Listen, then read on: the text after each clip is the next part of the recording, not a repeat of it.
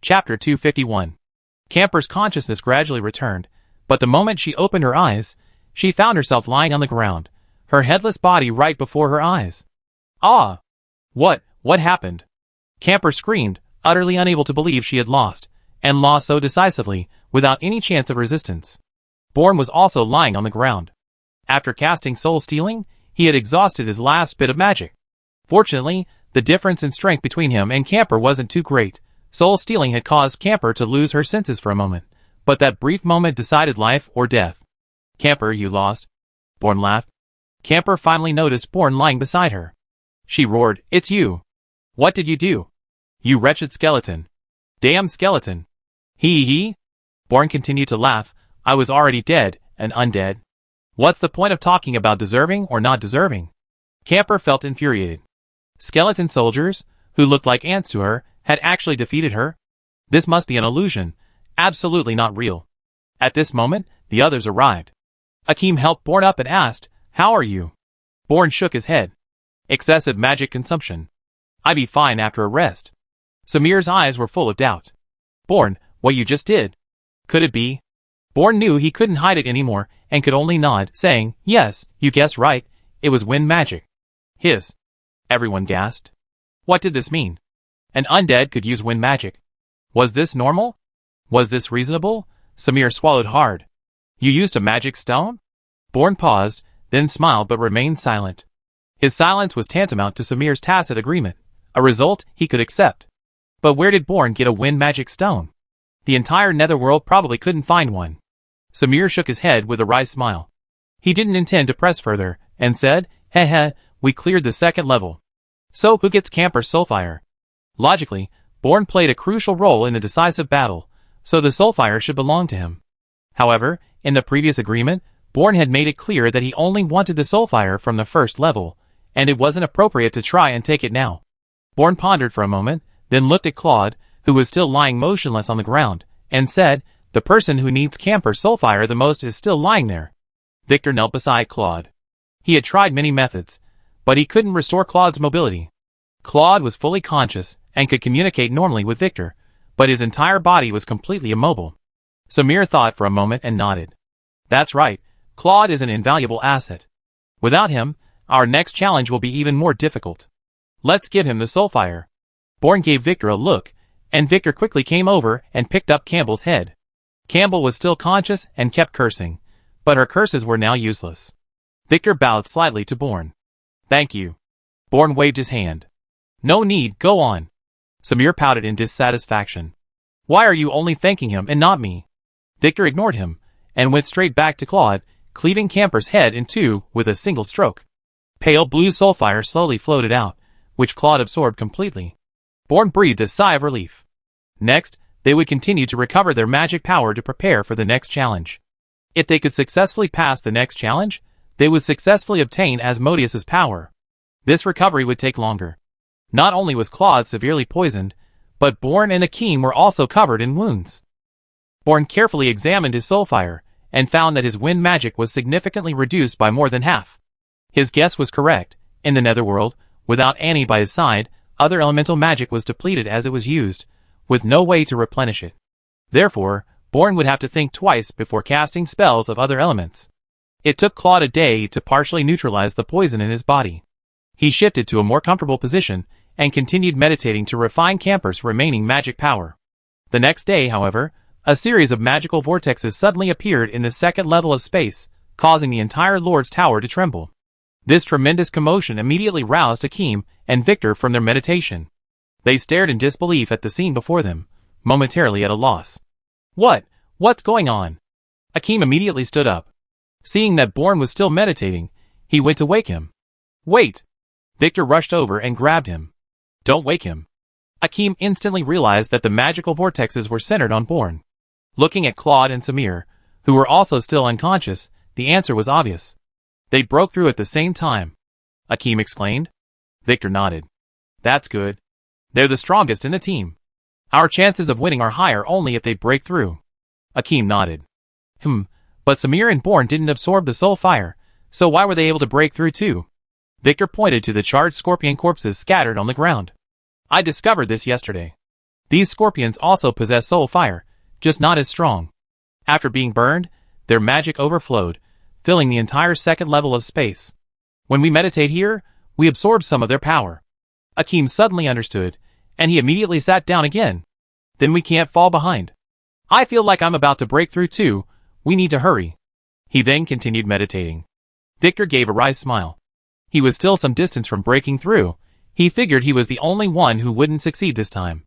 As expected, on the third day, everyone finally awoke from their meditation. Claude successfully broke through 2 levels, reaching the 6th level of the Liyuan realm, while Born, Samir, and Akeem each only broke through 1 level, which was still quite remarkable. Hee. Congratulations, Lord Claude. Samir chuckled. Claude awkwardly turned his neck. Oh, you broke through too? What's there to congratulate? The next soulfire is yours. You be the biggest winner then. Samir waved his hand. Hee. The next level is Jessica. We're not even sure if we can clear it. We might all die there. Born looked around at everyone and asked, Are you all completely ignorant about Jessica? Everyone shook their heads. Samir said, Heh, Jessica, as the captain, is a very mysterious figure. No one has ever seen her make a move. Claude nodded. Not only have we never seen her fight, but we don't even know what she looks like. Victor laughed. The first floor has a bunny girl, the second floor has a scorpion woman. Both are very beautiful. Maybe this Jessica is a great beauty too. Born's eyes lit up. Now that you mention it, I noticed something. Not only are there a lot of succubi here, but the guardians are all women. Why is that? Could it be related to Asmodeus? Akeem scratched his head.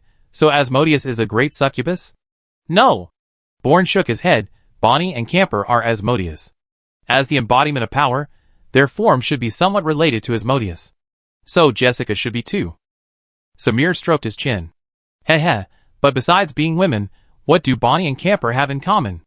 Their attack methods are completely different. Victor nodded. Yes, Bonnie is incredibly fast and skilled in kicking, while Camper uses poison and has a weapon. It's impossible to guess what kind of person Jessica is. Akeem adjusted the bone spurs on his body.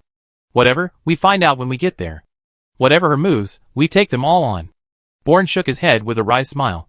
He felt that Akeem had become strangely confident and arrogant after breaking through to the Liyuan realm. At this moment, Victor had found the bead that opened the upper passage from Camper's corpse. Shall we go now? Everyone nodded. Victor squeezed the bead with his fingers, crushing it. The large amount of magic contained within the bead poured out, scattering onto the ground.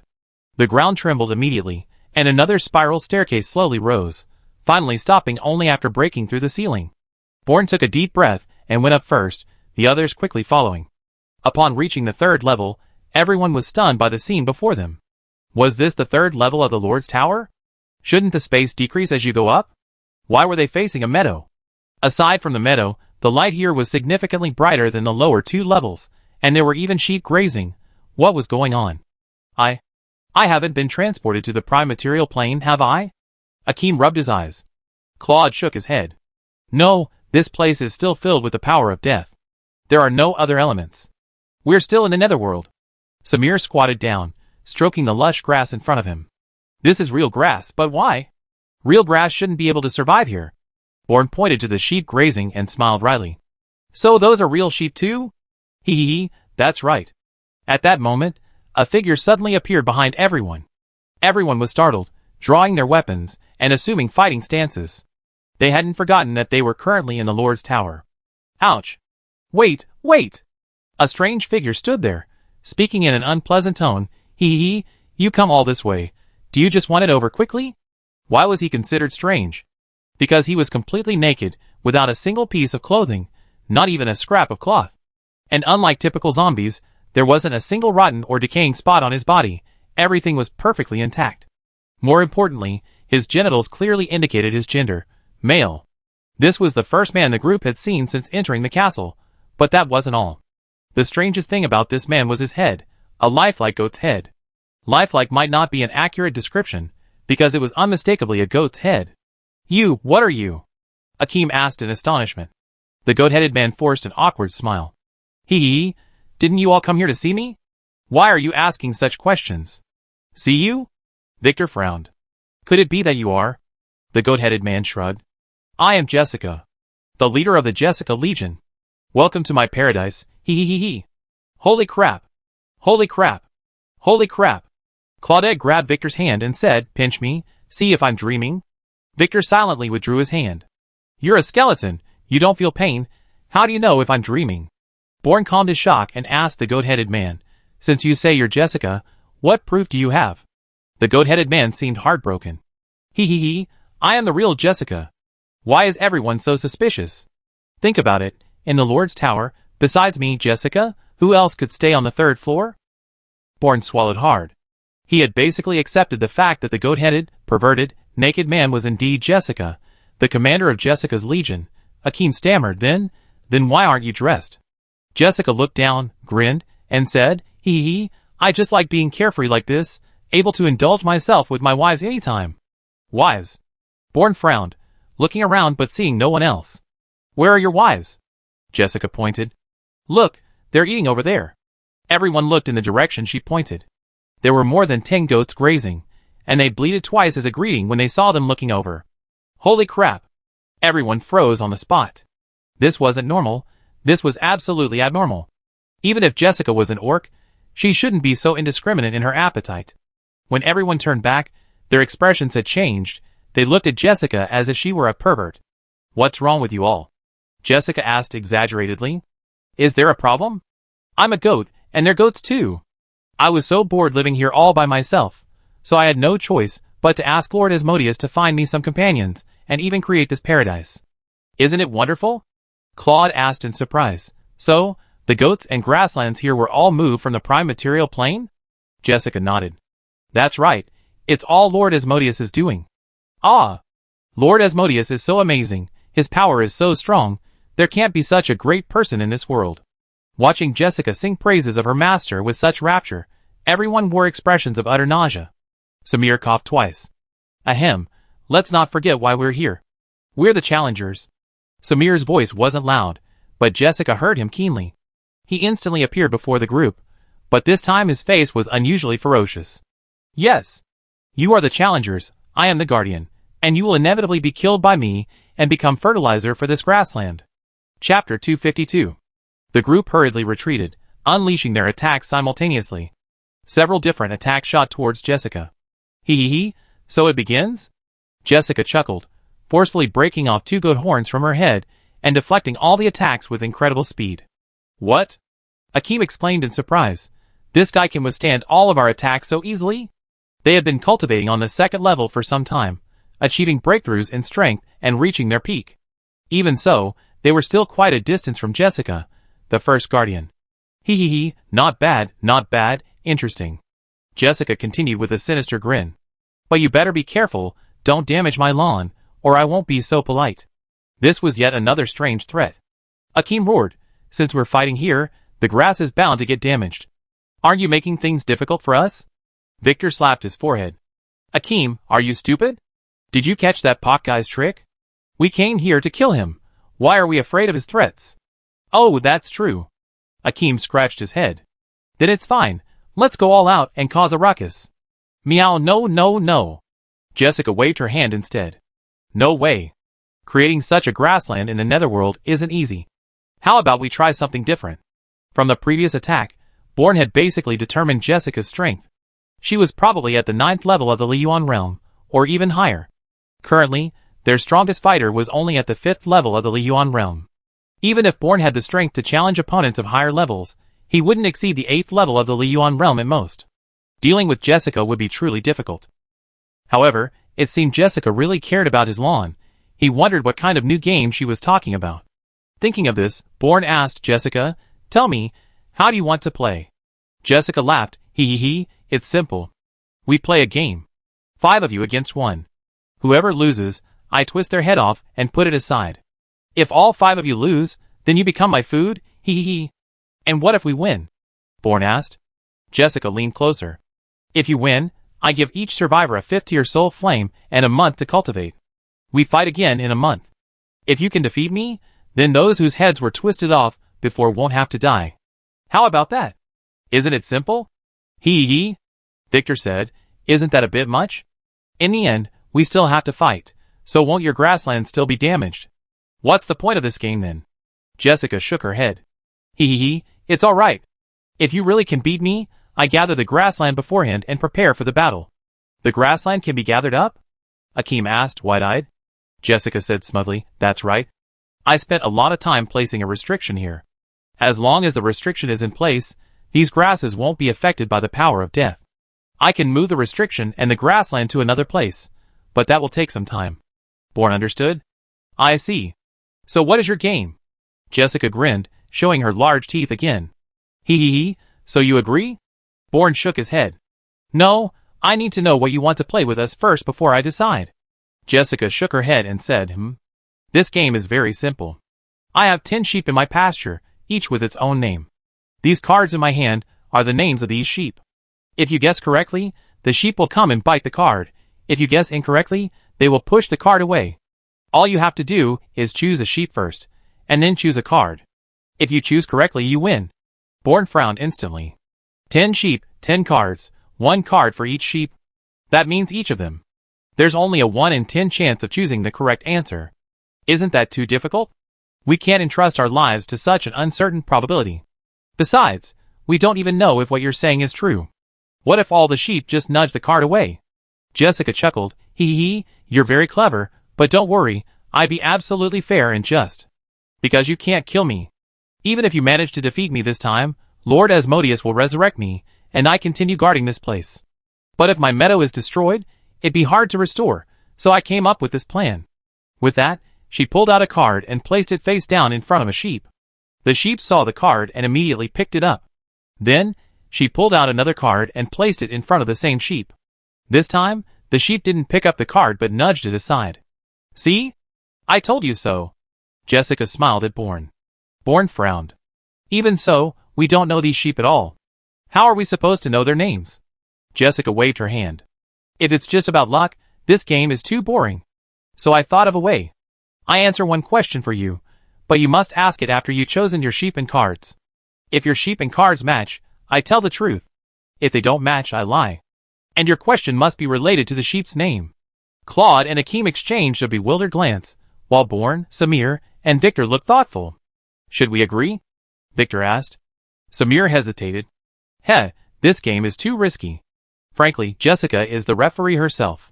If she tries to pull some tricks, none of us might win. Victor was troubled. But if we don't agree and a fight breaks out now, we're definitely no match for her.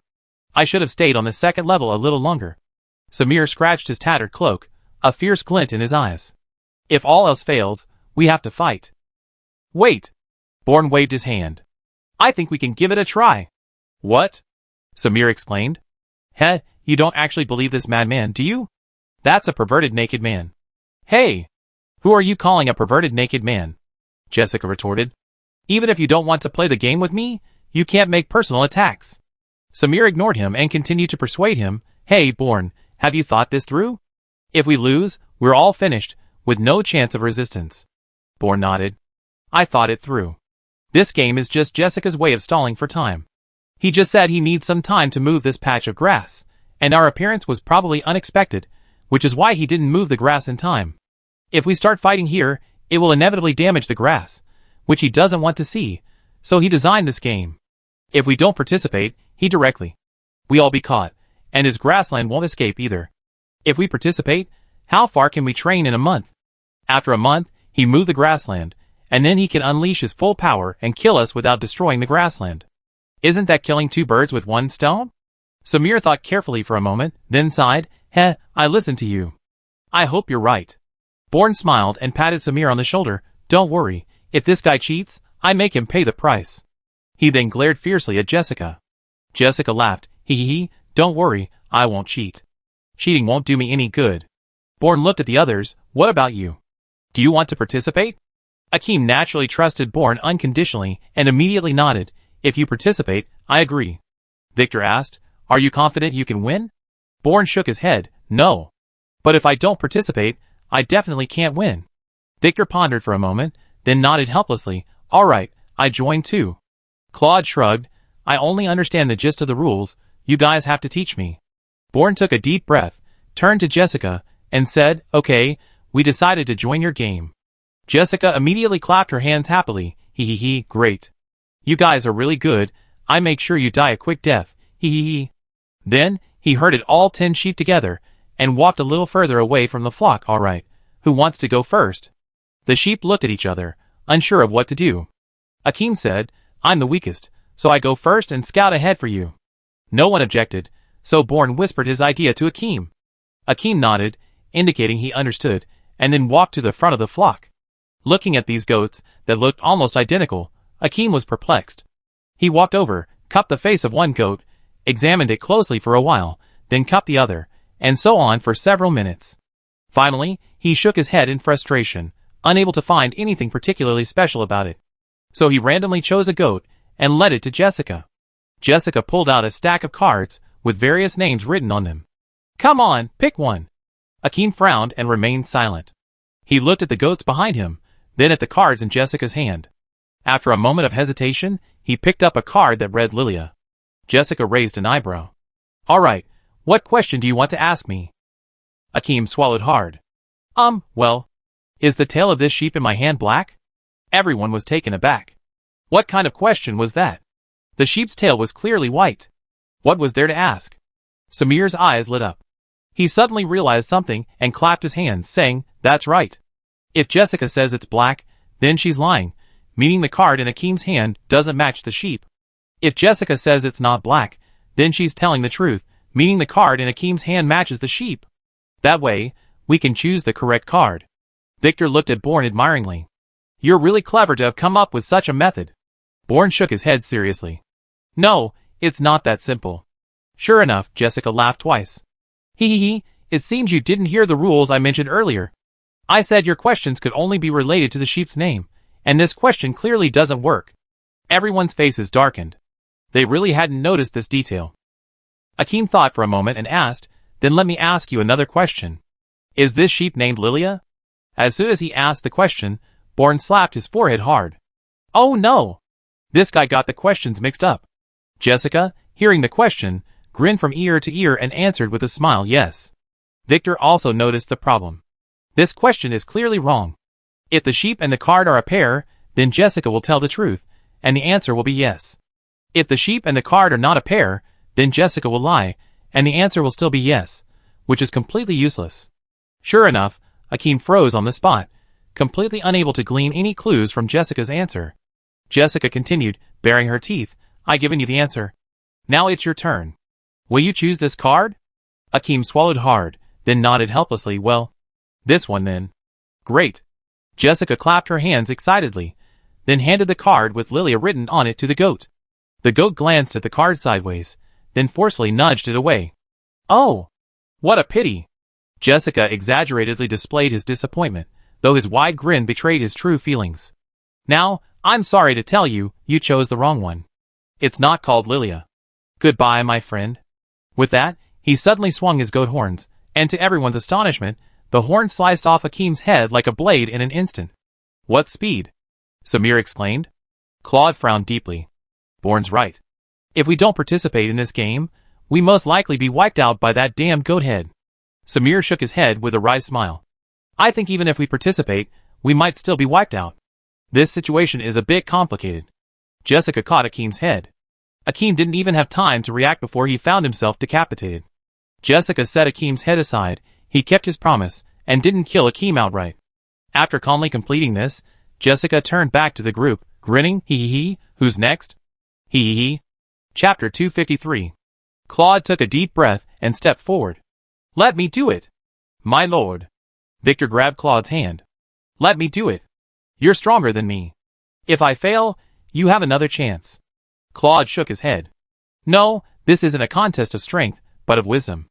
Of us, the three of you are the smartest. You must stay until the end. I eliminate one more wrong answer for you. With that, he strode to the front of the flock. By this time, the sheep chosen by Akeem had returned to the flock, blending together so well that it was impossible to tell them apart. Seeing Claude's somewhat conflicted expression, Jessica said leisurely, My wives are all very unique. Some are gentle and considerate, some are passionate, some are virtuous and generous. Ah, I'm so happy. I'd be willing to never leave. Claude gritted his teeth, randomly reached out, and led a sheep to Jessica. Jessica displayed the shuffled cards again for Claude to choose from. Claude frowned, examining each card carefully. The names were all rather unremarkable. He looked at Lilia and Lucy, then immediately chose Lilia. Jessica smiled slightly. All right, you can ask your question now. Claude thought for a moment and asked, does this sheep's name contain the letter Y? Everyone was taken aback. Victor frowned and said, it's truly admirable that you, Lord Claude, came up with this idea. Samir nodded slightly. That's indeed a solution. This question relates to the sheep's name and fits the rules. It seems Claude has already looked through all the names and confirmed that only Lucy has the letter Y. If the sheep he chooses matches the name, Jessica can only tell the truth, which is no. If the sheep he chooses doesn't match the name, Jessica can only lie, which means there are two possibilities, yes or no. Therefore, if Jessica says yes, it means the sheep and the name don't match. If Jessica answers no, then it's a choice between two, this card in your hand or Lucy. Bourne shook his head slightly. That won't work. It only increases the probability of selection, but it doesn't guarantee the correct answer. Jessica, hearing the question, looked at Claude with a mischievous grin. Interesting. Okay, I tell you there is. Victor frowned. Oh no, it seems this card doesn't match. Claude also noticed the problem. He hesitated and asked, can I choose another card? Jessica nodded. Of course. Claude put Lilia back. Since Jessica's answer was yes, it meant she was lying. The sheep's name didn't actually contain the letter Y, so he could only choose a name other than Lucy. He thought for a moment and picked Ban. Jessica asked with a grin, have you chosen? Claude hesitated. Can I ask you one more question? Samir smiled slightly. I understand. Claude wants to find the correct answer one by one. He asks Jessica the same question every time he picks up a card, and if Jessica says no, then the card he has is correct. Everyone breathed a sigh of relief. This method would indeed lead to the correct answer, and the rest of the group could use the same method to pass smoothly. However, their joy was premature. Jessica shook her head slightly. I already made it clear. I only answer one question, and I already answered it. You don't have another chance. Hurry up and choose a card. The newly ignited hope was extinguished again. Jessica looked at their disappointed expressions and laughed. This question has eliminated 2 wrong answers. You should be satisfied. Now let's see how lucky you are. 1 and 8, which one do you choose? Claude felt a throbbing headache and couldn't think of any good solutions. He looked to Victor for help, but Victor was also helpless. Claude sighed helplessly and said directly, then let's go with Ban. Ban. Oh, my dear Ban. Jessica explained exaggeratedly again, let's see if this beautiful you is named Ban. He handed the card with Ban written on it to the you. The you glanced at the words on the card, pouted disdainfully, and nudged the card far away. With a swift movement, Jessica's horn swept across Claude's neck, and Claude felt his body lighten as his head fell into her hands. Oh dear! What a pity! What a pity! Jessica exclaimed. How could this happen? You guessed wrong twice. Your luck is just too bad. Everyone's faces were ashen. Clearly, Claude's method was not feasible, but at least he had given them a direction. There were no tricks to choosing the sheep or the cards. The key was in the question Jessica posed. They had to pry open Jessica's goat's mouth with a single question. I go next, Victor said, stepping forward. Bourne and Samir didn't stop him. They wanted more time to think about how to solve the problem at hand. Victor didn't hesitate, directly taking the sheep that Claude had chosen and walking it to Jessica. Jessica raised an eyebrow.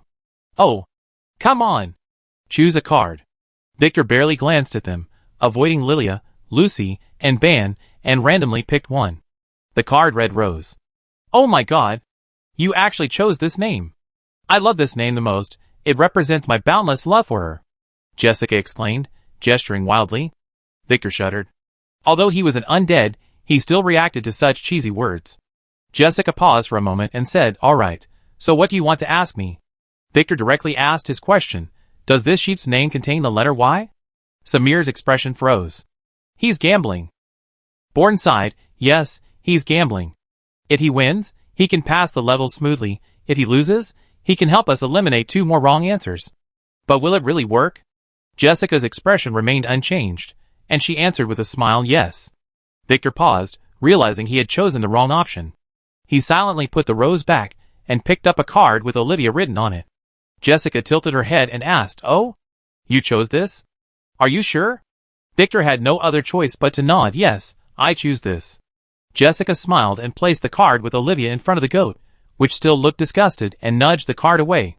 With another swish, Jessica's goat horns grazed Victor's neck, and Victor's head rolled unwillingly into Jessica's hand. Jessica gently placed Victor's head next to Claude's, chuckling, "Hee hee hee, you two have a good chat. Maybe you won't have anything to talk about in a little while." Having won 3 times in a row, Jessica was overjoyed. In her mind, this time she should be able to eliminate these challengers without bloodshed, giving Asmodeus more time to recover his strength, and his meta wouldn't be destroyed. "Hee hee hee, who's next?" Jessica asked, straightening up. Bourne took a deep breath, preparing to step forward, but Samir stopped him. "What are you doing?" Bourne asked, puzzled. Samir shook his head. "You can't die. I'm still waiting to cooperate with you. Besides, you have the greatest potential here. Even if I had a month, I wasn't confident I could defeat that monster, but you can. So let me remove 2 more wrong answers for you." Bourne fell silent. Samir, once his sworn enemy, was now willing to risk his life for him at this moment. Although he knew Samir had ulterior motives, he didn't object. Without waiting for Bourne's reply, Samir resolutely stepped forward, again taking the U chosen by Claude and Victor, and slowly approached Jessica. Jessica laughed. "Hee hee hee, you guys are really united. I underestimated you all, hee hee hee." Samir chuckled. "Hee hee hee, you don't know us, so you wouldn't know how powerful we are, but at least I know that the god of fate won't always be on your side." Saying this, he pulled a card from Jessica's hand and asked the same question. "Does this goat's name contain the letter Y?" Jessica's smile remained unchanged as she leaned closer to Samir's face, and said, "The god of fate only cares about the living, not the dead, hee hee hee. This goat's name does indeed contain the letter Y." "Hee hee hee." Samir nodded, putting the card back. Now, he had no choice but to gamble. He drew another card in order. This one read Nazii. He looked at it, and handed it to Jessica. "I choose this one." Jessica's expression froze. She pursed her lips, and placed the card near the goat's mouth. This time, the goat's expression was completely different. It bleated excitedly twice, and immediately grabbed the card from its mouth. Samir and Bourne were both stunned. They had guessed correctly. "You guessed right." Jessica shooed away the goat named Nazii with some displeasure. "Damn it, you actually guessed one right. It's infuriating. Another month of my time is wasted." But Samir's face showed no joy. He knew that guessing correctly meant Bourne had to start all over again. His probability of choosing correctly was back to 1 in 9, slightly higher than before, but still very difficult. Jessica waved impatiently, letting Samir pass, which made him very unhappy. "You're the only one left. Hurry up, don't waste my time." Bourne walked to the flock of 9 remaining goats, carefully examining each one. He found that they were indeed all the same, just ordinary goats, without any markings to indicate their names. It seemed that starting with the goats wouldn't work. He randomly picked a goat and led it to Jessica. Jessica casually laid out the remaining 9 cards. "Hey, hurry up and choose, hurry up and choose, I need to start cleaning up the place." Ignoring Jessica's impatience, Bourne took all the cards from her hand. Jessica was puzzled. "What are you doing? I said you can only take one." Bourne said irritably, "Can't I pick one myself?" Jessica didn't argue, waving her hand and saying, "Fine, hurry up and choose, don't waste time." Bourne slowly laid each card on the ground in a long row, then stroked his chin and chose Lucy, the only name among all the cards with the letter Y. Jessica sneered, "Have you chosen? If you have, hurry up and ask your question." She then squatted down to pick up the remaining cards. Just then, Bourne threw out his question, "What's the middle letter of this sheep's name?" Jessica paused slightly, immediately looking up at the U behind Bourne. But Bourne seemed unwilling to give him much time to think, and then shouted, "Answer me now." Jessica looked flustered. How could she possibly remember the middle letter of the U's name? But upon closer inspection, it seemed the card in the other person's hand didn't have the U's name on it. Could she just make one up? But what if she got lucky and guessed the correct answer? In her panic, Jessica stammered, It's A." Hearing this answer, a smile appeared on Bourne's face. "Oh, it's A." Jessica picked up the cards from the ground, nodded, and said, "That's right, it's A." "So? Do you want to change your card?" Bourne laughed loudly. "Ha ha ha, yes, I do want to change my card." "Jessica, I must say, your game is very interesting, and you're very clever, but this round, I still won." Jessica's yellow eyes narrowed sharply. "What did you say? You won? Do you know what this U's name is?" Bourne smiled, put the Lucy card back, and then drew another card from the deck, showing it directly to Jessica. "I choose this one." Bourne's voice was firm and resolute, as if the answer had always been in his mind. Jessica sneered. She didn't believe Bourne had such ability, finding the real answer from a seemingly insignificant question. But when she looked at the card in Bourne's hand, she froze. The card clearly read Lilia. It was the name of the U in front of her. Chapter 254. Jessica's expression kept changing. She couldn't understand how this seemingly ordinary skeleton soldier had managed to know the U's name. Bourne, seeing Jessica's shifty gaze, smiled slightly, and placed the card in front of the U. The U bleated happily twice, and took the card in its mouth. Correct answer. Samir's mouth dropped open. He thought Bourne was doomed this time. After all, matching the correct name to a sheep with a 1 in 9 probability was incredibly difficult.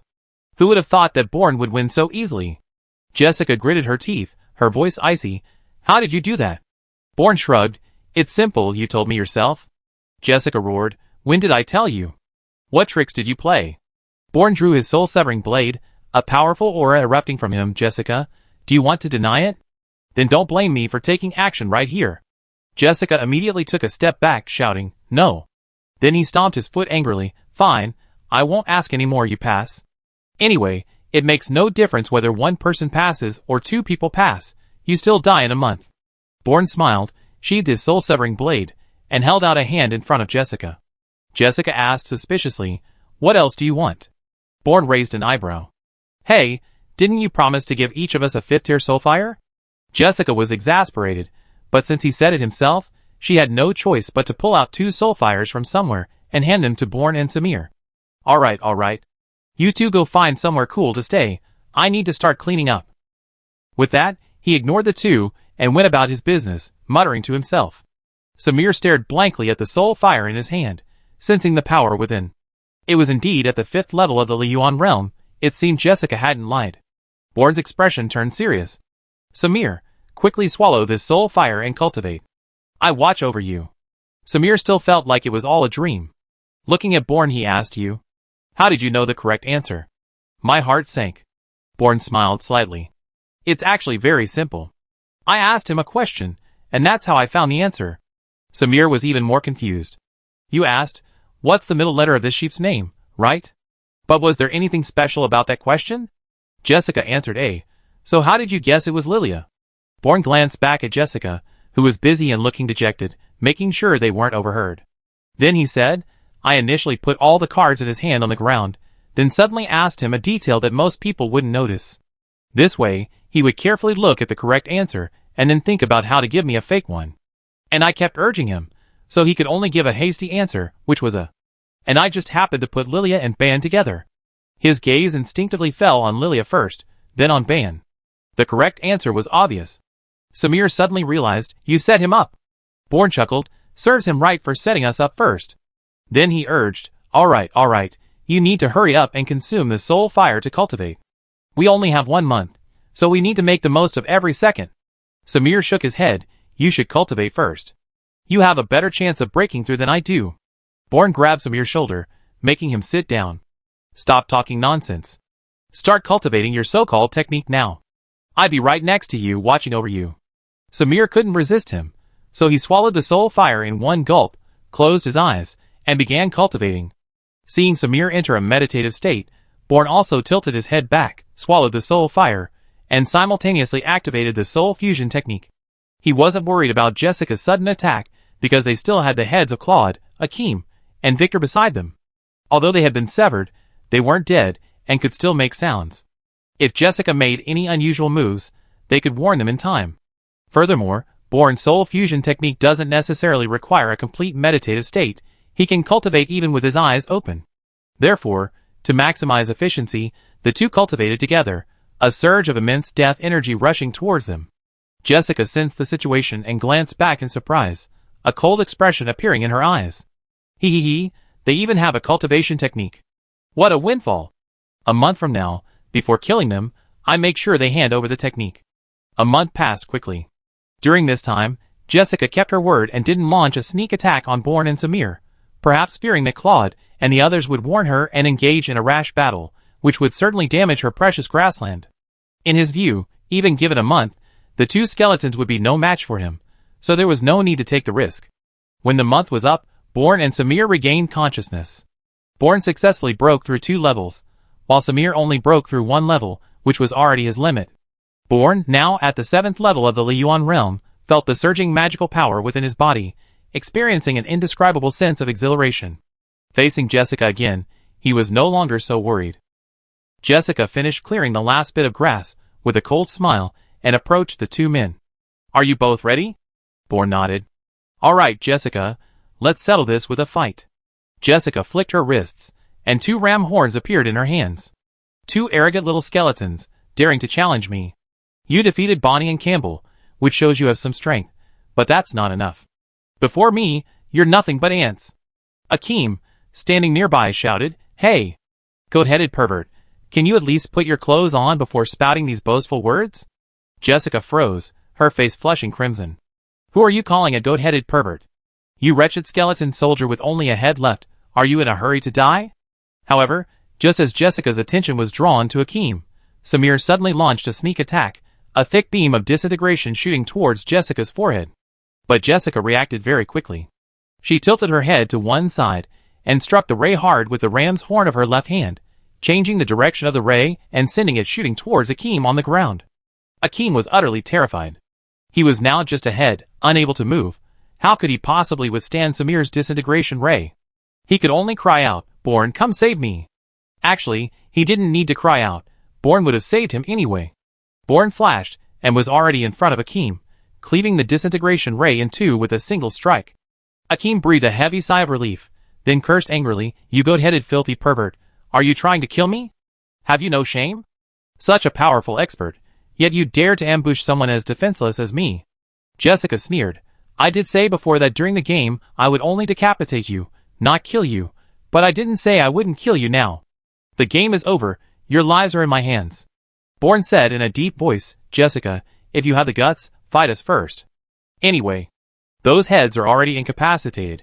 What's the point of attacking them now?" Jessica slowly took 2 steps forward and said viciously, "Heh, you don't actually think you can defeat me, do you? Fine, I give you a chance. You 2 come at me together, I want to see just how much you're made of." Born and Samir exchanged a glance and nodded simultaneously.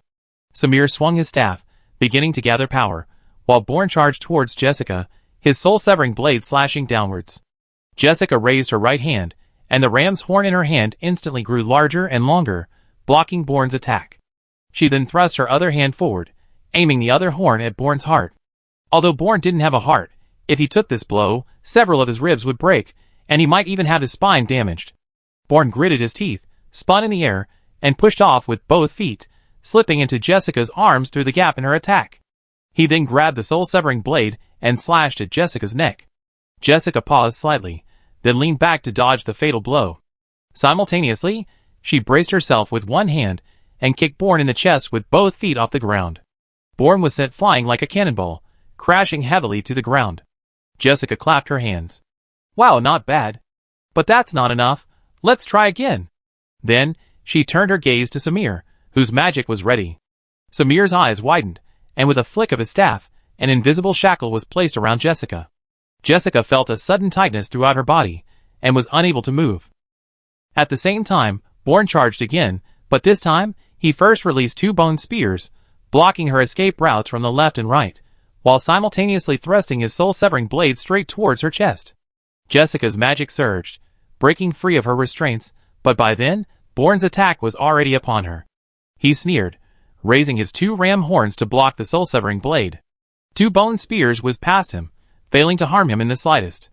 Hee, little skeleton, tell me your name," Jessica asked, staring at Born, who was now inches away. Born braced himself against the ram horns, gritting his teeth. "My name is Born." Jessica tilted her head slightly. "Born? What a strange name. I don't like it." She then kicked Born away. However, the next moment, he appeared before Samir, grinning maliciously. Hee, and you? What's your name?" Samir was startled and tried to raise his staff to retaliate, but the ram horns pierced his neck. "Samir!" Born cried out, rushing forward to help. Jessica nodded. "Oh, so your name is Samir. What a nice name. I take your soulfire, hee." With that, he forcefully snapped Samir's head off. Samir's face was filled with terror, his helpless eyes fixed on the approaching Born, as if pleading, "Save me." But it was too late. Jessica held Samir's head in her hand, weighing it in her hand. Hee, a 6-tier soulfire from the Liyuan realm, it should taste delicious. But the next moment, his expression changed, his brows furrowing deeply. Wait! Why is this head so light? Before he could react, a binding force wrapped around him again. This time, the binding force seemed stronger and more sudden, giving Jessica no chance to react. Born's eyes flashed with a cold light, and he slashed horizontally with his sword at top speed. Jessica felt the threat of death. At this moment, she could no longer hold back and unleashed all her magic power, breaking free of her restraints at the last second and slightly shifting to the side. The soul-severing blade slashed across her left shoulder, severing her entire shoulder. Dark red blood gushed out, staining the ground crimson. Aya! Jessica screamed, her face contorted in agony. Damn it, I kill you all! Damn it! Samir's head, which had been in her hand, dissolved into a cloud of black mist and dissipated into the void. At the same time, a figure emerged from beside Born, Samir, whose neck Jessica had just snapped, appearing unharmed. How is this possible? Jessica glared angrily. Just now, it was clearly. Samir sneered, Jessica, you are indeed powerful, but we are not weak either. Born shook the long sword in his hand, letting the crimson blood fall to the ground. It's time to end this fight. Jessica, upon hearing this, revealed a strange smile. Hee, this is getting more and more interesting. No wonder those two idiots downstairs lost to you. Looks like I have some fun too. Jessica's body twitched slightly, and the shoulder that Born had severed was miraculously restored. Born frowned deeply. Such powerful regenerative abilities. Samir shook his head. This isn't an ability a necromancer should possess. It seems he truly is the embodiment of Asmodeus's power, borrowing the power of Asmodeus from the high-ranking undead region to heal his injuries. Jessica laughed. You're right. Lord Asmodeus granted me immortality. Unless you kill me outright, no matter how badly I'm injured, I can instantly recover. Born's heart sank. This situation was troublesome. Jessica was already stronger than them, and with this terrifying regenerative ability, how could they possibly fight? Samir took a deep breath. Born, what do we do? What tactics should we use? Born tilted his head slightly and said, Can you cast the substitution spell again? Samir smiled bitterly. Only one last time. I'm out of mana. Chapter 255. Born nodded. All right. Come on. He then charged forward again, providing cover for Samir's spell. Jessica, still confused about Samir's trick, saw Born charging at her again. A cold glint flashed in her eyes. Now I had my fun. It's time to send you on your way. With that, she hurled a goat horn at Born. Born was startled and quickly parried it with his soul-severing blade. However, the moment the blade touched the horn, it exploded, releasing a cloud of pink smoke. Born's heart sank. This pink smoke was suspicious. He couldn't stay inside for long. He quickly turned and ran out. But as soon as he emerged from the smoke, he was shocked by what he saw. Where is this? Is this still the Lord's Tower? Oh no! To be precise, is this still the Netherworld? Born found himself in a bustling marketplace, surrounded by pedestrians and the incessant cries of vendors. He approached a stall, picked up a piece of cloth, and carefully examined it.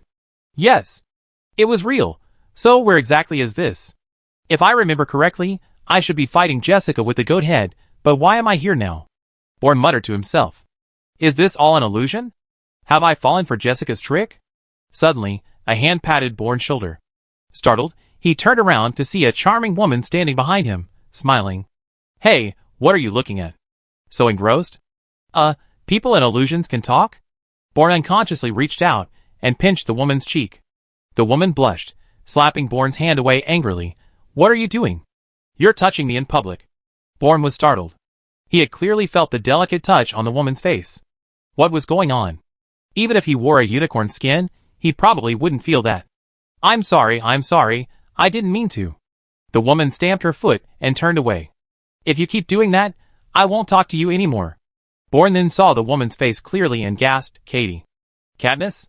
Katniss turned around, looking at Born with some confusion. What's wrong with you? Why are you so startled? Didn't you say you wanted me to come with you to buy Anna a present for her birthday? Born looked down at his hands, then touched his face, and looked around before asking, Where's a mirror? A mirror? Katniss was even more puzzled. What do you need a mirror for? There's a mirror shop over there. Born quickly ran over and stood in front of the mirror, carefully examining his face.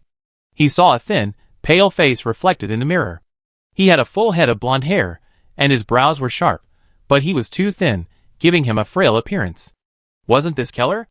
How familiar this scene was. Wasn't it the scene back in the Norma Empire, right after he finished his entrance exams, when he pestered Katniss to take him shopping? Bourne vaguely remembered that today was the third day after starting school, and tomorrow was Annie's birthday.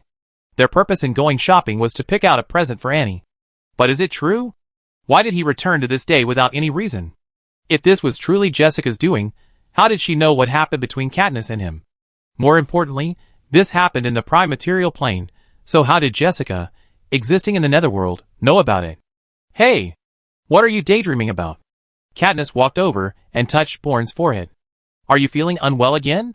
Bourne smiled slightly, took Katniss's hand, and said, Nothing, sister. Where were we just now? Katniss looked at Bourne suspiciously. We just looked at a few dresses, the styles. Bourne didn't listen carefully to what Katniss was saying at all, because none of that mattered anymore. In his memory, something very special happened today. Katniss was injured. If what happened now was the same as before, then soon they would encounter a man in black robes in an alley. Bourne still didn't know the man's identity or his purpose. Thinking of this, a question suddenly occurred to him. He used to be only at the original realm, but now he was at the departure realm. Didn't that mean he could easily handle the current situation and figure out the black-robed man's identity? Bourne immediately channeled his magic power, sensing its intensity, and his face fell. Damn it! It seems my strength has returned to its old level, still at the original realm. This is not a good thing. Unconsciously, the two of them had reached the alley entrance. Bourne stopped, and Katniss asked with some confusion, Keller, what's wrong? Bourne pointed to the left and said, Sister, why don't we go this way? Katniss looked to the left, but that's a longer route. Why don't we just go through here? Bourne stubbornly shook his head. No, I think this way is better. Let's explore a bit more. Maybe we find something. Katniss affectionately ruffled Bourne's hair. All right, whatever you say, let's go this way. She then turned left. Bourne breathed a heavy sigh of relief. Thank goodness. We shouldn't run into that man in black robes now.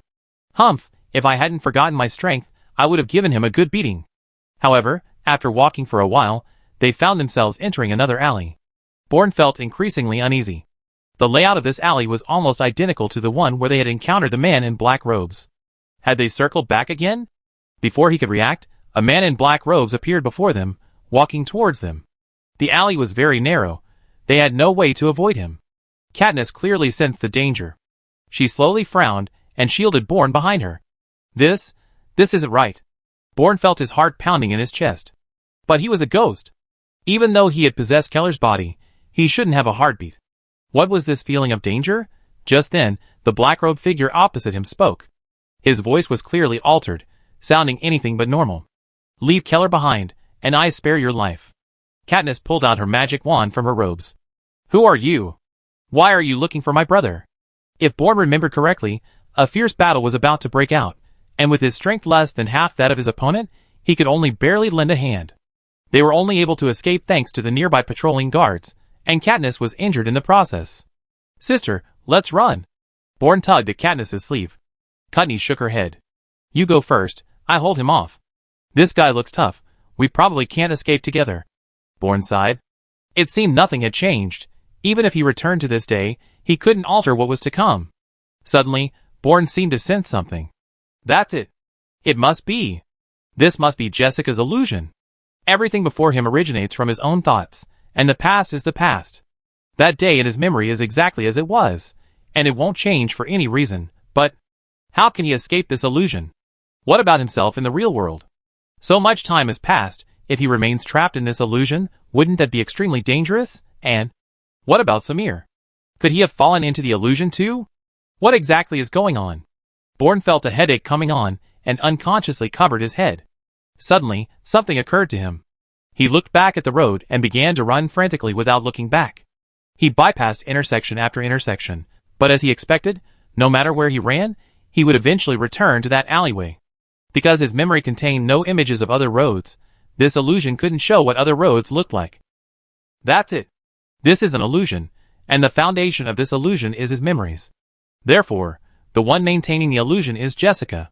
Since Jessica is maintaining the illusion, it means he can't move himself for the time being, and Samir must have also entered the illusion. But how will Jessica achieve victory through this illusion? Could it be? Before Bourne could think further, the black-robed figure before him had already begun fighting Katniss. To be honest, Bourne hadn't really observed their battle closely before. At the time, he was only focused on how to help Katniss, and he even used invisibility to launch a sneak attack on the black-robed figure, but it failed. Now, within the illusion, he had discovered a clue. This black-robed figure was actually one-armed. The black-robed figure's attack methods were very strange. Unlike ordinary mages, he hadn't released any magic power from beginning to end, and his attribute couldn't be determined from his aura. Could it be? He's deliberately hiding it? What kind of person would need to hide their magical attributes? The answer is almost self-evident, but why is he looking for him? No. He's not looking for Bourne. He's looking for Keller. Bourne remembered the first time he saw Keller. Keller was already dead, beyond dead. Someone had planted a corpse-raising curse on him, absorbing his life force from the moment he was born, until his death, when he generated a large amount of pure death energy, which was ultimately absorbed by Annie and Bourne.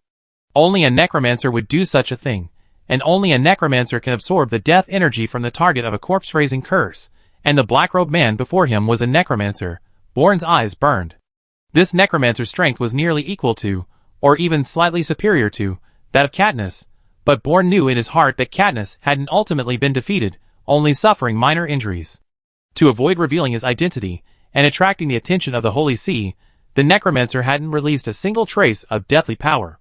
However, things didn't unfold as Bourne remembered. After the two grappled for a while, a powerful deathly force erupted from the black-robed man, who simultaneously produced a white bone staff. With a gentle flick, Katniss was immobilized. What happened? Bourne exclaimed in surprise. But before he could react, the black-robed man's staff pierced through Katniss's chest, warm blood splattering onto his cheek, staining his vision red. Katniss turned around with difficulty, tears welling in her eyes, her voice filled with resentment and sorrow. Bourne felt his heart being clenched. Even though he knew he was in a dream world, he couldn't suppress his anger and grief. "Ah! Sister!" he roared, rushing forward to embrace the collapsed Katniss. "Sister! Don't die! Sister! This isn't right! This isn't right! How could this be? Jessica! You bastard, come out here! This isn't right! This isn't my memory!" But no one around could answer his cries. Katniss, in his arms, coughed up blood, and with her last strength, raised her hand to stroke Bourne's face. "Keller, you must live, you must live." Then her hand fell limply to her side, never to be lifted again. "Aya!" Bourne roared to the sky, his entire body's magic power instantly surging forth, his strength returning to the 7th rank of the Liyuan realm. A dense aura of death enveloped the surrounding environment, including the black-robed figure not far away. Bourne gently placed Katniss on the ground, then slowly stood up, his eyes coldly fixed on the black-robed figure. "I don't care who you are, or whether this is an illusion or not. You killed my sister, and I will make you pay with your life. But before I kill you, tell me, what's your name?" But the black-robed figure seemed not to hear him, simply standing there silently, motionless, as if asleep. Bourne stopped wasting words, drawing his soul-severing blade. "Since you won't speak, then die? Die!" With a deafening boom, all of Bourne's magic power enveloped the soul-severing blade, the blade erupting with a 10-foot-long black flame, appearing extremely violent and terrifying.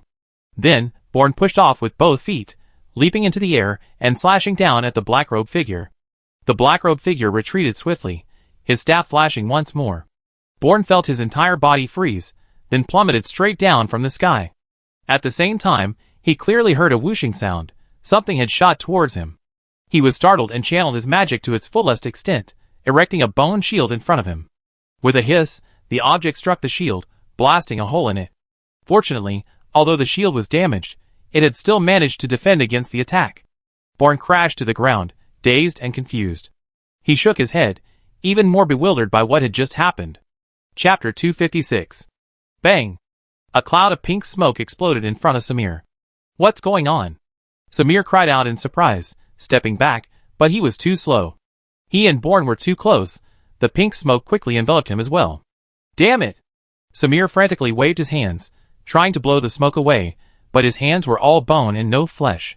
No matter how hard he waved, it was useless. Fortunately, the smoke only lasted a short while before dissipating on its own. However, the scene that followed astonished him. Before him stood a dragon. More precisely, A black fire dragon beast. This black fire dragon beast was dead, utterly dead. Its entire skull was smashed open, revealing its white brain matter. But there was nothing there. Neither the soul fire characteristic of undead creatures nor the magic core characteristic of magical beasts. What happened? How long had it been dead? Even more bizarrely, Samir was not alone, he was amidst a vast army. He was surrounded by undead, roaring and shouting, as if engaged in a battle. Where is this? Samir looked around in confusion. Suddenly, his gaze fell on a huge figure. His eyes widened in disbelief. On? How is this possible? On turned around, his face contorted with rage. Damn it! I killed him, Samir! Let's wipe out the Northern Army together, damn it! What? You said you wipe out who? Samir asked in astonishment, feeling like his mind was going haywire. Northern Army. On shouted, Samir, are you crazy? The black fire dragon beast we fought so hard to kill, its soul fire and magic core, were stolen by the Northern Army. Damn it! I killed him! With that, On grabbed Samir's hand and charged towards the Northern Army's camp. You let go of me. I can walk by myself. Samir screamed, struggling to break free from Aang's grip, but he helplessly discovered that his strength had plummeted to the 4th level of the fundamental realm. He was powerless to resist. What happened? Why did I come back here? I don't want to. This battle was the beginning of his nightmare. He had been peacefully cultivating in Jessica's Legion, already able to cast spells at the 3rd level of the fundamental realm, and had even obtained a powerful intermediate spell, Dark Binding, in the Temple of Death. His future was bright. Later, he inadvertently learned of Jessica's plans to expand southward, and volunteered to join the 18th Army, hoping to subdue the Earth-Bearer Legion and Clawed Legion with his own strength, thus securing more training resources from Jessica. However, all of this shattered on this day. He instigated On, the leader of the Earth-Bearer 4th Army, to attack Clawed Legion's Northern Army, but the effort failed. Not only did On die, but he himself faced criticism from some within the Legion, and the Legion's support began to dwindle. He could only rely on his own strength to continue his plans. But his plans led him step by step into an abyss of failure after failure, until he completely lost the Legion's support. Especially the last time, the 18th Army suffered heavy losses, and Hendrik and Eric hated him to the core. He was forced to secretly leave Jessica's Legion and join Mammon's Legion, starting all over again. Therefore, no matter what, he didn't want to go back to that day, and he especially didn't want to see On, his former partner. The battle was overwhelmingly lopsided, with almost no suspense. The Northern Army's defenses quickly crumbled. However, Samir knew the real battle was yet to come. While they were engaged with the main Northern Army, 2 more armies would attack directly from the west, completely reversing the current situation. The Earth-Bearer Legion would ultimately collapse, and On would be killed. On! Samir shouted, let's stop fighting. Let's go back. On glared at him and said, what nonsense are you talking about? We come this far, we be victorious soon. How can we retreat now? Stop being crazy, come help me. Samir clutched his head in anguish. What's wrong? When did On become so stubborn? At this moment, On was already locked in a fierce battle with Ellen. Samir clearly remembered that the two were evenly matched, fighting to a standstill. In the end, it was only thanks to him using the magic stone that everyone's combat power was elevated to a higher level. I still have enough time. I'm going to escape. I don't want to be here. Samir suddenly raised his head. He didn't want to be involved in this battle anymore. He wanted to get away before it happened. But just as he was about to turn around, Aang's headless corpse slammed into the ground in front of him like a cannonball, kicking up a cloud of dust. Holy crap! What happened? Was this the situation back then? Was On really this weak? Samir felt like he was going crazy, but before he could react, Ellen in front of him had already attacked. Ellen swung her greatsword overhead, leaped up, and slashed down at him. What the hell? Samir yelled, leaping backward and simultaneously wielding his bone staff, releasing a dark binding spell that restrained Ellen in midair. Ellen was clearly unprepared for this. Caught off guard by the spell, she plummeted from the sky like a bird with broken wings. Samir, sensing an opportunity, almost instinctively fired a disintegrating ray. Just as the disintegrating ray was about to strike, a bone shield suddenly appeared, blocking the ray. The ray's powerful corrosive force melted a hole in the bone shield, but its defensive strength was also formidable. Ellen, protected by the shield, remained unharmed. A moment later, Ellen broke free of her restraints, stood up, and tossed the broken bone shield aside, her eyes blazing with rage. Ellen. Let's stop fighting, okay? Let me go! Let me go! Samir cried. But Ellen completely ignored him, still glaring fiercely at him. Suddenly, a chord was struck in Samir's mind. What's going on? Did I fight Ellen back then? Do I know Ellen's attack style? Why are there so many people here, and why is Ellen specifically targeting me? That's it. It's an illusion. Although Samir had never experienced an illusion before, he clearly sensed a significant difference between the current situation and reality. He was an undead, yet he now possessed heightened senses. He could even smell the stench of decay in the underworld. This was abnormal, extremely abnormal. This made him realize his current predicament.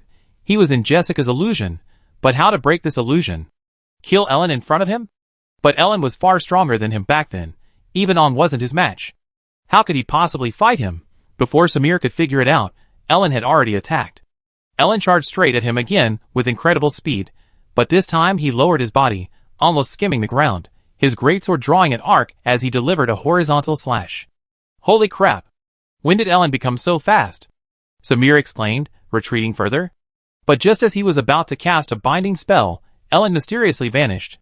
Samir rubbed his eyes, a sense of foreboding washing over him. Almost instinctively, he crouched down. The sound of a sword slicing through the air appeared above him, and at the same time, Ellen's figure appeared before him. What the hell is that? Samir cursed, rolling forward and passing between Ellen's legs, simultaneously releasing a disintegrating ray that shot straight into his back. Whoosh! Another bone shield appeared before him, blocking the disintegrating ray. Samir distanced himself from his opponent, his brow furrowed deeply.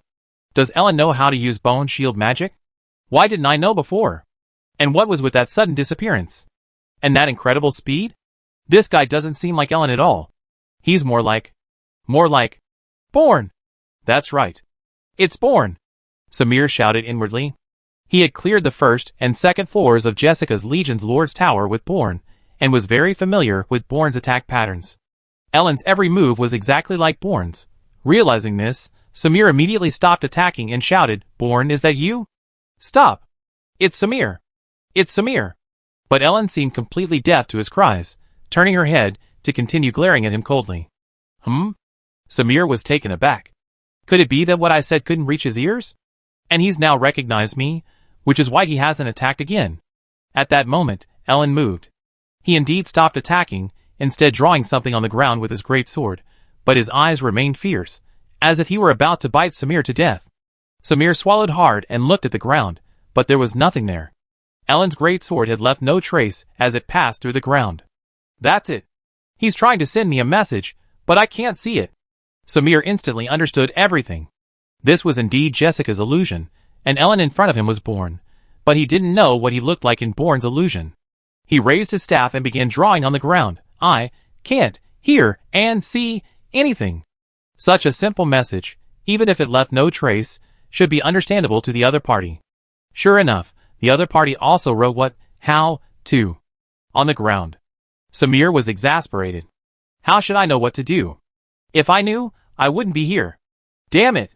Clearly, the other party's movements and voices couldn't reach him. They could only see each other when attacking. It seemed the same was true in the other party's illusion. Their only means of communication was drawing on the ground with their weapons. Samir knew nothing about illusion magic, especially since this illusion was so realistic. Its level couldn't be low. How could a mere skeleton living in a low-level undead area possibly break through it? Then, his opponent moved again. This time, it wasn't writing, but rather adopting an offensive stance once more. What's going on? Doesn't he already know my identity? Samir was completely bewildered. He didn't understand why, if Born knew he was in an illusion and knew his identity, he would still adopt an offensive posture. Does he really want to kill me? Is he still holding a grudge about what happened before? Samir felt a chill run down his spine. Born was no longer someone he could handle. If Born went all out, he estimated he wouldn't last 3 rounds.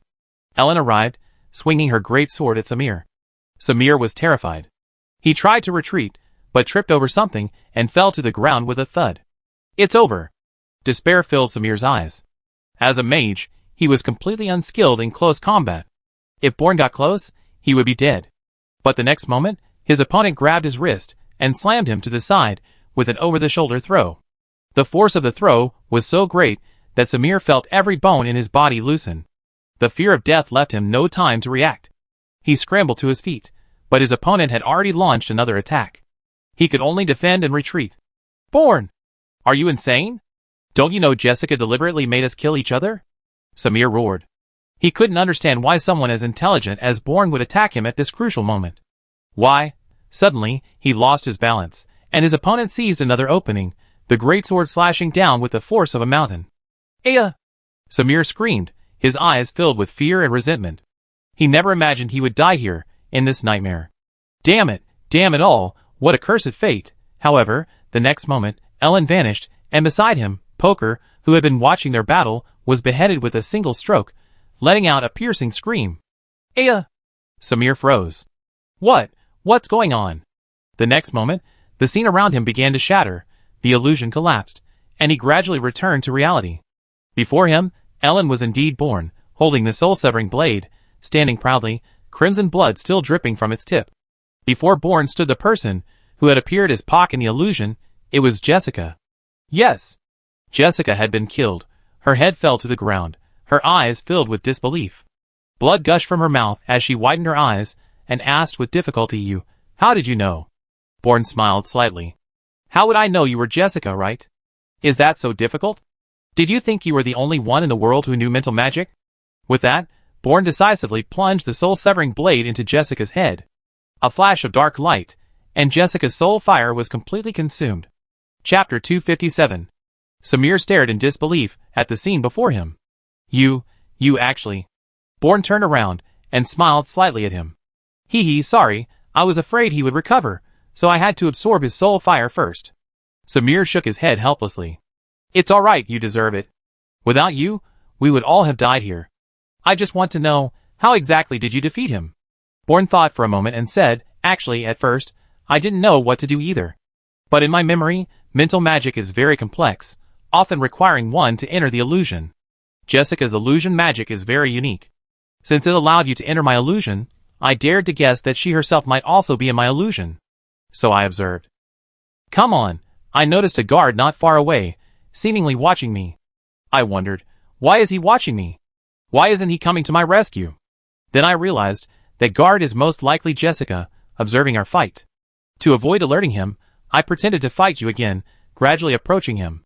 The moment he lowered his guard, I unleashed my strongest attack, killing him in one fell swoop. Samir took a deep breath. You scared me to death. I thought you were really going to kill me. I even thought of my last words. Born chuckled and patted him on the shoulder.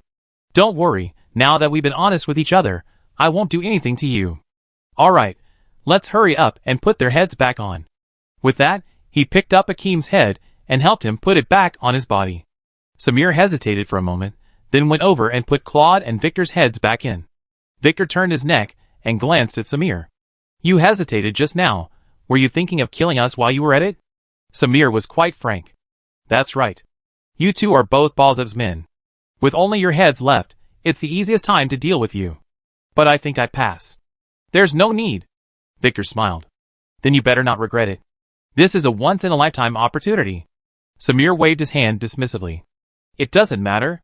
Even if we become enemies later, I won't kill you now. Let's meet fair and square on the battlefield. Akim kicked Jessica's corpse. You damned goat-headed perverted naked man. You got some nerve. Now you know how powerful our Born is. Born gave a bitter smile. This time I can. Winning him was pure luck. That guy probably remembers me. He'd definitely come after me when Asmodeus returns. It doesn't matter, Claude said. The netherworld is so vast, who knows where he reappear next.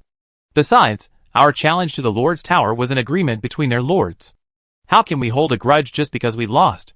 Akim kicked Jessica twice more and asked Claude, Hey, there shouldn't be any danger now, right? Claude nodded. Logically, that should be the case. Samir added, Asmodeus isn't fully awakened, his power is sealed away. So, we should be able to safely collect his power when we go up again. There shouldn't be any more danger. Then what are we waiting for? Let's go! Akim said, crouching down and rummaging through Jessica's corpse until he found the magic stone leading to the upper level, which he handed to Born. Born was on the verge of tears. Looking at everyone staring at him, as if it were nothing, he felt it was all so unreal. More than 10 years ago, he and Samir were enemies. Their first thought upon meeting was to kill each other. His relationship with Claude and Victor was even more complicated. Although they were superior and subordinate, they had never met, and any real friendship was a lie. Now, these people were gathered together, having survived life and death, overcome countless obstacles, and successfully stood atop Asmodeus's Lord's Tower. This was unbelievable. Born crushed the magic stone in his hand. Rumble. The entire Lord's Tower began to tremble. Everyone felt a jolt beneath their feet, and when they looked up, they saw the ceiling slowly approaching them. No! They were slowly approaching the ceiling. The ground was rising. Hey! This time it's different, Akeem shouted. Claude assumed his stance, ready to cleave the ceiling open with his great sword at the crucial moment. But before he could move, a magic circle lit up the ceiling, a black dot appearing in its center, slowly expanding until it covered the entire ceiling. This is a magical passage, Victor exclaimed. We should be able to go directly to the top of the tower from here.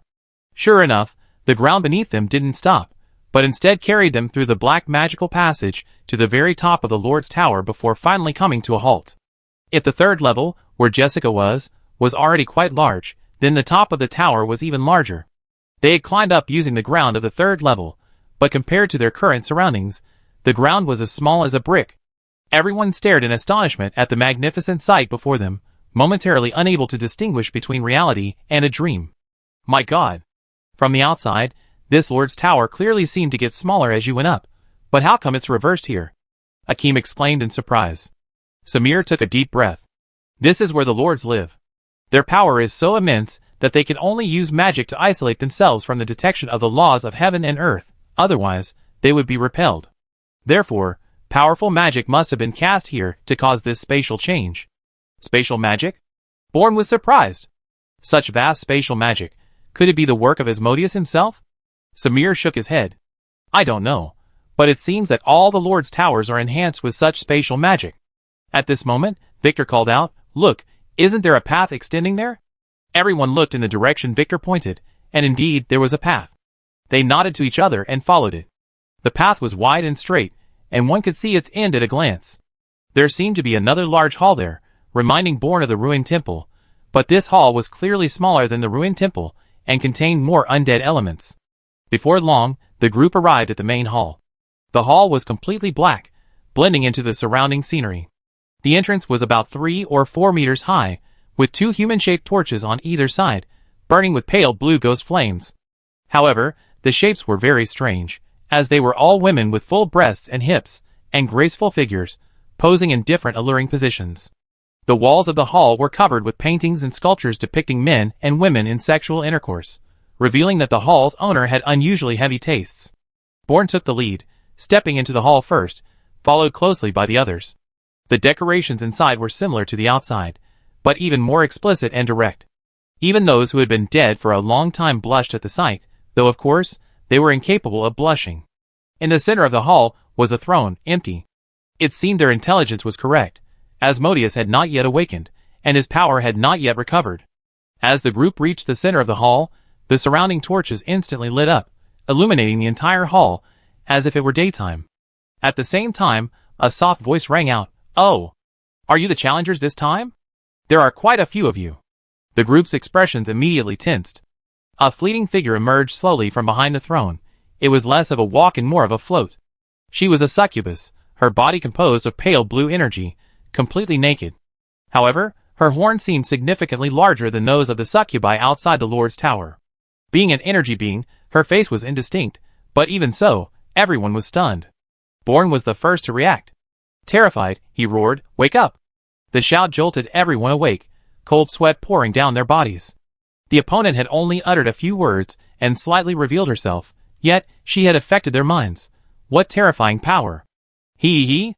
The succubus chuckled. What are you all so nervous about? Didn't you come here to find me?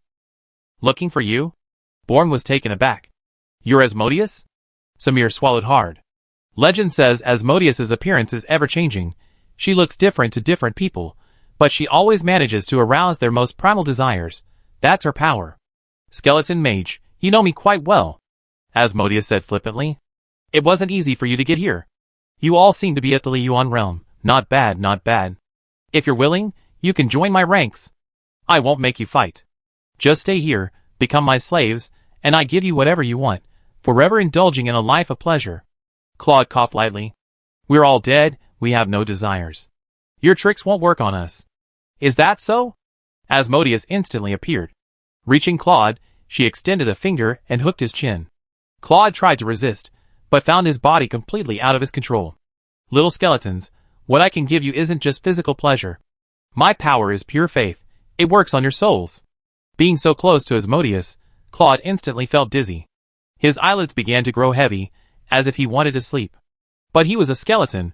Where would he get eyelids, and how could he possibly need to sleep? So what was this feeling? Ah! So comfortable. If only I could sleep like this forever. Claude felt his mind relax. He was tired, he needed rest, he needed to escape the monotonous life of the underworld. Even dying would be worthwhile. Boom! A deafening roar exploded in Claude's mind, instantly jolting him awake. When he opened his eyes, Asmodeus was already back on his throne, glaring angrily at Born. Humph! I didn't expect a mere skeleton soldier to possess mental attack magic. Claude then realized he had almost fallen for Asmodeus's trick. It seemed Born had saved him. Thank you, brother Born.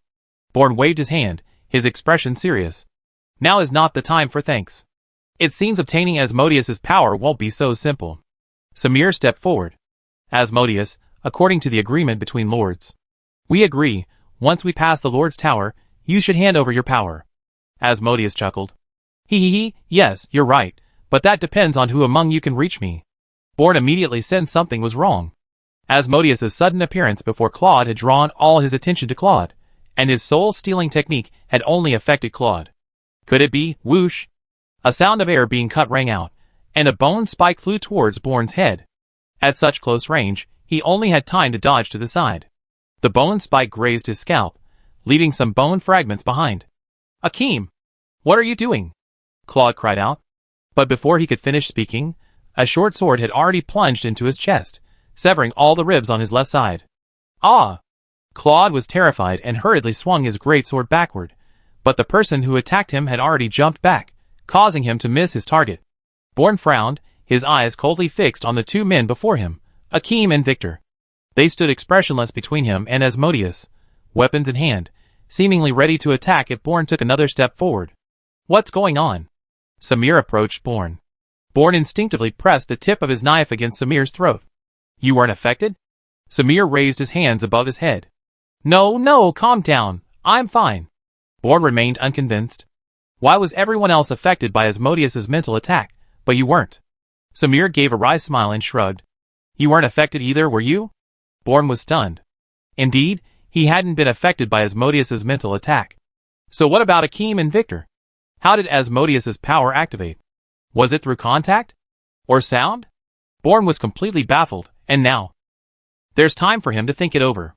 Akeem and Victor are now under his control, completely enslaved by Asmodeus. If you want Asmodeus's power, you must defeat them.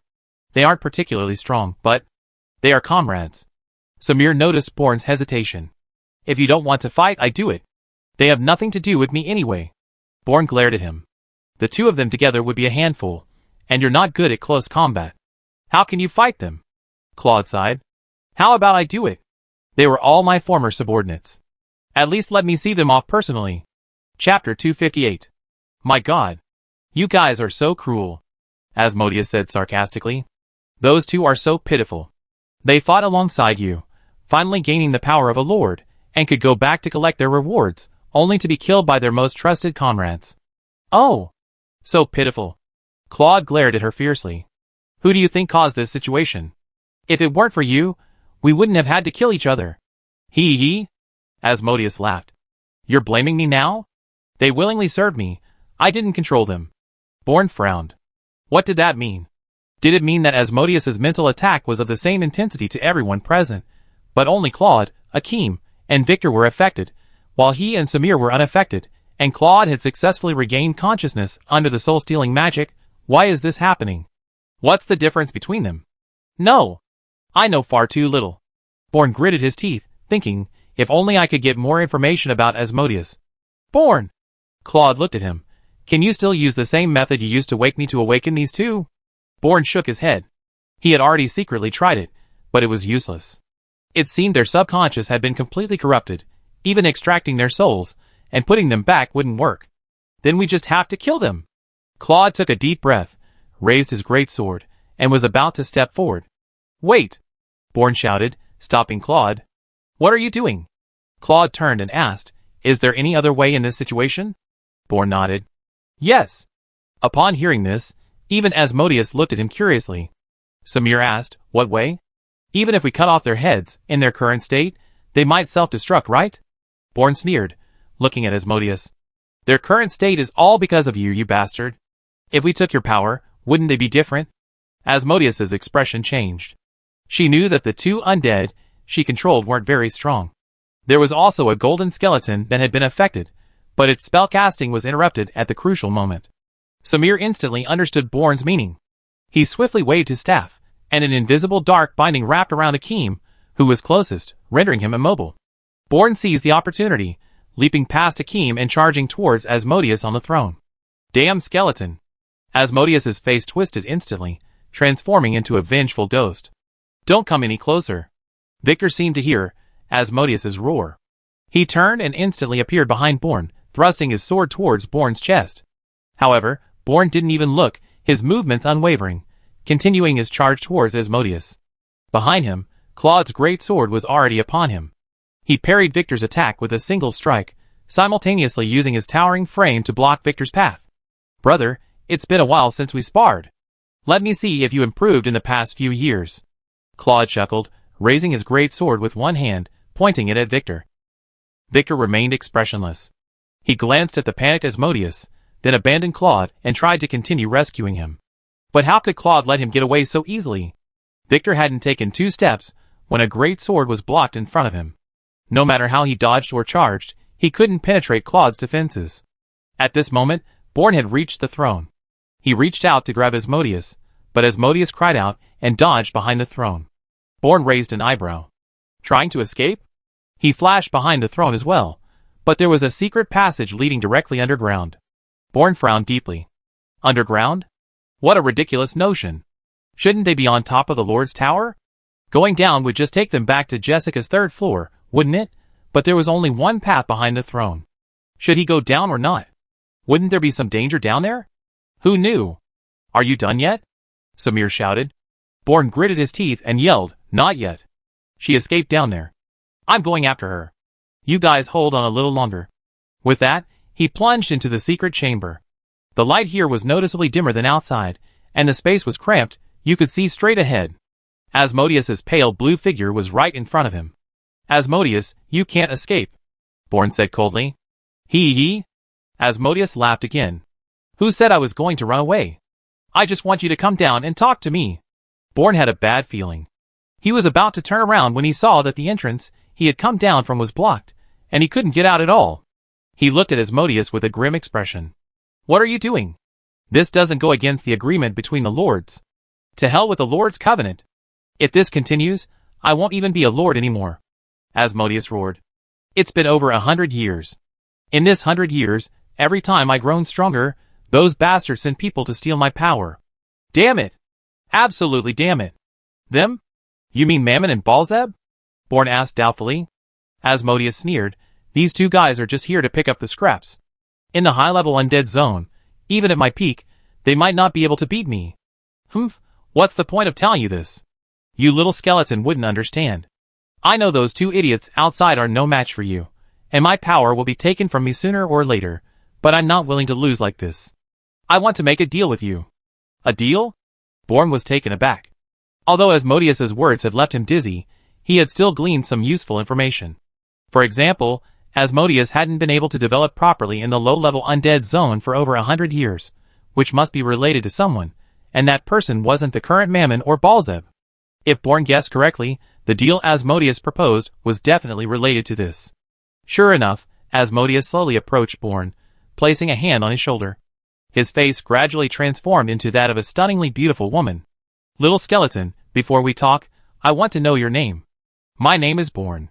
You should know that I can now completely refuse all your conditions and take your power directly, Born said. Asmodeus didn't care. Don't worry. I value fairness above all else. You be paid accordingly for what you do for me. A reward? Born raised an eyebrow. I'm a dead man. What do I care about a reward? Asmodeus rolled his eyes at him. Kid, don't think I don't know you're a summoner of the undead. Born's heart skipped a beat, and he immediately took a step back. How did you know? He. Asmodeus chuckled. It's not difficult. Summoners of the undead always have a faint life force, brought from the prime material plane. Don't worry, apart from us major lords, others will probably have a hard time detecting it. I suddenly realized something. Wasn't the person standing in front of me a necromancer lord? If Asmodeus could help him answer his questions, why would he need to seek help from Mammon and Baalzeb? However, he didn't show any outward signs of anything amiss. After all, now was the time to negotiate, and he couldn't reveal his needs right away. Born took a deep breath. So what exactly is this deal you're talking about? Tell me, and see if it appeals to me. Asmodeus smiled slightly. You little skeleton are quite interesting. Even if you can't help me, I'm still very interested to see what you'd be like in the future. Stop talking nonsense. The people outside are waiting. Born reminded him. Asmodeus waved her hand. I already told them to stop. As long as I'm not in danger, those two slaves won't attack. They're currently digging 3 feet into the ground looking for you. Seeing Born's unfriendly expression, she quickly said, All right, I'm asking you, do you know what advantages summoning undead has compared to ordinary undead? Born paused slightly. If summoned to the prime material plane, one can absorb the elements of heaven and earth, cultivating faster, and also receive a boost from the summoner's magic power, making them even stronger in combat. Asmodeus nodded. That's just a small part. In reality, summoning undead is much stronger than summoning ordinary undead, especially among higher-level undead. Small fry like you below the Qi-Yuan realm certainly can't feel it. Small fry below the Qi-Yuan realm. Born was speechless for a moment, but thinking about it, it made sense. To an undead lord whose strength had reached unimaginable levels, those at the Qi-Yuan realm truly were small fry. Asmodeus continued, summoning the undead allows for a direct summoning contract with the summoner. The power of this contract is immense, capable of directly linking the souls of the undead and the summoner. Born shuddered and asked, Is there a possibility that summoning the undead might prevent them from contacting the summoner? Asmodeus raised an eyebrow, scrutinizing Born with interest. Oh, so you can't contact your summoner now? Born sighed, realizing he couldn't hide it any longer. That's true, but if you intend to use this as leverage. Before Born could finish, she interrupted, Don't worry, I'm a person of my word, and this is nothing to me. I can tell you definitively that if you can't contact your summoner now, there are only 3 possibilities. The first is that one of you is dead, a true death, where the soul is completely annihilated. I shook my head. No, I can sense she's still alive. Obviously, I'm alive too. Asmodeus chuckled. Then, there's a second possibility. One of you has entered a space that can shield everything, even soul power. Bor recalled the time in the Broken Temple when he entered Bergermer's humanoid space alone, and indeed, he couldn't receive any messages from Annie then. But this time was clearly different. Upon returning to the Netherworld, he immediately tried to contact Annie through soul communication, but from then on, he received no messages. Yet, back then, Annie was clearly on the battle arena in Sharia City, surrounded by empty space, with no devices or magic to shield soul power whatsoever. Seeing Born's pensive expression, Asmodeus knew this answer was still wrong. She continued, It seems you're in the 3rd scenario. The 3rd scenario? Born frowned and asked, What is it? Tell me quickly. Seeing Born's urgency, Asmodeus revealed a sly smile. The 3rd scenario is very simple, but I'm a little tired now, I might need to rest. Born instantly activated soul stealing. Asmodeus felt as if something was gripping her throat. Previously, Born's magic had been applied to Claude, and she had assumed it was ordinary mental magic.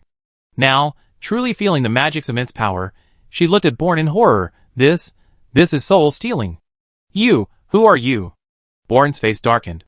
Since you know this magic, you should know that I can kill you at any time. Asmodeus paused, then suddenly laughed. It's alright. I'm just an avatar, not much energy. It wouldn't be a pity if you killed me, but if I died. Born, annoyed by her words, shoved her away. Stop talking nonsense. What do you want? Asmodeus, freed from her grasp, touched her neck with lingering fear. Ahem, you have absolutely no mercy for women. Alright, my request is simple. If you help me manage the Legion for 10 years next time, I can tell you all the secrets of summoning the undead, and your strength will increase rapidly. Born frowned. 10 years? That's quite a long time. Asmodeus waved her hand, We undead have unlimited lifespans. Let alone 10 years, even 100 years is nothing. Besides, I'm only asking you to help me manage the Legion, and I'm not asking you to be my guardian. What are you afraid of? Born asked. Then how will I know where you appear next time? How will I find you? Asmodeus smiled. That's simple. She took out a small bead, emitting the same pale blue light as her body. This bead is formed from my soul power. Carry it with you, and it will guide you to me. Born took the bead and found it was indeed pure soul power, so he nodded. Okay, I don't have anything else to do right now, so I agree. Now, you can tell me about summoning the undead. Asmodeus finally smiled knowingly. He, very good, I finally found someone willing to cooperate with me. There's one last step. Once it's completed, I tell you everything. Chapter 259. Born frowned. There are other steps? Asmodeus waved her right hand in the air a few times, and a peculiar magic circle unfolded in the void. She smiled and said, We need to sign a contract. You will serve me for 10 years, and I will give you the power of a lord and help you answer all your questions about summoning the undead. Born hesitated. Since arriving in this world, he had only signed a contract with Annie, and had never seen such a contract magic circle before. Are you sure this magic circle is just a contract? Asmodeus knew that Born didn't trust her yet, so she first poured her soul power into it. A pale blue channel connected Asmodeus to the strange magic circle. I have shown my utmost sincerity. Believe it or not. Born thought for a moment. No one could offer him advice now. Blade madness and judgment were both dormant, and couldn't be disturbed easily. It seemed he had no choice but to take a gamble. He slowly released his soul fire, and brought it close to the magic circle. As the two soul energies entered the magic circle, the array flickered, condensing into several ancient characters that floated into the air until they completely disappeared. All right, the contract is established, Asmodeus said happily. Born was still somewhat stunned. It's already successful? Asmodeus nodded. Yes, a contractual relationship has been formed between us. If either party breaches it, they will be punished by the rules. No one can withstand the power of punishment. Punishment? Born was taken aback. You mean punishing the heavenly soul? This time it was Asmodeus's turn to be stunned. What nonsense are you talking about? Punishing the heavenly soul is the power of the heavenly soul, while true punishment is the power of the rules of heaven and earth. These are completely different. The power of the heavenly soul can be resisted, but the power of the rules cannot. Born nodded. It seems I have no choice but to fulfill this contract. Now that the contract is established, can you tell me the answer? Asmodeus clung to Born again. Let me explain.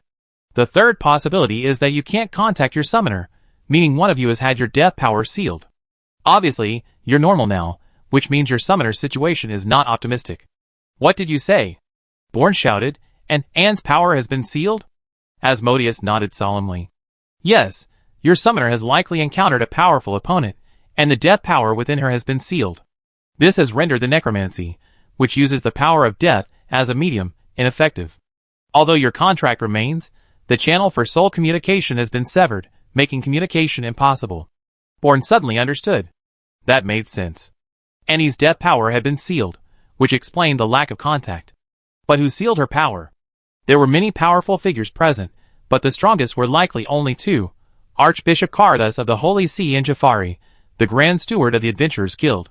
If anything, the Archbishop was the prime suspect, given his strong animosity towards necromancers, and Jafari's intervention to rescue Born before his return to the Netherworld. Now do you understand? Asmodeus smiled at the silent Born.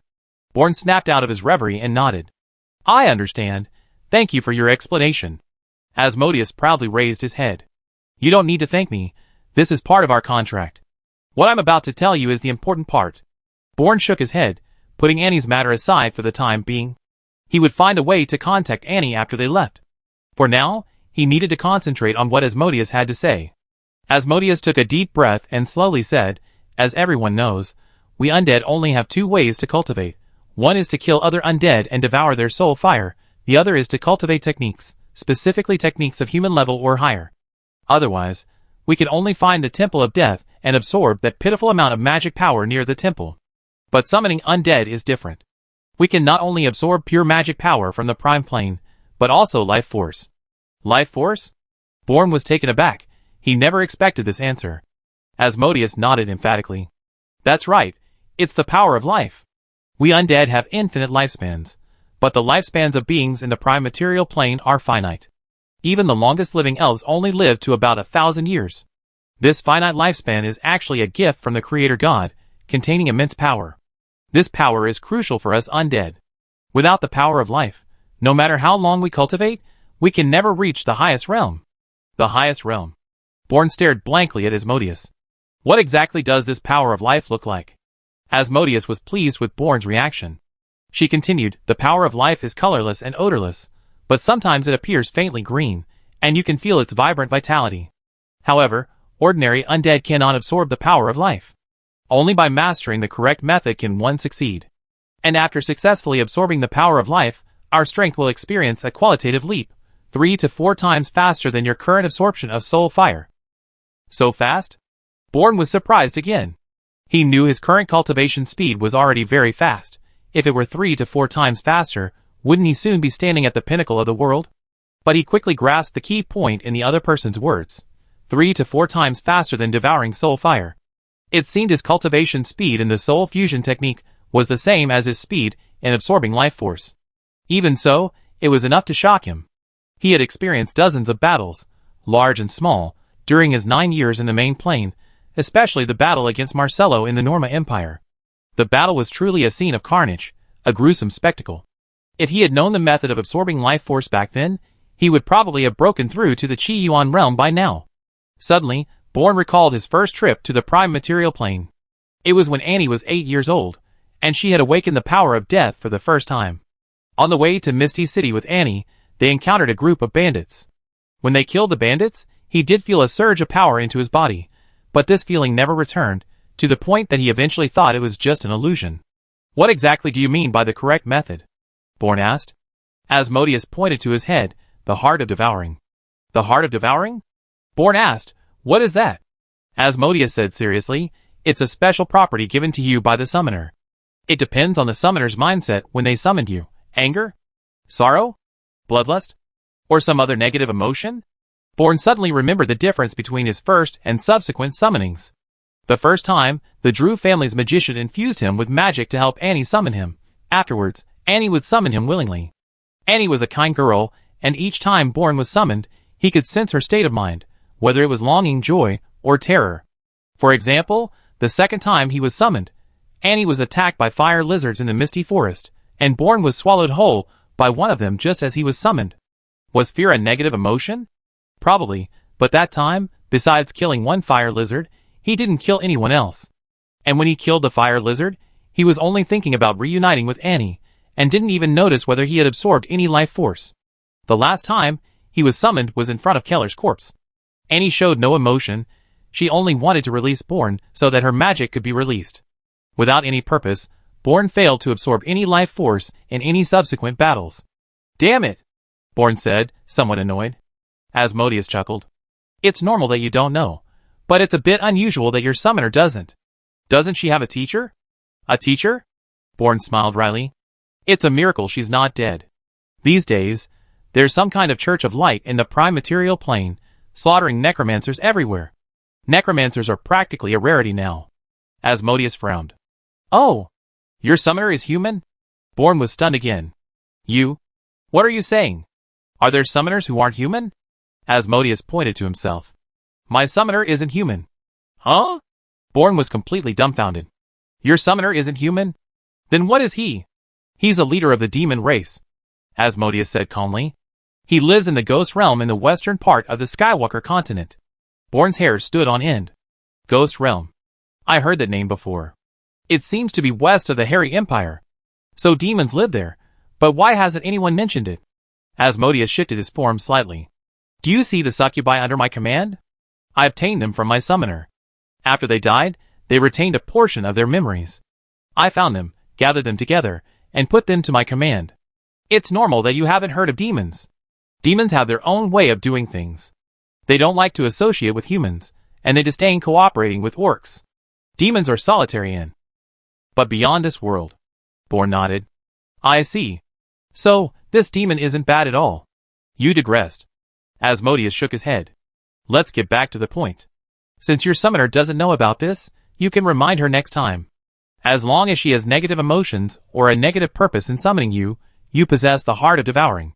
When you touch a recently deceased being, you have a chance to absorb life force. Born keenly grasped the detail in his words. You mean absorbing life force isn't 100% guaranteed? Asmodeus nodded approvingly. You're right. Different races have different life forces. Beasts have the lowest, while races like elves and dwarves, with their exceptionally long lifespans, have more. But none of that's important to you right now. The most urgent thing is to get your summoner to break the seal and re-establish contact with you. Born sighed. That's probably a bit difficult. She encountered an opponent several realms higher than her. It's a miracle she's not dead yet. I don't know her current condition. Asmodeus thought for a moment and said, It's alright, let's leave it at that for now. I told you everything I needed to. Next, I will pass on my power to you. You must keep your promise. Born asked again, When will I be able to see you again? Asmodeus said, About a year from now. I don't know. Next time, I will send out another clone of mine. My soul power bead will guide it to me. Born nodded. Okay, it's a deal. Asmodeus smiled, spread his hands, and his entire body dispersed into pale blue specks of light, floating in the air. Then, as if some force was at work, they merged back together, forming a blue sphere the size of a head. This is the power of a lord. Born murmured, clutching the sphere to his chest. He knew that Asmodeus's avatars will have returned to the high-ranking undead district, and the sphere in his hand was pure lord power. What's the use of this? Why do Mammon and Balzib both want it? Ugh, if only I let Asmodeus stay a little longer, I still have so many questions to ask. Born was somewhat annoyed, but there was nothing he could do now. He could only take the Lord's power outside. The doorway of the secret chamber automatically parted to make way for him, and 4 pairs of eyes stared intently at him. Akeem was the first to react, quickly asking, Born, are you alright? Born looked at Akeem's eyes. He had regained his senses. I'm fine. But you, how did you get caught? Akeem scratched his head, somewhat embarrassed, and said, Well, it was an accident. I'm a little ashamed. Born didn't want to delve into it. He looked at Claude and Samir and said, I obtained the Lord's power. Let's divide it here, one for each of us. With that, he divided the orb into 3 parts, handing one to each of Claude and Samir. The 2 received the Lord's power in a daze, still feeling a little unreal. They had really succeeded. Suddenly, the ground shook, and a passage leading to the lowest level appeared. It seemed that this passage appeared as long as the challenge was successful. The group successfully left the Lord's tower through the passage. When they emerged, all the succubi had vanished, and the guards outside had been replaced by members of the Mammon Legion and the Balzib Legion. They all looked delighted to see the group emerge. Samir glanced at Born and extended the invitation first. Born, why don't you come to our legion first? Our legion's chief guardian is willing to see you and help you answer your questions. Seeing this, Claude also stepped forward. Born, come to me first. Our chief guardian is also willing to see you. Chapter 260. Born was in a dilemma. Now that his questions had been answered, there was no point in seeing the 2 guardians again. However, the agreement was what it was, and he couldn't go back on his word. Finally, Born decided to tell the truth. Gentlemen, I'm very sorry, but actually my questions were answered during my conversation with Asmodeus. What? The 2 exchanged a look of surprise. You also spoke with Asmodeus? Born nodded. So can we change the terms? I can see your chief guardian, but I will make a request. Or to put it another way, if they can help me, I divide my lord's power equally between your 2 legions. Samir nodded helplessly. That's the only way. Claude stroked his chin. Okay. So who are you planning to see first? Born thought for a moment and said, It seems the Mammon Legion is closer here. I go to the Mammon Legion first, and then I go to the Balzib Legion when I return. In fact, Born had already decided that his visit to the chief guardians of the 2 legions was merely to gather information. Regardless of their answers, he intended to divide his lord's power equally between them. He handed the lord's power to Akeem, who took it back to Sharp Blade City, and then followed Samir to the Mammon Legion. Indeed, the Mammon Legion's headquarters was relatively close to Jessica's Legion. It took them about a week to reach the Mammon Legion's headquarters. Looking at the magnificent, golden palace before him, Born felt a sense of unreality. This was the Netherworld. How could there be gold and silver jewels? How could such a dazzling palace exist?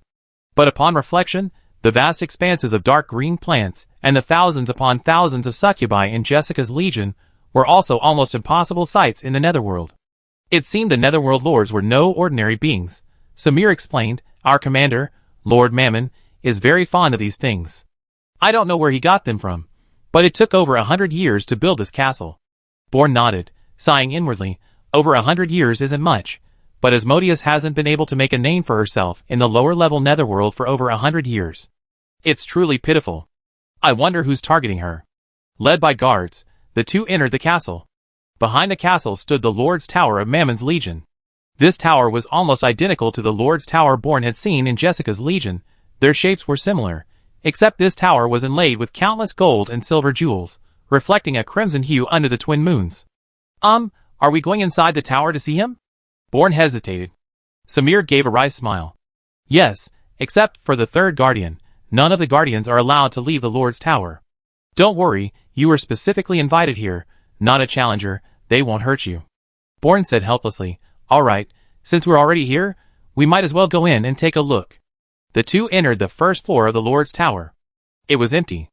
Samir was right, the guardians here shouldn't be here, but the guardians on the upper two floors were definitely there. They saw a staircase by the wall and went up it. Surprisingly, the staircase led directly to the third floor. They couldn't see the entrance to the second floor at all. This was normal, since they were going to the third floor anyway. However, this made Born very curious. What exactly was the structure of this Lord's Tower? Upon reaching the third level, they were immediately stunned, for before them lay a pristine world of ice and snow. Born, noticing Samir's astonished expression, chuckled, What? You never been here before either? Samir gave a wry smile. Yes, in all my years with the Mammon Legion, this is my first time reaching the third level of the Lord's Tower. Before, I always communicated with Lord Foxy through the messengers of the first level's guardians. Foxy? Born asked, Is that the chief guardian's name? Samir nodded. Yes, Lord Foxy is incredibly powerful, far beyond our capabilities. Our Mammon Legion hasn't had anyone challenge the Lord's Tower for centuries. Born understood that the less people challenged the Lord's Tower, the longer and stronger the Guardian's power accumulated. Where is Lord Foxy? How are we supposed to find him in this icy wasteland? Oh! Who's looking for me? Suddenly, a clear voice appeared above their heads. Born was startled and quickly looked up. He saw a small white fox perched on a thick ice crystal, and the voice had come from it. The fox stretched and jumped off the ice crystal. The moment it landed, a blizzard enveloped it. When the storm subsided, a woman appeared. She was beautiful, wearing a fluffy coat, and her small fox ears trembled slightly in the cold wind. Her beauty was no less than that of Bonnie and Campbell, Asmodeus' subordinates. More importantly, she exuded a clever and agile air, as if she could quickly perceive and react to any changes in her surroundings. This aura was captivating and left a deep impression. Born swallowed hard, thinking, these undead lords are really strange. All their guardians are beauties, except for that pervert Jessica. Lord Foxy, I am Samir, and this is Born, whom I mentioned earlier. Samir introduced. Foxy quietly circled them, giving Born a thorough once-over. You're Born, the one who summons the undead? It seems your strength has only recently broken through. How long have you been a summoner? Born bowed slightly. Greetings, Lord Foxy. I became a summoner 11 years ago. At that time, I had just arrived in the undead realm, and was just a first-tier skeleton soldier. Foxy raised an eyebrow. Oh, is that so? Just how powerful is this necromancer's talent that he was able to summon a conscious undead on his first summon? Born gave a wry smile. That doesn't matter anymore. I can't contact my summoner right now. I came here to inquire. 2 things. Foxy stood before Born, her exquisite face almost touching his. Tell me. Born took a step back. First, as far as I know, my summoner's power is currently sealed. Can you help my summoner break the seal? Foxy pondered for a moment, then asked, Which plane is your summoner in? Which plane? Born was taken aback again. Aren't all summoners in the prime material plane? Foxy nodded. I see, in the prime material plane. She stroked her chin, not answering Born's question. That shouldn't be a problem. I can try sending someone to find your summoner. Where is he? Born exclaimed in surprise, Really? Foxy smiled slightly. It's possible, but you must understand. I help you break her seal, but that's all. Born's heart sank. He understood Fox's meaning. If a powerful enemy had truly sealed Annie, would Annie still need to face that enemy after the seal was broken? What would they do then? After pondering for a while, Born made a decision. It's alright. Just help me break her seal. Her name is Annie, and she might currently be in the city of Sharia in the Austin Empire on the Skywalker continent of the main plane. If not there, she might be in some location of the Holy See or the Adventurers Guild, but I don't know the exact location right now. Foxy smiled. No problem, I can try to find her. What's your second request? Bourne looked up at Foxy solemnly. I want to know now. What is the Mammon Legion's stance? Are they willing to join forces with me? Ha ha ha. Foxy laughed loudly. Little skeleton, you're quite amusing. What makes you think you're qualified to cooperate with us? Bourne sighed. This is just a deal. I want to form an alliance with you for 10 years. During these 10 years, we cannot attack each other. We can cooperate on an equal and voluntary basis, or we can choose not to cooperate. After 10 years, we go our separate ways. Foxy narrowed his eyes, seemingly pondering Bourne's motives. You are? Bourne continued. Now that Jessica's legion is gone, my elite troops are directly bordering the Mammon Legion. Conflict is inevitable. I don't want to go to war with you as soon as I return. I can't defeat you anyway. I just want to develop peacefully for a while. 10 years isn't a long time. Don't you want to reconsider? Seeing Foxy remain silent, Samir quickly chimed in. Yes, Lord Foxy, Bourne is a good person. We wouldn't be at a disadvantage forming an alliance with him. Even if it doesn't work out later, the alliance will expire in 10 years, and we won't have lost anything. Foxy glanced at Samir and said calmly, All right, I agree to that too. Shouldn't you give me the Lord's power now? Bourne smiled and shook his head. No, you must help me complete the unsealing and the alliance before I give you the Lord's power. Samir can come to Sharp Knife City to collect it then. And our alliance requires a contract. Fox's face gradually darkened. She knew that this alliance wouldn't actually cost her anything, but the feeling made her very uncomfortable. Ultimately, Foxy reluctantly signed the contract with Bourne. Once she completed those 2 tasks, Bourne would give her the Lord's power.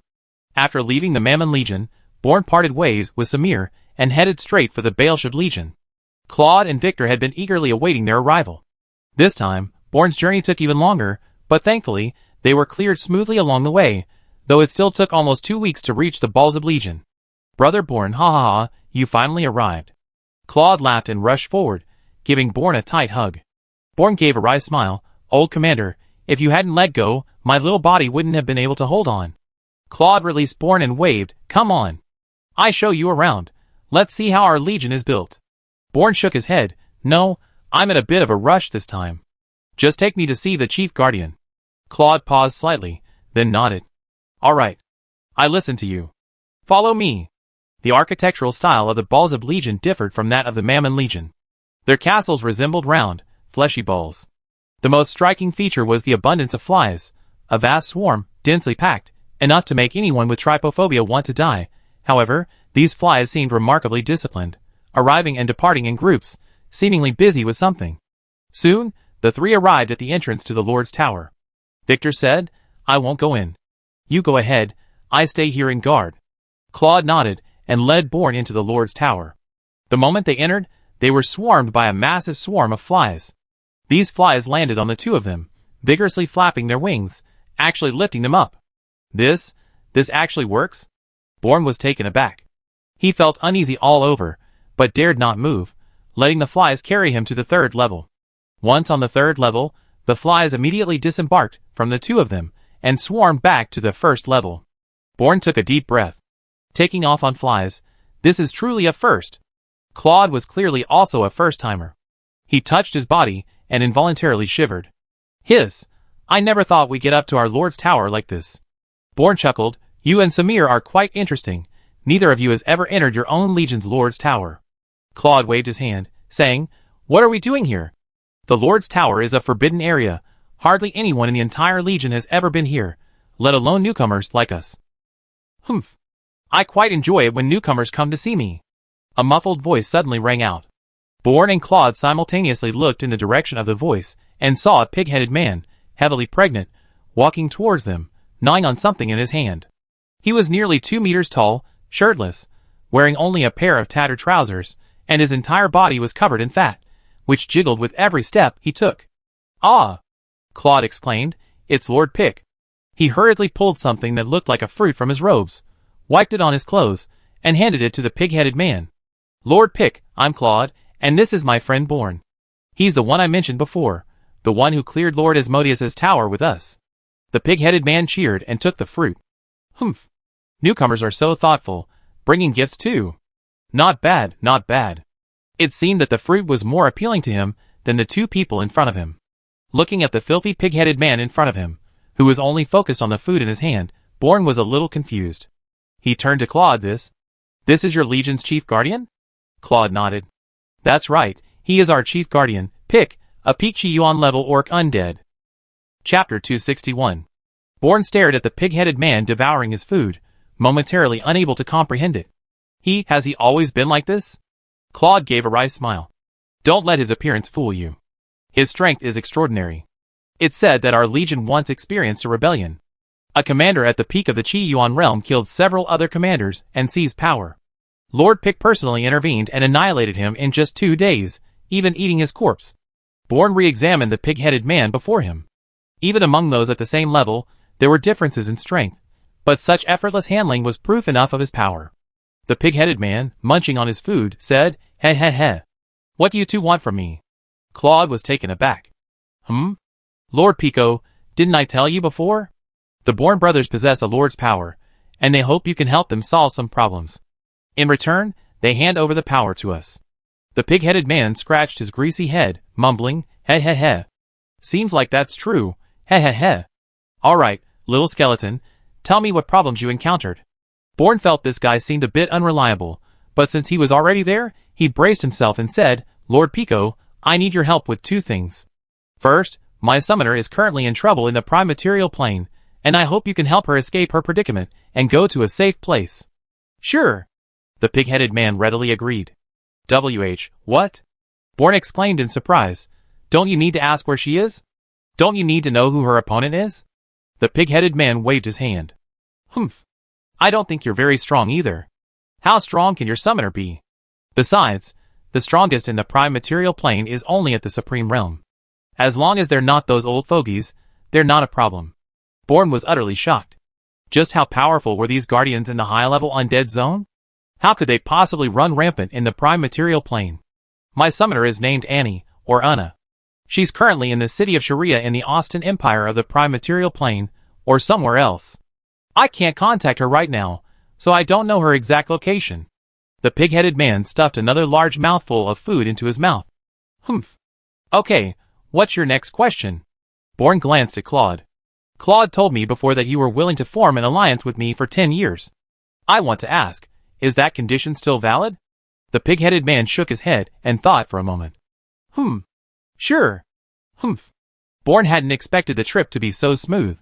The pig-headed man, Pick, was basically accommodating, barely asking any questions, just continuing to eat. Do you have any more questions? If not, I'm going to eat. It's lunchtime. The pig-headed man grunted. Lunchtime? Bourne shook his head with a wry smile. Lord Pick, that's not really a question, I'm just curious. You're clearly an undead, so why do you eat? And where does all this food come from? Pick grinned. You wouldn't believe it. Eating is a very enjoyable thing. I love eating, and there's plenty of good food in the underworld. Since none of you eat it, I eat it, Bourne felt somewhat bewildered, but these guardians were all stranger than the last.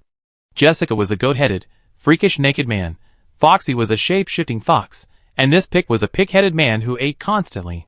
Perhaps his experience was simply too limited. Heh. Oh, right. Pick suddenly said, I forgot to sign a contract with you. With that, he stretched out his fat fingers and made 2 gestures in the air, and a magic circle appeared in the void. Bourne had seen contract formation several times before, so it was a piece of cake for him. The 2 quickly completed the contract signing. All right, since that's the case, I won't disturb your meal any longer. Farewell. Bourne laughed. Heh. Bye-bye.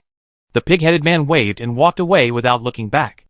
Instantly, a buzzing sound arose, and a swarm of flies emerged from below, carrying the 2 back from the 3rd floor to the 1st.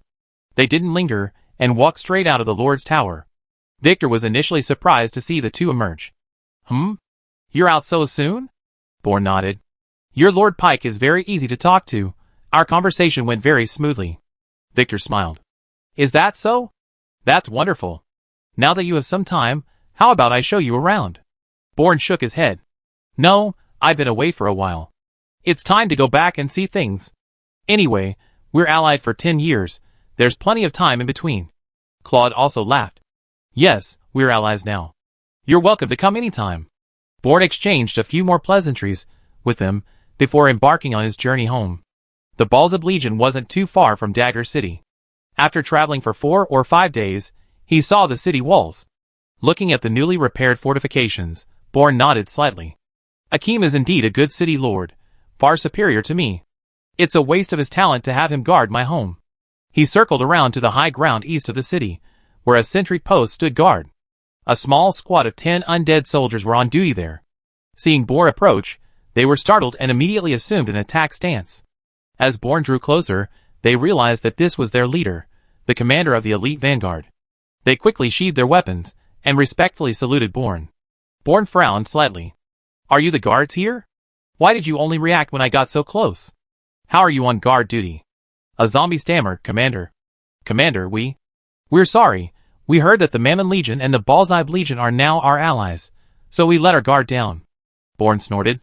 Whose men are you? The zombie hesitated before answering. We are Lord Layton's men. Bourne frowned. Layton has gotten a bit too cocky lately. This is the most important outpost in Sharp Blade City, and he's in charge of it, yet he's playing these tricks on me. Looks like I need to teach him a lesson. Seeing Bourne's anger, the undead soldiers didn't dare utter a sound, secretly thinking that Layton was in trouble. Bourne waved his hand. Keep a close eye on things, and don't let anything slip by, or you'll be severely punished. Yes. The undead soldiers quickly returned to their posts, not daring to be negligent in the slightest, and carefully inspected the surrounding area. Bourne nodded, left the sentry post, and went straight back to Sharp Blade City.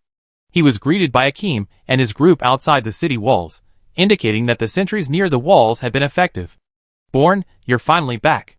We were so worried about you, Akeem said. Bourne smiled. What's there to be afraid of? The Lord's power is in your hands. They wouldn't dare do anything to me. Poker patted Bourne on the shoulder. Ha, how did it go? The negotiations went smoothly, didn't they? Bourne waved his hand and said, let's go inside and talk. The group arrived outside the Temple of Death in Sharp Blade City, where a very large tent had been set up specifically for discussing important matters. Upon entering the tent, Bourne addressed Poker and Alan. Alan, Poker, you two are old friends of mine. I trust you both deeply, and hope you will join our Sharp Blade army. Faced with Bourne's direct invitation, Alan and Poker were both taken aback, their faces showing hesitation. Alan sighed. Bourne, to be honest, these past few days in Sharp Blade City have been filled with so much. It feels like I returned to Claude's Legion, and that feeling has truly made me feel at peace. I desperately want to stay.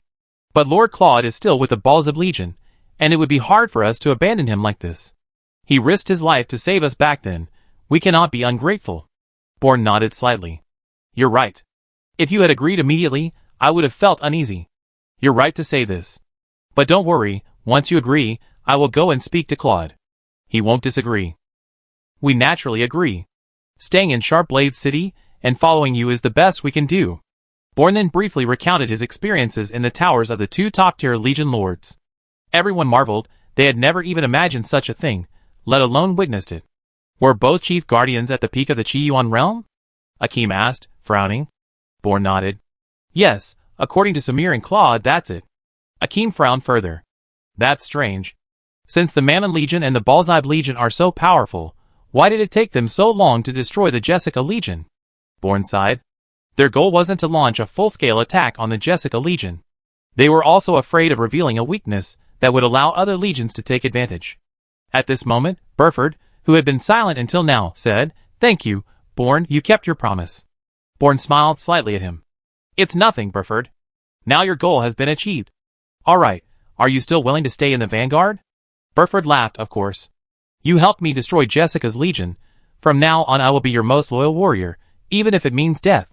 Why would I want you dead? Bourne tapped him on the head. All right. Now let's get down to business. Go and gather those 1,000 men. I have something to announce. Everyone knew that the 1,000 men Bourne was referring to were the elite team that had shone brightly in the battles against Luther and Salonen. Although they didn't know what Bourne wanted to do, they complied and gathered all 1,000 men at the Temple of Death. Bourne stood on the platform, looking at the crowd below.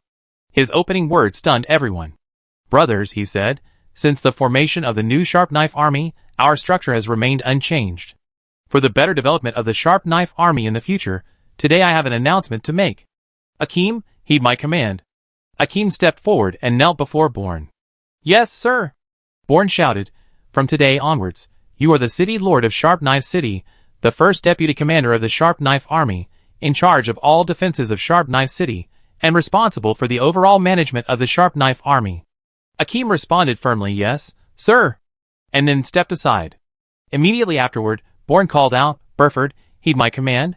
Burford trembled. He hadn't expected to be the second person to receive this order. He excitedly stepped forward and knelt before Born. Yes, sir. From today onwards, you are the second Deputy Commander of the Sharp Knife Army, responsible for external liaison, reconnaissance, and setting up checkpoints. Yes, sir. Burford felt his whole body trembling. Then, Born divided the 1,000 men into 10 battalions, each with about 100 men, and selected 10 from each to be captains, instructing them to work hard and one day become lords of other cities within the Sharp Knife Army.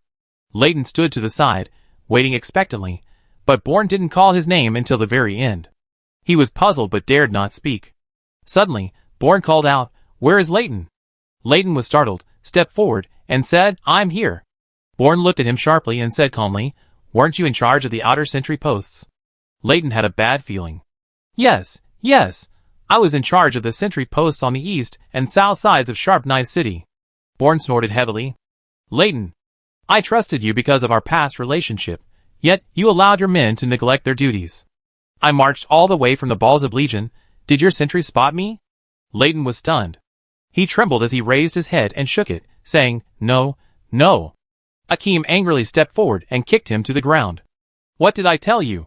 The vanguard has finally established itself here. If it's all because of your negligence, sooner or later it will end up like Jessica's Legion, devoured clean. Born waved. Born! He roared. Leighton, from this moment on, you're back in the 1st Battalion as a common soldier, treated the same as everyone else. If you don't perform well, you be exiled to the city garrison. Leighton got up from the ground, knelt before Akeem, and bowed his head, saying, I was wrong, I accept the punishment. As long as the Sharp Blade Army doesn't abandon me, I stay in Sharp Blade City even if I have to be a slave. Please rest assured, Lord Born, Lord Akeem, I will definitely try my best to correct my mistakes. Afterwards, Born assigned tasks to the 10 battalions, but none of this was as shocking as what had just happened. Everyone knew that Leighton was an old acquaintance of Born's from his time in Claude's Legion. The two had gone through thick and thin together, but even so, Born remained impartial, and showed no leniency towards Leighton's mistakes. Punishing Leighton in person made everyone even more convinced of Born's authority. Looking at everyone's expressions, Born breathed a slight sigh of relief. If the Sharp Edge Army could maintain this level of performance for the foreseeable future, he was confident that within 10 years, he could transform it into a super army surpassing Jessica's Legion. He looked up at the crimson twin moons in the sky and murmured, Annie, wait for me. Chapter 262. I am Puller Navi, born into a minor noble family. In reality, I'm no different from a commoner. My father was merely an honorary knight, and that was a long time ago. I have no way to inherit his title. In the eyes of those high-ranking nobles, I'm just a commoner. Fortunately, I have some talent. I awakened wind elemental magic at 8 years old, and now at 10, I'm considered a little genius in Istanbul. Today is the day my younger sister, Evelyn, who is 2 years younger than me, is taking her magic elemental aptitude test. The whole family is gathered together, and a priest from the Holy See has been invited. Ah! Thinking back, I don't think a priest was invited when I took my test. But I'm not jealous, because she's my beloved and only sister. However, this priest looks very unsettling. He's fat, with a round face and a mustache, and his small eyes are narrowed to slits.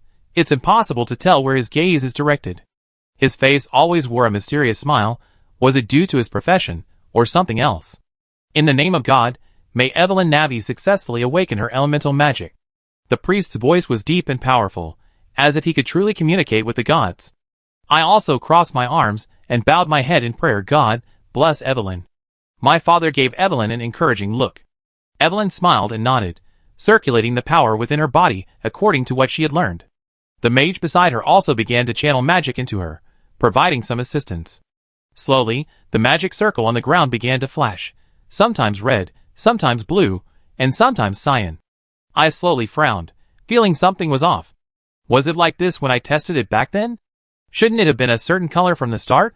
I turned to look at my father and the priest. Their expressions were also strange, a mixture of joy and sorrow, especially my father, whose fists were clenched so tightly that his nails dug deep into his skin. Suddenly, gasps rippled through the crowd. I looked back at the magic circle. What's going on? What color is this? Black? Is there such a thing as black light in this world? Oh my God! My mother cried out, collapsing to the ground, tears streaming down her face. My father turned his face away, seemingly unable to bear watching any longer. The priest seemed to give a strange smile. He walked to my mother's side and gently helped her up. Mrs. Novice, please accept my condolences. This is something no one wanted to see, but according to the rules, you should know what to do, right? Father, please spare my daughter. I can give you money, lots and lots of money. My mother cried. The priest shook his head, his fat jiggling with the movement. No. You know? Money can't solve this. The father then came over and supported the mother's swaying body. Alas, it's all Evelyn's fate. We can't do anything about it. Young and clueless, I understood nothing of the situation. What was wrong with him? Their words sounded like they were abandoning my sister, but why? Was it because of that black light? Then, the priest turned and loudly announced to the crowd, Evelyn Navi has awakened the evil power of death. I, representing God's will help her end her suffering and return to God's embrace. The power of death? So this is the power of death. But why did Evelyn awaken the power of death?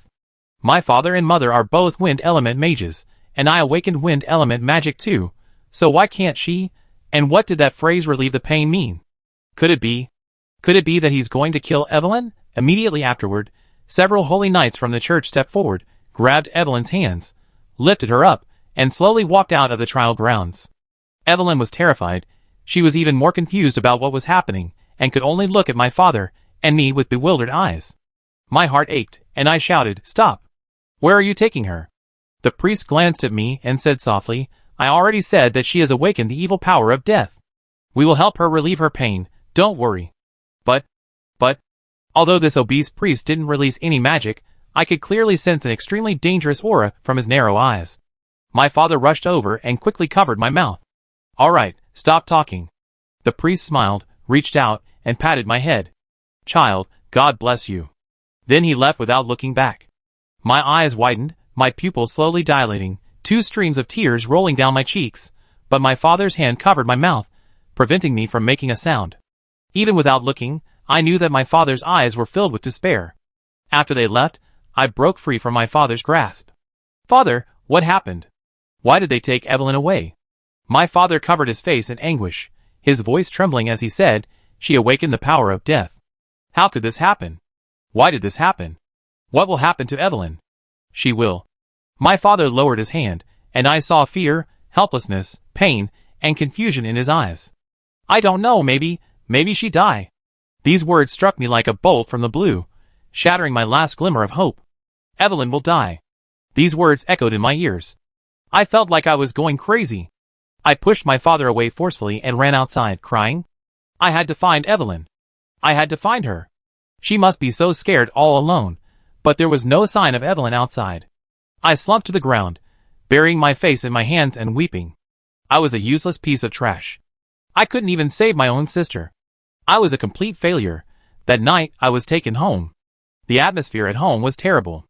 Evelyn was a very lively girl. With her around, this not-so-wealthy family was always filled with laughter. But now, all of that was gone. Facing my parents' gloomy faces, I felt a heavy weight in my chest, and an urge to vomit. Why don't you try again? Maybe Evelyn wouldn't have to die. I asked through gritted teeth. Shut up. My father roared. What do you know? Isn't Evelyn my daughter? Don't I feel heartbroken? But have you thought about it? Offending the church will condemn our whole family as heretics, and we be executed. Is that what you want to see? My mother sobbed softly beside me. I was speechless, only able to lower my head and stammer, but are we just going to give up like this?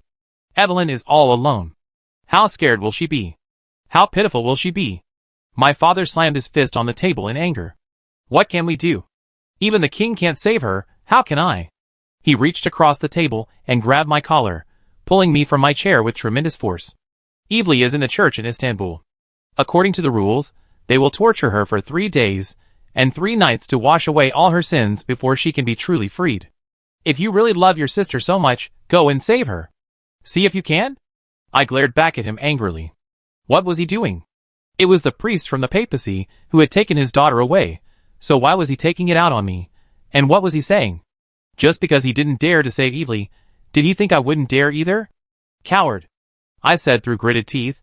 His eyes widened. What did you say? He raised his hand to hit me. I closed my eyes, but didn't lower my head. Go ahead and hit me, you coward. Take your anger out on me. However, his fists or slaps didn't land on my face. I opened my eyes a crack, and saw my mother tightly holding onto his raised arm. Stop arguing. Isn't the situation bad enough? My father glared at me fiercely, finally gritting his teeth, releasing me, and shoving me heavily back into my chair. Finish eating, and go to sleep. Tomorrow, I send you to Sharia magic school. Forget about today. I pushed away the food in front of me, stood up, and roared, go yourselves. I won't give up on Evelyn. With that, I strode back to my room, and slammed the door shut. I collapsed onto the bed, burying my face in the pillow.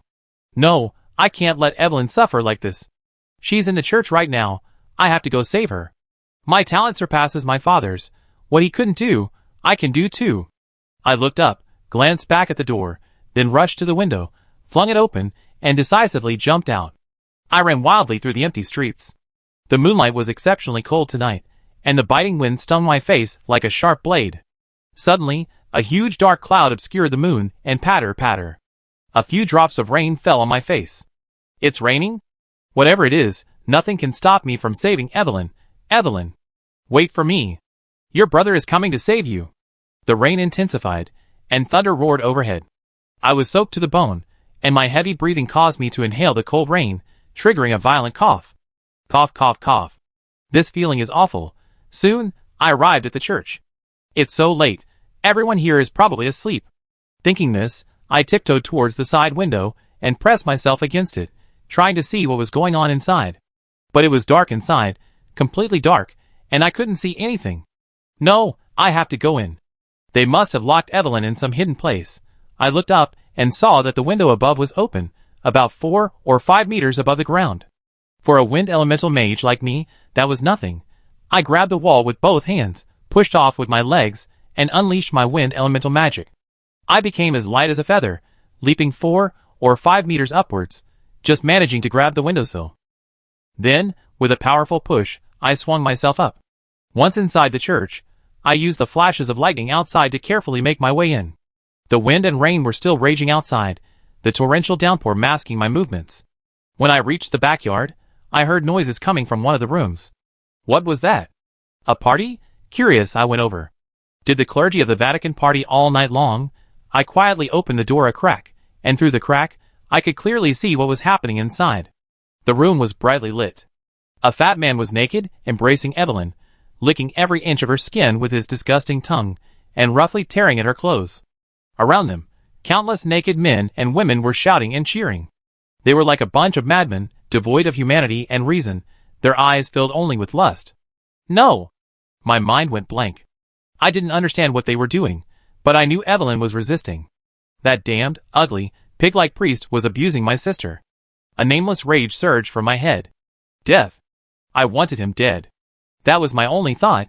I kicked the door open, startling everyone inside, who stared at me blankly. I didn't give them a chance to react. I delivered a flying kick to the fat priest, my foot slamming into his fat, ugly face. Ah! He screamed, releasing Evelyn from his arms, stumbling back a few steps, and covering his face with his hands. Evely, how are you? I helped Evely up, took off my clothes, and tried to drape them over her, but then remembered they were soaked. Brother! Evely cried out in surprise, hugging me tightly and burying her face in my chest, sobbing. I gently stroked her hair. Evely, don't be afraid, brother will take you away. Just then, a large hand grabbed my neck and lifted me up abruptly. I felt my breath catch in my throat. My hands gripped the other person's fingers tightly, but they were as hard and strong as steel. I kicked and punched, but it was useless. The other person threw me away forcefully. My back slammed against the wall. I felt a sweet taste in my throat, and then I spat out a mouthful of blood. Brother! Evely cried, running over to block me. You can't hit my brother. But soon someone came and pulled her away. The priest, rubbing his face, slowly walked over. You brat, you're asking for it. The priest's face twisted in a grimace as he glared at me. I snapped back to reality.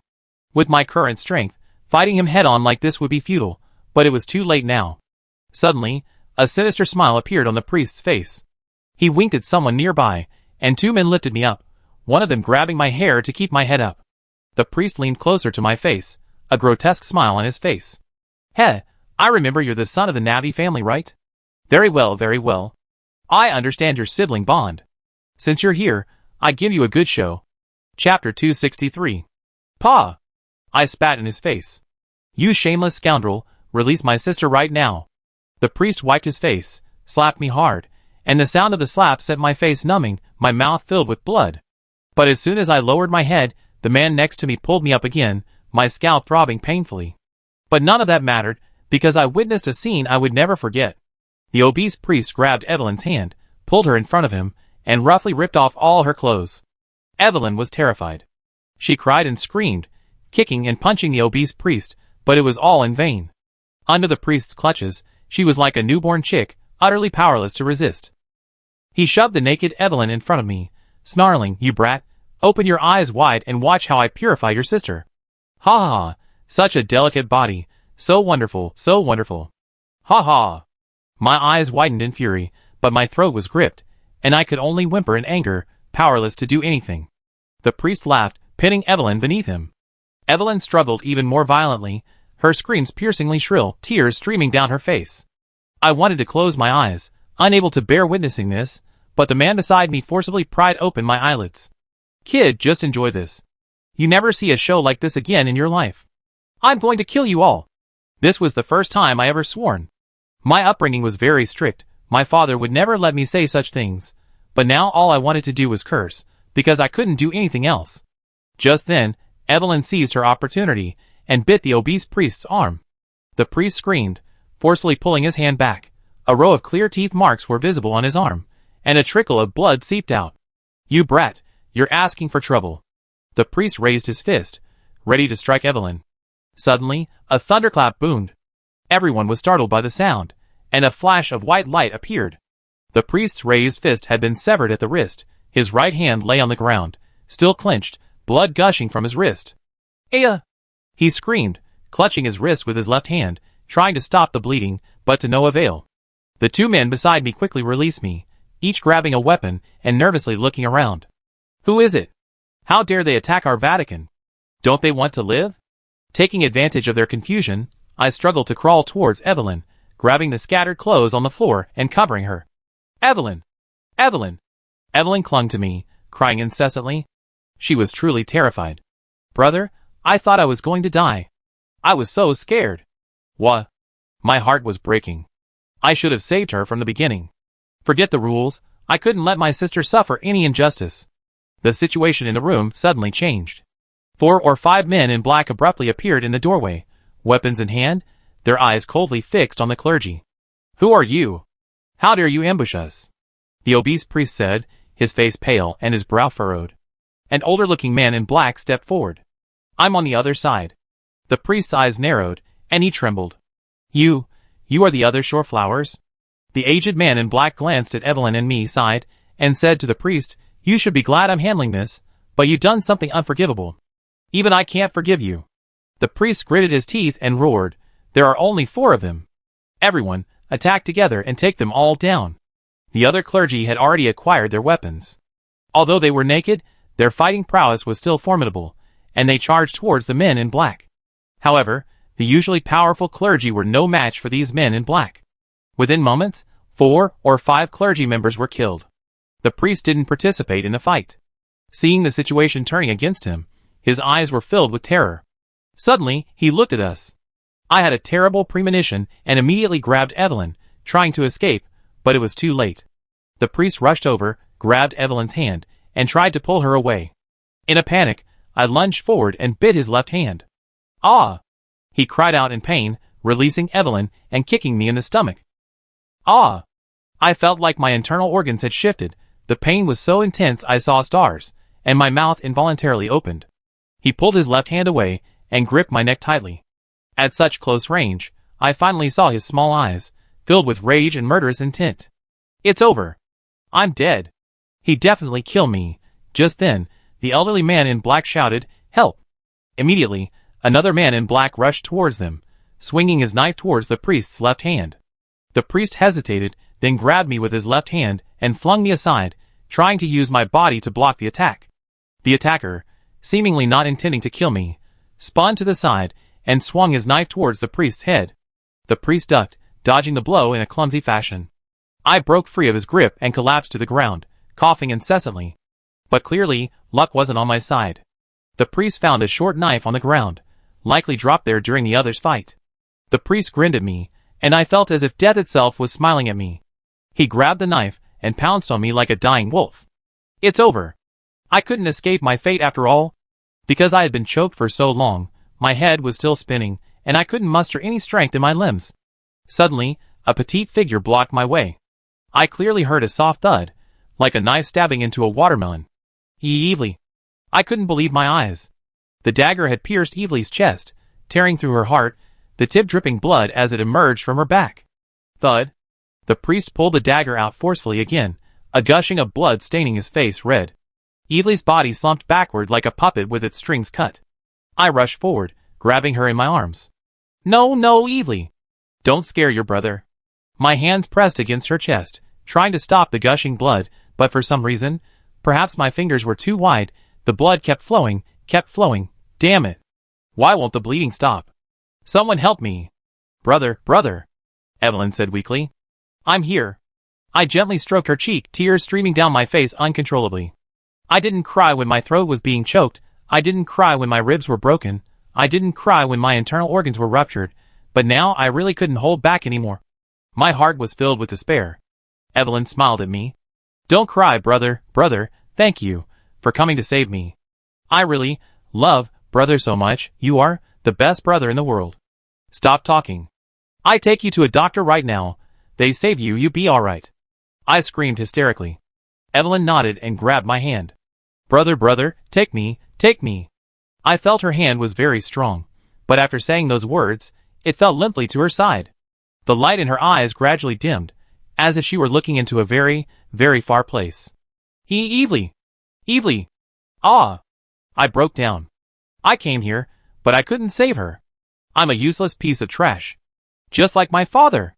The priest, holding a dagger, looked at the dead Evely and my grieving, broken state, and chuckled, You two siblings really have a good relationship. Even in death, you want to die together. Fine. Then I grant your wish. With that, he thrust the dagger at me again. Watching the blade approaching, I didn't even think about dodging. Maybe I should just die too. If I die, I can be with Evely. If I die, I won't have to think about all this pain anymore.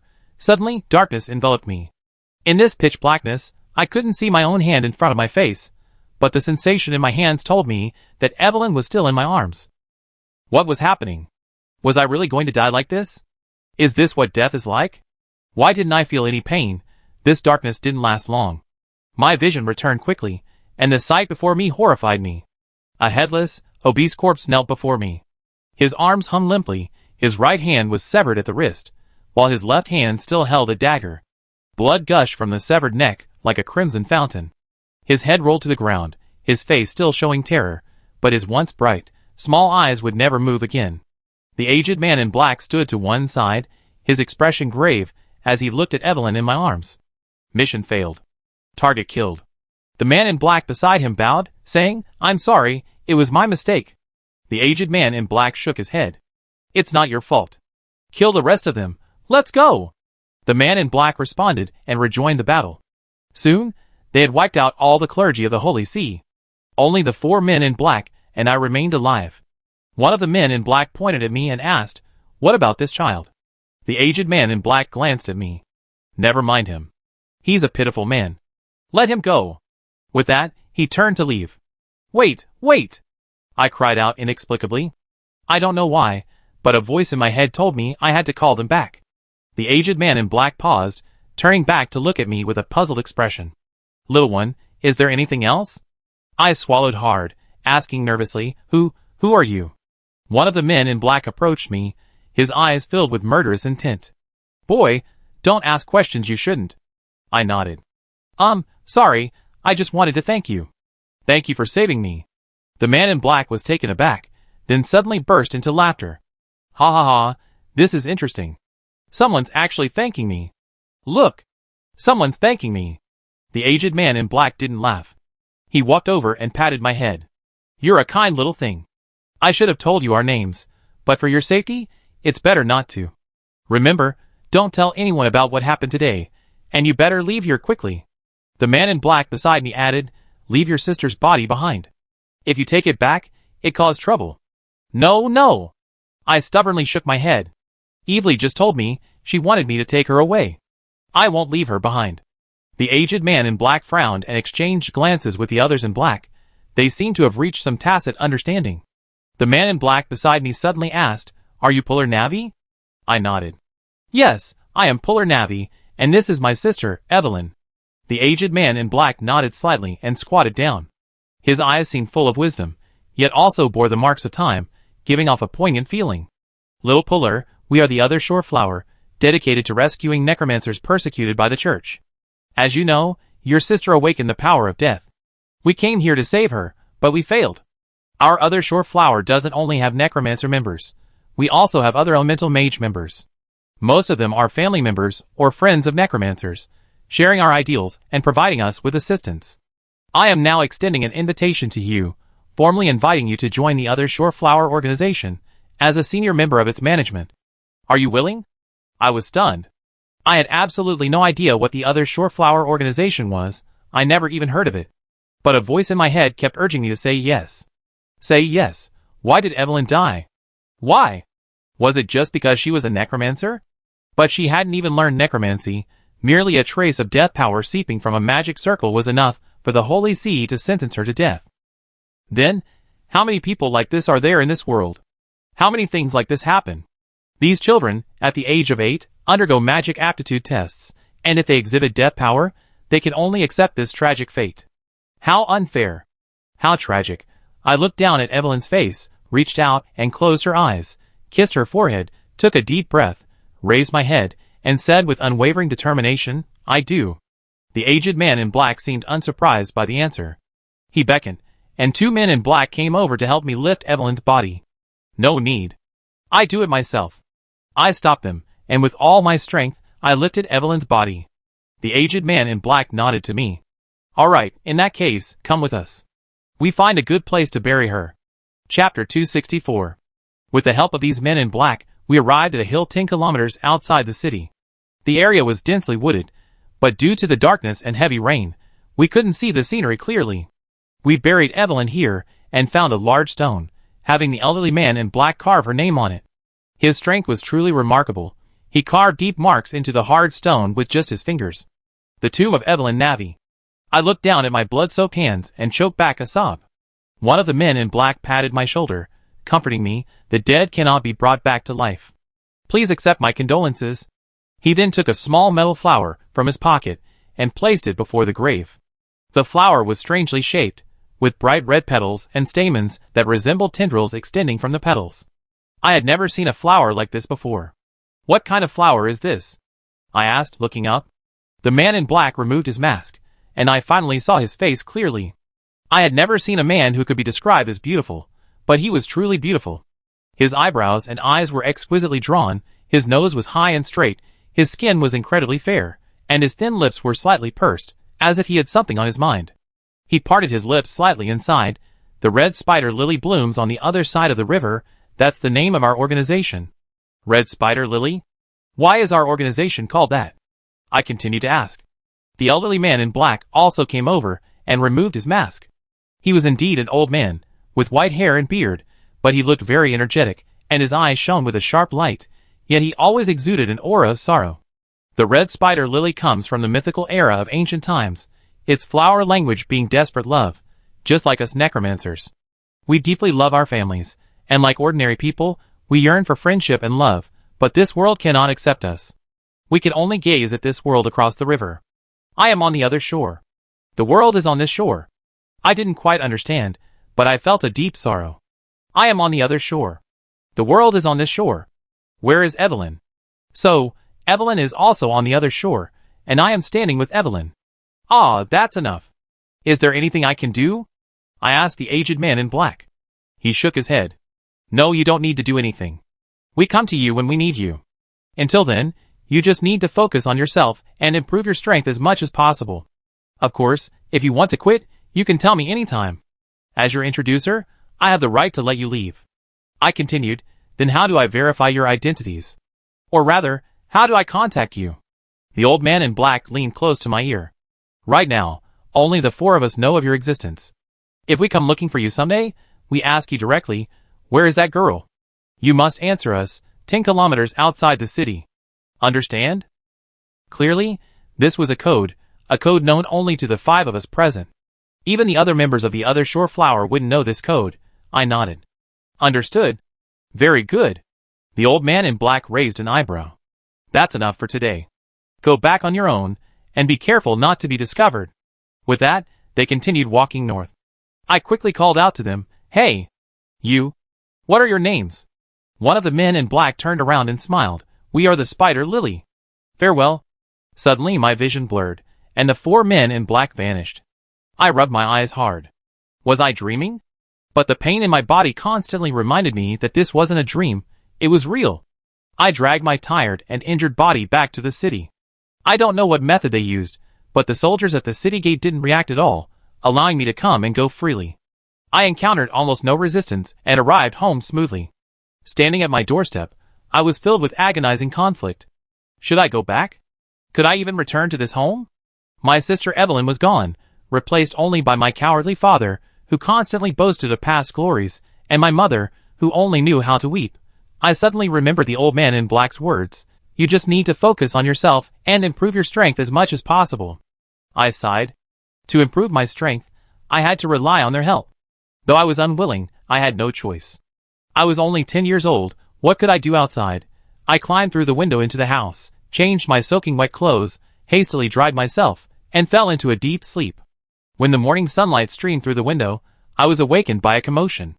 As expected, they had discovered the priests' bodies. The bishop, with a group of Knights of Light, was searching the entire city, but no one knew who they were searching for except me. Of course, they would never know that I was involved in this matter, but my parents were different. They were arrested and questioned by the Vatican. Evelyn had disappeared, and they were the prime suspects. But what does this have to do with me? Those 2 never intended to save Evelyn. Let them suffer some punishment. In the end, the Holy See found no evidence. My father was, after all, a knight, so they couldn't pursue the matter too much, but they still arranged for people to keep a close watch on my home. I knew they would be disappointed, because the next day I agreed to my father's arrangement and went to Sharia City to study magic. I stayed in Sharia City for 4 years. These 4 years were very peaceful.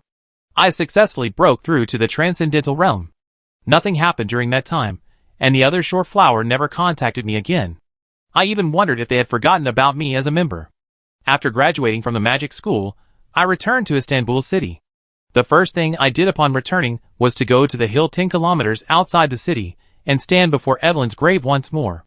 I still couldn't suppress the sorrow in my heart. If Evelyn were alive today, she'd be 12 years old, a beautiful young lady. What would she look like? She must be gorgeous. After all, she's always been vain. Pitter-patter. Pitter-patter. I looked up. It was raining again. I hate rainy days. The raindrops on my face were icy cold. But this rain came at just the right time. Now I couldn't tell if the water on my face was rain or tears. I didn't stay long. Anyway, I was back, and I wouldn't be leaving anytime soon. I have plenty of time to visit Evelyn later. I wiped my face, and was about to head down the mountain when I suddenly heard a gasp. A woman? How could there be a woman in the mountains? Clearly, the other person was in trouble, so I quickly ran towards the direction of the sound. I saw a girl lying on the ground, soaked to the bone, just like me, completely drenched. However, she was in a worse state, her legs seemed injured, and she couldn't stand up at all. Behind her, 3 giant wolves, 2 to 3 meters long, were baring their teeth and glaring menacingly as they slowly approached her. "Don't come any closer," she screamed, but her trembling voice had no effect. One of the wolves opened its blood-red maw and leaped at her. Almost instinctively, I rushed forward and kicked the wolf in the stomach. The wolf howled in pain and flew 2 or 3 meters away. I'm very different now than I was 4 years ago. My strength has increased considerably. However, dealing with 3 powerful demonic wolves in a row is still quite a challenge. I turned around and said, "Girl, don't be afraid, stay behind me." Only then did I see her face clearly. The girl was about 11 or 12 years old. Her blonde hair was wet. Her light blue eyes still held a trace of fear. Her pink lips were slightly parted, and her cheeks were covered with some dirt. Although disheveled, she possessed a unique beauty. I was unconsciously stunned until she shouted, "Watch out." I immediately snapped out of it, drew my long sword, and swung it horizontally. Awooh! A demonic wolf pounced on me. Before I could react, its massive body slammed me to the ground. Damn it! I slammed the hilt of my sword into its neck, causing it to howl. It still tried to bite my neck, its foul-smelling mouth exhaling hot breath and splattering its murky, yellowish saliva onto my face. I braced its chin with my right hand and kicked it aside by pushing off its belly with both legs.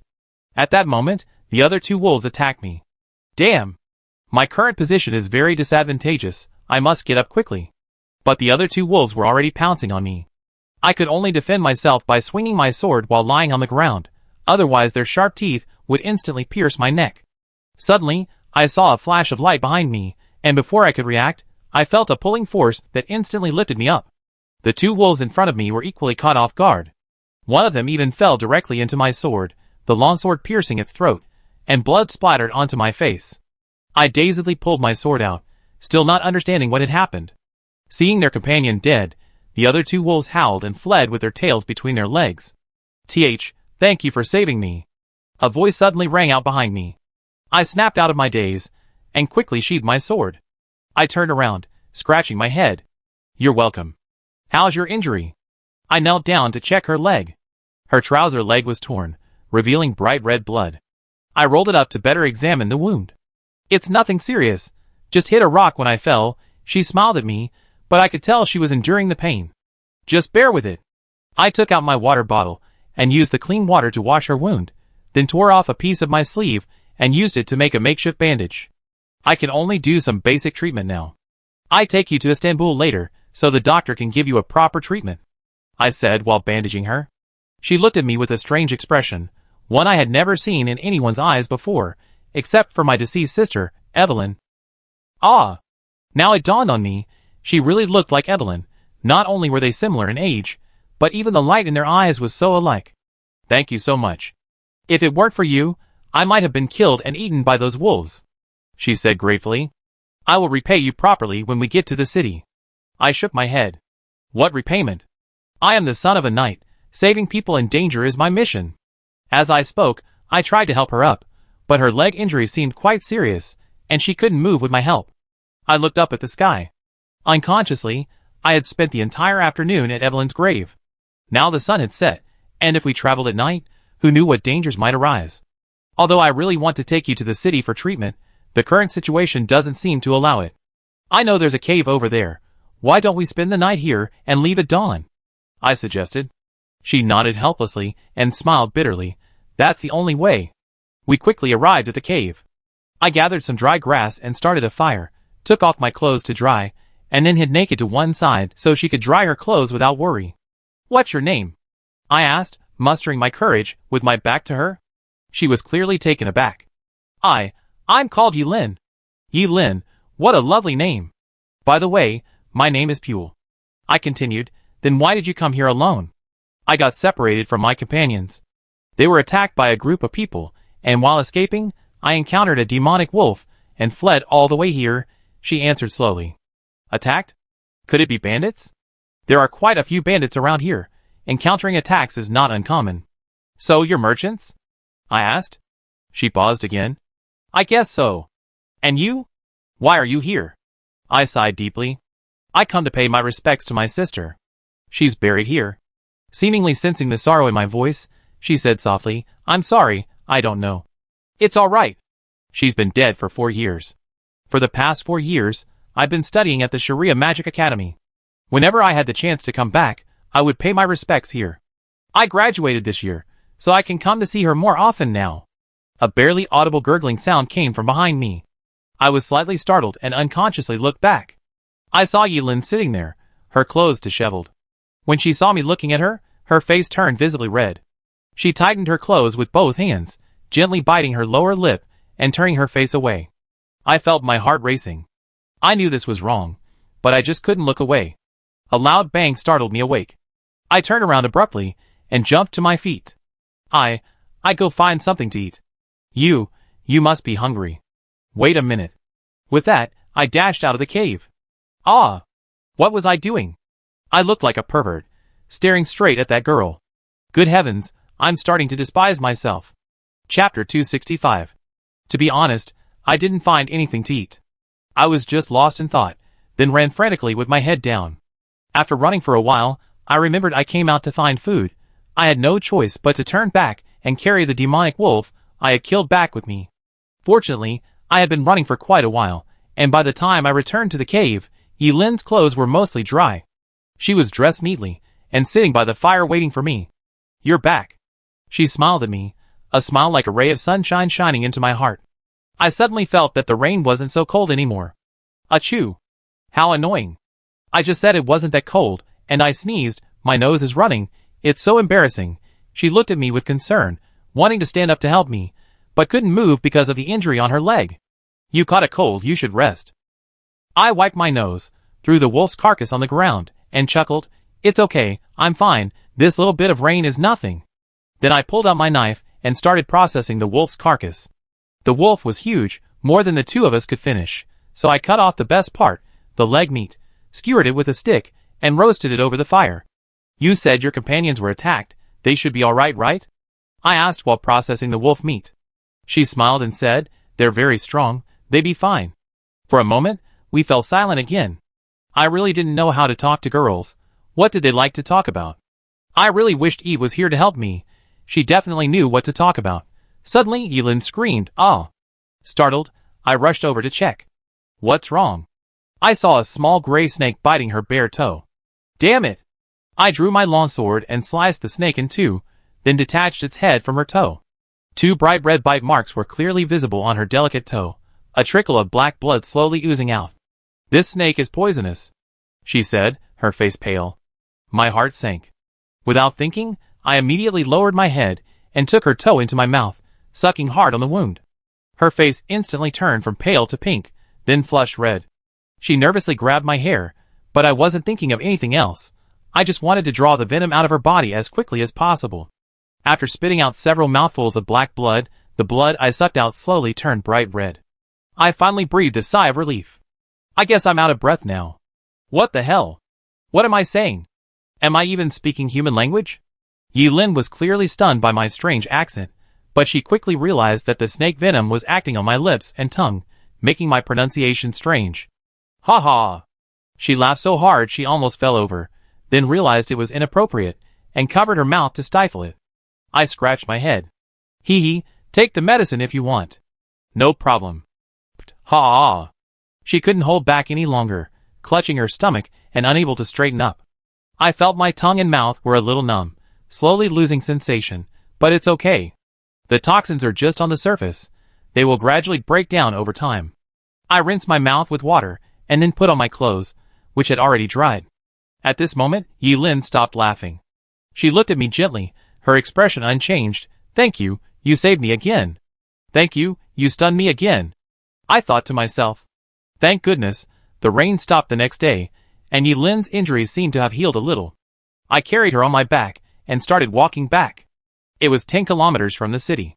If I were alone, with the aid of wind magic, I could get there in about half an hour. But now, with an injured person on my back, I could only walk slowly and carefully, taking about 2 hours to reach the city gate. My father was a knight in the city, and the guards at the gate all knew me. They let me in without much questioning. Once in the city, I wanted to find a doctor to treat her, but she refused. She asked me to take her to the church. Yes, the priest in the church could heal injuries, but I hate that place. Although that fat, ugly priest is dead, there are too many terrible memories there that I still can't bear to recall. If possible, I never want to go there again in my life. Seeing my hesitation, no, more of a resistance, she asked, what's wrong? Hearing her gentle voice, I had to lower my guard. My sister died in the church. She fell silent. I couldn't see her expression, but I knew she must be shocked. What kind of girl would die in a church? Anyone with a little common sense should be able to guess. She died in the church, but you buried her on a hill 10 kilometers away. Her voice changed slightly. Yes, she was just a child.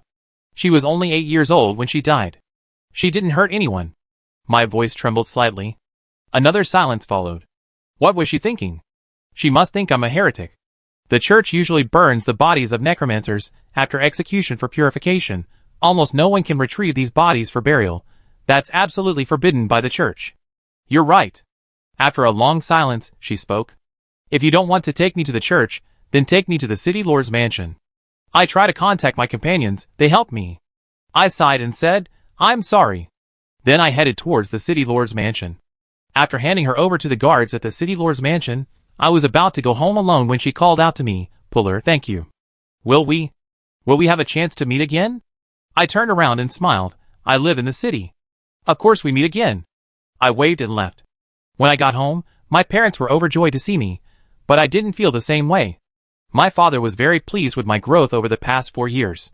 He hoped I could join the garrison of Istanbul, serve under the city lord, and eventually earn the title of knight. I agreed. After all, that way I could stay in Istanbul and visit Evelyn's grave anytime.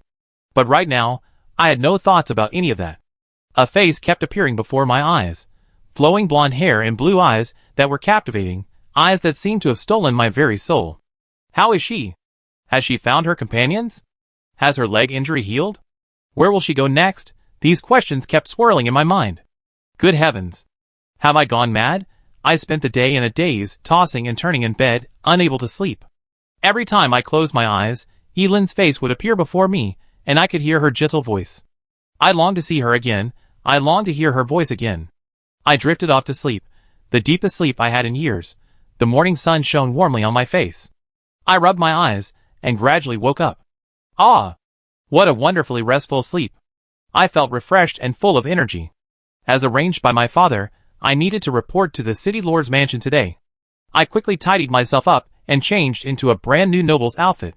This outfit was very difficult to put on, and I rarely wore it, but today was an important day, at least for my father, not for me. I arrived at the city lord's mansion on time. The guards led me to the room of the city garrison commander. We chatted briefly. He had some connection with my father, so he quickly agreed to my joining and assigned me to a patrol squad. My patrol squad consisted of 200 people, divided into 20 groups. Each group was responsible for a section of the city. Each patrol involved 3 people working in shifts, 2 day shifts a week, 1 night shift, and 3 days off. This was pretty good for me. My assigned patrol group was responsible for the city's bustling trading market, a vibrant area teeming with merchants and vendors during the day, and transforming into a noisy hub of taverns and entertainment venues at night. Since it was my first day, the patrol leader personally led me through the patrol route. He was also the son of a knight, 2 years older than me, and our strength was roughly equal, but he was incredibly experienced in both his actions and words. He guided me through the city's streets and alleys. Frankly, I had long forgotten the way. The trading market offered a vast array of goods, leaving me somewhat overwhelmed. When I was a child, Evelyn and I often came here, though I don't recall seeing so many vendors back then. I noticed a vendor selling magic cores. This person was clearly an adventurer. The magic cores in his hands had only undergone a simple cleaning, some still stained with blood. I stepped forward, intending to pick up a magic core to examine it, when a fair arm brushed against my outstretched hand. I quickly withdrew my hand, apologizing, sorry, you look first. But when I looked up, I froze, for standing before me was Yilin, whom I had just parted ways with yesterday. Puller, we meet again, Yilin said to me, with a charming smile. I swallowed hard. Yes, is your injury healed? Yilin nodded. Thank you for treating my wound ahead of time. The priest said that if it had been any later, it would have been much more troublesome. Look, I can move around freely now, all thanks to you. I scratched my head sheepishly, about to say something, when I suddenly remembered that my patrol leader was still there. But when I looked at him, he had already winked at me mischievously, then disappeared into the crowd with a wicked grin. What's going on? He just abandoned me like that? Isn't he my team leader? Yilin leaned closer and waved her hand. What's wrong? Are you looking for someone? I snapped out of my daze and honestly replied, Actually, I joined the patrol team today. It's my first day, and I'm getting familiar with the environment. Yilin covered her mouth and chuckled. I asked curiously, "What are you laughing at?" Yilin said, "You don't look like a patrolman at all, you look more like you're out shopping." "Hey, did you just see that magic core you wanted?" I nodded, turned around, and picked up the magic core. This is a wind-type magic core. A beast's magic core, probably around the 7th rank of the origin realm, and the quality is quite good." Yilin smiled, took out a handful of gold coins, and handed them to the vendor, saying, "Boss, I buy this magic core." The vendor accepted the coins with a smile. "Hee, young lady, you have a good eye. This magic core was taken from the Storm Wolf King. Its magic power is pure, very rare." I was slightly taken aback and wanted to hand the magic core to Yilin, but she pushed it back. "Take it. It's a gift for you. Consider it a thank you gift for yesterday." A thank you gift? Hearing this word, I didn't feel particularly happy. Instead, I felt a slight sense of loss. Yilin, oblivious to my odd behavior, smiled and said, "Do you still need to work? If not, could you come with me for a walk?" I was taken aback again. You came out alone? But you're still injured." Yilin waved her hand. "That injury is almost healed. I finally made it to Istanbul. I can't just stay in bed forever. Besides, I'm not familiar with this place, so I was looking for someone to show me around." I glanced back and realized my patrol leader was nowhere to be seen. It seemed my shift was over. "Well, okay then, I show you around. I lived here since I was a child. I know this place very well, so don't worry, just follow me." Yilin cheered, "That's great. Let's go see over there." She grabbed my sleeve and excitedly looked around, playing everywhere. Her silvery laughter echoed in my ears. I felt incredibly happy at that moment, as if time could stand still, allowing me to be forever lost in this place. But beautiful times always pass quickly. We spent the afternoon strolling around, and were sitting at a stall eating Istanbul's specialty desserts, when 2 burly men approached. Upon seeing the 2 men, Yilin's smile faded. She stood up, straightened her clothes, sighed, and said to me, "Puller, thank you for keeping me company. I have to go back now. See you next time." I glanced back at the 2 burly men.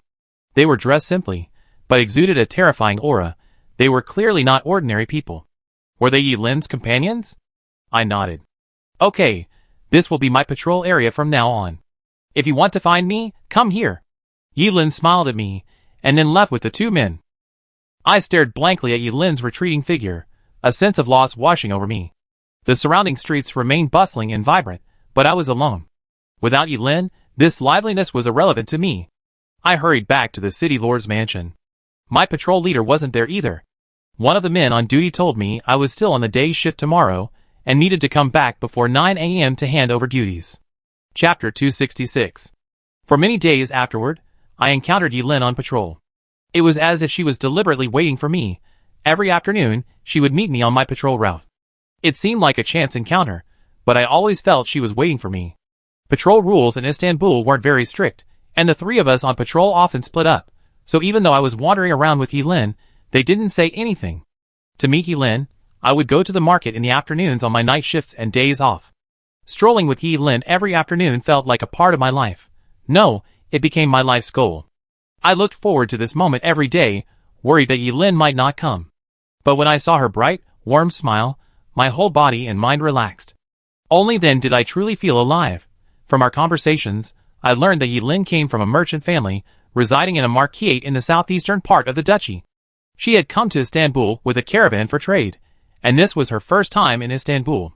However, the trade didn't require her attention, so she had nothing to do every day and could only come to see me. I was naturally very happy to accompany her, but for some reason, she only appeared in the afternoon and left in the evening. 2 burly men would always come to pick her up when she left. According to her, those 2 men were guards for her caravan, and they were very powerful. I tried to signal to the 2 big men, but they completely ignored me, their faces always showing indifference, as if I didn't exist in this world. I could only give them an awkward, helpless smile. Yilin rarely talked about her family, but she was very interested in mine. I would tell her stories about my childhood with Eve, and she always listened with great interest, though I found these stories quite ordinary and unremarkable. After hearing my stories, Yilin would always sigh and say, "Ah, I really envy Eve. She has such a loving brother like you." I raised an eyebrow. Don't you have an older brother or sister?" Yilin's expression darkened, and she shook her head. "No, my parents were always busy with work, so I was left alone at home from a young age. Later, they hired a tutor for me, and I studied under him. He was very kind to me, but also very strict, never letting me touch anything unrelated to my studies. I looked at the snack Yilin had just taken a bite of, and I understood a little better. She had never been exposed to these kinds of things growing up. No wonder she hadn't gotten tired of shopping for over 10 days. Yilin looked up, her eyes sparkling. I really want a brother like you, someone who can always be with me and protect me. My heart skipped a beat, and I looked at Yilin with a pang of tenderness. These next few days, just treat me like your brother. I go wherever you want, I eat whatever you want. Forget your teachers, forget your studies, and just have a good time. Yilin smiled happily. Her smile was so beautiful, like a delicate flower suddenly blooming. All the beauty in the world paled in comparison to her, and the hustle and bustle of the street became quiet. My eyes were only on her, my heart was only for her. Just then, the two burly men approached, quite inopportunely. Yilin looked at me apologetically and said, I have to go back now. See you tomorrow. I smiled and nodded, okay. See you tomorrow. After Yilin left, I checked the time. I had to work the night shift, so I went back to the patrol camp, found a place to sleep, and around midnight, I got up and went on patrol. It was very quiet that night. Only my two companions and I were wandering the streets. It was a strange feeling. The market, so bustling during the day, was quiet and empty at night. When we reached the edge of the market, we noticed a group of people on the next street, about 5 or 6 of them, looking hurried, and we didn't know what they were doing. I was about to investigate when my companion stopped me, shaking his head and saying, That's not our patrol area. Don't bother with them. I asked doubtfully, but they might not have encountered the patrol over there. What if they're bad guys, and we see them and do nothing? My companion still wouldn't let go. Oh, I told you not to bother with them. With so many of them, they must have already reported it. I couldn't persuade them otherwise. After all, I hadn't been on the patrol for long and wasn't as familiar with the regulations as they were.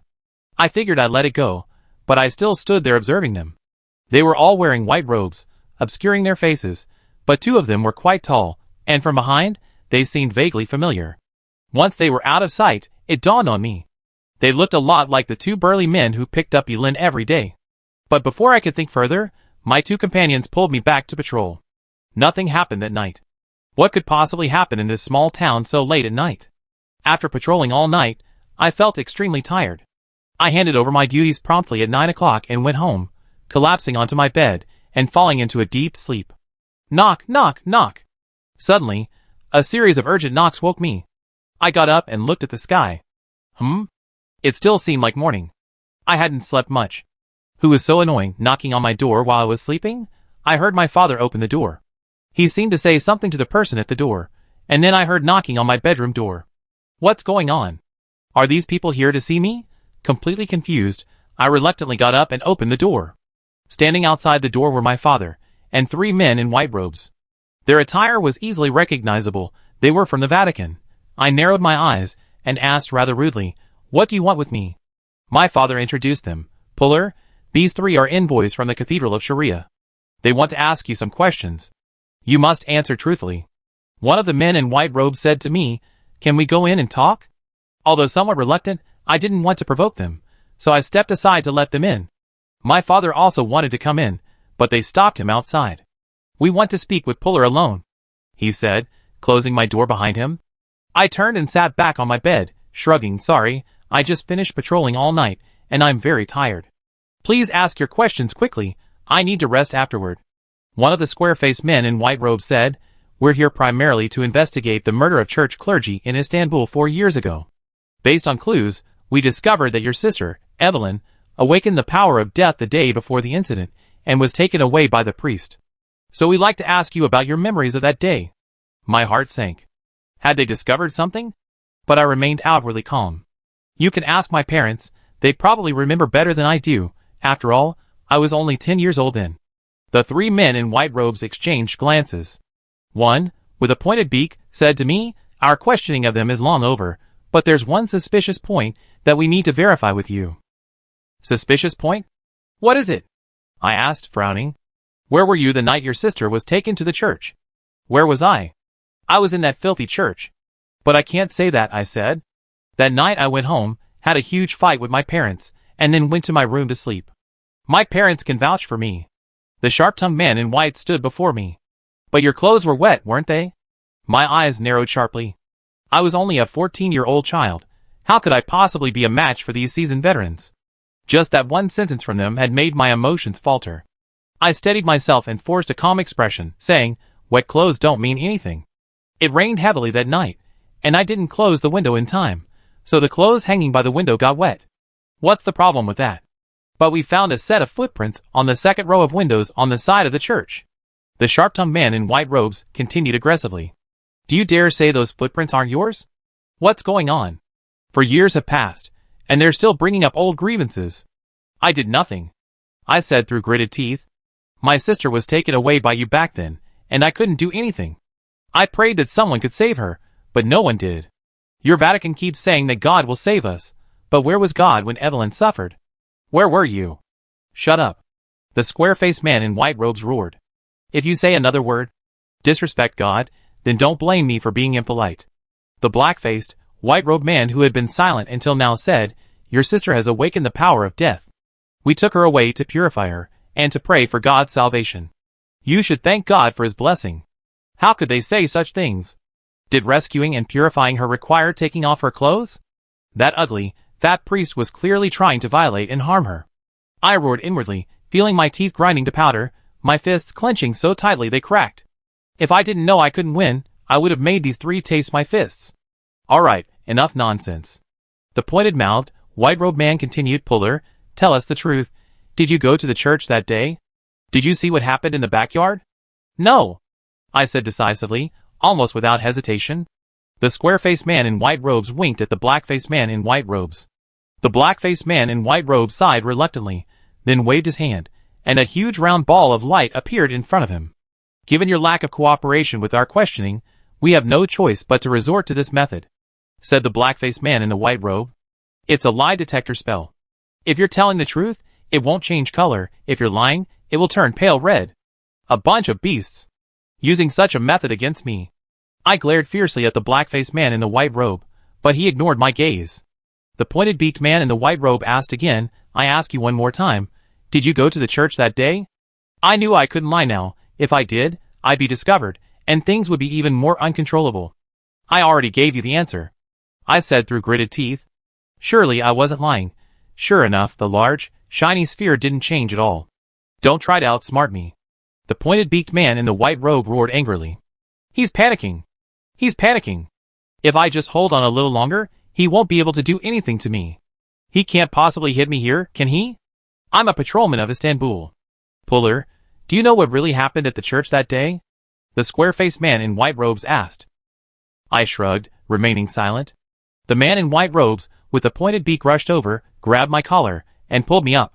Kid, I think you're tired of living. You think we won't touch you just because your father is a lowly knight? Let me tell you, in our eyes, your father is trash, and so are you, understand? I saw the anger in his eyes, but this only fueled my rage. I roared, what? Are you going to attack me here?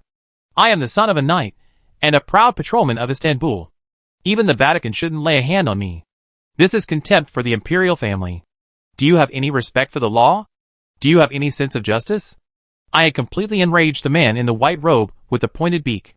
He raised his fist to strike me, yelling, I don't care what nobleman you are, what empire you belong to.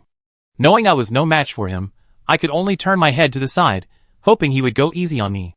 Just then, a sharp shout rang out from the doorway, Stop! All four of us froze. The man in the white robe's fist was hovering above my head. We all looked towards the doorway, and there stood Yulin. TCH. What are you doing here? The sharp-beaked man in white robes said discontentedly. We're working, go play by yourself. Yulin raised an eyebrow, an aura of authority spreading out. She parted her lips slightly, and slowly uttered two words. Let go. The three white-robed men trembled upon hearing this. The square-faced man immediately rushed over, slapping the sharp-beaked man's hand off my collar and whispering, Forget it. Don't be impulsive. The sharp-beaked man glared at me fiercely, then turned and said, Yulin, what exactly do you mean? Yulin's face was frosty. Didn't you know who was in charge of this operation when you came out? The three white-robed men unconsciously swallowed, while the dark-faced man remained relatively calm. But this young man knows some clues. We need to know the truth. Yulin walked to my side, and shielded me behind her. What could he possibly know? For years ago, his strength wasn't even as good as the cultists there. Do you really think he did it? The pointed-mouthed man in white robes was about to speak again, but the square-faced man in white robes pulled him back. Forget it, forget it. This kid probably didn't see anything. Let it go. The pointed-mouthed man in white robes was clearly furious. He didn't dare to vent his anger on Yilin, but he turned to me and said, "You brat, you just wait. Just the son of a worthless knight. How dare you be so arrogant? I can strip your father of his knighthood with a single word, you believe me." Chapter 267. You want to strip my father of his knighthood? Fine, I won't stop you. He's worn that knighthood long enough. For that title, he wouldn't even save his own daughter, let alone plead for her. What use is that knighthood to him? Just strip it away. Yilin coldly said, "Finish cursing? If you're done, get out of here and do something productive." Hearing Yilin's words, the three white-robed men looked rather displeased, but they still left dejectedly. The sharp-beaked white-robed man's eyes remained fixed on me, as if he wanted to tear me to pieces on the spot. Humph. Incompetent man.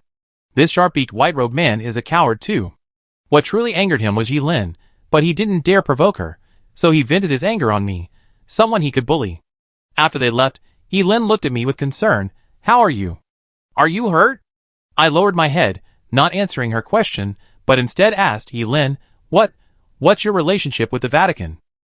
Yilin hesitated for a moment, then finally nodded. "I'm sorry, I didn't mean to hide it from you.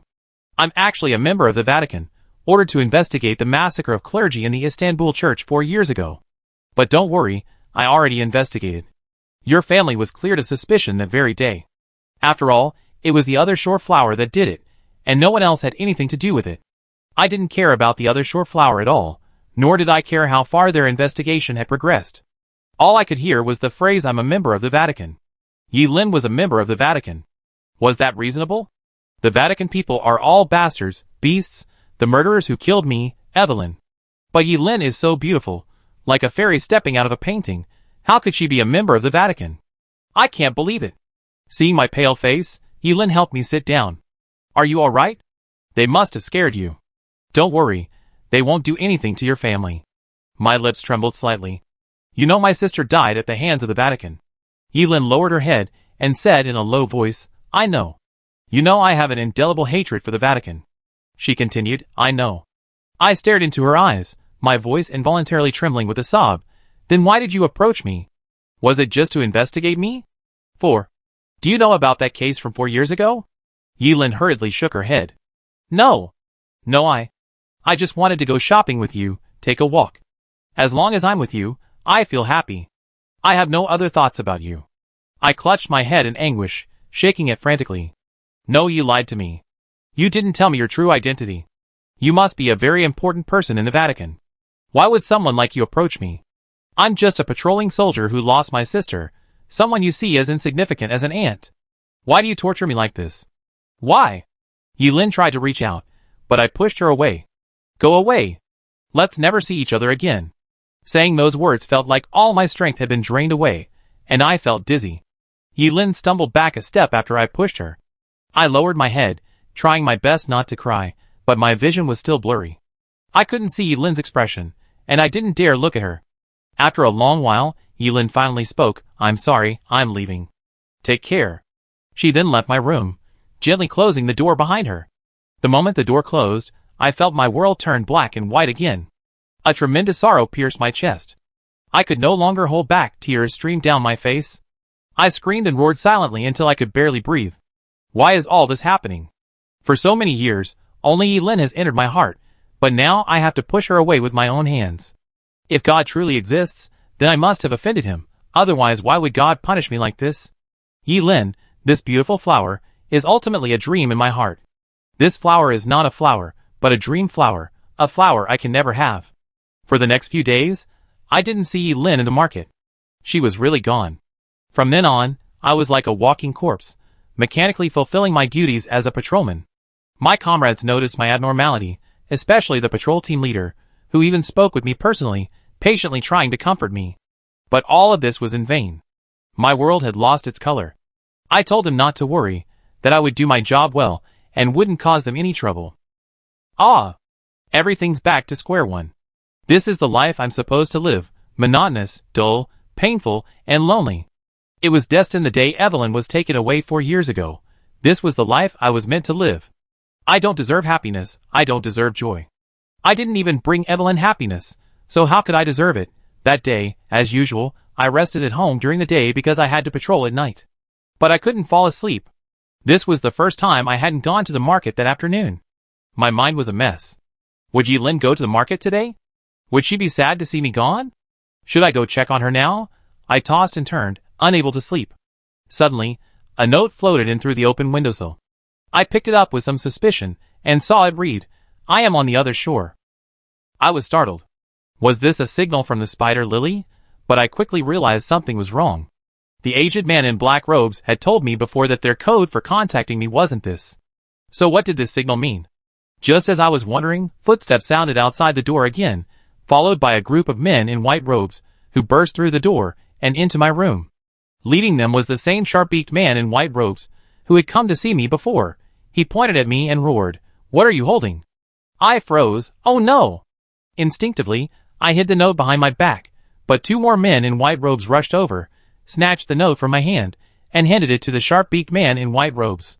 The man in the white robe with the pointed beak smirked coldly, as he casually unfolded the note, and showed it to the others.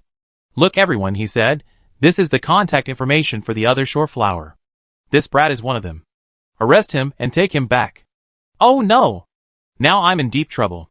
Even if I'm really shit, I don't want to be shit this way. I roared, "Bastard, you're framing me. I have no idea where this note came from. What right do you have to arrest me?" The man in the white robe with the pointed beak sneered, "With just this note, we have enough reason to arrest you and take you back for questioning." What? You want to resist? Resist? Could I resist? Any one of them is stronger than me. What could I possibly resist? Suddenly, a guess flashed through my mind, which made me extremely angry. I glared at the man in the white robe with the pointed beak and said hatefully, "It was you. You threw this note in through the window, didn't you? What nonsense are you talking about?" The man in the white robe with the pointed beak shrieked. I slowly stood up. "Then tell me, why did you bring people to arrest me as soon as that note floated in? Was it just a coincidence? Did they know your holy see would come and still slip me the note?" The man in the white robe with the pointed beak was speechless for a moment, but quickly waved his hand. "Stop talking nonsense. Let's talk in the interrogation room." Immediately, two men in white robes grabbed me from either side and walked towards the door. Damn it! The Vatican people are all beasts. They killed my sister 4 years ago, and now they're trying to harm me. Damn it! I was taken to the church's dungeon. They didn't interrogate me. Instead, they locked me up here. It was pitch black when I first entered. I couldn't see my hand in front of my face. But after a while, I gradually adapted to the darkness. However, the stench, as if I'd been imprisoned for 1,000 years, was unbearable. I pounded on the cell door shouting, "Let me out. I'm suffocating. Let me out." But no one paid me any attention. It seemed I was the only one locked up in this dungeon. I saw a fist-sized hole about 3 meters above my head, seemingly a passageway to the floor. A sliver of light shone in, the only source of light. I leaped up, grabbed the hole with both hands, and gasped for fresh air. Why would a supposedly holy church have such a filthy dungeon? Don't they ever clean it?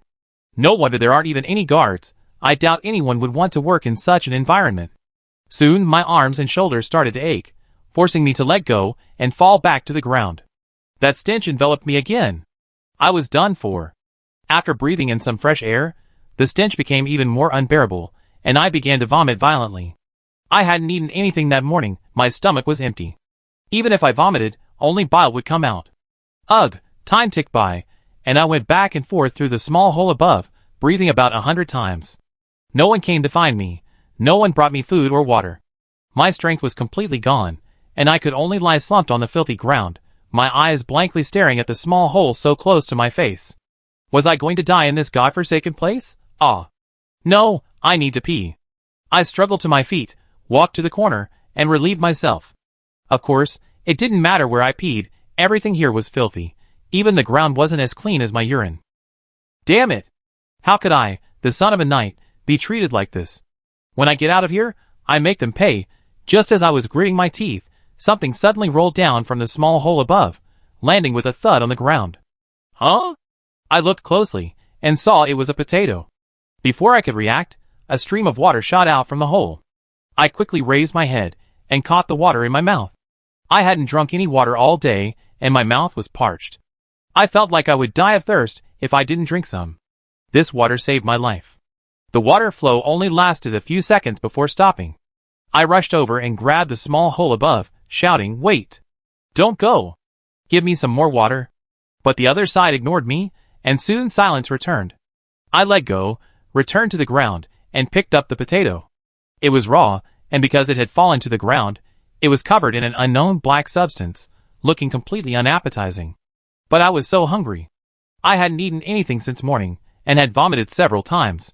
Now, not only was my stomach growling with hunger, but I was also dizzy and weak.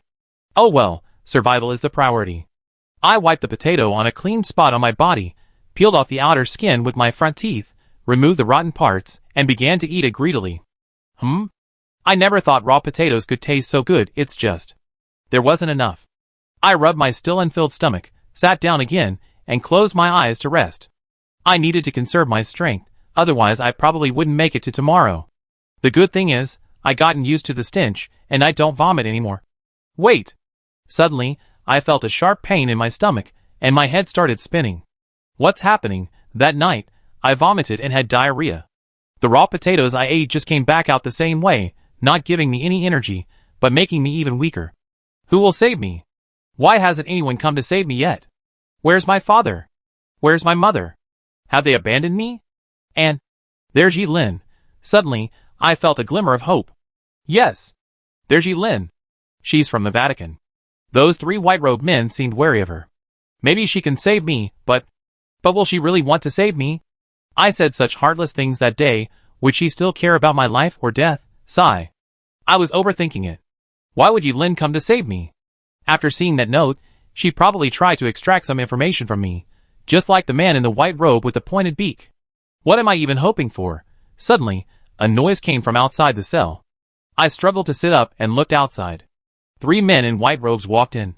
They covered their mouths and noses with thick white cloths, but their brows were still furrowed, seemingly unable to bear the stench.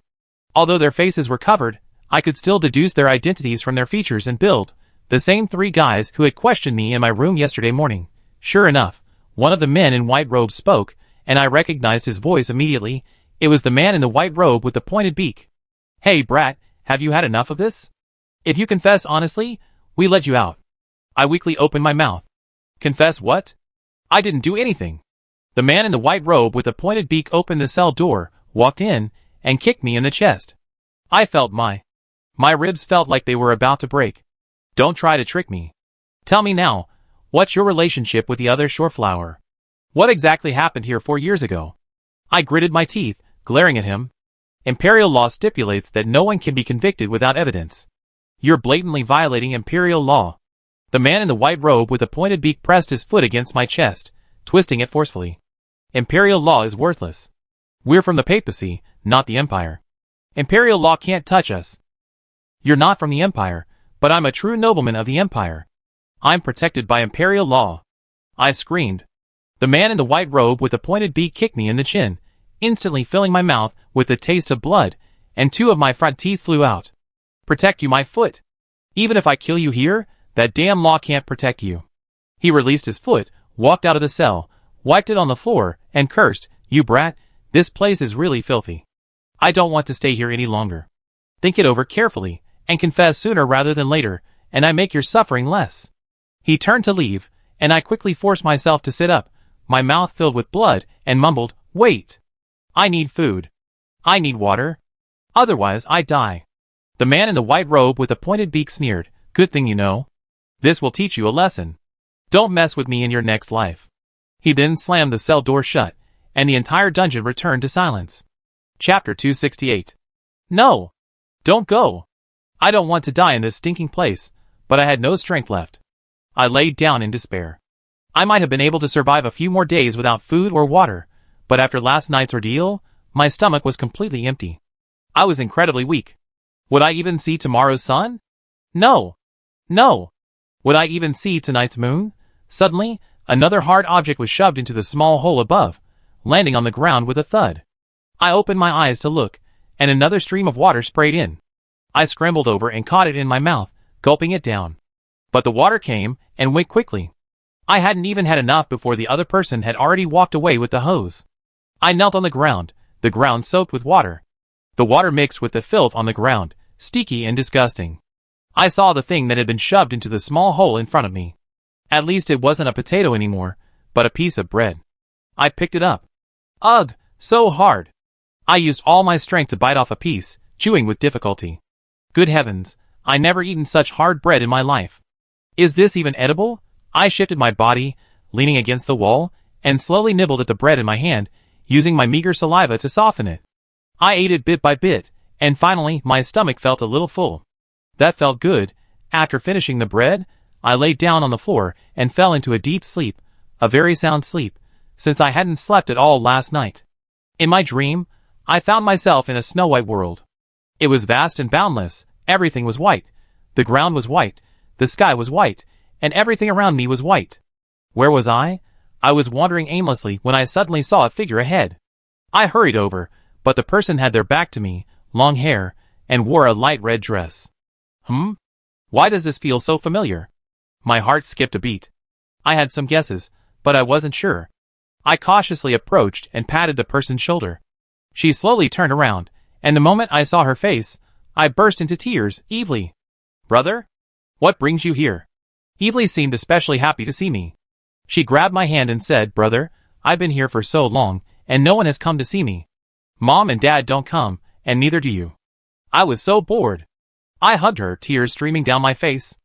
I'm sorry. It's all my fault. I'm useless. I couldn't save you. Yes, you couldn't save me. Evely's voice gradually turned cold.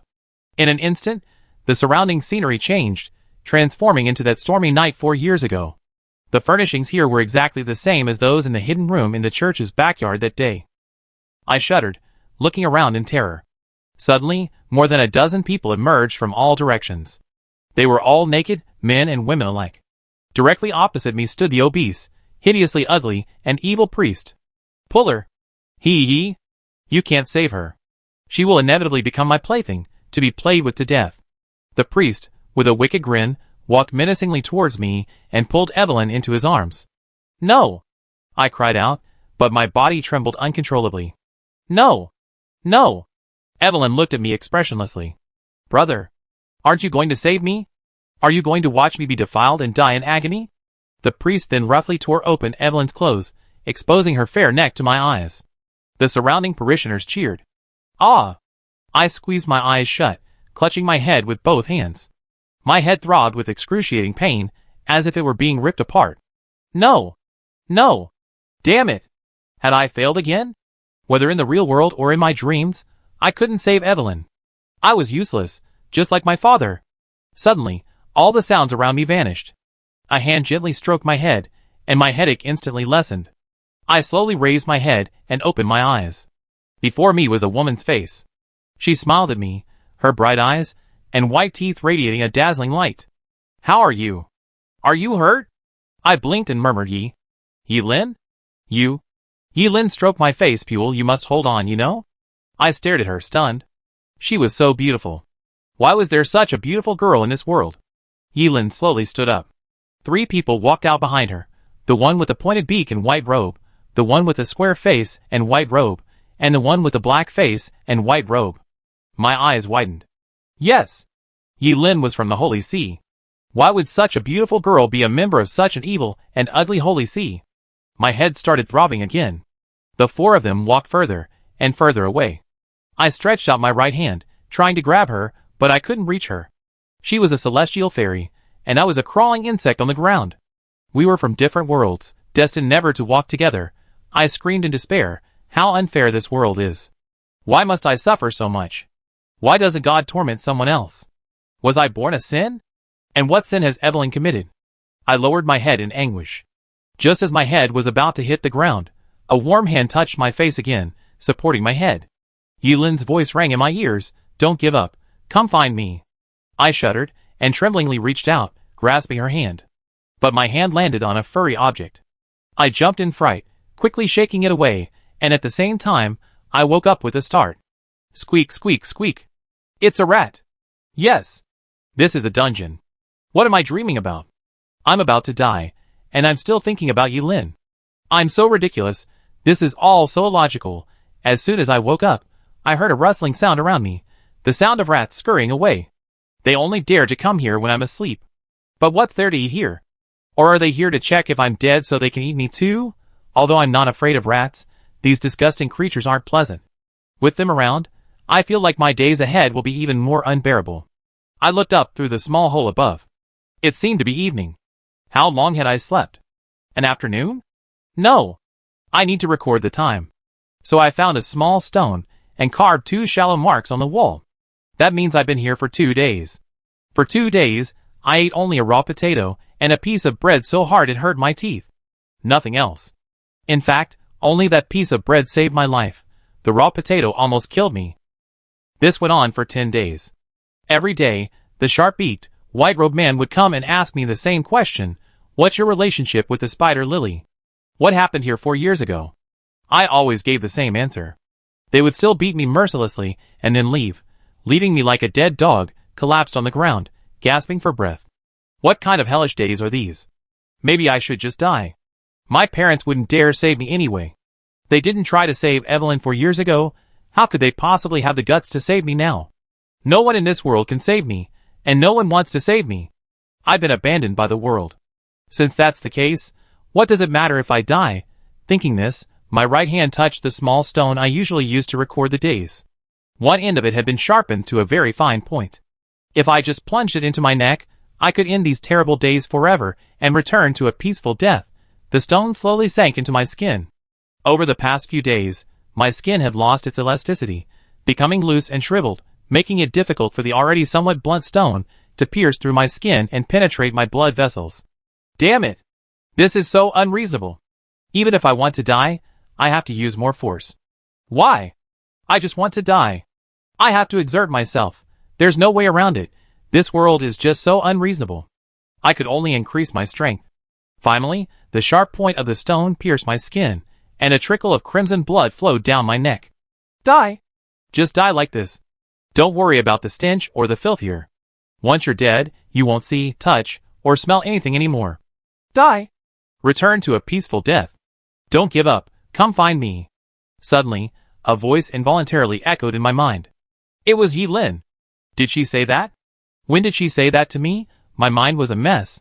I couldn't remember if she had said that to me at all. I took the stone off my neck. It hadn't damaged any blood vessels. It had only pierced my skin. A scab quickly formed on the wound. But I can't worry about that now. I keep thinking about one thing. When exactly did Yi Lin say those words to me? I can't understand it. I just can't understand it. Why did she say those words to me? She's from the Vatican. The Vatican killed my sister Evelyn, and now they captured me too. I might die at their hands as well. Why did she tell me not to give up? To figure this out, I can't die yet. I have to find Yi Lin and ask her myself why. Yes, I feel my mind starting to wander. Every night I dream about Evelyn, about the fat priest, about the spider lilies, about my parents, about Yi Lin. But every time I wake up, I can't remember what I dreamed about last night. Only the few dead rats beside me remind me that I must have dreamt something bad. It's autumn now. The weather isn't hot, in fact, it's getting colder every day. In this damp, dark environment, I'm like a rat, struggling to survive, unable to die, and not really alive. That day, the dungeon door opened again. I opened my eyes a crack and watched the person enter. This time, only one person came, the dark-faced man in white robes. He walked straight to my cell, opened the door, and walked in, covering his nose. He gently kicked my iliac crest. Hey, are you dead yet? I weakly groaned, almost. He sighed, placed some things beside me, and said, hold on for a few more days, maybe you can get out. I was slightly taken aback. Get out? Do I still have a chance to get out? Or am I going to die and be buried? He didn't answer my question, but instead asked the same 2 questions again, as if it were a routine. What's your relationship with the other shore flower? What exactly happened here 4 years ago? I was incredibly annoyed. Are you guys ever going to stop? I already told you I don't know. I don't know anything. He didn't seem surprised by my answer. He simply nodded, turned, and left. After he left, I turned to look beside me and froze. There was food and water there, and more importantly, it was clean food and water. I immediately scrambled to my feet, grabbed a piece of bread, and stuffed it into my mouth. Ah! The bread was soft. Good heavens! Someone in this world would actually give me soft bread to eat. Then I picked up a water bottle and gulped down water, choking and coughing repeatedly because I drank too fast. After finishing the food and water in front of me, I sat back down against the wall, feeling a little strength returning. I began to think about what the black-faced, white-robed man had said. What did he mean by just a few more days, and I'd be out? Was someone really looking for me outside, hoping to rescue me? Why didn't that pointed-mouthed man in white robes come today? Why didn't the square-faced man in white robes come either? Only this black-faced man in white robes came, and why did he give me food? I couldn't figure it out, so I stopped thinking about it. Since the black-faced man in white robes said I could get out in a few more days, I might as well give it a try. I looked up at the carvings on the wall. I already been in this godforsaken place for 30 days. I survived so many days. What was there to be afraid of? The next day, I was awakened by a commotion outside. What was going on? It sounded like people were arguing at the dungeon entrance. Who was it? Unfortunately, the dungeon soundproofing was excellent. Although I could hear the noise, I couldn't understand what they were saying. Suddenly, the dungeon door was flung open with a loud crash, and a white-robed man strode nimbly towards my cell. When he reached me, I realized it was the pointed-mouthed man in white robes, who hadn't appeared yesterday. What's going on? Is he really coming to release me today? But seeing his almost spitting fire in his eyes, my heart sank. Okay, obviously not. He drew his long sword, cleaved the lock on the cell door with a single blow, and strode in, glaring menacingly at me lying on the ground. You brat, you're something else. Even the Quasi-Saintess is pleading for you. You got some influence. Quasi-Saintess? What's that? I was a little dazed, struggling to sit up. The food I eaten yesterday was all used up, and I still had no strength. Fighting a knight of light several times stronger than me was impossible. The sharp-beaked, white-robed man held his sword to my neck, a ferocious smile spreading across his face. But so what? Those I want to kill must die. No one can plead for them. Kid, remember not to mess with me in your next life. Die? It's over. It's completely over. I'm really going to die. Chapter 269. Boom! A blinding white light shone before my eyes. I instinctively closed them, but the light was still incredibly bright, causing a stinging pain. Then, I heard the sharp-beaked, white-robed man scream. The long sword he held to my neck clattered to the ground. Ah! Carthus! How dare you! Before the man could finish, a crisp slap interrupted him. Do you think you can just call the Archbishop by his name? I tried desperately to open my eyes, but it was no use. The light had been too bright, everything was still a blur. But I could recognize Yi Lin's voice.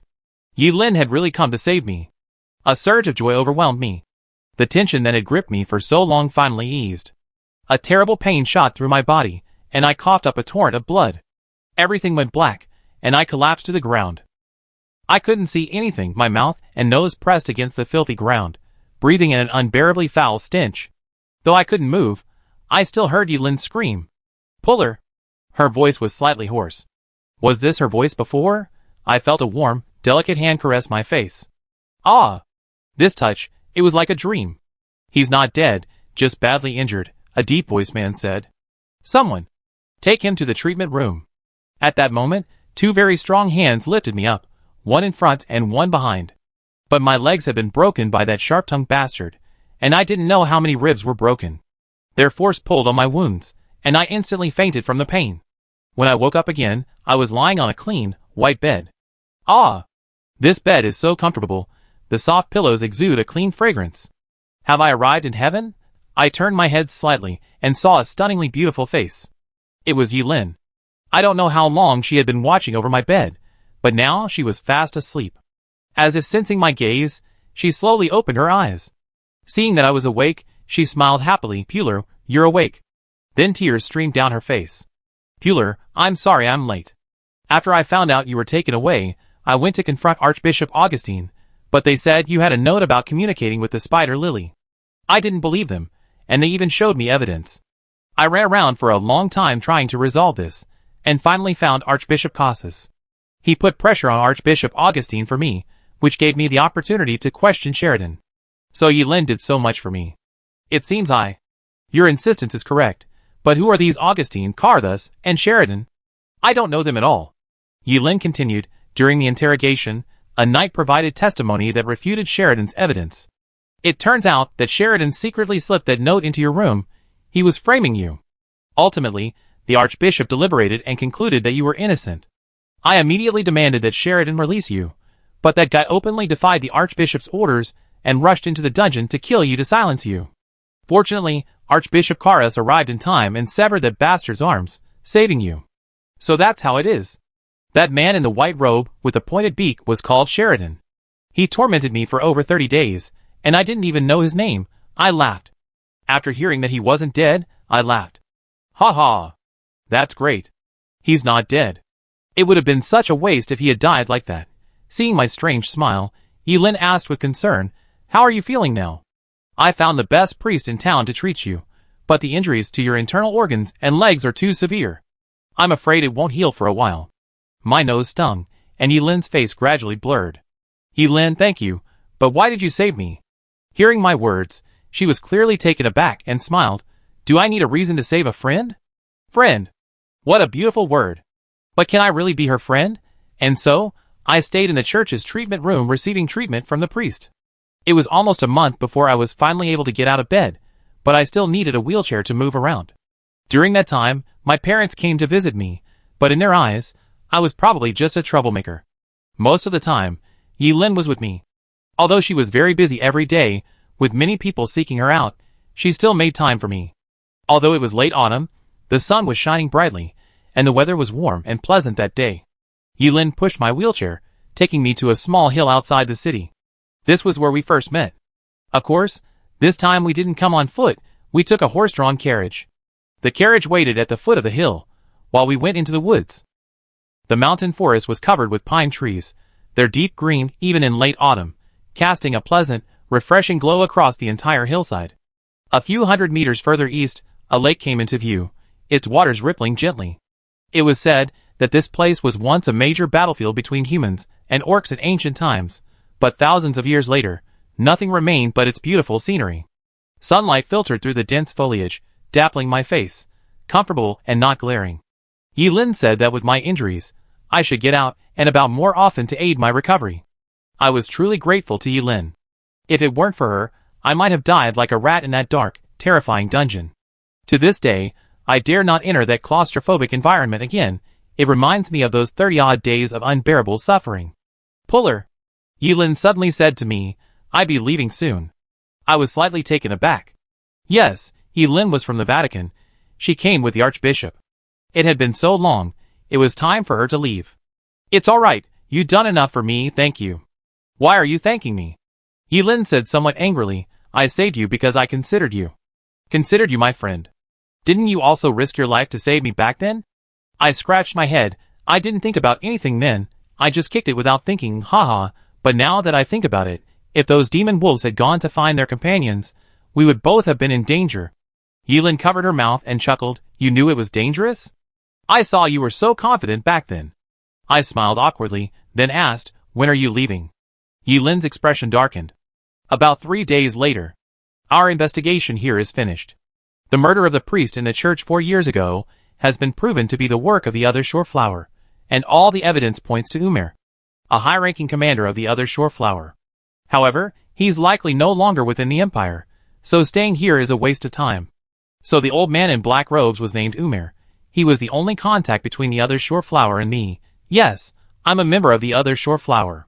Although I haven't done anything for them yet, I joined this powerful organization that opposes the Vatican. Yilin is from the Vatican. Clearly, her status is high. There really is a connection between us. Is it possible? She discovered my identity someday, and we go from friends to enemies, from inseparable confidants to bitter enemies. Damn it, is this reasonable? So many years have passed, and I haven't felt a single trace of kinship. Yilin is the only person who can enter my heart. Although we haven't known each other for long, we clicked instantly. I'm deeply attracted to her. This is a feeling I never experienced before. "You?" Yilin said, head bowed. "Don't you want me to stay?" I was taken aback. "Of course I do, but I know I can't be so selfish. You've done enough for me. You have so much to do you can't. You can't waste your time on me." "What do you mean waste?" Yilin pouted. "I don't want to leave either, but Lord Cassus is leaving, and I have to go back with him." "Go," I said. "I always been alone. Your departure only brings me back to being alone. Consider the time we spent together as a dream. Let it fade away." Yilin reached out and gently smoothed my hair, her eyes seemingly filled with tears. But if I leave, I'm afraid we never see each other again. My heart ached, and I grabbed her hand. Yilin, I'm sorry. I said some hurtful things that day. I shouldn't have treated you like that. Yilin didn't struggle, just let me hold her hand. A tear fell onto my cheek, warm and soft. At that moment, I didn't think of anything else. To hell with the Vatican, to hell with the patrol, to hell with this world. Yilin, I love you. Boom. A sound exploded in my mind. This was probably the boldest thing I ever done in my life. Yilin fell silent. She stood behind me. I couldn't see her expression, but I knew it must be terrible. After a long while, Yilin moved. She reached out and hugged my head, a few warm drops falling onto my cheek. I looked up. They were Yilin's tears. I'm sorry, I know I was abrupt. Forget what you said. I said? Yilin shook her head. In the Holy See, everyone fears my status. Although most people are polite to me, they all look down on me. I come from a humble background and left home at a young age to cultivate in the Holy See. Over the years, I made no friends, nor have I had anyone I could truly confide in. Only my teacher, Lord Karthus, has been genuinely kind to me. Puller, you are the only one who has been truly kind to me. Thank you for your sincerity. I never imagined Yilin would have such worries. What exactly is her position in the Vatican? Why is an archbishop like Cassus her teacher? But none of that matters anymore. All I see is her, Yilin, the girl I love. Regardless of her status, I cannot go against my heart. I reached out and stroked her face. Her skin was incredibly soft and delicate. Yilin, this is the first time I ever loved someone. I don't care what your status is in the Holy See, I'm willing to strive to be your equal. I will grow into a man worthy of you. Wait for me, one day, I will come to find you. Yilin nodded, tears streaming down her face. My heart broke. She took a cross from her neck and handed it to me. Take this. If fate allows, bring this to Divine Beast Mountain to find me. I clutched the cross tightly in my hand. Divine Beast Mountain. I know. Even if it's a mountain of knives and a sea of fire, I will come to find you. Yilin gently patted my shoulder. Why would I need you to go through fire and water? Divine Beast Mountain is the headquarters of the Holy See. I will stay there forever, no matter how many years pass. I will wait for you there. You must come. Since Evelyn's death, I've been living in a daze, each day like a walking corpse. The world I see seems to have turned black and white. Everything is so monotonous, and nothing matters to me anymore. Until I met Yilin, my world seemed to have color. Every smile and frown of hers touched my heart. She was like a ray of sunshine that shone into my cold heart and created ripples on the calm lake. My hope was rekindled. Yes. I had a new goal, Yilin. I would cultivate diligently, improve my strength, gain the approval of the Holy See, and finally be with Yilin, forever. 3 days later, Yilin left Istanbul city with Archbishop Karsus. I didn't know if they went directly back to Divine Beast Mountain or somewhere else, but Yilin didn't come to see me that day. She probably didn't want to be heartbroken at parting. A few days later, my parents took me home. Because the Holy See had wrongly accused me, they left me a lot of money and cultivation resources. I didn't value these things much, but my parents were very happy. They thought I had turned misfortune into blessing. My father boasted to everyone how I escaped from the Holy See's dungeon, and how the Holy See compensated our family. I found it strange. What was there to boast about? Where were they when I was suffering in the dungeon? They must have been afraid of retaliation from the Holy See and simply abandoned their son. After Yilin left, my only hope was gone, but I knew I couldn't relax. I needed to grow stronger, otherwise I would never see Yilin again. 6 months later, my injuries had almost completely healed. I could not only walk normally, but I could even perform some strenuous activities without any problems. I rejoined the patrol team and was promoted to vice captain. My strength had now reached the 6th level of the Transcendent Realm, thanks in large part to the resources compensated by the Holy See. Istanbul was a small city, ranking low among the 8 cities in the northwest. Although there were some bandits nearby, they weren't very strong.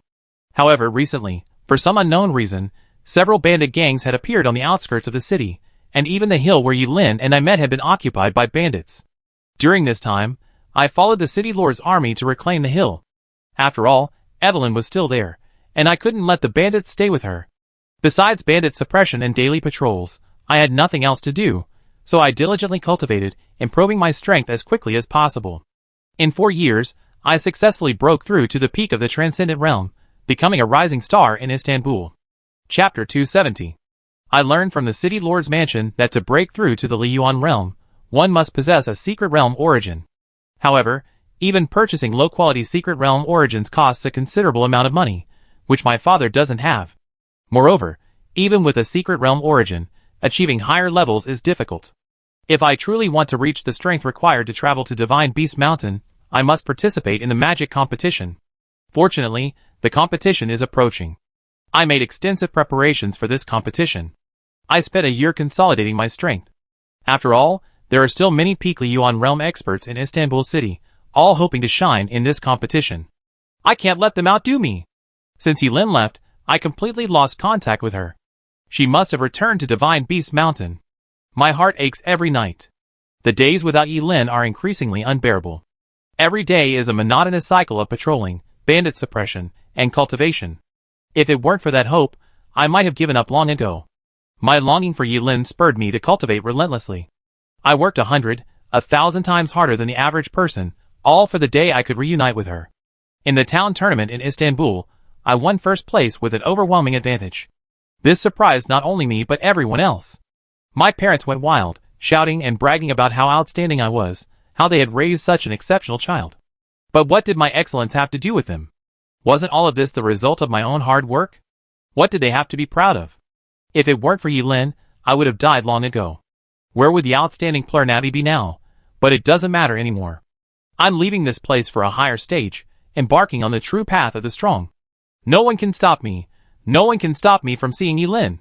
The Northwest 8th City's regional tournament is being held in Torai City, which has just experienced its largest bandit uprising in nearly 300 years. The city is in chaos, and the city lord seems to want to use this tournament to stimulate the town's economic recovery.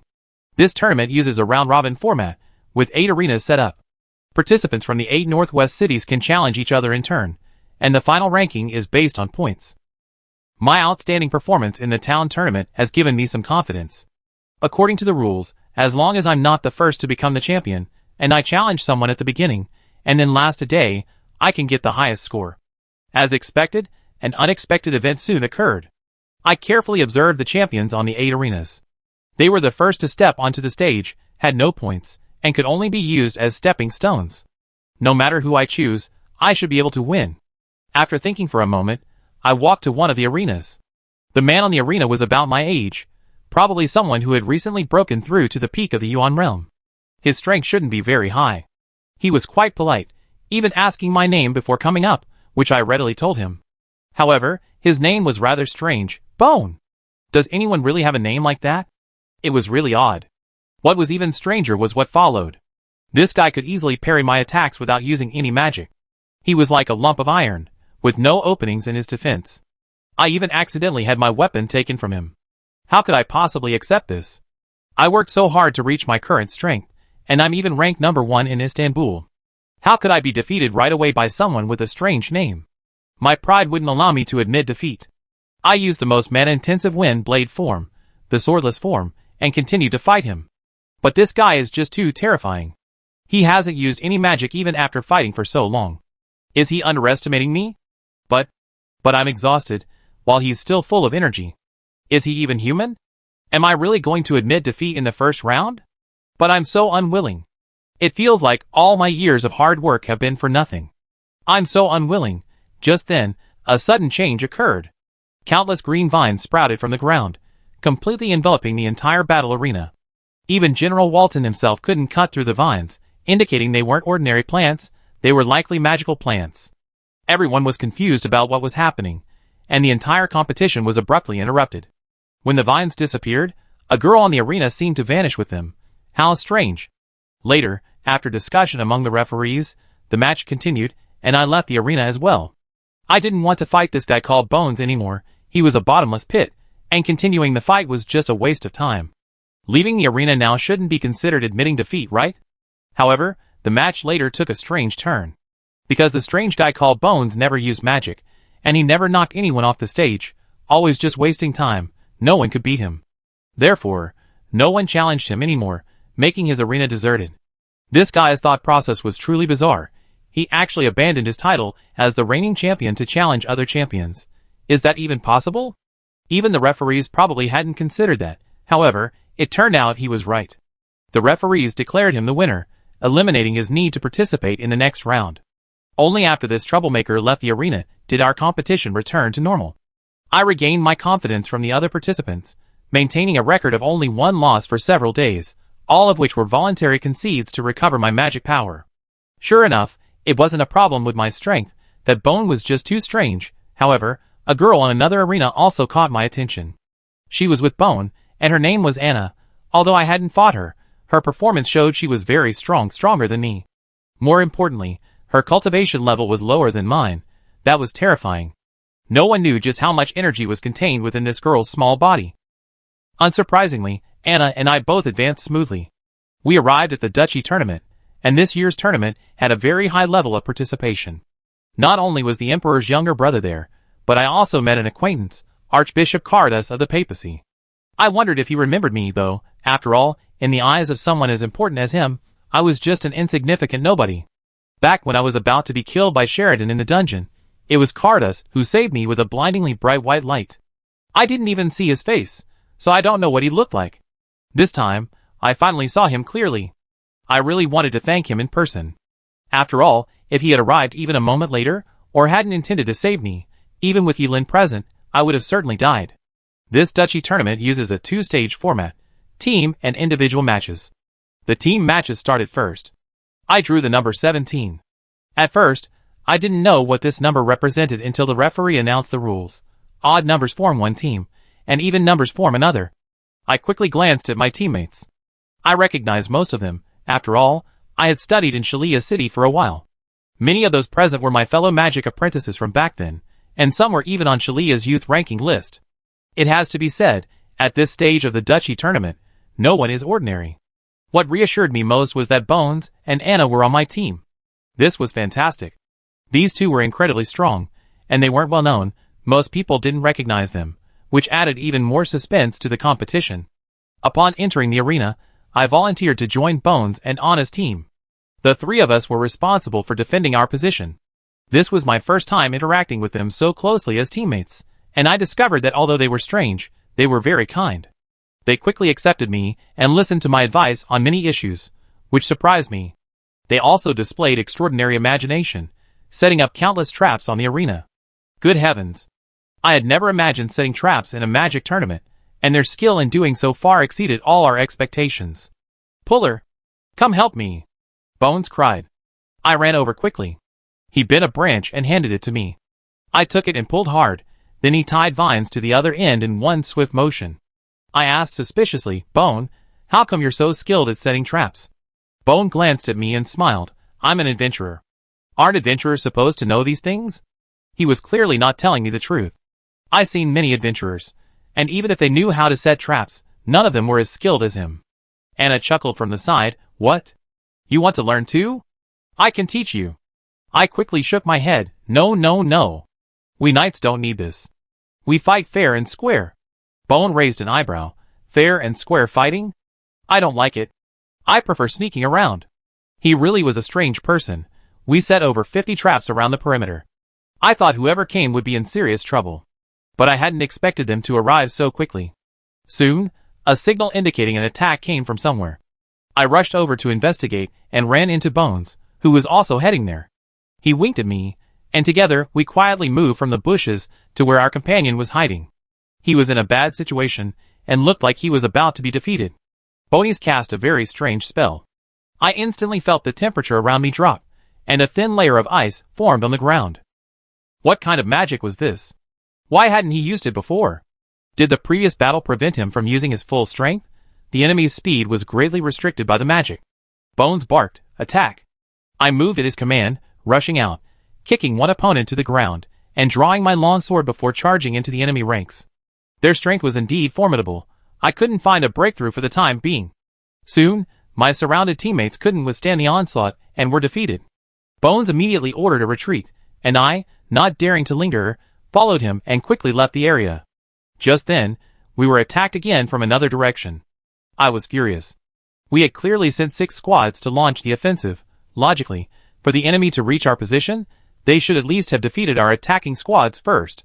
Yet, In such a short time, 2 groups of people had reached us. Bone visibly frowned, but he still ordered a retreat. As it turned out, his judgment was correct. When we returned to our position, Anna and the others had also returned. We exchanged information, confirming the enemy's numbers. At this moment, Bone said, "You guys wait here, I go scout ahead." I immediately wanted to go with him, but they stopped me.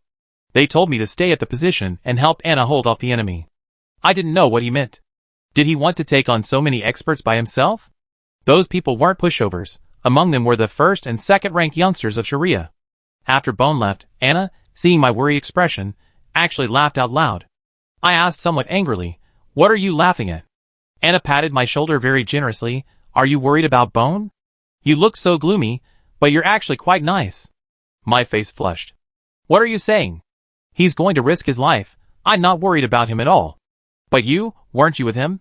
You two are so close, aren't you worried about him?" Anna shook her head decisively. "I'm not worried about him. I believe he'd be perfectly fine." I was stunned. What kind of talk was that? Was trust enough? Where did they get their confidence? Anna turned to look at me. "Do you have anyone you absolutely trust?" My mind went blank. Trust? Who did I trust? My parents? No. Absolutely not. Evelyn? No. I wanted to protect her more. Who else could it be? The answer was on the tip of my tongue, but I couldn't say it. It was Yi Lin. When I was about to give up on life in the dark, dreary dungeon, I believed Yi Lin would come to save me. She was a ray of light, illuminating my heart and pulling me back from the darkness.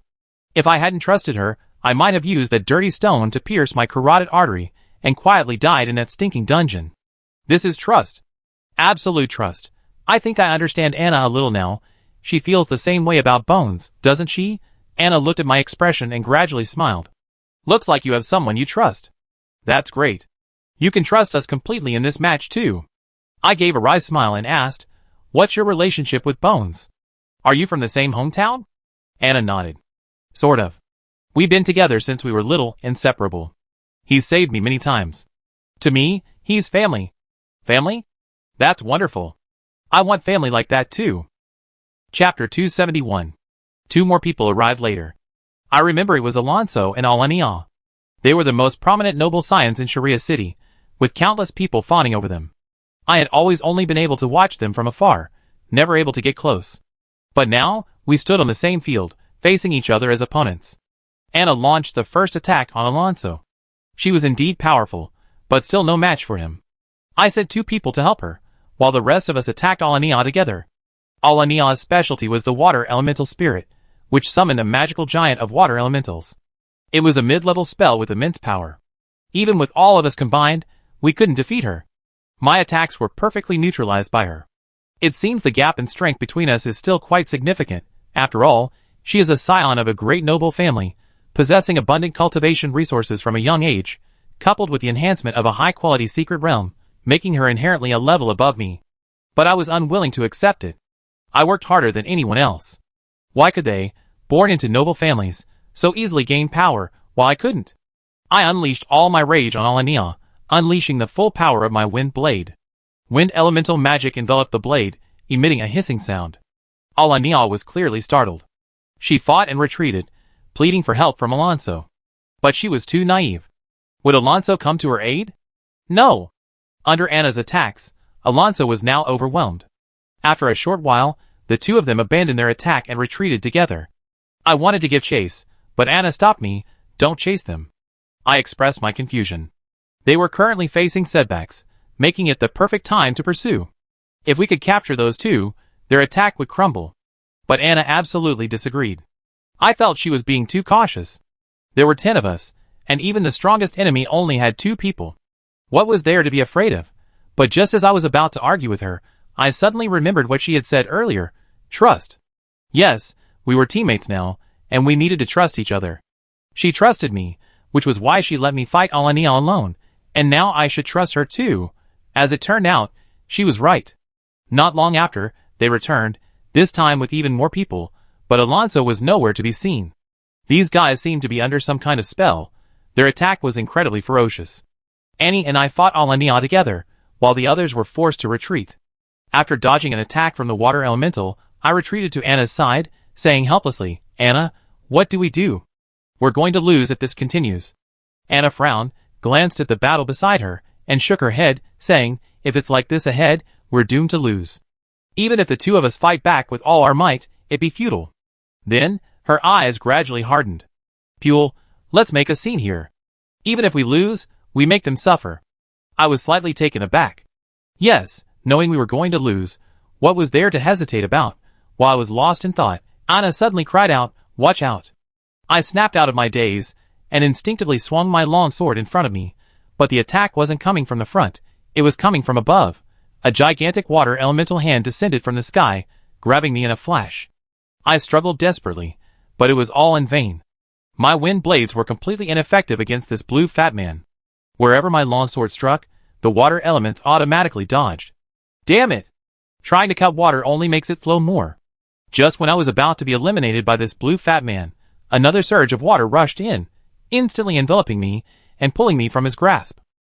I was soaked to the bone, lying on the ground coughing incessantly. Anna ran over and helped me up, asking with concern, are you alright? My thoughts went blank again. This damn feeling reminded me of that rainy night at the church, and the day I met Yilin on the hill outside the city. But when I looked up, another beautiful girl was standing before me. I felt a slight headache. Every time this feeling came, I would experience pain. The time before that, it was losing Evelyn. The time before that, it was Yilin leaving me. What about this time? What would it be this time? Slap. A crisp sound exploded on my left cheek. I was stunned. She had slapped me. Puller. Are you crazy? We're having a competition. What are you spacing out for? Anna roared at me. Can girls yell? I never seen Evelyn or Yilin yell. Or am I dreaming? No. That slap hurt terribly. I can't be dreaming. I coughed twice. I'm sorry. I'm sober now, thank you. Am I a little crazy? She slapped me, and I'm supposed to thank her? Not far away, Alania curled her lips slightly. TCH, quick on the uptake, otherwise I would have eliminated that brat. Anna turned around, glaring at Alania. You're not allowed to insult my comrade. He's much stronger than you. Alania raised an eyebrow. Stronger than me? Are you kidding me? We already fought several times, and even with your numbers, you couldn't defeat me. You're saying he's stronger than me? Anna nodded. That's right, because he's my comrade, therefore he's stronger than you. What kind of logic is that? Anna! Stop talking, I can't take it anymore. How could I possibly be stronger than Alania? She's the daughter of the Royal Legion commander. Am I scared? Why should I be scared? Anna turned her head, firmly. She stared at me intently. Puller, in my eyes, you are stronger than her. There is no captain's daughter here, nor is there a knight's son, Puller. You are fair competitors, and a fair fight is about to begin. I gritted my teeth. Anna was right.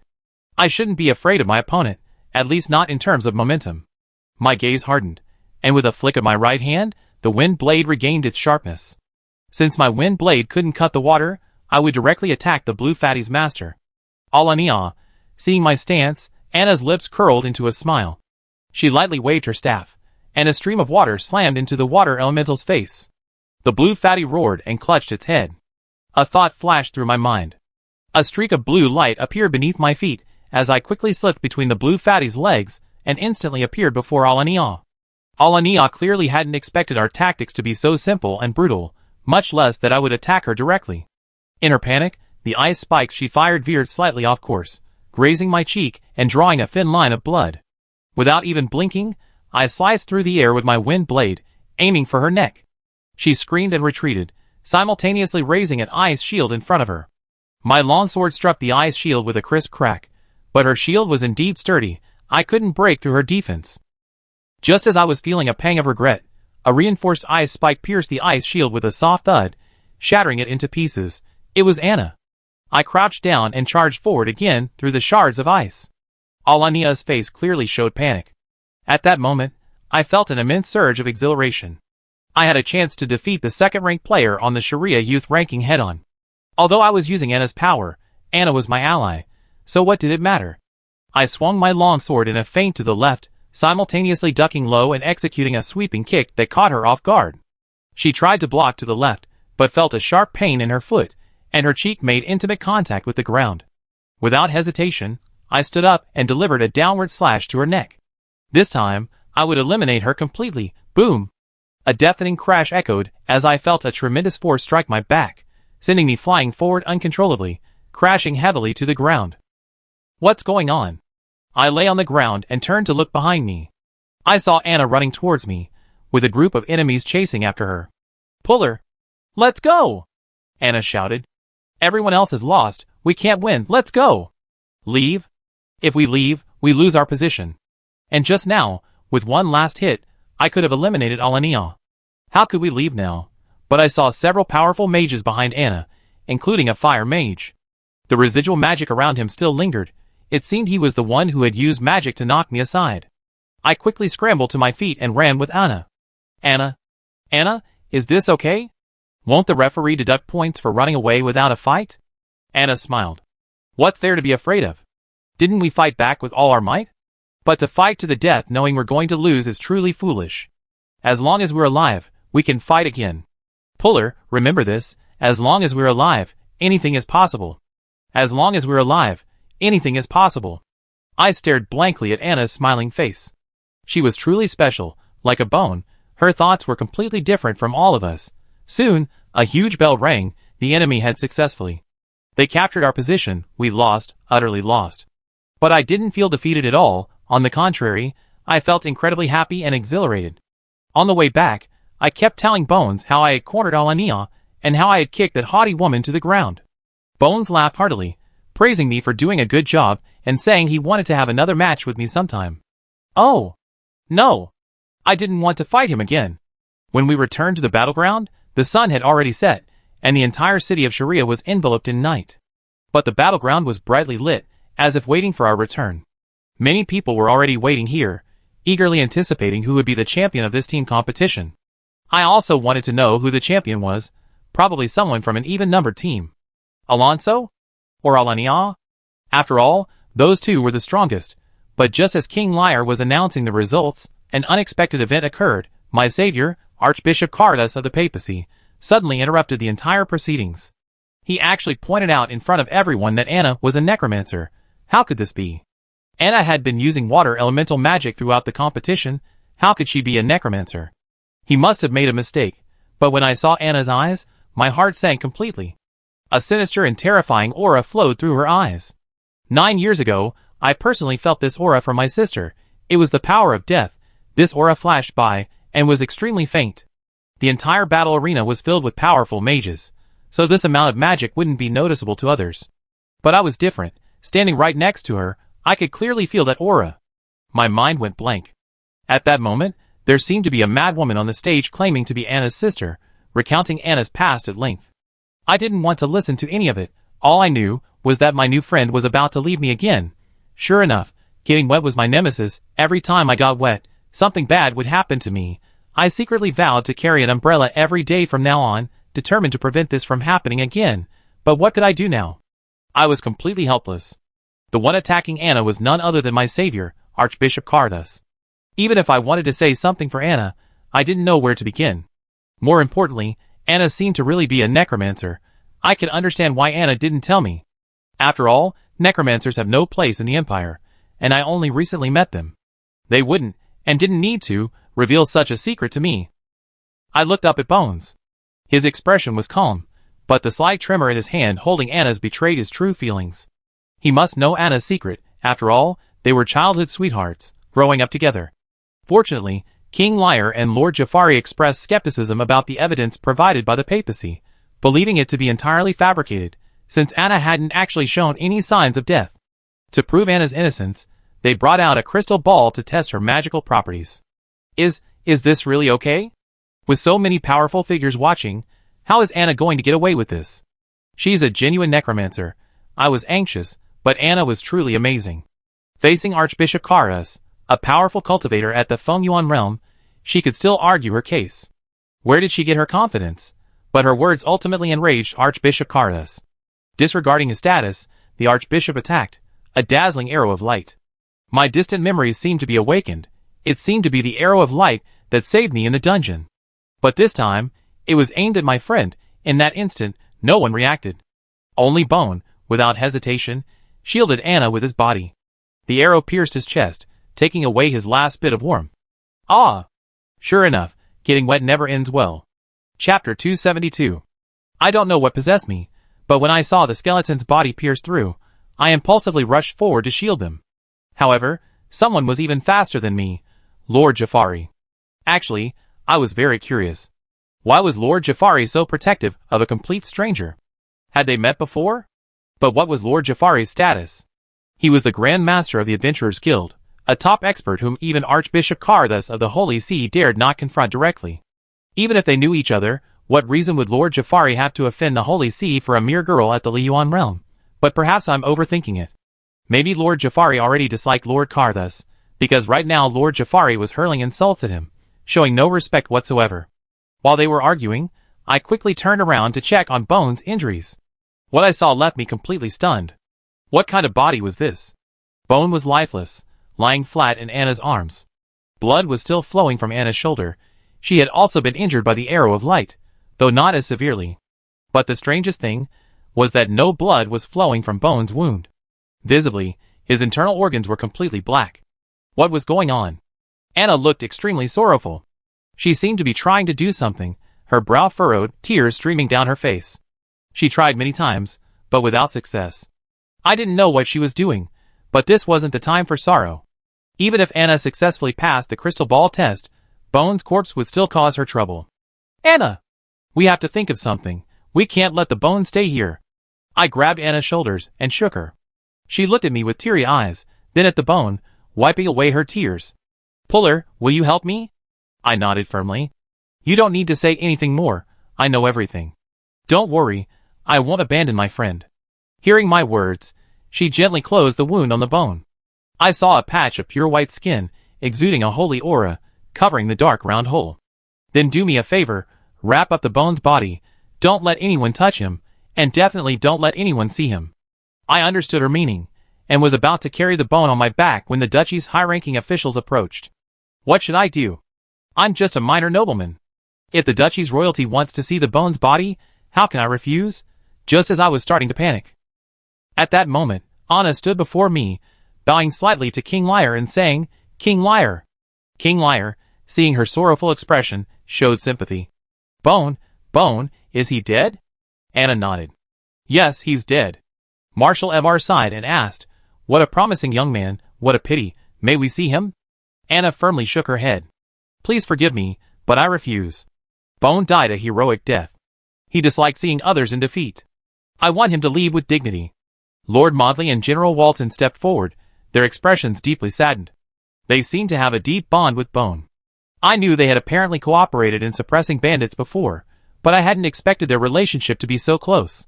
Warden glared angrily at Archbishop Carthus. Archbishop, I respect you as an elder of the Holy See, but you cannot openly kill someone during the magic tournament. My kingdom's young prodigy has been killed by you. Even the Holy See deserves an explanation. Carthus's face was also extremely pale. He hadn't expected his furious attack to be blocked by a mere cultivator at the Liyuan realm, and that the youth had even died. Jafari had already unleashed a torrent of vulgarities upon him, making him tremble with rage. Now Warden, whose status, position, and strength were far inferior to his, dared to question him to his face, which only fueled his anger. I haven't even blamed you for harboring an evil necromancer. And yet, you all collectively blame me. Carthus roared. That brat asked for it, running straight into my magic arrow. How can you blame me for that? He was protecting an evil necromancer, he deserved to die. Jafari scoffed. Anna hasn't even had her magic attributes tested, and you already labeled her? Is this how your church operates? If I said you were a necromancer too, would you commit suicide to atone for it? And then shout, I deserve to die. Carthus blushed. What's the point of testing her? Even her own sister has identified her. Isn't that enough? Jafari raged. Carthus, I notice you're getting more and more regressive. How can you determine Anna is a necromancer based solely on this madwoman's word? Listen to me, all of you. From this moment on, Anna is a member of my Adventurers Guild. You are not to harm a single hair on her head. Carthus, enraged, waved his hand. Fine. Let her test herself in front of everyone, and see if she's really a necromancer. Anna remained stubborn. Even with Bone dead before her eyes, she refused to bow to Carthus. I told you, you have to give me conditions first. What will you do, if I'm not a necromancer? Carthus laughed. I must say, you're quite bold. But it won't work on me. Everyone on the Skywalker continent has an obligation to prove they are not followers of death. Anna argued, but you can't attack everyone indiscriminately just because you have doubts. My companion died at your hands. Cardass gritted his teeth. He was also deeply saddened by Bones' death. Unexpectedly, he waved his hand. All right. If you really aren't a necromancer, then I make an exception and let you enter the magic realm through the papacy's entrance. That's much easier than participating in the Empire's magic tournament. How about it? Jafari snorted. Cassis, you got a good plan. Anna has joined my adventurers guild, so naturally we let her enter the magic realm. Your condition is invalid. Change it. Cassis glared at him and continued, then what do you suggest? Jafari shook his head and said, since we're negotiating, then this condition should naturally be proposed by Anna herself. Let's see if your papacy agrees. If not, we drop it. If they agree, we continue. He then winked at Anna. I immediately understood. He wanted Anna to propose a condition that the papacy couldn't accept, so the papacy would have no reason to continue pursuing the matter. But Anna's condition surprised everyone. I understand. In that case, I demand a mid-level light magic scroll from the Holy See. A gasp swept through the room. Everyone stared at Anna as if she were a monster. Even Jafari, who was standing in front of her, was shocked, but then he burst into laughter. Ha ha! Good. Interesting. Cardass, do you agree to this condition? Cardass was equally surprised. He had expected Anna to make an outrageous demand, and he had already prepared his response. But this condition wasn't so difficult to fulfill. The only question was, what did Anna want a light magic scroll for? You? Are you sure you want a light magic scroll? Anna corrected him. A mid-level one. Cardass swallowed hard. The Holy See was never short of scrolls. Mid-level scrolls, while precious, weren't extremely rare. He himself had some. All right, since you're so confident, I agree.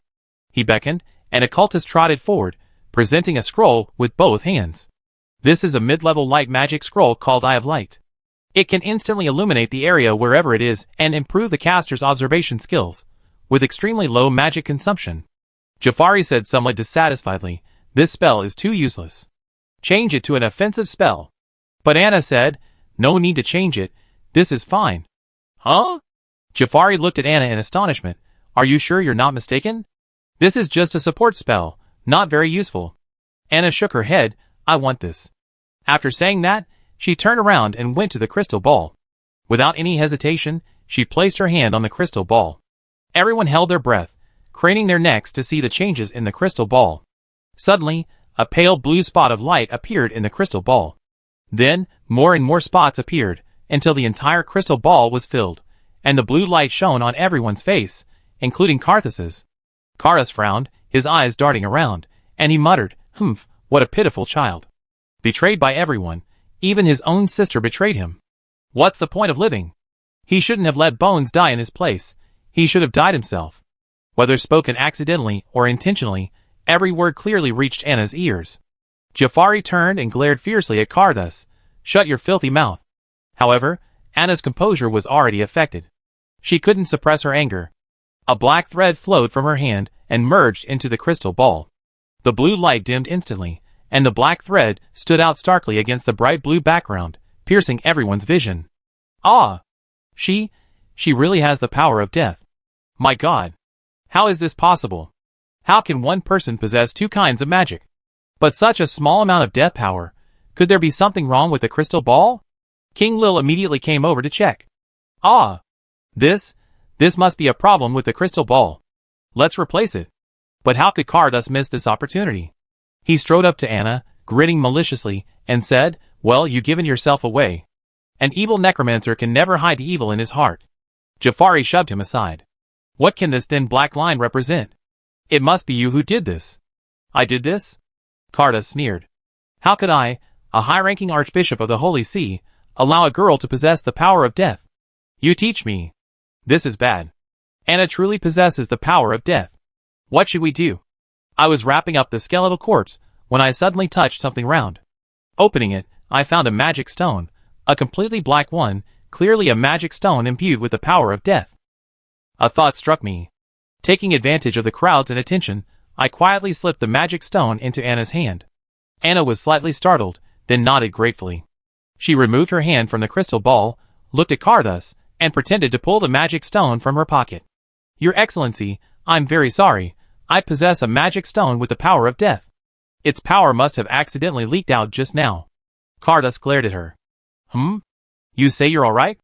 Carrying a magic stone with the power of death?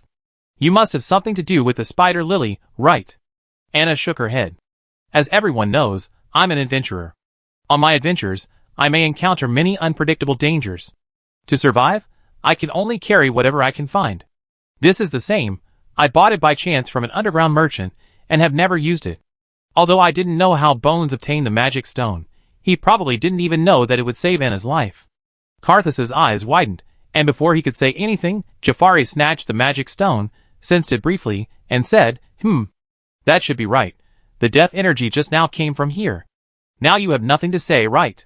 Carthus, Anna isn't a necromancer at all, she's been framed. At this moment, the mad woman who claimed to be Anna's sister started yelling again, impossible, this is impossible. She's the necromancer. I saw her summon a skeleton soldier with my own eyes. Shut up. I roared. I don't know why I spoke up to stop her, I just felt a surge of anger welling up inside me. You're Anna's own sister. Instead of thinking about how to save her, you keep accusing her. Are you even human? You keep calling her an evil necromancer, but I think you're the truly evil one. Only an evil person would harm their own family. Yes, how much I wanted to save my sister Evelyn back then, but I was just too weak. She had enough power to confront the powerful priest, and my father, possessing that power, stood by like a spectator, watching helplessly as my sister was led step by step to hell. I hate my father, and I hate this shameless woman before me. Carthus waved his hand. All right. Stop arguing, Jafari, let's talk. I can tell you clearly, I will not let her go, she is still a suspect. Jafari frowned, his thoughts unreadable. After a long pause, he looked at Anna meaningfully. Anna, I'm sorry, we can't completely break ties with the church right now. I can only offer a compromise. Anna remained silent, her answer unclear. Jafari took a deep breath and said to Carthus, in that case, let's compromise. Anna will be jointly managed by our two families at the Adventurers Guild in Sharia City. Chapter 273. Cassis glared fiercely at Jafari. Do you have a problem with me? Jafari chuckled. Our Adventurers Guild, and the Holy See have cooperation in many areas. How could I possibly have a problem with you? Cassis asked, then why are you always going against me? You were always haunting me before, and today you even turned against me for a little girl. Is this little girl more valuable than the friendship of the Holy See? Jafari shrugged. Who knows? Cassis's face darkened considerably, and he finally sighed. Just a little girl at the Liyuan realm. Fine, I agree to your joint management proposal, but not within the Adventurers Guild. Let's put her in Divine Beast Mountain. Jafari shook his head. No, it has to be within my Adventurers Guild. You? Cassis gritted his teeth in anger, his fists clenching so tightly they cracked. Just then, King Lyre said, My lords, I have an idea. Since you decided to jointly manage this place, it should naturally be a location that belongs neither to the Adventurers Guild nor to the Holy See. I think my Sharia palace would be very suitable. Both of you can send people to monitor and manage Anna in the palace until her suspicions are cleared. What do you say? Evar frowned. This was clearly King Lyre's own idea, and he hadn't discussed it with him beforehand. Jafar raised his hand. I never said I wanted to monitor and manage Anna. I'm now officially incorporating Anna into my Adventurers Guild. My people will only protect her, they won't monitor or harm her. Carthus frowned and pondered for a moment, then nodded. All right.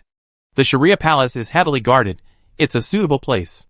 But you must guarantee that Anna won't escape. King Lyre shook his head. We won't restrict Anna's movements. Only the Vatican will restrict hers, so you need to send people here.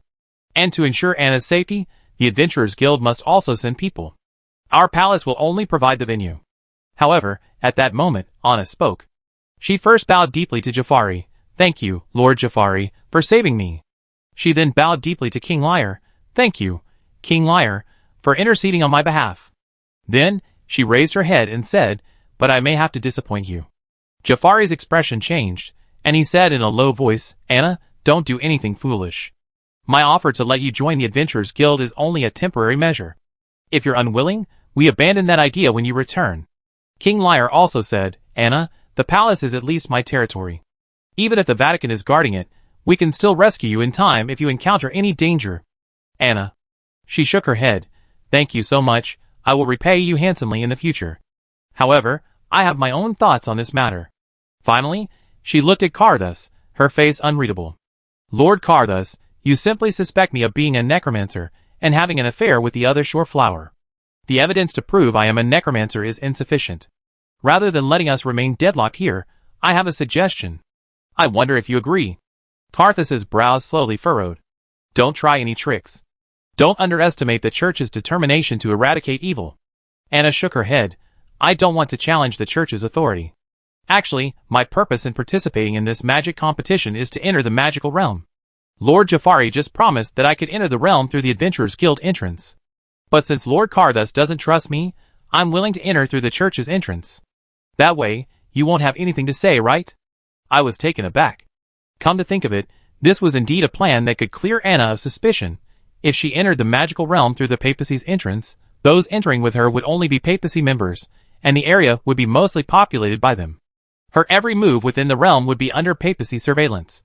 Ordinary people who enter the magical realm usually don't emerge for at least a year, sometimes several, experiencing various dangers along the way. If Anna were truly a necromancer, she couldn't possibly avoid using necromancy, and the moment she did, revealing the power of death, she would be discovered by the papacy members accompanying her. However, this was far too dangerous. Anna would place herself completely under the papacy's surveillance, without any defenses. She would have to rely on her own strength to escape any potential predicaments. No! Jafari was the first to object. Anna, you can't do this. The papacy won't let you enter the magical realm alive. Even if you enter through the papacy's entrance, it's all papacy members there. You're simply outnumbered. King Lyre didn't know what to do either, looking at Anna anxiously, hoping she would change her mind. Karthus hesitated for a moment before speaking. This is a good method. Since you proposed it, I compromise. I swear in the name of the goddess of light that unless there's concrete evidence that you're a necromancer, I will protect your life until you enter the magical realm. The oath sworn by the goddess of light is the highest oath among the faithful of the church. Any believer who betrays this oath is considered to have betrayed the goddess of light, and will be severely punished by the church. Therefore, Karthus's words silenced everyone, especially Jafari, who stared intently at Karthus with a scrutinizing gaze, seemingly wanting to know what tricks he was up to. But Archbishop Karthus seemed genuinely unconcerned. No matter how you looked at it, as long as Karthus protected Anna, she was safe within the Holy See. But then another possibility occurred to me, and I mustered my courage and asked aloud, but what happens once we reach the magical realm? Archbishop, you won't be entering it. How will you continue to provide protection? Karthus glanced at me, about to speak, when Anna spoke first. Once we enter the magical realm, we won't need any protection. I handle everything there myself. I tugged at Anna's sleeve. Anna, don't be reckless. The Holy See is full of experts. Although those entering this time are all at the Li Yuan realm, they might break through soon, possibly reaching the Qi Yuan realm. How will you fight them? Anna smiled at me. Puller, don't worry. The Archbishop has already sworn an oath. How dare the rest of the Holy See act recklessly? If I die at the hands of the Holy See without a clear explanation, Archbishop Karthus's reputation will be affected. But everyone inside is from the Holy See. Whether you're a necromancer or not is up to them. Who can know the truth? I said. Karthus snorted coldly. Puller, you have a lot of grievances against our Holy See. I sighed and bowed deeply to Karthus. So many years have passed, and I still remember your life-saving grace, but I also won't forget how my sister died. Actually, I'm very conflicted and don't know what my feelings are towards the Holy See, so let alone whether I have any grievances. I'm just telling the truth. Karthus's face was icy. He waved his sleeve. Our church has a rule. Those who enter through the same entrance must not kill each other. If Anna enters the magical realm through the church's entrance, she will also be protected by this rule. Even if she is indeed a necromancer, she will not be attacked by the church within the magical realm. We will only punish her when she comes out. I looked at Jafari. I knew very little about the magical realm, and could only rely on the most knowledgeable person present. Jafari stroked his chin. I do know you have this rule, and that you will come out from the same entrance you enter through. That is indeed a method. However, I am still a little uneasy. I demand that our Adventurers Guild send one person to go to the church with Anna. And your church must send an equal number of people to our Adventurers Guild. A hostage exchange. This thought suddenly flashed through my mind. I initially thought Karthus wouldn't agree, but he surprisingly nodded slightly. Alright, how do you decide on the person to be exchanged? Jafari waved his hand behind him, and a woman swayed forward. Anna's eyes narrowed slightly, as if she recognized her. I also looked at the woman curiously, feeling like I'd seen her somewhere before. Her name is Phineas, the acting administrator of the Adventurers Guild in Torituri City. She's a 4th tier Liyuan, and her administrator level is 5th. She's the one who accompanied Anna to the Holy See. Jafari said. Fins? I think I remember now. Back in Torituri City, she seemed to be on the judge's stand. Karsus nodded, glanced back, then pointed to someone and beckoned. The person was clearly taken aback, then jogged up. This is Clement, the Light Knight of our Amtarok City Church, a 2nd tier Yuan level knight, level 5. That should be enough for the exchange. Jafari frowned. You only sent a nobody? Karsus smiled. A minor character, but it represents our sincerity. After all, our bishops are all at the transformation realm, and can no longer enter the magic realm. Jafari sighed slightly. All right, it's settled then. Seeing that the two sides had reached an agreement, Evar coughed lightly and said, Ahem, since it's decided this way, Anna will no longer be able to participate in the Imperial tournament. Shouldn't our tournament? Shall we continue? Karsus nodded. Anna and Bones aren't from the Austin Empire, so they can't participate anymore. Now that Bones is dead, Anna will return to the papacy with me. The rest of you, continue the competition. King Lyre glanced helplessly at Anna, then addressed the crowd. Ladies and gentlemen, according to the unanimous decision of the referees, the competition will resume tomorrow. This round of team matches is over. All participants, please return to the battle arena on time tomorrow. The crowd below had just witnessed a spectacular farce, and was now buzzing with discussion. After receiving the king's order, they left the battle arena in 2s and 3s, returning to the Magic Academy to rest. It's estimated that tonight, the story of the papacy, the Adventurers Guild, and the Sharia royal family vying for a little girl will spread throughout the entire empire. At this moment, Phineas walked up to Anna and me, smiling slightly at Anna, and we meet again. And must be Anna's real name. Why does Phineas seem so familiar with Anna? Anna smiled back. I'm very happy to meet an old friend in a foreign land. I never imagined that such an important figure as you was hidden in that little tavern next to the Adventurers Guild in Misty City. Phineas took Anna's hand. This isn't a suitable place to talk. Let's go somewhere else. Then she looked at Cardus. Archbishop Cardus, you shouldn't be in a hurry to leave, right? Let us rest well tonight, and set off tomorrow. How about that? Cardus glanced at the sky. After all the commotion, it was completely night, and heading back to Divine Beast Mountain at this hour was indeed inappropriate. I nodded. All right, but Anna cannot leave our surveillance range. King Lyre said, why don't we all move to the palace? I arranged resting places for you. Everyone nodded. I carried the skeleton's corpse, and followed Anna to the palace. Although everyone advised Anna to dispose of the skeleton's body, she refused and insisted I carry it. Strangely enough, the skeleton was clearly a 15 or 16-year-old boy, yet his body was incredibly light. Finally, Anna, Phineas, and I arrived at a room. There was no one else there. The church had sent people to guard outside, so they probably couldn't hear what was happening inside. Seeing that no one else was present, Phineas's expression gradually grew heavy. Looking at the skeleton's corpse that I had wrapped around, she slowly said, alas, we couldn't save Keller. I'm truly sorry. Anna shook her head.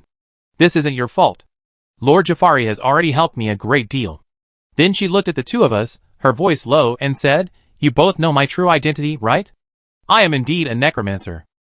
Hearing Anna say it herself, I felt a tremor in my heart. She was a necromancer, just like my sister. Then she added, but I can't sense the power of death. Phineas raised an eyebrow, glancing at the wound on Anna's shoulder, the mark of Karthus's arrow of light. It seems that arrow carried a sealing power. Your power of death was unintentionally sealed by Karthus. Anna asked, then why did a trace of death power leak out during the test? Phineas frowned and said, this seal isn't very strong, but completely breaking it might take. Lord Jafari, please help. Anna shook her head. No need, just leave it with me. Though she looked at me, she said, Puller, thank you. I didn't expect you to help me at this crucial moment. I quickly said, no need to thank me. We're friends. Isn't helping a friend the right thing to do? But you know I'm a necromancer. Anna looked at me intently, then shook her head. Fine, I can't let you be in danger with me any longer. You continue with the competition tomorrow. We meet again in the magic realm.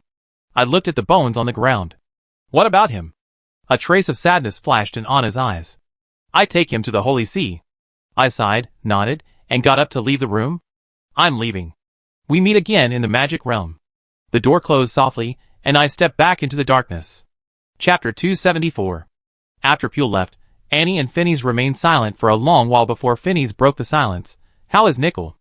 Annie replied, he has now broken through to the Liyuan realm, and is now the Grand Mage Protector of the Norma Empire, as well as the next Dean of the Magic Academy. Phineas nodded. He has finally emerged from the shadows. I knew back then that you could save him, and it turned out you were right. Annie asked, how did you come to the Austin Empire? I remember you weren't a member of the Adventurers Guild back then? Phineas tapped the table absent-mindedly. Well, how should I put it? Actually, I was originally a member of the Adventurers Guild. The owner of that tavern was Farid, and I worked for Farid. I came to the tavern to gather some intelligence. After you escaped Misty City, I was transferred to the Duchy of Sharia. I stayed in Sharia City for a while, and only recently took up my post in Torai City. I didn't expect to have to step down so soon. Annie gave a bitter smile. Although I was really happy to meet you, I'm sorry to have to ask you to adventure with me. Phineas waved his hand. You forgot that I'm the administrator of the Adventurers Guild, and I was an adventurer myself. How could I be afraid of adventure? Don't worry, with me here, I definitely keep you safe. Then she looked at Bourne's corpse on the ground. Are you really going to take him to Beast Mountain? Annie gently placed her hand on Bourne's body. Yes, I'm going to take him with me. Wherever I go, he will go too. Phineas frowned. I'm sorry, but since Keller is dead, it might be inconvenient to keep him around. No. And said, I stay with him through thick and thin, even in death. Phineas was taken aback. Seeing Anne's determination, she sighed softly, and didn't try to stop her anymore. In that case, I ask Lord Jaffarli for a method to dispose of the body, so that Keller's corpse won't decompose so quickly. No need. And interrupted her. He won't decompose. His body was strengthened by the light unicorn. Even if left for hundreds or thousands of years, nothing will happen. Phineas was shocked. Did he kill a light unicorn? That's a terrible crime. If the church finds out. She then covered her mouth and nervously looked towards the door. Annie waved her hand. No, we accidentally found the hide and magic core of a light unicorn in Misty City, which helped Keller strengthen his body. Phineas breathed a sigh of relief. I see. But why would a light unicorn appear in the Misty Forest? That doesn't make sense. Annie shook her head. We don't know either. We found it in a snow leopard's den. At this point, she suddenly thought of Little Snow. Little Snow was still at the Magic Academy, probably quite anxious after being locked up for a day. Sister Phineas, can I ask you for a favor? Annie asked. Phineas was taken aback. What is it? Tell me. I help if it's within my power. Annie said, I have a companion, a snow leopard named Little Snow. She's at the Magic Academy. Could you bring her with you, so we can enter the magical realm together? Phineas laughed. I know it. No problem. Someone will pick it up tonight, and we go to Divine Beast Mountain together tomorrow.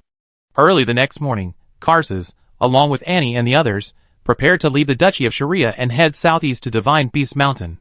King Lyre and the others were busy preparing for the individual competition of the magic tournament and did not come to see them off. As promised, Phineas brought Xiaoxua to the palace the previous night.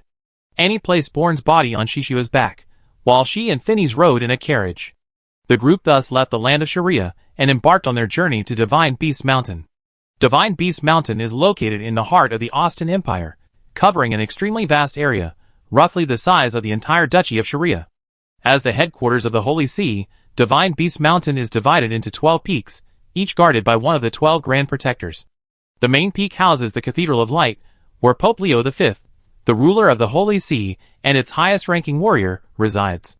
The Vatican's carriages were pulled by magical beasts of light, making them much faster than ordinary carriages.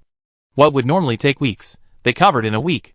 Anne lifted the carriage curtain and gazed at the towering, cloud-shrouded mountains before her, momentarily stunned by the breathtaking sight. These mountains, some steep and precipitous, others undulating and rolling, varied in shape.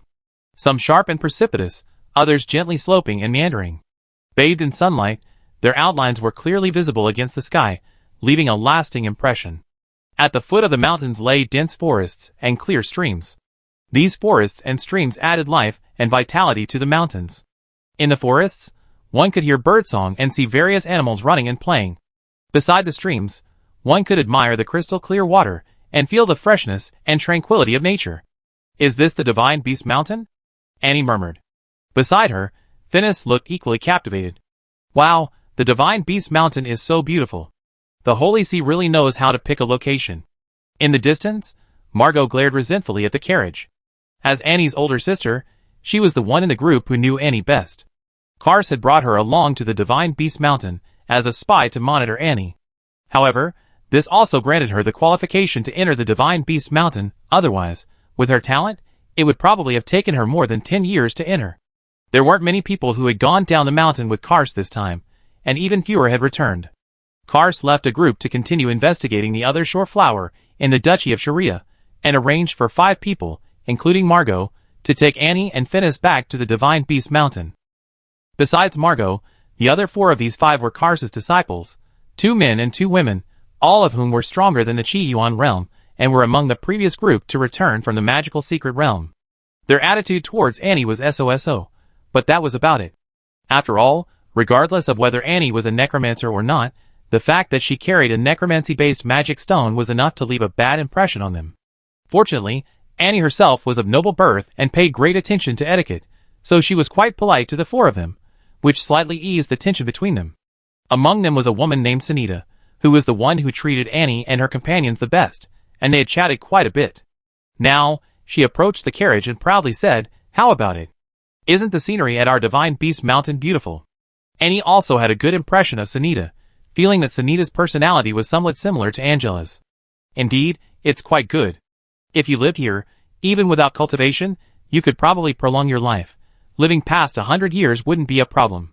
Sunita smiled. Our Divine Beast Mountain has 12 peaks in total. We only reached the outer perimeter now. The scenery is even better inside. Phineas nodded. I know a little about that too. I heard that each peak has a great protector overseeing it. So which peak are we going to? Sunita replied, Lord Cardas is one of the 8 archbishops under Lord Simon, in charge of purging heretics. He's located on the 11th peak. We're going to the 11th peak. Annie asked, Lord Simon is in charge of purging heretics.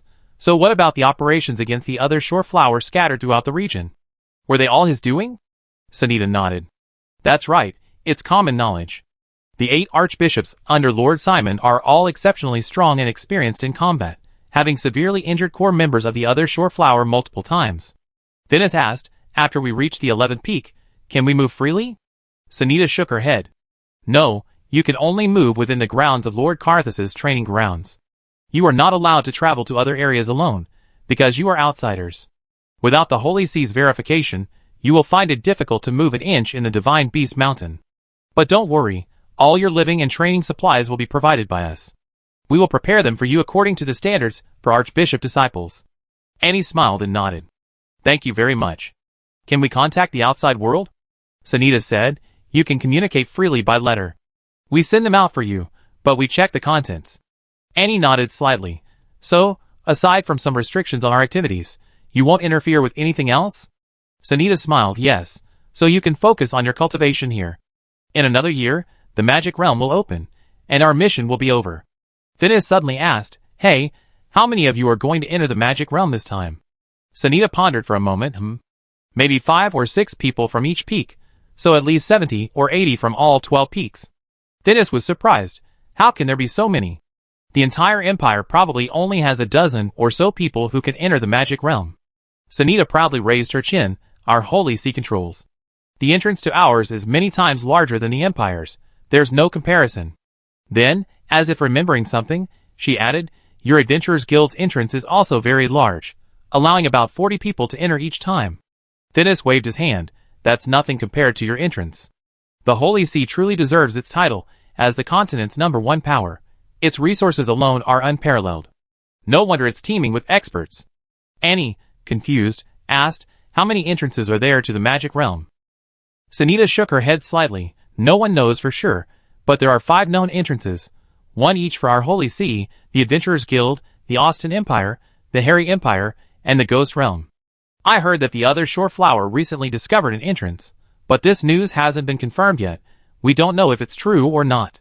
They walked and talked, soon arriving at the foot of the 11th peak. Here, various small white houses stood side by side, surrounded by dense woods, and a small stream flowed by, creating a picturesque scene. And asked, what are those little houses for? Sunita replied, these are the dwellings of the lower-level believers who cultivate here. Those who can cultivate here are already quite powerful. If you want to go to the peak, you must at least reach the transformation realm. Phineas smiled. I see. So will we live here too? Sunita nodded. Yes, you can't go to the peak. But we take you to see Lord Simon first. After we convey Lord Cossus's report, we bring you down. We're going to see Lord Simon. Annie was surprised. Of course. Sunita said, you will enter the magical realm through our entrance. This matter must be decided by Lord Simon. However, since Lord Carthus has already agreed, Lord Simon shouldn't object, but the procedures still need to be followed. After passing through layers of checkpoints and undergoing identity verification, the group smoothly arrived at the summit of the 11th peak. There stood a magnificent golden building, presumably the cathedral.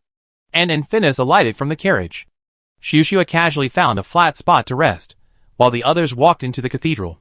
The cathedral was vast. Upon entering, they were led to the central hall. In the center of the hall sat a very young-looking man, with shoulder-length blonde hair, sharp eyebrows, and bright, piercing eyes. He had a high, straight nose and thin lips that curved slightly. He rested his left hand on his cheek, and his right hand on the armrest of his chair. He wore a pale gold robe, and a white dagger inlaid with a red gemstone hung at his waist. He appeared very relaxed. Sunita and the others stepped forward and knelt to pay their respects, while Annie and Phineas gave a slight bow. Greetings, Lord Simon. Simon straightened up slightly, his gaze sweeping over the crowd below, a smile still on his face. I already know about the Carthus affair. Who is Annie? Annie raised her head, looking directly at this world-class powerhouse. Lord Simon, I am Annie. Simon nodded slightly. Although I don't know why the Adventurers Guild is so eager to recruit you, I heard you shone brightly at the magic competition in the Kingdom of Sharia. You are indeed a rare talent. Annie gave a polite smile. Lord Simon, you flatter me. Sharia is full of talented people. I was just lucky. Simon looked around and asked, do you all agree to Carthus's proposal? There were 6 people sitting on either side, and 2 chairs were empty. One chair was presumably Carthus's, but the identity of the other was unknown. The 6 people exchanged glances, and one of them stood up and said, reporting to Lord Simon, we have no objections. Simon nodded. Very well, in that case, you may rest down the mountain. Follow me to the entrance of the magic realm a year later, and I will personally escort you in. The group bowed again and left the hall. Sunita breathed a slight sigh of relief and said, phew, I always felt an invisible pressure whenever I met Lord Simon. It's much better now. Sigh, I escort you down there. You can come to me if you need anything. Annie smiled and said, okay, thank you for your help during this time. Chapter 275. At this moment, Margot asked, Senior brothers and sisters, what about me? Sunita's face darkened. Although Margot's reporting of the necromancer was something that should be supported, from another perspective, her treatment of her own sister was still against human ethics. This made Sunita and the others give Margot a cold shoulder the whole way. You should also find a place to rest down there. We enter the magical realm together later. This is Lord Carthus's decision, a male follower said. Margot's face was filled with mixed emotions. On one hand, she could gain the opportunity to enter the magical realm. On the other hand, she would have to live down the mountain with her hated sister. Sunita escorted everyone down the mountain, gave them a few instructions, pointed in a direction, and was about to leave. According to her, there was no administrator down the mountain. This area was the residence of Carthus's disciples, most of whom were light mages, but a small number were other elemental mages. They would live in the area where the other elemental mages lived. Margot, however, was different. As a light elemental mage, she naturally had her own place to go. Before leaving, Sunita handed the 3 of them their residence plaques, telling them that the disciples down the mountain didn't know their identities, only thinking they were ordinary new disciples. This was mainly for secrecy, and she hoped Annie and the other wouldn't reveal their identities either. As a magical beast, Little Snow didn't like staying in the cultivator settlements. It went into the dense forest. According to Sunita's request, as long as Little Snow didn't hunt other magical beasts, it could eat any birds and animals in the forest. And, holding her nameplate, checked it with Phineas, and discovered they lived together. Margot, naturally, didn't want to spend another moment with Anne. As soon as Sunita left, she turned and walked away without a word. Anne had many questions, but watching Margot's retreating figure, she opened her mouth, but ultimately remained silent. Phineas patted Anne's shoulder and sighed, It's all right, let's go. There will be plenty of opportunities later. Anne nodded and entered their courtyard with Phineas. Like the other buildings, it was all white, but it wasn't a detached house, and was located on the outermost edge of the area. Beyond that was the path leading out of the mountain, indicating that other elemental mages weren't well received here. The courtyard had only 10 rooms, and clearly 8 were already occupied, leaving 2 for Anne and Phineas. Just as the two were about to step into the courtyard, they suddenly heard a complaining voice coming from inside. "Humph, I heard 2 newcomers are coming to our courtyard. What bad luck. We worked under the teacher for years to get this opportunity to cultivate at Divine Beast Mountain. What's wrong with these guys? They probably pulled some strings. TCH, what good are strings? They're still assigned here, which means they're not all that great. Maybe the teacher took pity on them and picked them up." The voice was harsh and unpleasant, heard but not seen. Even so, one could feel the speaker's malice towards Annie and her companion. Then, another sinister voice said, "Sister, it's been a long time since any newcomers have come to our courtyard. I think we should give them a hard time and let them know who's in charge here. Yes, Sister Esme, we must teach them a lesson. We need to let them know who they are. Even though we live under the same roof, we're not some kind of monster they can mess with." The previously rude voice chuckled smugly. "Don't worry. When those 2 country bumpkins come, I make them obedient and do our bidding." As expected of Sister Esme, those 2 country bumpkins are in for a rough time. "Haha, having 2 servants to do our bidding is a good thing." Anne and Phineas exchanged a glance, both giving wry smiles. They hadn't even entered the yard yet, and they already felt the overwhelming malice from their neighbors. However, Annie and Phineas were no ordinary people. They had long been prepared to face difficulties at Divine Beast Mountain, so they couldn't say whether this situation was good or bad. It was within their expectations. The 2 strode into the courtyard, one after the other. There were already 4 women in white robes there. One of them rushed towards Annie upon seeing them, demanding, "Who are you? How dare you trespass into a cultivator's residence? Get out of here!" Annie glanced at them indifferently. As if hearing the commotion outside, 4 more women emerged from another room, forming a fan shape with the 8 of them, seemingly surrounding them. "Are you deaf? I'm asking you a question." Judging from the voice, it must be the elder Sister Esme that the others had mentioned earlier. This woman was remarkably tall, a head taller than Phineas. Although her robes were very loose, they couldn't conceal her imposing figure. "And who do you think you are?" And wasn't one to be trifled with. She always rose to the challenge, and if someone treated her politely, like Sunita, even if they were enemies, she would still be courteous. But someone like Esme, who came to cause trouble without asking any questions, and would definitely not be polite. "You're yelling and shouting here. I thought it was some dog barking." With that, she waved her hand dismissively, like shooing away a fly. "Get out of the way." Esme, tall and imposing, was like a small mountain next to Annie. Seeing Annie's arrogance, she sneered, intending to teach Annie a lesson. She secretly channeled her magic, firmly planting her feet on the ground. If Annie's hand touched her body, she would use magic to counterattack, causing her to suffer a hidden loss. But when Annie's hand reached her stomach, Esme felt as if a mountain was pressing down on her. Her breathing became difficult, her heart trembled, and she unconsciously took a few steps back, making way for Annie. This retreat seemed to be her way of complying with Annie's words. If told to move aside, she would actually move aside, and calmly walk past her, giving her a bright smile. "You're quite sensible." Esme's face flushed red, the pressure instantly dissipating. She let out a heavy breath, momentarily dazed, not understanding what had just happened. By the time she came to her senses, Anne and Phineas had already reached the center of the courtyard. "You brat, stop right there!" Esme roared. The others quickly rushed forward, surrounding Anne and Phineas, clearly not wanting them to pass easily, and abruptly stopped, standing in the center, a smile playing on her lips. She glanced around, crossed her arms, and said calmly, "So who's in charge here?" And had figured it out. This Esme was just a roughneck. Brute force alone couldn't command everyone in the courtyard. Someone must have egged her on to be the one to take the lead. And surveyed the area, her gaze settling on a fair-skinned woman to the south. This woman wore a pristine white robe, without a single wrinkle. Her long, light blue hair was carefully styled, and a hint of a smile played at the corners of her eyes. She exuded an air of disdain and arrogance, suggesting she had likely been a noblewoman before coming up the mountain, and was fairly certain that this woman was the true person in charge of this courtyard. The woman, caught in Anne's gaze, frowned slightly, seemingly displeased by Anne's unabashed look, feeling deeply offended by her gaze. A wild brat from who knows where, utterly ignorant of her own mortality, daring to look me up and down like that. Truly barbaric and utterly lacking in manners. The fair-skinned woman scolded. "Before you came, didn't your senior sister tell you? As junior sisters, no matter who you were before, you must listen to us here. I know you elemental mages must have some skill to have come to Divine Beast Mountain, but you're nothing compared to us. I advise you to be sensible and obediently follow our arrangements." As she spoke, she extended her right palm and said calmly, "Now I tell you 5 rules. Listen carefully. First, you two will stay in the 2 rooms on the north side." Upon hearing this, Annie and Finny simultaneously looked towards the rooms on the north side. The doors to those 2 rooms were dilapidated, and the interiors were filled with clutter, making them uninhabitable. Secondly, you two will take care of all the chores in this yard. Annie raised an eyebrow. As an adventurer, she had long since shed her pampered young lady ways.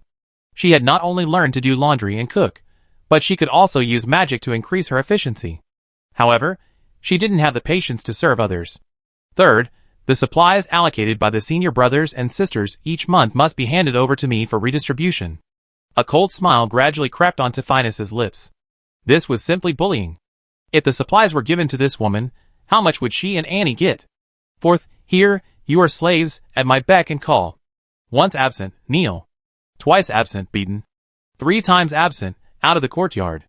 Just as the woman was about to announce the 5th rule, Annie chuckled softly, interrupting her rambling. "Oh, so you're the one in charge here."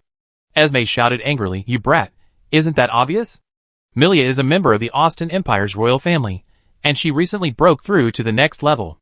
Her strength is comparable to that of a core disciple. How dare you speak to her like that?" Another person said, "Hee, brat, I advise you to behave yourself. We can let you cultivate here safely. If you don't know what's good for you, then things might get complicated." Annie waved her hand and instead asked, "Milia, right? Which room do you live in?" Milia frowned, not understanding why Annie was asking this. Esme, however, quickly flattered her, saying, "The middle room is the biggest and most respectable. It's naturally Milia's room." Annie nodded immediately and pouted at Milia. "Okay, then go and tidy up. I requisition that room." Everyone was stunned, their faces full of astonishment.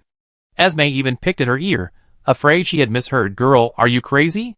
Didn't you hear the 5 rules Milia just mentioned?" The others chimed in. "These 2 are truly ill-mannered and don't know their place. Sister Milia, let's teach them a lesson and show them what rules are." Annie's expression turned cold, and she hissed, "What rules? Who made these rules? I only have one rule. Don't mess with me." As soon as she finished speaking, 2 streaks of blue light flashed beneath Annie's feet, and she moved like lightning, bypassing the crowd in front of her, directly into the central room, where she hurled everything out with a clatter. A short while later, Annie clapped her hands, walked out of the room, and waved to Finny's. "Sister Finny's, which room do you want to stay in? I help you tidy up too." Finny's was dumbfounded, never expecting that the seemingly gentle Annie could do something so audacious. However, her expression quickly calmed down, and she walked towards a room next door. "It's okay, I can tidy up myself." This scene left all 8 people present speechless. Milia's fair and beautiful face was completely flushed red. "You brat, I think you're asking for trouble." Annie smiled slightly. "Since this room is so nice, why can you stay here, but I can't?" Milia trembled with anger. "Don't you newcomers know any manners? Don't think I'm your senior sister. Even in the Empire, I'm a member of the royal family. Everyone who sees me must respectfully call me princess. Who do you think you are, daring to throw my things away like that? Aren't you afraid that once you leave this Divine Beast Mountain, I make you disappear from this world?" And, unperturbed by these words, calmly walked towards Milia. "So what if you're royalty? You still have to live at the foot of this Divine Beast Mountain. If you really have that ability, why don't you live somewhere higher?" And approached step by step, her aura growing stronger with each step. Now that she had broken through again, reaching the 3rd level of the Liyuan realm, she had no intention of hiding her abilities from anyone. Rather than settle things peacefully, she would rather establish her dominance in this courtyard today. From this day forward, and was the boss of this courtyard, the one whose word was law. Anne's magic power was different from anyone else's, especially after breaking through to the Liyuan realm. The vast magic power within her was like a mighty river, boundless and immense, more than twice that of others at the same level. Therefore, although she was only at the 3rd level of the Liyuan realm, the aura she released was enough to firmly suppress Milia. Milia's expression changed. She clearly felt a powerful aura rushing towards her, and a feeling of helplessness welled up inside her. Her legs even began to tremble. "You? What are you doing?" Anne said coldly. "I'm not doing anything. I just want you to know that your status and strength aren't always enough to overpower others. Even if we went down from the Divine Beast Mountain, I wouldn't be afraid of you. Of course, you want to break ties with me, so you better be prepared. I ask you one more time, do you still want to mess with me? Milia sensed that the other party's magic power was no weaker than her own, and immediately lost her previous momentum. She stammered, fine. Fine. I generously give you that house. Hearing this answer, Annie finally smiled and patted Milia's shoulder. Remember what you said. As long as you behave yourselves, I won't do anything to you. But if you want to mess with me, don't doubt my methods. Chapter 276. Annie uttered her harsh words, and went into the central room on her own. Thinis and the others were dumbfounded.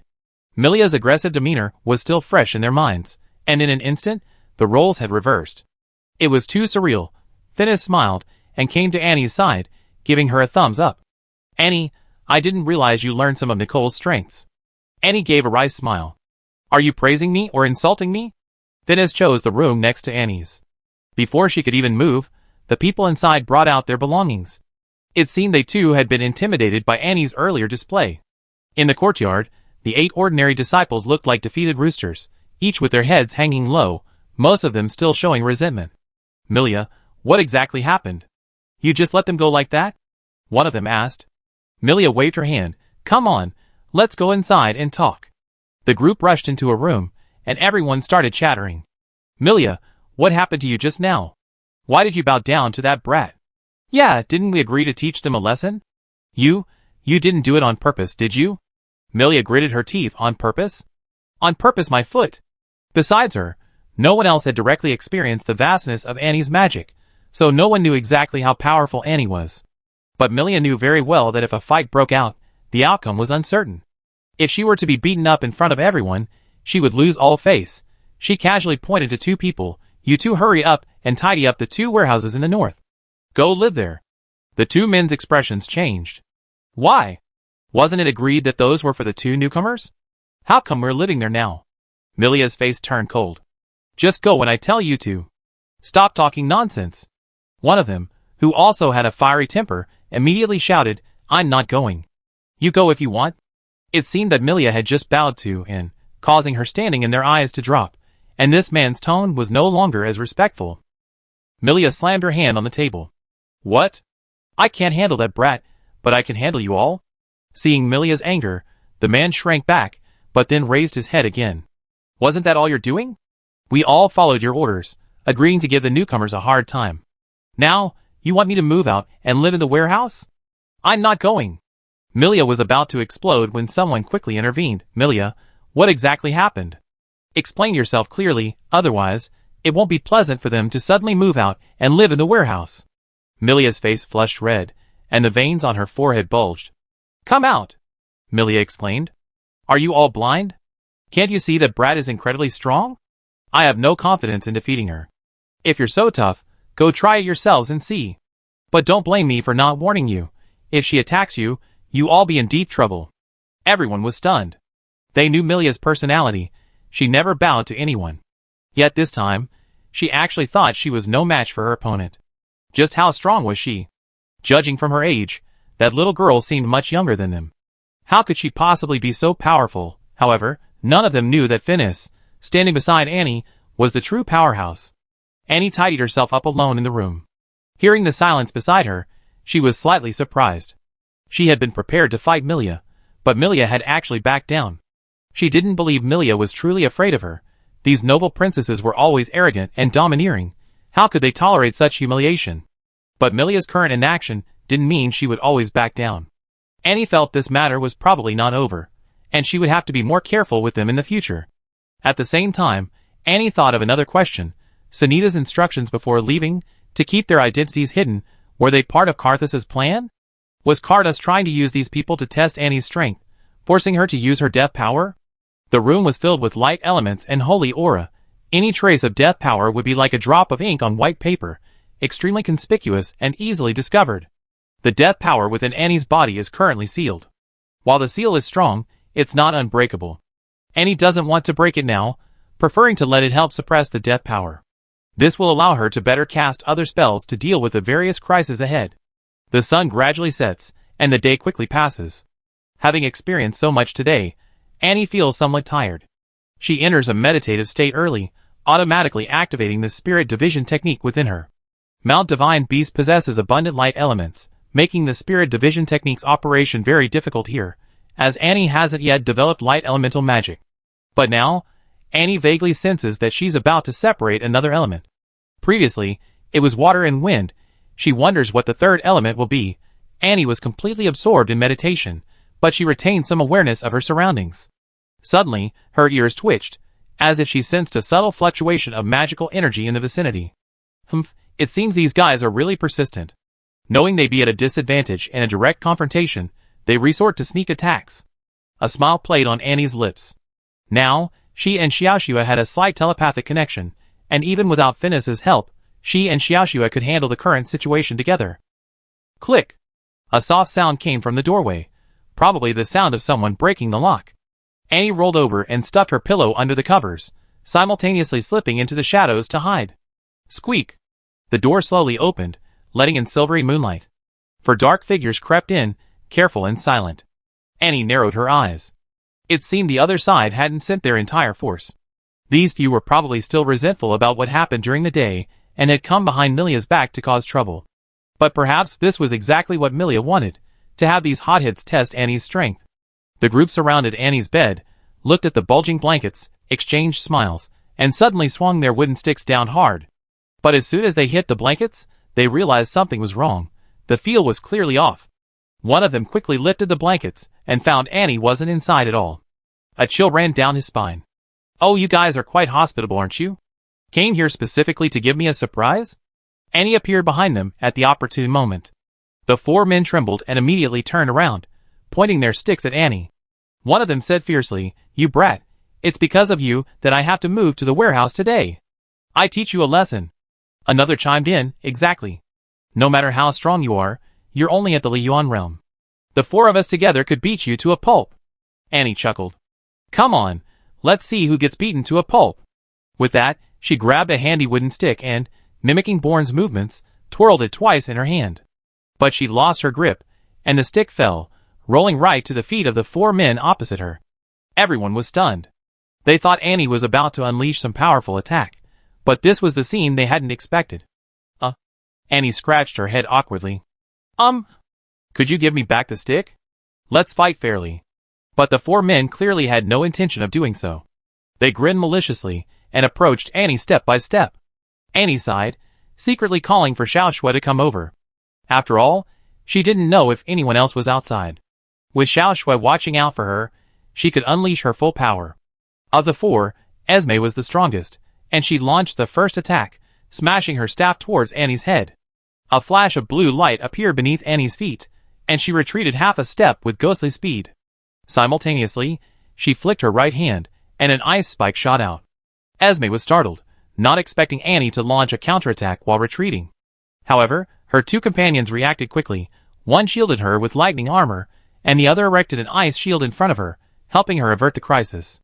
And secretly admired them. It seems those who can come to Divine Beast Mountain are no ordinary people. These people are all around the third level of the Liyuan realm, roughly equal to me. While I can hold my own in a one-on-one fight, facing multiple opponents is indeed difficult. Damn it, he even used a magic stone. Esme cursed, swinging her wooden stick at Annie again. And too lazy to explain, changed her strategy, conjuring an ice wall in front of her to completely separate the two. Simultaneously, she moved like a ghost, circling around the wall and shooting ice spikes at the other three. The three, though somewhat surprised, calmly dealt with the attacks, remaining unharmed. However, when they saw Esme again, their mouths dropped open. Esme had her hands raised high above her head, the wooden stick now in Annie's hands. Annie held the stick tightly against Esme's throat, a slight smile on her face. "How about it? Still want to fight?" Annie asked with a smile. Esme's expression changed drastically. She hadn't expected Annie to feign an attack on the three behind her, only to ambush her instead. Caught off guard, she had lost the stick, and was now on the defensive again. Seeing Esme remain silent, and put down the wooden stick, took a step back, and said, "You don't need to treat me like this. I only stay here for a year. After that, once the magic realm opens, I leave, and I won't have any further contact with you." Esme's face darkened. You don't need to lie to me. The number of places to enter the magic realm is extremely limited. Lord Kara's only has one place, and it's already reserved. Who do you think you are, wanting to enter the magic realm? And curled her lip. If you don't believe me, then so be it. Let's have a fight, and see who comes out on top. With that, she swung the wooden stick in her hand. Esme was startled and quickly covered her head. Wait! Suddenly, a loud shout rang out at the doorway, and there stood Milia, her eyes icy cold. Annie stopped what she was doing, smiled slightly, and asked, Miss Milia, it's so late, are you still coming to visit? Milia was about to step inside, when a pure white tiger-shaped magical beast suddenly blocked her path, letting out low growls that startled her. Annie slapped her forehead. Oh! I forgot to introduce you. This is my friend, my contracted magical beast, Little Snow. It's very friendly, you don't need to be afraid of it. Milia looked at Little Snow's sharp teeth and claws, swallowed hard, and called towards the door. It was all a misunderstanding. It's too late now. Can we talk about this tomorrow? Let them come out first. Annie looked at Esme. Do you want to leave?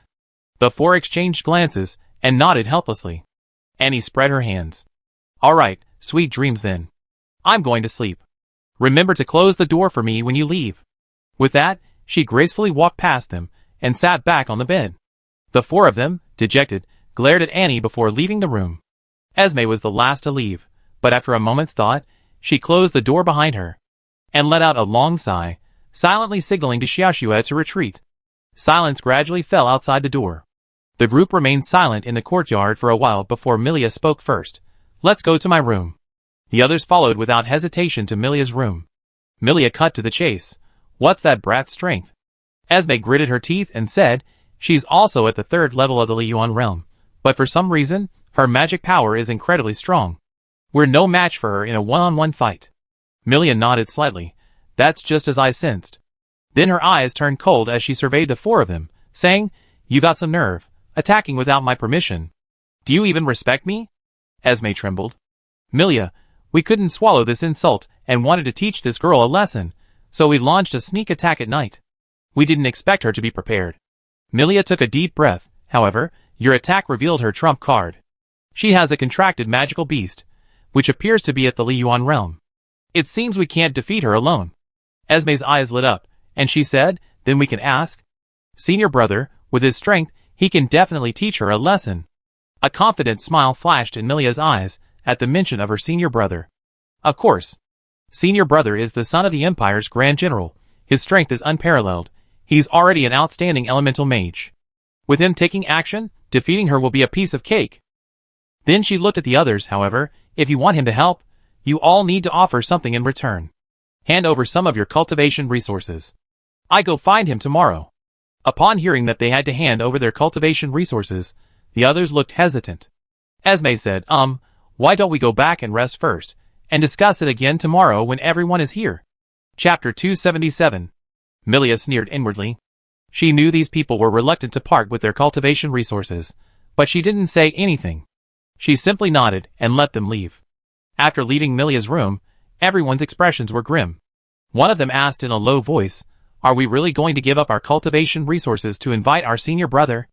Esme gritted her teeth. Damn it, what does this have to do with us? We always been exploited by Milia. Now that brat is here, it's only targeting Milia. Maybe she can even help us. Anyway, we're all in the same boat in the end, so why get involved in this mess? Another person added, yeah, why don't we just side with that little brat? Her strength doesn't seem weaker than Milia's.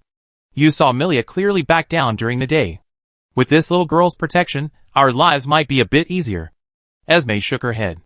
No, Milia is determined to ask our senior brother for help now. It's uncertain who will win or lose between them. We can't make a decision so quickly. Let's observe first. What if our senior brother deals with that little girl, and then Milia turns around and deals with us? Everyone nodded, agreeing with Esme's decision. The next day, while Annie and Finus were still inside, Milia called the others to her room and reiterated her plans from the previous night. Upon hearing that they had to hand over their cultivation resources, everyone looked distressed.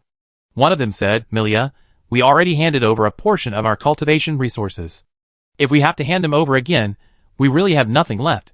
Yes, we originally came to Divine Beast Mountain to cultivate.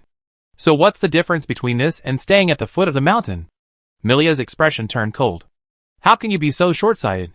This time we invited our senior brother to teach that impolite brat a lesson.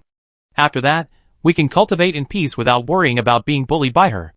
Do you want to be constantly overshadowed by her?" Esme pondered for a moment and said, "Milia, it's really asking too much of us to hand over all our cultivation resources. How about we hand over half? That way we can last another half month and wait for next month's resources. The source has been delivered, then we hand over the other half. How does that sound?" Milia's eyes narrowed slightly, a cold smile appearing on her face. She thought, these guys have gotten smarter now, but that's no problem. Once senior brother deals with that girl, I naturally have a way to deal with them too. Thinking this, Milia smiled and said, "Okay, then I go find senior brother now. You all hurry and get your cultivation resources." Soon, everyone brought their share of cultivation resources and handed them all to Milia. Milia told everyone to act as usual and not show any unusual behavior before leaving alone. She walked through a grove of trees and arrived in another courtyard about a kilometer away. This courtyard was larger, capable of housing at least 20 people, all disciples of Cardas. A short young man saw Milia approach and asked, "Milia, are you here to see Gianni?" Milia nodded. "Is senior brother here?" The short young man chuckled. "So early?" "Of course he's here, but you have to wait a bit. He came home drunk last night and is still fast asleep." Milia was slightly taken aback, finding it odd. This divine beast mountain was in the middle of nowhere. Where did he get his wine? Nevertheless, she said, "How about I go into his room and check on him?" The short young man looked visibly flustered, stammering, "You should wait a moment. I guess he wake up soon. This is the male disciples' quarters. It's not appropriate for you to come in. Wait here, I go check." He turned and walked away. "Hey!" Milia called out twice, but the short young man didn't respond. Instead, he quickened his pace. Milia was annoyed but didn't dare to actually barge in, so she could only wait outside. A short while later, a woman emerged from inside, glanced at her briefly at the doorway, and quickly left. Milia was puzzled. This was clearly the male disciple's quarters, so why was a female disciple coming out? Moreover, the female disciple looked very familiar. She seemed to be a disciple of Archbishop Augustine, her name something like Getawa. It was very difficult to pronounce. Before Milia could figure it out, a hearty laugh rang out from the courtyard. "Ha ha ha, my dear Milia, you finally come to see me." Upon hearing this voice, Milia's heart leaped with joy. She looked towards the man, who was imposing and handsome, with long, flowing blonde hair and a sharply defined face. He wore only a thin shirt, revealing his muscular chest, and black trousers that accentuated his long, shapely legs. "Johnny! Why are you only coming out now? I heard you were drinking last night," Milia asked. Johnny scratched his blonde hair, looking back blankly.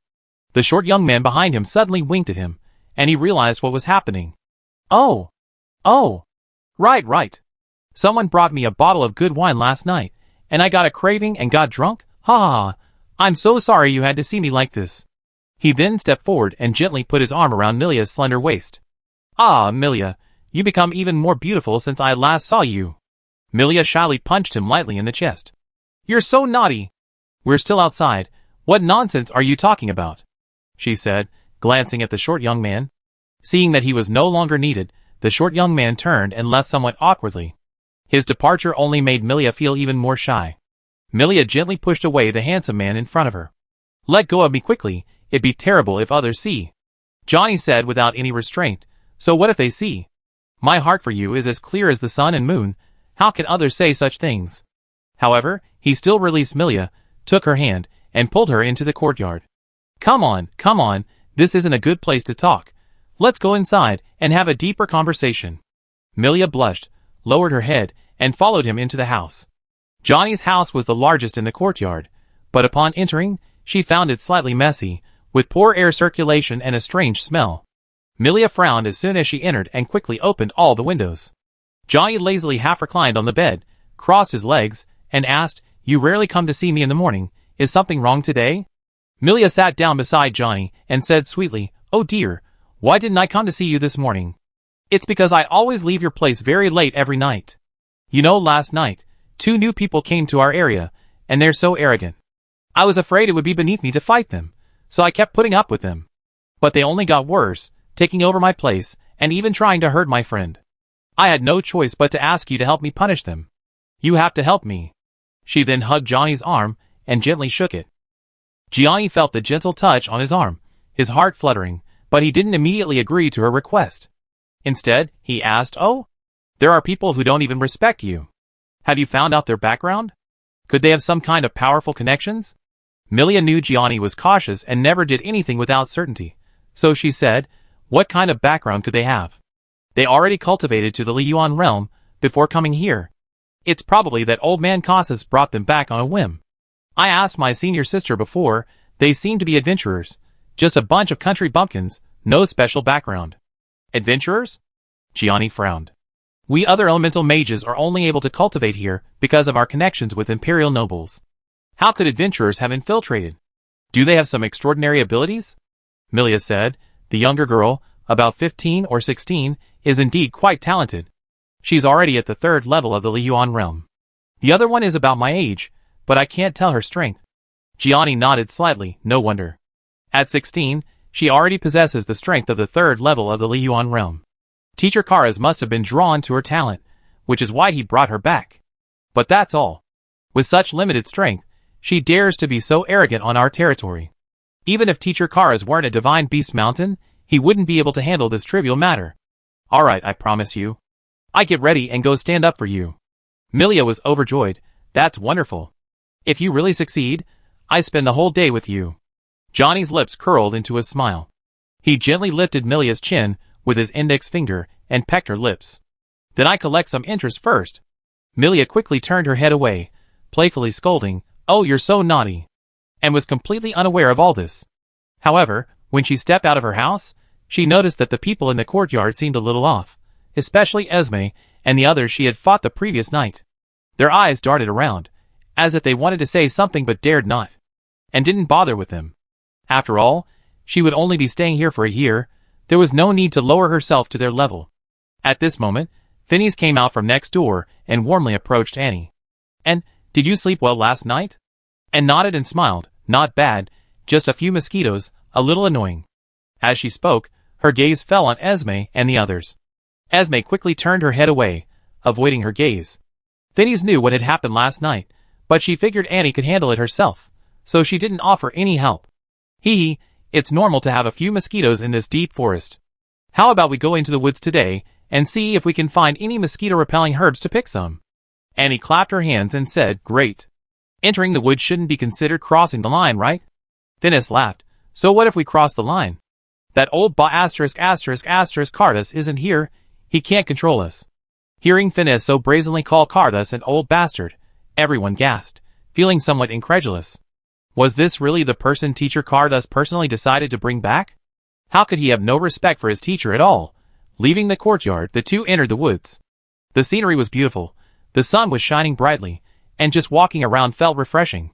Phineas said with a smile, "You two were quite noisy last night, weren't you? You even called Shue over, didn't you?" As soon as she finished speaking, the bushes beside them rustled, and Shue's big head peeked out, looking at the two with a blank expression. Annie giggled, stepped forward, and hugged Shue, stroking its soft head repeatedly. "We called Shue here to intimidate them, to make them behave so we can get through this year peacefully. I wonder if it worked." Shue let out a yelp, jumped away, straightened its messy hair, and obediently followed behind the two. Phineas glanced at the bundle on Shishua's back, a hint of worry flashing across his face, but he quickly composed himself and solemnly said to Annie, "I think your efforts have been in vain. That Milia is clearly a cunning person. She hasn't laid a hand on you once, but in reality, she's the strongest among these people. You must be careful of her." Annie nodded. "I know that too, but I don't know how she'd deal with me right now, and I'm too lazy to think about it. I rather focus on improving my strength.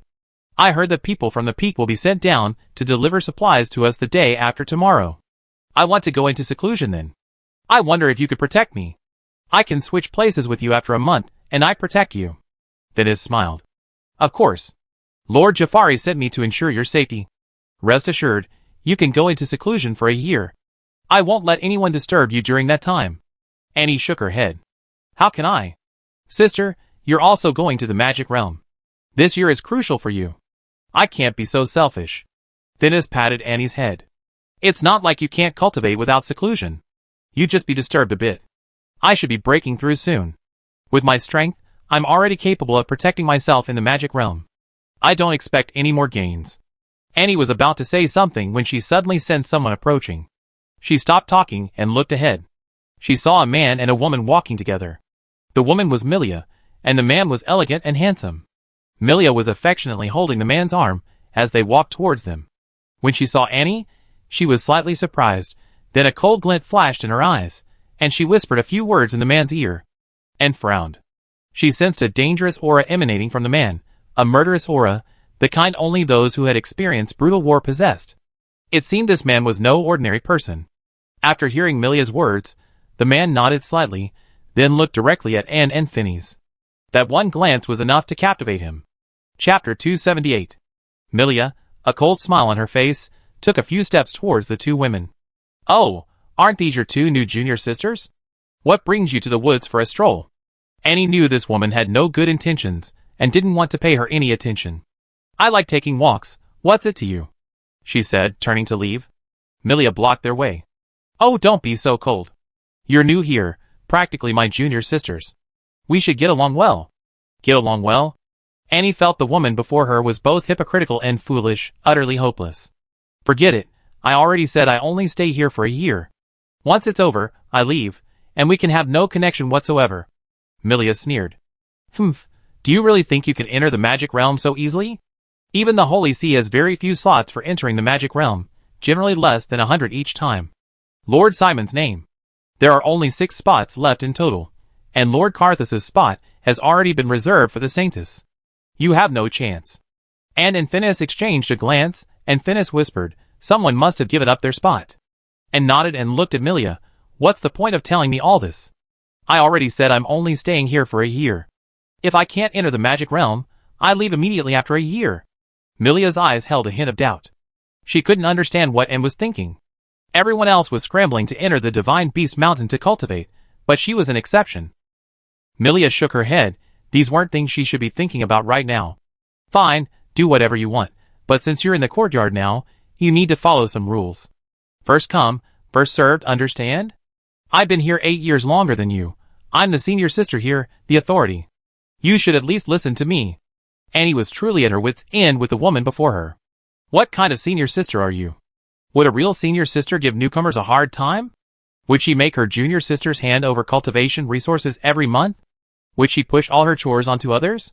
You're just an arrogant and domineering noblewoman. Don't talk nonsense. Sounds so nice. Milia's eyes twitched, her chest heaving. You brat, don't push your luck. I know you're capable, but you know who's next to me? If you don't want to suffer, you better listen to me. Annie snorted coldly, finally stopping pretending. Let me tell you clearly, expecting me to listen to you is a pipe dream. A good dog doesn't block the way. Get out of my way. Milia, exasperated, tugged at the sleeve of the man beside her and said, Johnny, look, she's bullying me. But Gianni seemed to be in a daze, his eyes fixed on Phineas. Speaking of which, Phineas used to be a well-known beauty in Misty City. Over the years, she had gained a more mature charm. In comparison, Milia, pampered since childhood and born into royalty, was deep-thinking, but in terms of appearance, she was not as good as Phineas. Milia was even angrier at this sight. Hey Johnny, I'm talking to you, didn't you hear me? Johnny finally realized what was happening, a wicked smile playing on his lips. Heh, I heard you, I heard you. He walked straight up to Phineas. Beautiful lady, may I ask your name? Phineas had worked in the tavern for many years, and had seen all sorts of people, including Giannis. My name is Phineas. What? Are you going to stand up for Milia? Finus. Giannis murmured the name with a look of rapture. Ah! What a beautiful name! Don't misunderstand, I never bully women, I only reason. Let me introduce myself first. My name is Johnny, son of General Juinbeck of the Austin Empire. Phineas's eyes flickered. Oh! General Juinbeck's son, what a pleasure to meet you. It's said that General Juinbeck once slew an enemy general in battle against the Harry Empire, upholding national prestige. That's common knowledge. Hearing Phineas praise his father so highly, Gianni raised an eyebrow with a touch of pride. Yes, my father's brilliance is always so dazzling, so I, as his son, certainly can't be too lacking. Phineas, logically speaking, you should indeed follow Milia's arrangements. After all, she has the most seniority here, and this has been the practice for many years. Hearing Gianni's words, Milia's expression finally softened a bit. She glared defiantly at Annie, crossing her arms in an arrogant manner. However, Gianni then changed the subject. But, conventions can be flexible. If you two are willing to get along well with me, then with me here, no one will bully you. Milia's expression changed, and she shouted angrily, Johnny, what are you saying? Phineas's eyes darted around, understanding the situation. She chuckled and used her old tavern tricks. Hee hee, young Master Johnny, we're just insignificant foot soldiers. To be able to establish a connection with the general's son is something we wouldn't even dare dream of. Johnny, sensing an opportunity, grinned from ear to ear. Haha, don't worry, here there's only my senior brother, not the general's son. If you're willing, would you like to come to my room for a chat? Johnny! Milia was furious. What are you doing? I invited you here to teach these two brats a lesson, and you're chatting with them? Johnny turned to look at Milia, realizing his words might have been inappropriate. He coughed twice to cover his embarrassment, then winked at Milia. Don't worry, I just wanted to lower their guard. Milia frowned, then stomped her foot, and turned away without speaking. Phineas said, Thank you for your kindness, young Master Johnny. We won't bother you any longer, we have other matters to attend to, and we'll take our leave. He turned to walk past Johnny. Johnny's expression changed, and he shouted, Wait! He grabbed Phineas's arm. Phineas's eyes turned cold, and her magic suddenly erupted. A barely perceptible red thread wrapped around her hand, radiating astonishing heat. Gianni felt the heat as well. His hand was burned before it even touched Phineas's skin, and he quickly withdrew it, taking a step back. But he reacted quickly, a layer of ice instantly forming on his palm, and he grabbed Phineas's arm again. Phineas frowned, his palm clashing against hers. A shockwave rippled outwards from them, causing the surrounding trees to tremble and leaves to fall. With this exchange, both knew the other's strength. Johnny's eyes widened in surprise. He hadn't expected this beautiful woman, who looked younger than him, to possess such formidable power. Who are you? Johnny asked, taking a step back and frowning. Then he smiled faintly. I already said, I'm just a nobody. Don't bother remembering me. Seeing the two fight, Milia became excited, shouting, Johnny, she dared to fight you. Are you going to let this slide? Teach her a lesson. Johnny was also enraged. From childhood, every woman who heard of his family background had thrown herself at him. This was the first time someone had dared to be so disrespectful. Since you don't know what's good for you, don't blame me for being impolite. Gianni transformed his palm into a fist, pale blue ice crystals condensing on it, and punched towards Phineas. Phineas didn't back down. He waved his right hand, and a wall of fire rose in front of him. At the same time, he retreated, shooting fireballs at Gianni as he went. Johnny laughed loudly, shattering the wall of fire with a punch. He weaved through the fireballs, quickly reaching Phineas. How about that? You think you can fight me with your 4th level Liyuan cultivation? You're like a mantis trying to stop a chariot. Seeing that Phineas was struggling, Annie gave Xiaoxue a wink. Xiaoxue immediately understood, letting out a roar, and a bolt of lightning descended from the sky, striking directly at Gianni. Gianni was taken aback. He had noticed the magical beast earlier, but normally a contracted magical beast's strength would be lower than its master's, at most equal. Yet, the lightning this beast unleashed sent chills down his spine. It was at the 6th level of the Liyuan realm. Gianni dared not confront it head-on, dodging the lightning. The lightning struck the ground, scorching the vegetation. Milia, standing nearby, was also taken aback. This very beast had stood right in front of her last night. Thankfully, she hadn't attacked, or she would have been in serious trouble. Gianni's face lit up with eager anticipation. He was even more interested in the beast. He said to Milia, I deal with this beast. You and Miss Finus have a good chat. Milia gave a cruel smile. From the battle just now, she had realized that Finus's strength was comparable to hers. As a member of the royal family, and having cultivated for several years on Divine Beast Mountain using the best resources, she was confident she could defeat an opponent of the same level. Just as she was about to make her move, Annie stretched her limbs and walked over. You want to bully my friend? Did you ask me first? And was 4 or 5 years younger than them. Gianni hadn't taken Annie seriously from the start, but Milia knew Annie wasn't someone to be trifled with. Last night, Annie had single-handedly intimidated all 4 of her subordinates. Now it seemed that simply bringing Gianni wasn't enough. After a long standoff, Gianni made the first move, targeting Xiaoxue. Although Xiaoxue, as a magical beast, was of a lower cultivation level, her physical strength made up for it. The two fought to a standstill. Annie wasn't worried about Xiaoxue's defeat at all. She walked up to Milia with a cold smile. So? How do you want to fight? Milia swallowed hard. You You guys aren't planning to gang up on me, are you? Annie and Phineas exchanged a glance, both seeing the amusement in each other's eyes. Phineas asked, how about this? You pick one. Whoever you want to challenge, the other one won't interfere, okay? Milia was unsure. Annie's cultivation level was lower than hers, but her magic power was vast, and not easy to deal with. Phineas's cultivation level was similar to hers, but still considered normal, so she should be easier to handle. She said, I choose you. And pointed at Phineas. Phineas gave a wry smile. Looks like I've been underestimated. Annie covered her mouth and laughed. Perfect, let me see Phineas's strength too. Phineas stepped forward, reached for a long whip at her waist with one hand, and snapped it in the air. Milia swallowed hard. She had never seen anyone use a whip as a weapon before. She could only pull a short staff from her robes, take a deep breath, and launch the first attack. She chanted incantations, and hundreds of ice arrows slowly materialized behind her. Phineas was slightly taken aback. Intermediate magic? No wonder she's royalty. Without waiting for her to finish casting, she charged forward, simultaneously swinging her whip. A burst of fire shot from the whip, greatly extending her attack range. Milia's eyes widened, and she roared, Go! Hundreds of ice arrows shot out simultaneously, raining down on Phineas like a storm. Phineas let out a long howl, her long whip lashing out in a dense, impenetrable flurry. The flames hissed the moment they touched the ice arrows, deflecting most of them far away.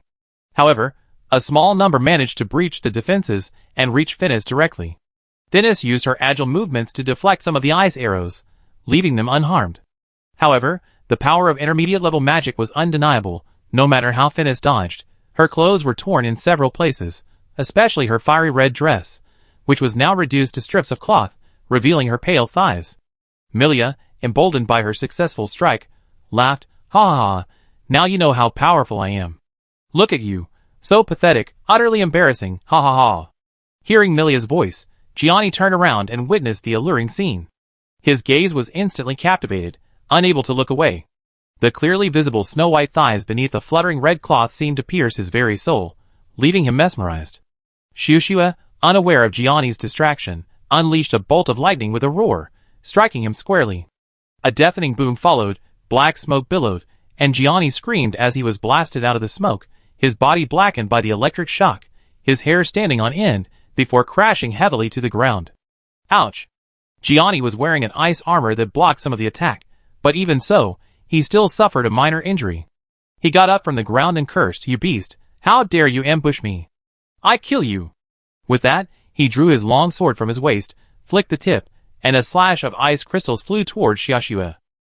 Chapter 279. It seems Gianni is truly enraged, unleashing the full power of her 7th-tier Liyuan realm. Xiaoxue is forced to retreat repeatedly. On the other side, Phineas ignores his awkward situation, swinging his whip to deflect the last wave of ice arrows, while simultaneously whipping up an ice arrow and lashing it at Milia. Milia's eyes flashed, and she raised her hand to create an ice wall. The ice arrow collided with the ice wall, exploding into a shower of white ice flowers. Her whip also lashed against the ice wall, the scorching fire colliding with the icy water, instantly creating billowing white smoke. Phineas let out a sharp cry, kicking off the ice wall and flipping herself onto it. Simultaneously, she lashed her whip forward again, instantly sending 3 fire arrows shooting out. Milia retreated repeatedly. The intermediate-level spell had already consumed a large amount of her magic power. Although it caused Phineas some trouble, she hadn't suffered any actual harm.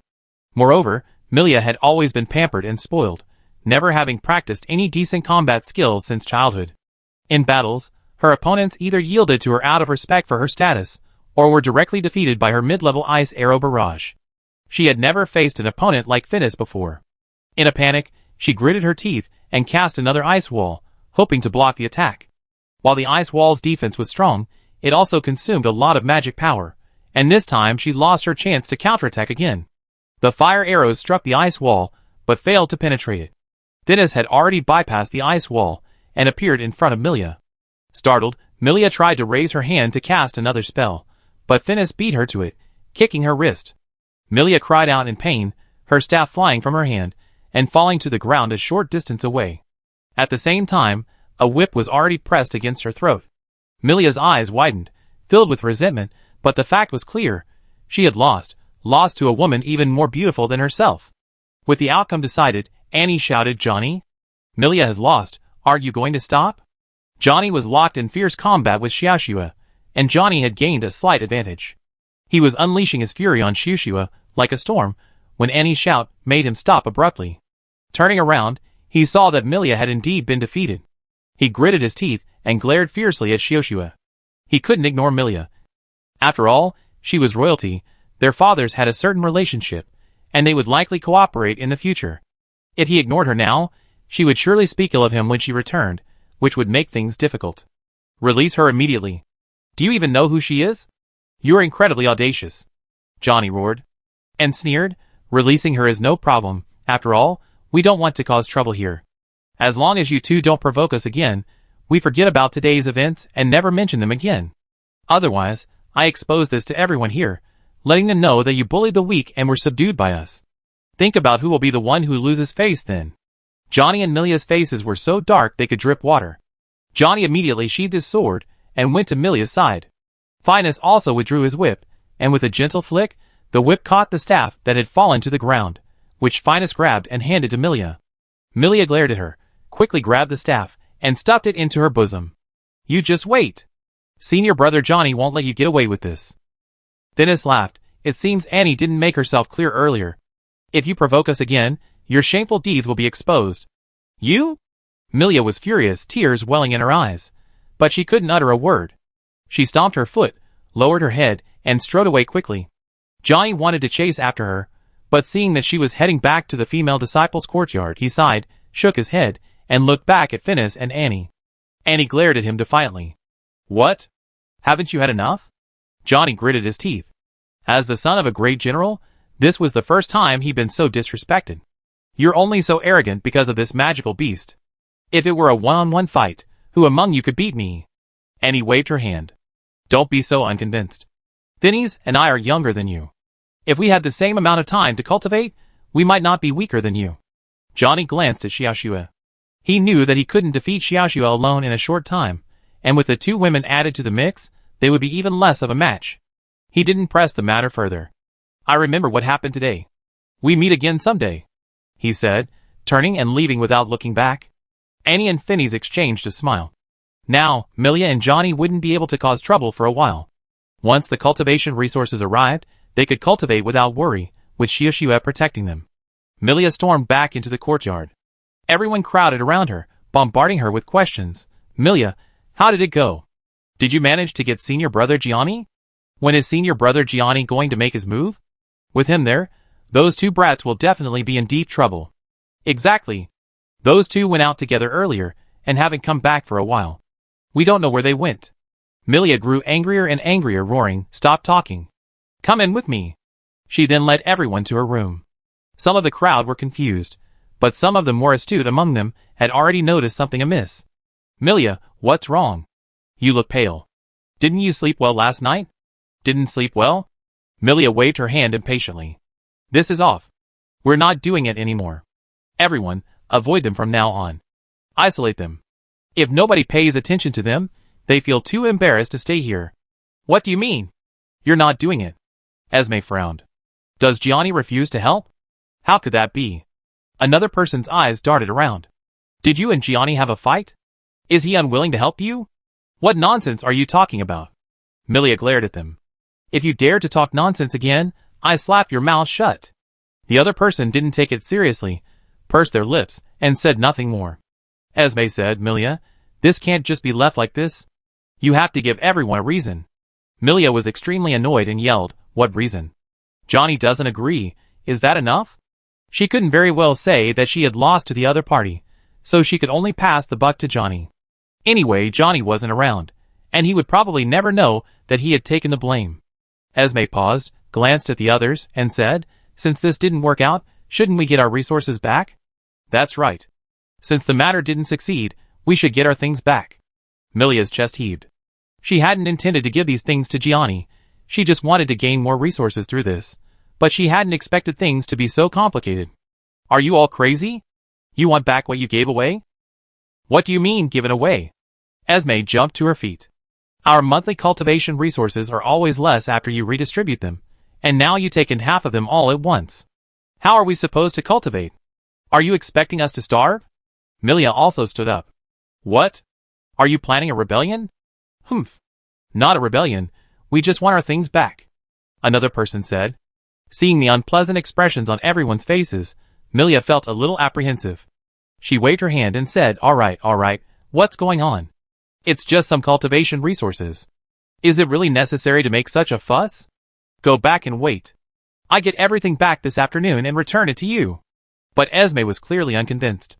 How can that be? Why wait until the afternoon? Are you going to make excuses and say you return it tomorrow? That's right. Go get it now. We wait here for you. We leave whenever you bring it back. Yeah, we're not leaving. We wait here.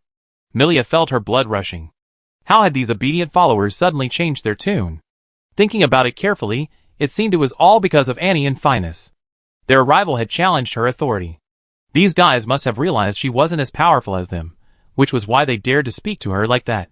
Milia's face was frosty. You're all incredibly rude. Have I been too inactive for too long? Seeing Milia's genuine anger, Esme was somewhat intimidated. Her strength was inferior to Milia's, and her current threatening words were merely empty threats. She wouldn't dare to actually fight. Esme thought for a moment and said, how about this, we compromise. You go get it now, and we go back to our rooms. We come back to get it whenever you return, is that alright? Milia sighed helplessly. She knew the situation couldn't be salvaged in the short term, and she could only think of a solution later. So she nodded, fine, I go now. You can wait all you want. With that, she stormed out the door. But in reality, she couldn't go anywhere. After all, the item was in her room, and going out was just for show. Left with no other choice, she could only wander around the nearby woods. As she walked, she suddenly heard voices ahead, and her heart skipped a beat. Could those two still be there? She crept closer and peeked from a distance. She saw Annie and Phineas sitting on a large rock, talking to each other, but the distance was too great for her to hear clearly. To find a better spot, she tiptoed closer, lying prone in the grass, even slowing her breathing. Phineas said, Annie, you still need to be careful. That Milia doesn't seem like she let this go. If she comes to cause trouble while we're in seclusion, it'd be terrible. Annie laughed and said, don't worry, with her meager strength, she can't cause much trouble. Milia was furious, but dared not utter a sound. Phineas continued, I'm not worried about her, but I'm afraid she'd go find others for help. After all, she's been cultivating here for several years, and knows many more people. Didn't Sunita say before that one must reach the transformation realm to cultivate on the peak? So there must be many Qi Yuan realm experts here. If they attack us, it'd be troublesome. Annie waved her hand. Does she have that much ability? Why would Qi Yuan realm experts pay any attention to her? Milia's eyes darted around. According to the rules of Divine Beast Mountain, other elemental mages must leave the mountain after reaching the Qi Yuan realm, and cannot continue cultivating here. Therefore, all the Qi Yuan realm experts in the courtyard at the foot of the mountain are light mages. To be honest, she wasn't very familiar with them. But it didn't matter if she wasn't familiar, Gianni was. Gianni, as the son of a great general, naturally wields more influence than she, a distant relative of the royal family. I heard before that Gianni knew a monk from the Holy See. Phineas remained somewhat worried. We're currently on someone else's territory. Although Karas will provide us with necessary protection, there will still be hidden obstacles. I even feel that his placement of us here is actually a kind of experiment. Annie, unconcerned, laughed and said, Sister Phineas, you're overthinking it. No matter what Karas plans, he ultimately intends to get us into the magical realm. After all, it's a promise he made to the high-ranking officials of the Duchy of Sharia and the Adventurers Guild. If he breaks his word, the whole world will ridicule him. He wouldn't risk his reputation. Phineas nodded upon hearing this. That's true. But he really is generous. Simon only seemed to have given him one recommendation spot to enter the magic realm, but he arranged 3 at once. I wonder where these 3 spots came from. Annie said indifferently, who cares? Simon has already approved it. Even if they took someone else's, that's a decision made by the higher-ups of the Holy See. It has nothing to do with us. Milia was shocked. So these people were the ones Casas had pre-selected to enter the magic realm. But where did these spots come from? Could it be that Simon specifically gave them to them? That wasn't impossible. Simon himself had a certain degree of authority over the allocation of spots. Even if he took someone else's spot and gave it to them, no one else could say anything. Annie and Phineas rested on the rocks for a while, then continued walking. Milia dared not follow any longer, and quickly slipped away, while they were still some distance away. She already had an idea in mind, and hurried back to the courtyard. Everyone was surprised to see her return so quickly, but they still gathered around her. Did you get our resources back? Milia ignored them, went straight back to her room, took out the cultivation resources she had hidden, and distributed them back to everyone one by one. This time, however, she didn't hesitate at all. She was only thinking about how to deal with these fools after she had dealt with Annie and Phineas. Chapter 280. The next day, people were indeed sent down from the peak, one of whom was Sunita.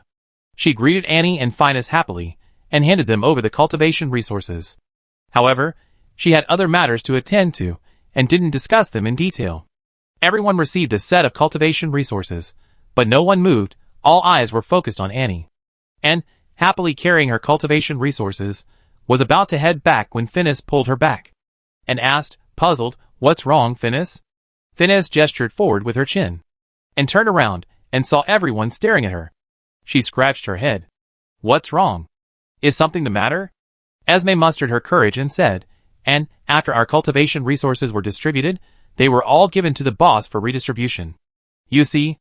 And patted her head, seemingly remembering the 5 rules Milia had mentioned earlier. She waved her hand and said, "From now on, those rules are abolished. You take whatever resources you receive. There's no need for redistribution." Upon hearing this, everyone's faces lit up with joy, except for Milia. She glanced coldly at everyone, snorted, took her share, and returned to her room, slamming the door shut. Esme glanced over and smiled at N. "Miss N, from now on you're our boss. We all follow you. You don't need to worry about her." Phineas asked curiously, "Oh? Aren't you all nobles of the Empire? She's a member of the royal family. Do you dare offend her?" Esme waved her hand and said, "Oh dear, you don't understand. She's hardly a royal daughter. She just has some royal blood. The royal family doesn't even recognize her anymore. We're the same. We're all essentially abandoned children of our families, sent to Divine Beast Mountain as hostages. If we were truly beloved children, how could we let him stay in this deep mountain forest for decades?" Annie immediately became interested.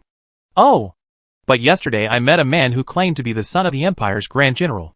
Could he also be considered an abandoned child?" Esme said, "You're right. He is indeed the Grand General's son, but a bastard. Grand General Junbeck is notoriously promiscuous, always having affairs. That Gianni is someone he slept with somewhere." Now Annie was even more puzzled. "So coming to Divine Beast Mountain to cultivate isn't so good after all? Why does everyone want to come here to cultivate?" Esme replied. The reply was, "Those who say they want to come to Divine Beast Mountain are all without background and are unwelcome. Those who are truly powerful and influential wouldn't care about such meager cultivation resources. Among the imperial nobles, there are experts at the Fengyuan realm, and even some at the Ziyuan realm, no less powerful than the Holy See. Besides, a big shot like Cardas wouldn't actively come to teach us anything. We still have to cultivate on our own." Annie nodded. "I see. So you were sent to Divine Beast Mountain representing your families, and you're not well received in your own families, is that what you mean?" The other person said, "Yes. Most of us either have a little bit of family blood or are from a collateral branch. Anyway, identity doesn't matter. As long as we can represent our families, and show loyalty to the Holy See, that's enough. Once we reach the Chiyuan realm, we be sent back, and someone else will come instead. We never be able to reach the 11th peak." And felt a pang of sympathy for these people. Phineas said, "If you successfully break through to the Chiyuan realm, that would be a worthwhile achievement, and you should be highly valued back in the family." Esme replied, "Indeed, but relatively speaking, we still won't be trusted. After all, we've been cultivating outside for over 10 years. How much sense of belonging do we still have to the family? Even if we say we're loyal, the family won't believe us. And sighed, the Vatican's move is indeed ruthless. This forces you to submit to the Vatican, otherwise, even if you return to the family, they won't allocate resources to you, and you might remain stuck at the Chiyuan realm forever." Esme smiled bitterly. "Our demands weren't high to begin with. Because we come to the Holy See, life will probably be even worse from now on." And stepped forward and patted Esme on the shoulder, saying to everyone, "From now on, let's not talk about who's boss anymore. Here, we're sisters. All those 5 rules from before are abolished. Everyone will do their own thing, use their own resources, and no more doing unnecessary things or handing over their resources. Let's grow together, work hard together, and break through the shackles together. Fate can't control us. Let's summon our courage and fight desperately, my sisters." And's words ignited everyone's passion. They had been suppressed for too long, and the bitterness in their hearts had surrounded them since the day they were born. Their families constantly told them that their status was lowly and that they had to be careful.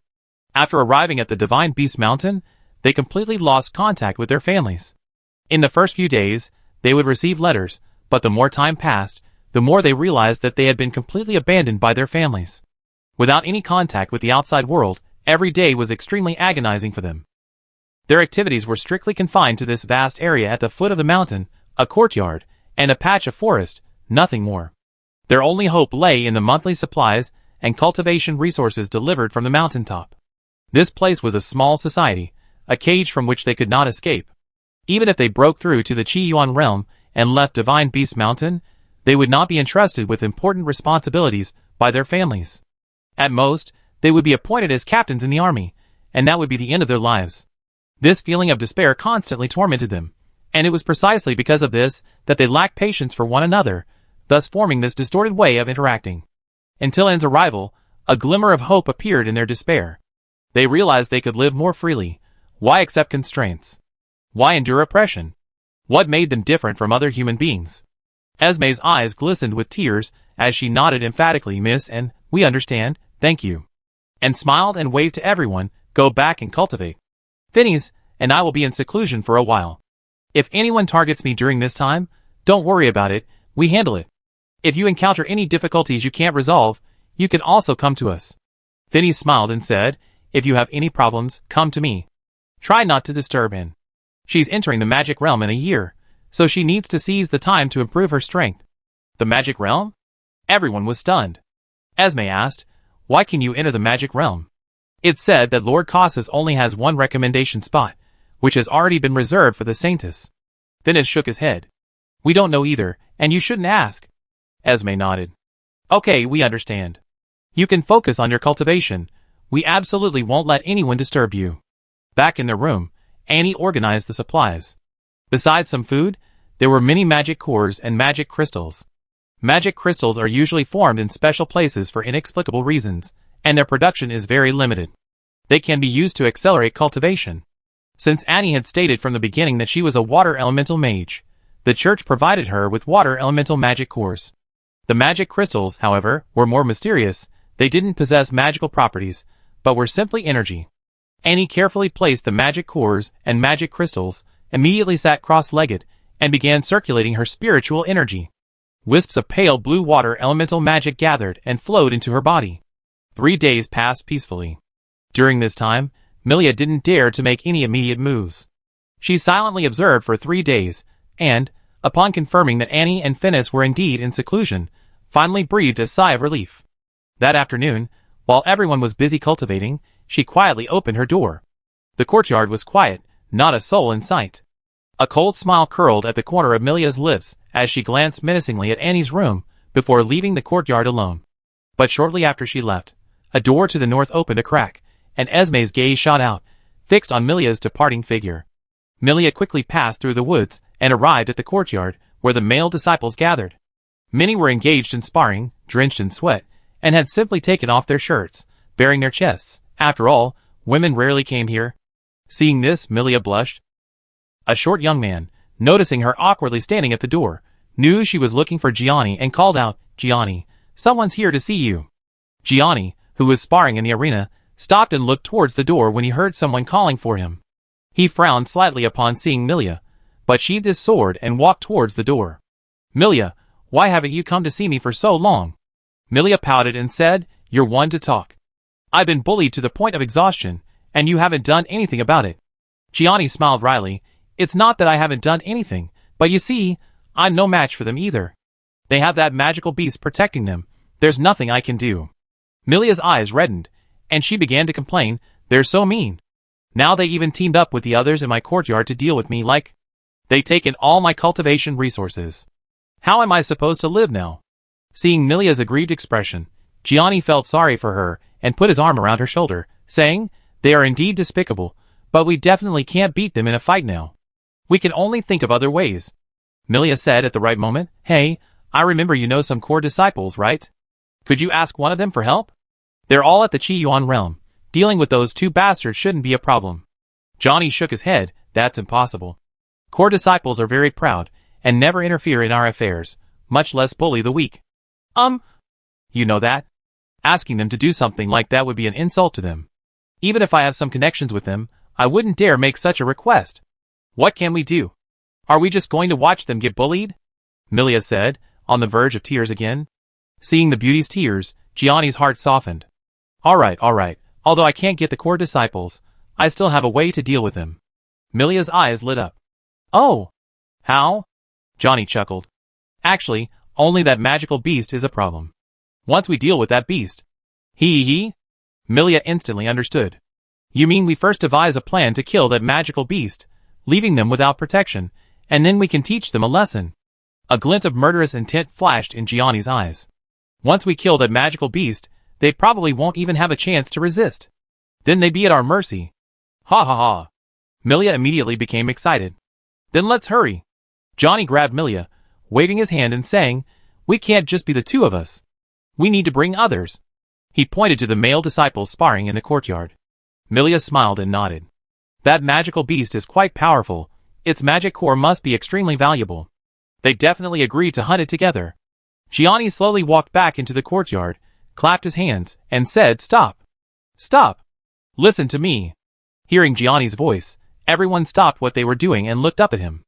Gianni cleared his throat and said, Everyone, Milia just discovered a 6th-tier Liyuan magical beast in the forest. It's very strong, and seems to be lightning type. Would anyone be interested in hunting it together? One of the male disciples said, but it seems that hunting magical beasts privately isn't allowed here, is it? Gianni laughed. This magical beast doesn't seem to be from Divine Beast Mountain. It wandered in from somewhere, and probably hasn't been discovered by the higher-ups yet. As long as we clean it up, there won't be any problems. If anything goes wrong, I take full responsibility. Another male disciple said, Since you said so, let's go take a look. But how do we divide the spoils? Gianni had anticipated this question. I don't want anything. You can split the spoils equally, how about that? You don't want anything? Gianni, when did you become so generous? A gruff male disciple said. Gianni glared at him. When have I ever been stingy? Stop with the nonsense. Who wants to come with me? Immediately, 3 people volunteered. They were all at the 7th level of the Liyuan realm, roughly equal in strength to Gianni. With their combined strength, dealing with a 6th level Liyuan magical beast would be a piece of cake. Esme quietly hid by the door, and clearly heard every word spoken inside. She knew that if the other party successfully killed the tiger-shaped monster, Annie and Phineas would be in danger, and her own situation would likely become even more difficult. Chapter 281. Esme gritted her teeth, turned, and ran back. She didn't want Milia to regain power. She knew she would exploit them even more. She needed to get this news back beforehand. The sun was nearing sunset, its afterglow illuminating her face, making her already angular features even more defined. Anxiety and running back and forth had left her drenched in sweat despite the late autumn weather. Her face was flushed, and she was panting heavily. Almost there. Almost there, she muttered. She was just around the corner back in the yard. She needed to knock on Annie's door and tell her everything. Suddenly, a figure flashed in front of her. Unable to dodge in time, she collided violently with the person. Ouch! The other person cried out in pain, falling to the ground, while Esme staggered back several steps, unharmed. Oh dear! I'm so sorry! I'm so sorry! Are you alright? Esme quickly stepped forward to help the other woman up. The woman was also about her age, dressed in a white papal robe, and easily recognizable as a light mage. Esme thought to herself, could this be a core disciple? What's she doing here? The woman glared at her fiercely. What are you doing? Running so fast, in a hurry to be reborn? Esme's eyes darted around. She suddenly thought that if she told this core disciple about Milia's situation, and had her intervene to stop the fight, perhaps the matter could be resolved. After all, hunting someone else's magical beast in the Divine Beast Mountain was against the rules. I'm so sorry, I had an emergency, I had no choice, Esme immediately said. May I ask which archbishop you are a disciple of? The other person dusted herself off, frowned, and said, I'm Archbishop Carthus's disciple. Be careful next time. She then turned to leave. Esme quickly grabbed her. Hey, wait a minute. The other person frowned and asked, is there anything else? Esme organized her thoughts. It's like this, as a core disciple, you also have the responsibility to maintain order at Divine Beast Mountain, right? The other person thought for a moment, then nodded slightly and said, "That's right." "What exactly do you want to say?" Esme quickly said, "2 new people recently arrived in our courtyard. They brought a contracted magical beast. Normally, hunting other people's contracted magical beasts is not allowed on Divine Beast Mountain. But now Amelia, oh, that's our courtyard's former leader, for her own selfish gain, is instigating the male disciples to surround the beast and take its magic core. This is against the rules, so I'm asking you to help uphold justice."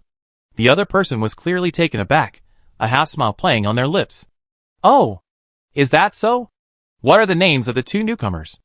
Esme replied, "One is called Annie, and the other is called Phineas." The other person's lips slowly curled into a smile, as if they had discovered something amusing. "I see. Well then, take me to see that Milia." Esme was overjoyed upon hearing this. "That's wonderful. Your presence will surely intimidate them, and they won't dare to cause trouble." The other person patted Esme's shoulder with a smile. "Lead the way quickly." With the backing of a core disciple, Esme no longer had any reservations, and swaggered with a woman in white robes to the courtyard where the male disciples lived. "You see, this is the courtyard where we ordinary male disciples live. There are 17 people in total, and now 5 of them want to cooperate to hunt that contracted magical beast." This time, Esme didn't hide, and was quickly discovered by the people in the courtyard. Milia, her face grim, strode out and shouted, "Esme, what are you doing here?" Esme put her hands on her hips, her face full of disdain. "Milia, you always been a bully in our courtyard, but I naively thought you weren't inherently bad. Who knew you were so vicious? Unable to defeat Annie, you resorted to killing her contracted magical beast. It's utterly depraved and without any moral compass. I brought a core disciple to witness this. If you dare to act recklessly, you will be severely punished." Her words were extremely forceful, and even the others in the courtyard heard them, coming out to investigate. Johnny's expression was also very unpleasant. He hadn't expected their plan to be overheard, and not only that, but a core disciple had come to interfere. The 4 people who had been persuaded to hunt Xiaoxue exchanged bewildered glances. They asked Gianni, "Is what she said true? The magical beast we're going to kill is someone else's contracted magical beast?" Gianni blinked. "If we kill it, we kill it. Who knows it's a contracted magical beast?" One of them said, "We didn't know before, but now that a core disciple is here, we can't pretend we don't know." Another added, "If that's the case, I'm out. This has nothing to do with me. Don't bother me again." Seeing her plan fall through, Milia was furious, but she didn't dare to be disrespectful to the core disciple. She could only clench her fists and glare fiercely at Esme. What? You want to hit me again?" Esme stepped forward. "Let me tell you, I put up with you for a long time. You've been taking advantage of your royal blood, your superior strength, and your relationship with Gianni to exploit us for so long. What are you anyway? You be nothing but a marginal figure when you return to the Empire. Do you really think the royal family will bestow upon you the title of princess? I doubt it. Although the title of princess isn't anything special, the royal family won't waste it on a piece of trash like you." Milia trembled with rage. If it weren't for the presence of the core disciple, she would have rushed forward and given Esme a sound beating. Esme wore a smug expression. After so many years, she had finally released all the pent-up resentment within her, a feeling that made her feel incredibly refreshed. At this moment, the core disciple smiled and stepped forward. Esme, thinking Milia was about to reprimand them, quickly stepped aside, appearing extremely respectful. The core disciple walked directly to Milia and asked with a smile, "You want to kill Annie's magical beast?" "Why?" Milia's eyes were icy. "Punish me if you want. Why so many questions?" The core disciple shook his head. No, I just want to know why. If your answer pleases me, I won't punish you." Milia was taken aback, then gritted her teeth and said, "Her magical beast is too strong. With that beast around, I can't defeat Annie at all. Once that beast is dead, I have a way to trample that brat Annie underfoot. Under her feet, she'd be left helpless, crying out to heaven and earth." The core disciple's smile widened, and she waved her hand, shouting, "You're all so stupid." Hearing this, Esme chimed in, Exactly, you're all so stupid." The core disciple glanced at her and continued, "When you were planning this scheme, you didn't even bother to keep it secret." Someone overheard. Exactly, didn't even bother to keep it secret. What? Esme was stunned, looking at the core disciple with a bewildered expression. What did you just say?" The core disciple chuckled and said, "I said I planned to hunt a magical beast, and I should keep it a secret." How could anyone overhear? Milia and Johnny were equally taken aback. They exchanged bewildered glances, unsure of the core disciple's meaning. The core disciple continued that magical beast was indeed a contracted beast, but according to the rules of Divine Beast Mountain, even contracted beasts cannot kill other magical beasts within the mountain. Am I right? Johnny nodded. Indeed, this rule applies to both humans and beasts. I saw a dead deer in the back mountain earlier. It must have been killed by that magical beast. Since it disregards the rules, it deserves punishment. Go kill it, as a warning to others. Everyone froze, especially Esme, who stood rooted to the spot like a wooden stake. One of the male disciples reacted and said, I just went to the back mountain this morning. Where are the deer? I didn't see any. The core disciple stared coldly at the male disciple, making him tremble. I said there are, then there are. Milia then realized what was going on, her expression instantly changing. Hee hee, you're right. Since you already seen it, it's a done deal. Even if we went to kill that magical beast, it was for a reason and not against the rules. Gianni looked at the 4 people behind him. One of them shook his head. He had already said he would withdraw, and even though the situation had changed, he didn't want to get involved in this mess. The other 3 nodded. They had a good relationship with Gianni and were willing to help, since they could get magic cores afterward. Why not? You, how could you do this? Esme roared at the core disciple. As a core disciple, how could you go back on your word? You clearly said you helped me. The core disciple turned around, coldly asking, when did I say I help you? I only asked you to bring me to see them. Esme thought for a moment. The situation seemed to be as the core disciple said. Her expression changed drastically, and she suddenly turned to run away. Milia, who had been waiting in ambush, saw Esme trying to escape and instantly chased after her, grabbing her shoulder and pulling her back forcefully. Esme's strength wasn't much less than Milia's, so she used her magic to resist. However, besides Milia, Gianni was also present. Seeing the 2 sides fight, Gianni stood up and kicked Esme in the back. Esme took the blow squarely, her body flying forward uncontrollably, crashing heavily to the ground. Milia walked up to her with a cold smile, stomped on Esme's face, and said viciously, Esme, you're pretty arrogant. You call me a rotten person, then what are you? A gorilla with a human face? Why don't you take a good look at yourself? What kind of person do you look like, daring to insult me? I think you're tired of living. Milia pressed down hard on Esme's head, making her feel like her head was about to explode, letting out screams of agony. Ah! Hearing Esme's screams, Milia became even angrier, and kicked Esme hard in the face with the hard toe of her shoe. Esme groaned, a flower of blood blooming on her face, her nose was broken, and her entire face caved in. Milia then crouched down, grabbed Esme's hair, and pulled her head out of the dirt. What? You're still going to keep cursing? You like to curse, don't you? You bastard. Tui! Esme spat a mouthful of bloody saliva onto Milia's face. You bitch, shameless. Milia felt a stench assault her nostrils, her stomach churned, and she forcefully threw Esme back to the ground, kicking her hard in the stomach. You dare curse me.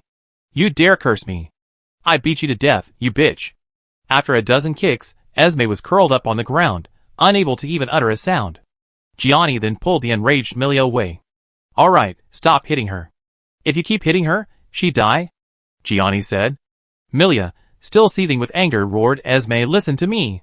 I'm the boss of this place. And Infinies are nothing but trash, nobody. Are they as high-ranking as me? No. Are they stronger than me? Nonsense. If I really got serious, they wouldn't stand a chance against me. And you traitorous dog. Are those 2 your mother or your grandmother? You sided with them the moment they arrived? Have I been too lenient with you all this time? Esme's face was covered in blood, her eyes swollen. She felt excruciating pain in her abdomen, as if her ribs had been broken. Even breathing was a struggle now. She couldn't hear Milia's words at all. All she could hear was a buzzing sound. All right, that's enough. We have more business to attend to, Gianni said. Milia then remembered, smoothed her disheveled hair, wiped the dirt from her face, and turned to look at the core disciple. The core disciple turned her face away, seemingly indifferent to what was happening. Only after the commotion subsided did she turn back and smile slightly at Milia. How are you? Are you smitten? Milia took a deep breath and bowed slightly to the core disciple. Thank you, senior sister. If it weren't for you, our plan might have been discovered. The core disciple waved her hand. No need to thank me, it was just a small favor. What are your plans now? Milia smiled. Those two brats are really audacious. They just offended me, and then went into seclusion to cultivate. Did they really think I couldn't control them?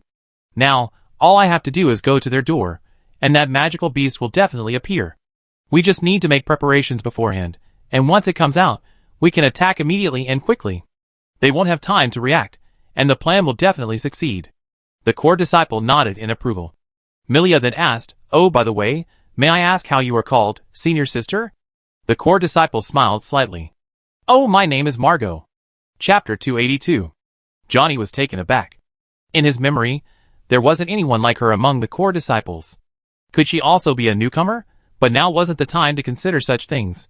Now that her identity as a core disciple was confirmed, things would be much easier. "Milia, let's set off now, lest something unexpected happens," Gianni said.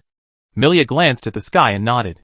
"Yes, let's go prepare now, and we act tonight. That way, everything will be foolproof."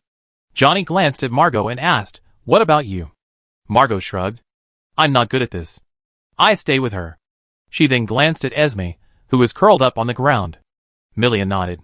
"Yes, someone definitely needs to keep an eye on her.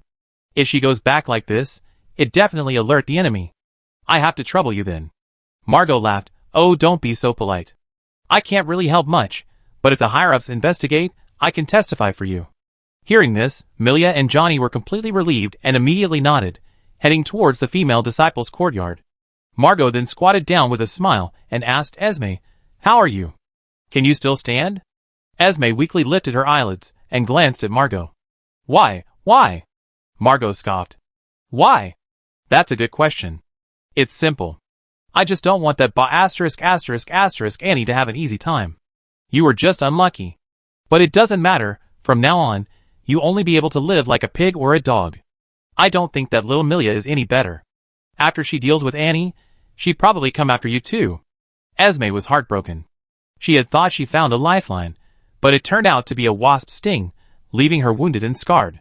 Exhausted, she closed her eyes, hoping someone else knew Milia's plan beforehand and could tell in. Milia ordered her male disciples to quietly lie in ambush nearby, while she returned to the courtyard. It was already dark. 3 or 4 people were huddled together, talking amongst themselves. When they saw Milia return, they all turned away, refusing to look at her. Milia sneered, "What's wrong? Before, you at least call me boss, but now you're completely ignoring me." One of them, emboldened, said, "Who do you think you are, boss? And is our boss now? You better beat her first." Milia felt a surge of rage. Esme had betrayed her earlier, and now others in the courtyard had betrayed her too. She grabbed a wooden chair and hurled it at the group, who immediately scattered. "You ungrateful bastards, just you wait," Milia roared, and was in seclusion at the moment, and no one outside could control Milia. The others dared not confront her, so they reluctantly returned to their rooms, leaving Milia alone in the courtyard. Milia calmed herself, a cold smile playing on her lips. "Humph, wait until I trample that brat Annie under my feet, then you dare talk to me like that." She carefully checked all the doors, confirming that none were open, then beckoned towards the courtyard gate. Gianni and 3 others quietly entered. Milia pointed to Annie's room and said, "That brat lives there." Johnny was taken aback. "Huh? Isn't that your old room?" Milia gritted her teeth and said, "It's all because of you. If you had helped me teach her a lesson sooner, she wouldn't have had to take my room." Johnny looked somewhat embarrassed and said, "Sigh, let's not talk about that.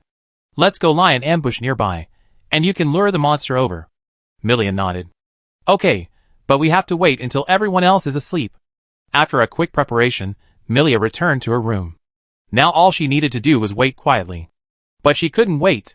She was itching to rush over and beat Annie and Finus to a pulp. The longer she waited, the deeper her hatred grew, and the more she anticipated what would happen next. After a long wait, the courtyard became quiet again. Everyone was either resting or in a meditative state. This was the perfect opportunity for Milia and her group to make their move. Milia took a deep breath, stood up, and opened her door a crack, peering into the dark courtyard. Confirming no one was there, she cautiously stepped out and closed the door behind her. In the darkness, the 4 members of the Gianni group, hidden nearby, peeked out as Milia emerged, exchanged glances to confirm their positions, and then concealed themselves again. Milia's gaze shifted to Annie's room. The plan was simple. Milia only needed to walk to Annie's door, and the magical beast would inevitably appear to protect Annie. At that moment, the 4 Gianni members could attack simultaneously. With their 7th tier Li Yuan strength, they could easily kill it in one strike. And if they killed it, so be it. Who could say anything? Milia's lips curled into a cold smile. Annie, of all people to mess with, you had to pick on me. Tonight, I show you what happens when you mess with me. She lifted her foot and slowly walked forward 1 step, 2 steps, 3 steps. However, even after she reached Anne's door, the magical beast did not appear. Milia was puzzled. Could it be that the magical beast was asleep too? Wouldn't that be dereliction of duty? What kind of contracted magical beast would behave like that? What should she do now? Milia was in a dilemma. Not only was Annie's door locked, but if she really pushed open Annie's door and went in, what would she say? Male disciples couldn't just rush into a female disciple's room. Gianni and the others could only watch helplessly from outside. Could she really defeat Annie? Milia swallowed hard, gritted her teeth, and thought to herself that Brad is meditating right now.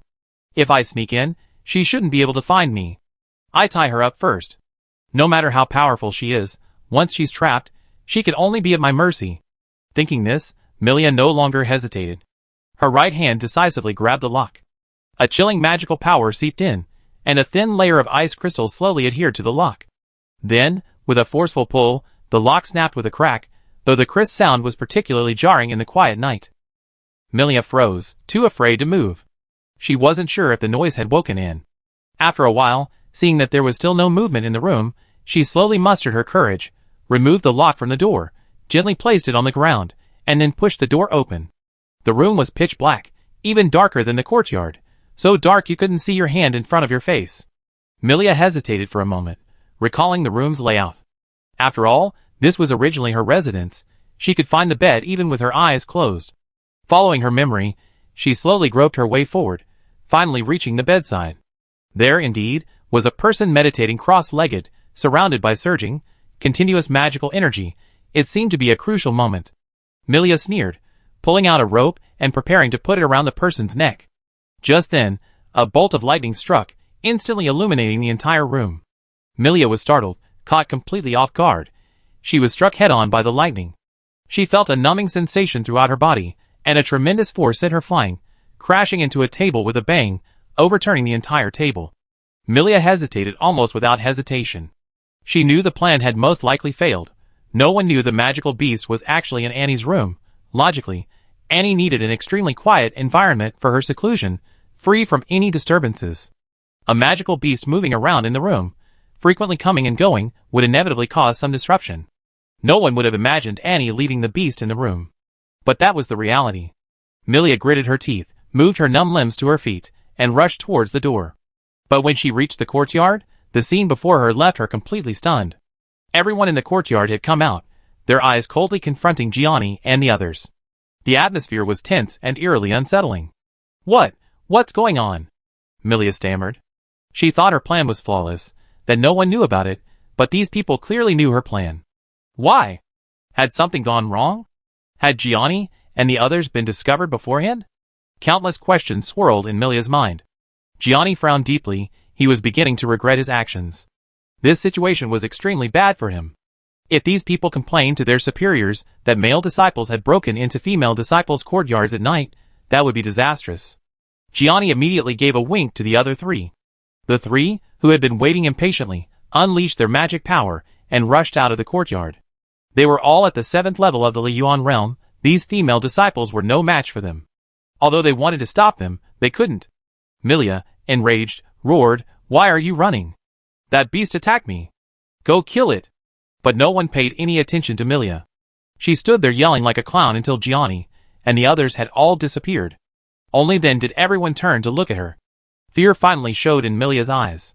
She unconsciously took a step back, but then heard a low growl behind her. Only then did she realize that there was a ferocious magical beast behind her. "Ah!"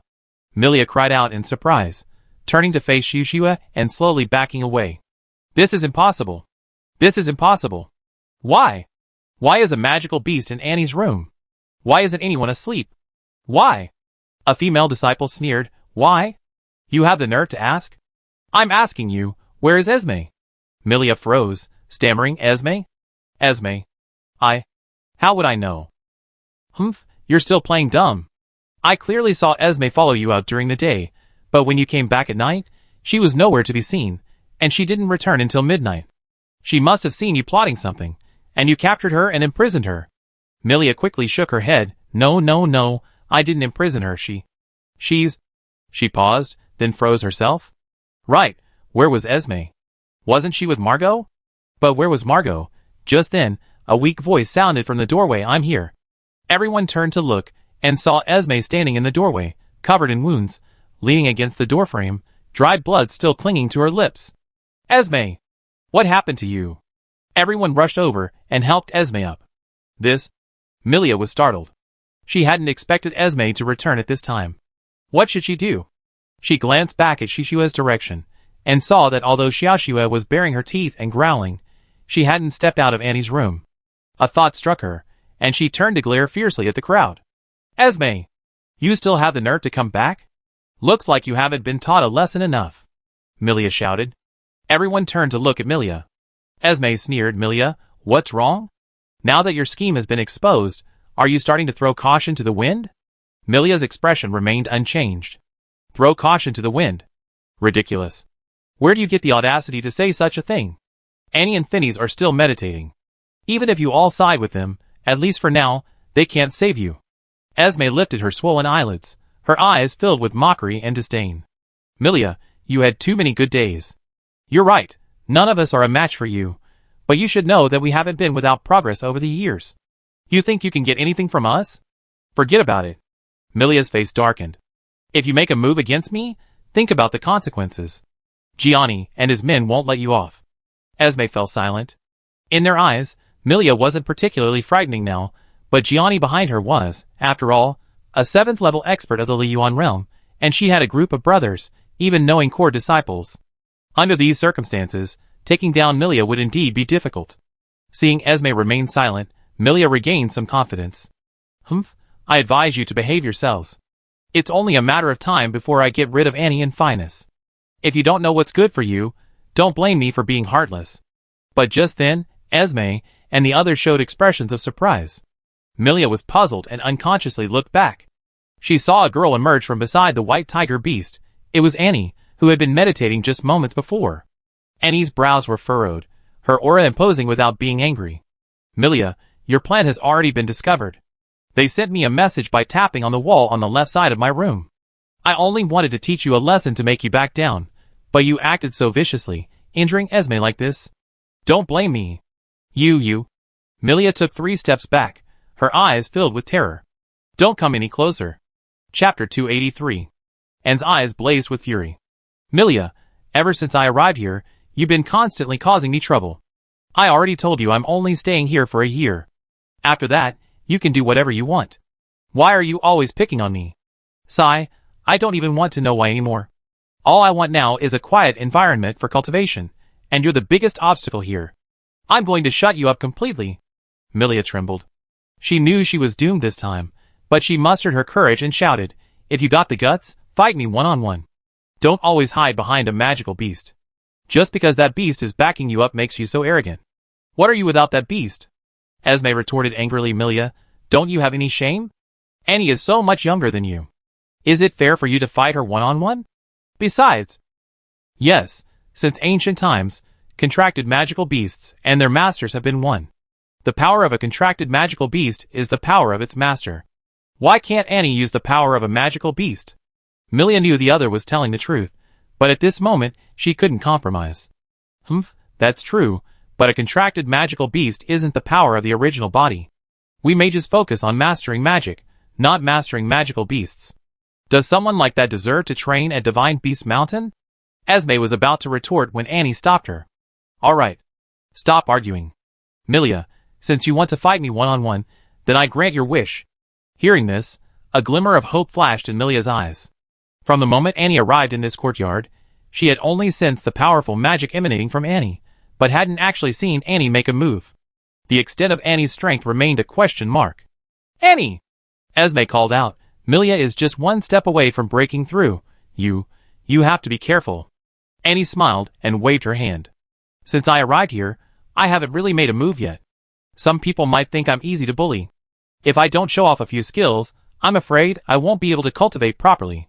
Then, Annie patted Shishua's back and said, Xiaoxua, stay here and don't move around, okay? Xiaoxua obediently put away her fighting stance, lazily hummed twice, turned around and went back into the house, lying down on the ground. After doing all this, Annie turned to Milia. Take out your weapon, right in front of everyone. If you win, you remain the boss. If I win, you get out of the courtyard. Milia was shocked. This was a ruthless move.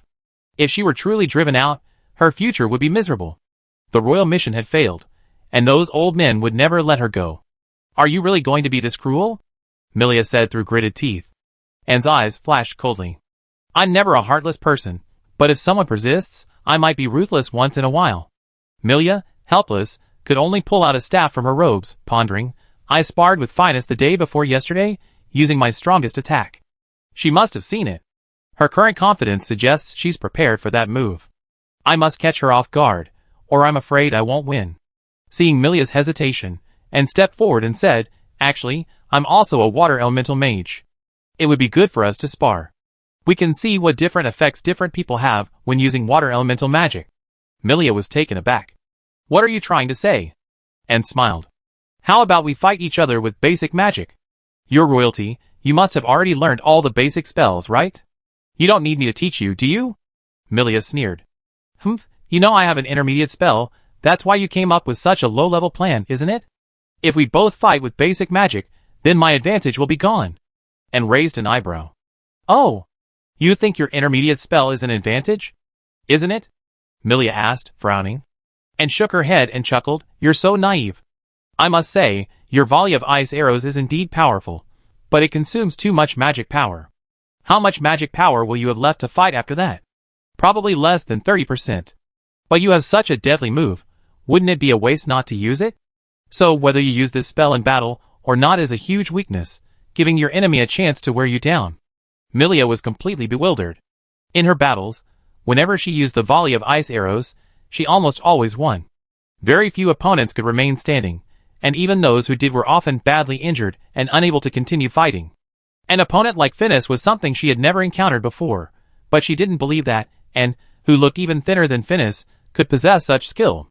Moreover, Anne's weapon was a staff, which gave her even more confidence. Stop exaggerating. Let's see if you can withstand this move. Annie shook her head again. It seems you never fought a real master before. No wonder, you're a hothouse flower, you never seen a real storm. Even a gentle spring breeze and drizzle seems like a raging torrent. Milia sensed the sarcasm in Annie's words and snapped, Enough talk, take this. She swiftly swung her staff, and an ice arrow materialized in front of her, flying towards Annie. Annie remained unfazed, merely taking a step to the left. The ice arrow grazed her shoulder, leaving her unharmed. Milia, fighting isn't just about words. Look at your ice arrow. So crooked and erratic, it misses completely. Milia retorted angrily, Then why don't you dodge? Annie raised an eyebrow. Not dodge? Would I be an idiot? You need to understand that people are alive. If you treat people like targets, you never hit them. With that, she raised her staff and unleashed an ice arrow of her own. This arrow was incredibly fast, not even fully formed before launch, only completing its flight in midair, but already reaching Milia's face. Milia was startled and quickly cast an ice shield, barely blocking the attack. The ice arrow struck the shield with a crisp sound, scattering ice shards everywhere. And continued, Look, you cast an attack spell, and I neutralized it without expending any magic power. But when I cast the same spell, you had to expend magic power to cast an ice shield to defend against it. With that disparity, how much magic power do you have left to fight me? Milia's heart skipped a beat. Born into royalty, her status was too lowly, and she hadn't received proper instruction. Her magical skills relied more on diligent practice. She still remembered an elder who, on a whim, wanted to test her skills and had her cast a few magical attacks. The elder then sighed and shook his head, saying, Good talent, but you gone astray. At the time, she was still young and didn't quite understand those words. Less than 2 months later, she was sent to the papacy and became a disciple of Cardus. However, Cardus ignored her and never truly taught her anything. As a result, she always practiced on her own and rarely engaged in actual combat. Even when she did, it was just to bully those weaker than herself. Now, hearing Annie's words, she suddenly felt a certain joint in her heart open up, but she still didn't fully understand. Before she could figure it out, Annie launched her next attack. First, she released a water prison, the power of which exceeded Milia's understanding. It directly swept away her ice shield and slammed towards her. There's such an attack method? Milia was surprised again. She realized that she couldn't predict Annie's next move at all. Every attack caught her off guard. She could only release another ice shield. The two ice shields collided and shattered into several pieces, which were swept aside by the water prison. Oh! You dare use an ice shield? Annie smiled slightly, waving her staff again, like a conductor directing the water prison to change direction, enveloping countless ice crystal fragments and sweeping towards Milia. The onlookers were stunned. To be honest, Annie hadn't used any high-level magic, just two basic spells had already thrown Milia into a panic. Not only had Milia never seen this kind of attack before, but even they hadn't seen it. Damn it! Milia felt she'd been tricked. Facing the oncoming water prison, she no longer suppressed her anger, unleashing all her magic power. With a powerful swing of her staff, countless ice arrows coalesced behind her. Annie raised an eyebrow. Oh! Going all out now? She twirled her staff in the air, and the water prison writhed in response, reassembling the shattered ice crystals into a small iceberg. Milia unleashed all her magic, veins bulging on her forehead, her eyes fixed on Annie. Die! A barrage of ice arrows shot out, their power surpassing even the force she had unleashed against Finnis 2 days prior. Annie's lithe body recoiled, nimbly disappearing behind the small, exquisite iceberg. Instantly, a rapid, crisp clanging sound filled the air, like rain pattering on banana leaves. Many arrows whistled past the iceberg's peak, their force still lingering, striking the opposite building's wall and embedding themselves more than halfway into it. Such terrifying, penetrating power was truly astonishing. When Annie truly experienced the powerful impact of this intermediate-level spell up close, she finally understood why Milia seemed so confident, and her admiration for Finnis deepened even further. Annie knew that the iceberg alone probably wouldn't hold for long. Sure enough, just as the ice arrow was about to pierce the iceberg, she spun around without hesitation, and with a wave of her hands, a thick, solid ice wall suddenly appeared before her. Milia's lips curled into a disdainful smile, as she coldly said, "You actually naively believe that thin ice wall can withstand my powerful ice arrow? That's utterly delusional." Her voice was full of mockery and contempt, as if laughing at the other's ignorance and stupidity. As her words fell, the staff in Milia's hand emitted a dazzling light, and the surrounding air seemed to grow even colder because of her magic. The ice arrows rained down on the ice wall with even greater intensity, the crisp impacts turning into deafening roars. Shattered arrows and ice fragments filled the air, further obscuring the already poor visibility. Milia, as if possessed, concentrated her fire on the ice wall. It shattered in less than 2 seconds, along with the twisted hearts of those nearby. They craned their necks, trying to see what lay beyond, but the ice fragments blocked their view, revealing only a blinding white expanse. What about Annie? Could she hold on? Was she injured? None of this was known. A cruel smile spread across Milia's face. She used the last of her magic to unleash a frenzied barrage of ice arrows, seemingly determined to obliterate Annie from the world. Enough. Milia. Stop. Esme roared, and will die. But Milia ignored her. Die? Better she's dead. Who told her to mess with me? Who told her to underestimate me? Die! Esme cried anxiously. Oh no, Milia's gone mad. We have to go save Annie. A person nearby said, wait a minute. If Annie is in danger, her contracted magical beast will definitely make a move. But look over there. Esme looked towards Annie's room. Shushua was still lying on the ground, lazily watching Milia and Annie's battle, occasionally yawning, showing no sign of worry whatsoever. This? Esme was stunned. But with such a rain of arrows, and not having cast any other defensive magic, how is she supposed to withstand it? Just as she finished speaking, Milia's magic power was depleted, and the rain of arrows stopped instantly. Milia felt a wave of dizziness, clearly from excessive magic consumption. She forced herself to stand up straight, panting as she looked at the iceberg and ice wall shattered by the arrows, a sinister smile appearing on her face. Now there shouldn't be any problem, right? I am the strongest here. No one can shake my position. Everyone's expressions were grim. Under such a powerful rain of arrows, no one would fare well. But the next moment, a stream of water gushed out from behind the broken ice wall, instantly engulfing the exhausted Milia.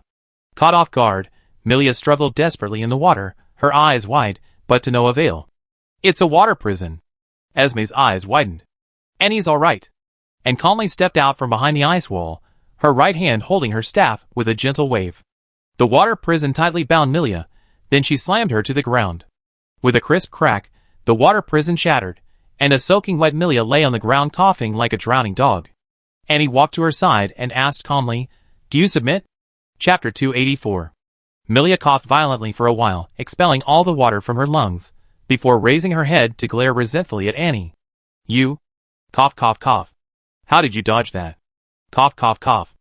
Annie sneered, "Your intermediate-level magic is indeed powerful. I admit you have reason to be arrogant, but unfortunately, this move didn't work on me." "You lost?" Cough, cough, cough. Milia felt utterly hopeless. She rolled over and lay on the ground, her chest gradually calming down. She stared intently at Annie, a self-deprecating smile playing on her lips. "Sure enough, no matter how hard I try, I can't change my fate. What good is royal blood? What good is cultivating in the Divine Beast Mountain? Once I reach the Qiyuan realm, everything is back to where it started. Annie, you won, you completely defeated me." And looked at the somewhat decadent Milia, smiled, waved her staff, and a gentle force lifted her up from the ground. "If you want to become stronger, you don't have to overwhelm others with strength. The important thing is to defeat yourself. Be stronger than yourself yesterday. This is the way you should go." Milia looked at, and with some confusion, You did all this to tell me this truth?" And shook her head, "No. I just want to beat you up." After saying that, she slapped Milia on the face. The slap was so hard that Milia staggered, and the left side of her face instantly swelled. Milia covered her face in confusion, her face full of astonishment. You. Snap! Another slap. This crisp sound was particularly clear in the silent night. "Milia, if you want to become stronger, you must first learn how to respect others. A selfish strawman will always be nothing more than a reckless fool." And said, swinging her hand again. Slap. Slap. Slap. The continuous, crisp sound of slaps echoed throughout the space, as if shattering eardrums. Even the onlookers couldn't help but feel a chill run down their spines, grimacing in shock. They stared wide-eyed at the scene unfolding before them, inwardly marveling. "That's too ruthless." At this moment, Milia's mouth was already split open, blood gushing from the wound, intertwining with the bright red handprints, resembling blooming blood-red flowers, a horrifying sight. Seeing this, Esme rushed forward and stopped Anne. She gasped, "Okay, Annie, stop hitting her." Annie stopped, her gaze sweeping indifferently over Esme, whose face was bruised and mangled like a pig's head. She questioned, "She beat you up like this, and you're still defending her? Don't you hate her?" Esme shook her head gently, a flicker of pain and helplessness in her eyes. She said softly, "No, of course I hate her. I never forget what she did to me. But this is enough. We came to this Divine Beast Mountain together, we shared a past. Now she's received her due punishment. There's no need to continue torturing her." Having said this, Esme took a deep breath, trying to calm her turmoil. She knew that although Milia had hurt her, endless revenge wouldn't solve the problem. It would only deepen their hatred. Perhaps letting go of past grievances was the best choice. Anne's lips curled into a barely perceptible smile, as her gaze slowly shifted to Milia, whose face was covered in blood. Milia was now severely injured, her expression dazed and unfocused. She struggled to lift her equally swollen eyelids, her vision blurred as she looked at Esme, who had stood up to protect her. Tears welled in her eyes, her voice choked with emotion. "Esme, you." As Milia's words fell, tears streamed down her face like a burst dam. Her eyes were filled with complex emotions, pain, gratitude, and guilt. Esme helped the swaying Milia up, glancing at Anne, and raised an eyebrow and yawned widely. "Ugh, so tiring after a whole night of commotion. You guys handle the rest yourselves. I'm going back to my seclusion. Don't bother me anymore." With that, she returned to her room. Shioshua also got up and disappeared into the night in a few leaps. As Anne's door closed, the courtyard fell silent once more, broken only by Milia's soft sobs. "Milia." Esme sighed heavily, gazing silently at the sobbing girl before her, her heart filled with complex emotions, yet unable to express them. Finally, as if unable to bear the pain any longer, Milia abruptly reached out and gripped Esme's arm tightly. Tears streamed down her face as she choked out, "Esme, I'm sorry, But before Milia could finish, Esme gently shook her head, stopping her from continuing. Esme's eyes were firm yet tender, as if telling Milia that the past traumas were no longer important. "It's all in the past. From now on, let's work together to improve our strength, and then return to the Empire together." Milia looked up, her eyes blurry with tears, and nodded vigorously at Esme. At that moment, the two seemed to have found new strength and hope. They embraced tightly, using each other's warmth to dispel the gloom in their hearts. The future might still be difficult, but as long as they stood shoulder to shoulder and moved forward together, they would surely overcome the difficulties. Going home didn't seem so scary anymore. With sisters to rely on, no difficulty could be overcome. And sat back down on the bed and let out a long sigh. Finally got rid of these people. It was so exhausting. Now, what she needed most was time, but because of Milia and the others' constant interference, she had already wasted a lot of time. Now she had to seize every second to begin cultivating. Without hesitation, she decisively activated the spirit division technique. Instantly, countless powerful and mysterious magical energies surged forth like a raging torrent, converging into a vast, boundless ocean, creating towering waves, a magnificent and awe-inspiring sight. These elements merged and resonated with the original power within Annie, creating a wondrous and harmonious synergy. Now, Annie possessed abundant and high-quality cultivation resources, which greatly increased her cultivation speed. With each breath, she could clearly feel her strength increasing. As time passed, Annie became increasingly immersed in this process, unable to extricate herself. She had forgotten the existence of her surroundings, devoting herself entirely to absorbing and refining the endless stream of magical energy flowing into her body. A deafening roar resounded within Annie's body. The already surging magical energy seemed to be ignited, instantly boiling to its peak. As if breaking through some boundary, or touching some critical point, this terrifyingly powerful force began to surge wildly.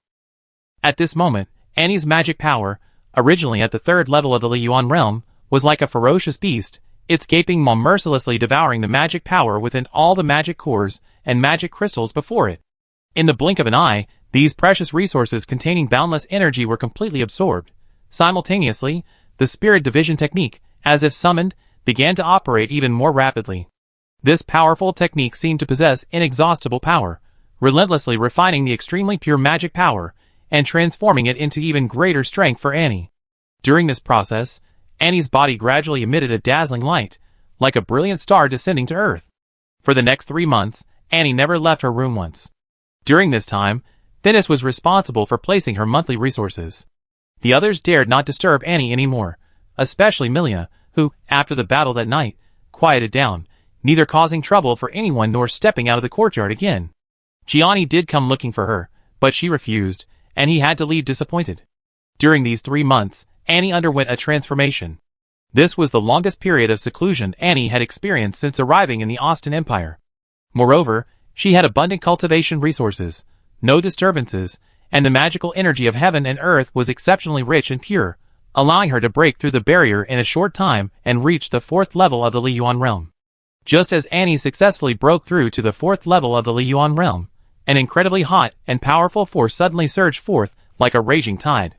This heat wave instantly enveloped her, as if it wanted to devour and melt her. At the same time, the temperature in the previously calm room skyrocketed, instantly becoming unbearably hot, like a steam room. At this moment, Annie felt as if she had been plunged into a raging fire, her body burning with intense heat. Sweat poured down her forehead, cheeks, and neck, forming glistening beads that rolled down her skin.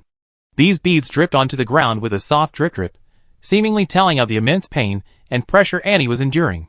However, facing such a difficult predicament, Annie did not back down an inch. She gritted her teeth, her brow furrowed, and readjusted her mind, carefully sensing this scorching energy. Yes! This was fire elemental magic. With the powerful strength of the 4th rank of the Liyuan realm, Annie had finally obtained fire elemental magic. Now, Annie had successfully acquired 3 elemental magics besides the power of death, which would be a tremendous aid on her path of growth. Speaking of which, the experience that fire elemental magic brought to Annie was extremely unique, completely different from the wind and water elements.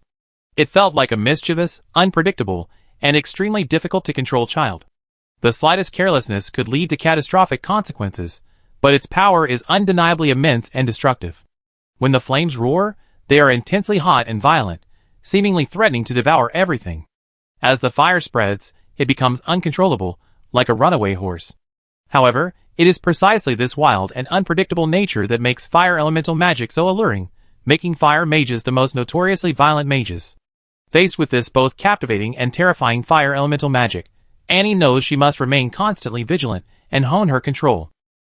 Only then can she truly master this powerful force and unleash its full potential. In this process, Annie gradually comes to understand a principle. The more untamed a force seems, the more astonishing the energy it can unleash once conquered. Currently, she couldn't obtain fire elemental magic from the source of magic, otherwise, she would definitely have tried her luck. After breaking through, Annie didn't wake up from her seclusion, but continued to cultivate diligently. The magical energy around her room became denser, creating a scene of billowing smoke. Thinis also broke through to the next level, and couldn't help but marvel at how extraordinary Divine Beast Mountain was. The environment here was immensely beneficial to everyone's cultivation.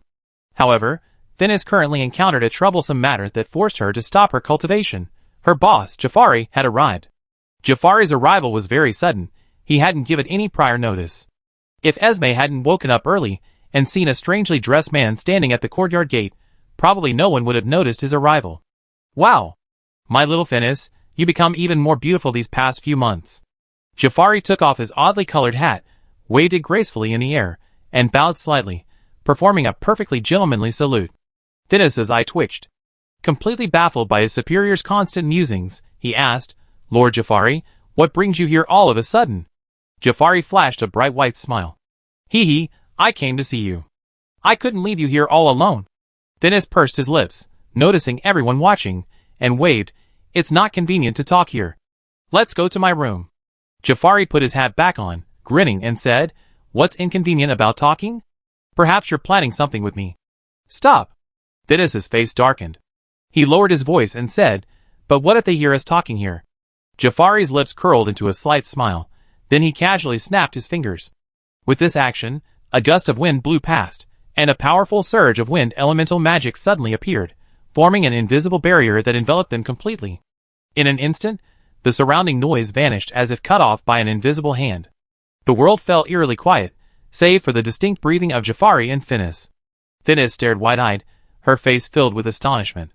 She rarely spent time alone with Jafari, and had never witnessed him use such techniques before. Seeing him wield wind elemental magic with such skill filled her with a deep sense of admiration. However, this admiration was quickly shattered by Jafari's next words.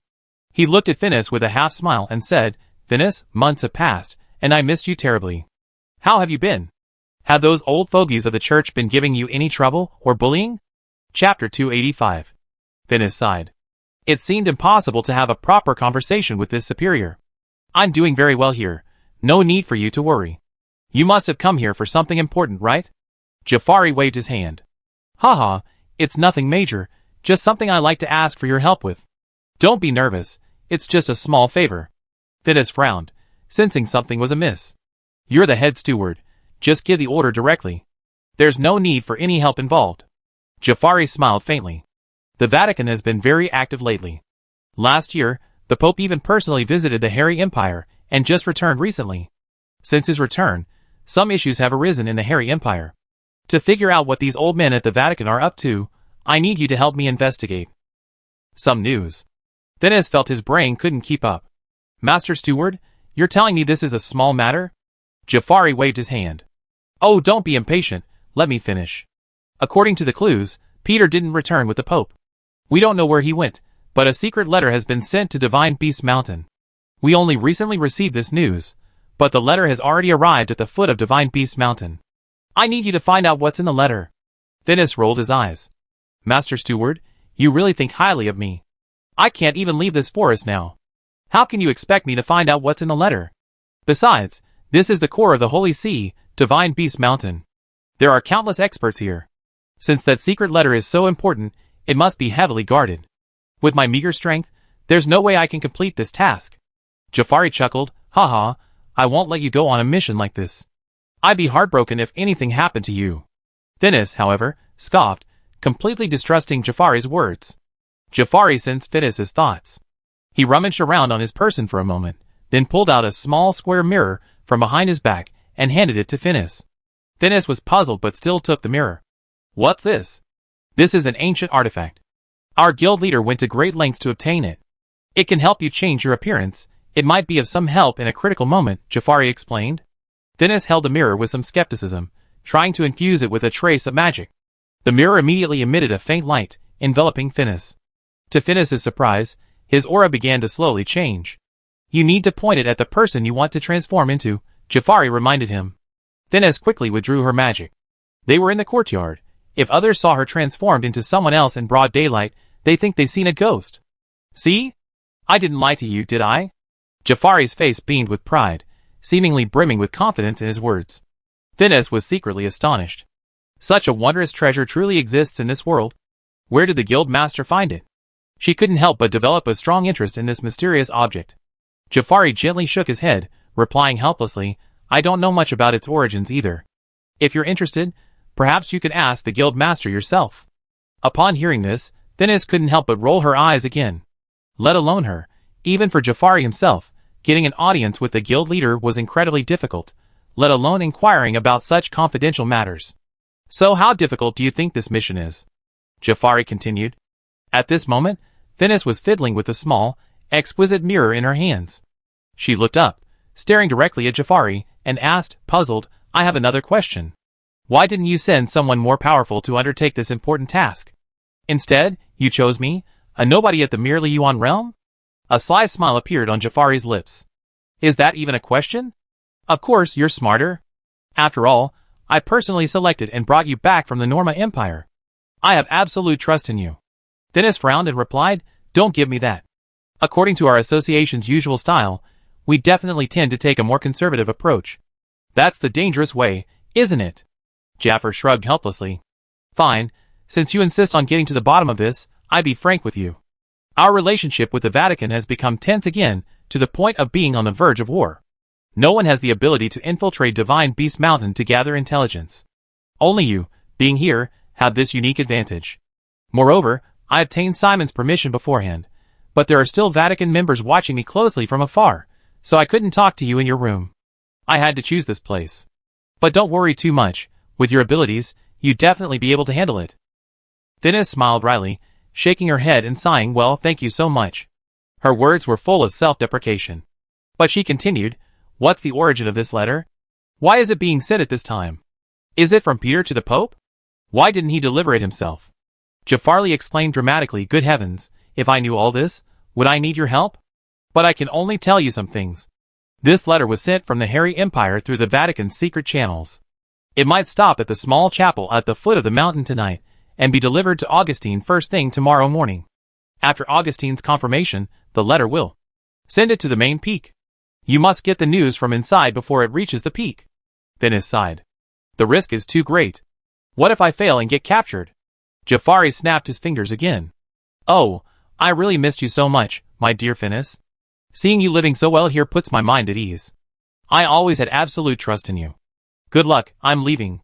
Finnis hadn't expected this move, and was momentarily flustered. Wait. Jafari turned and winked at Finnis, giving him a meaningful smile before disappearing into the wind. The others slowly gathered around.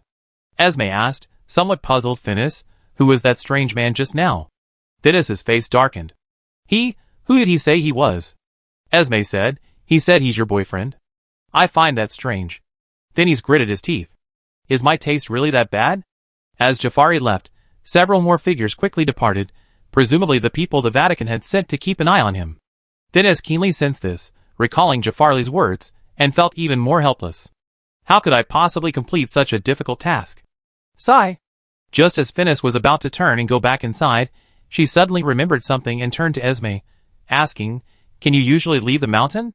Esme hesitated, then shook her head, saying, we usually can't leave Divine Beast Mountain.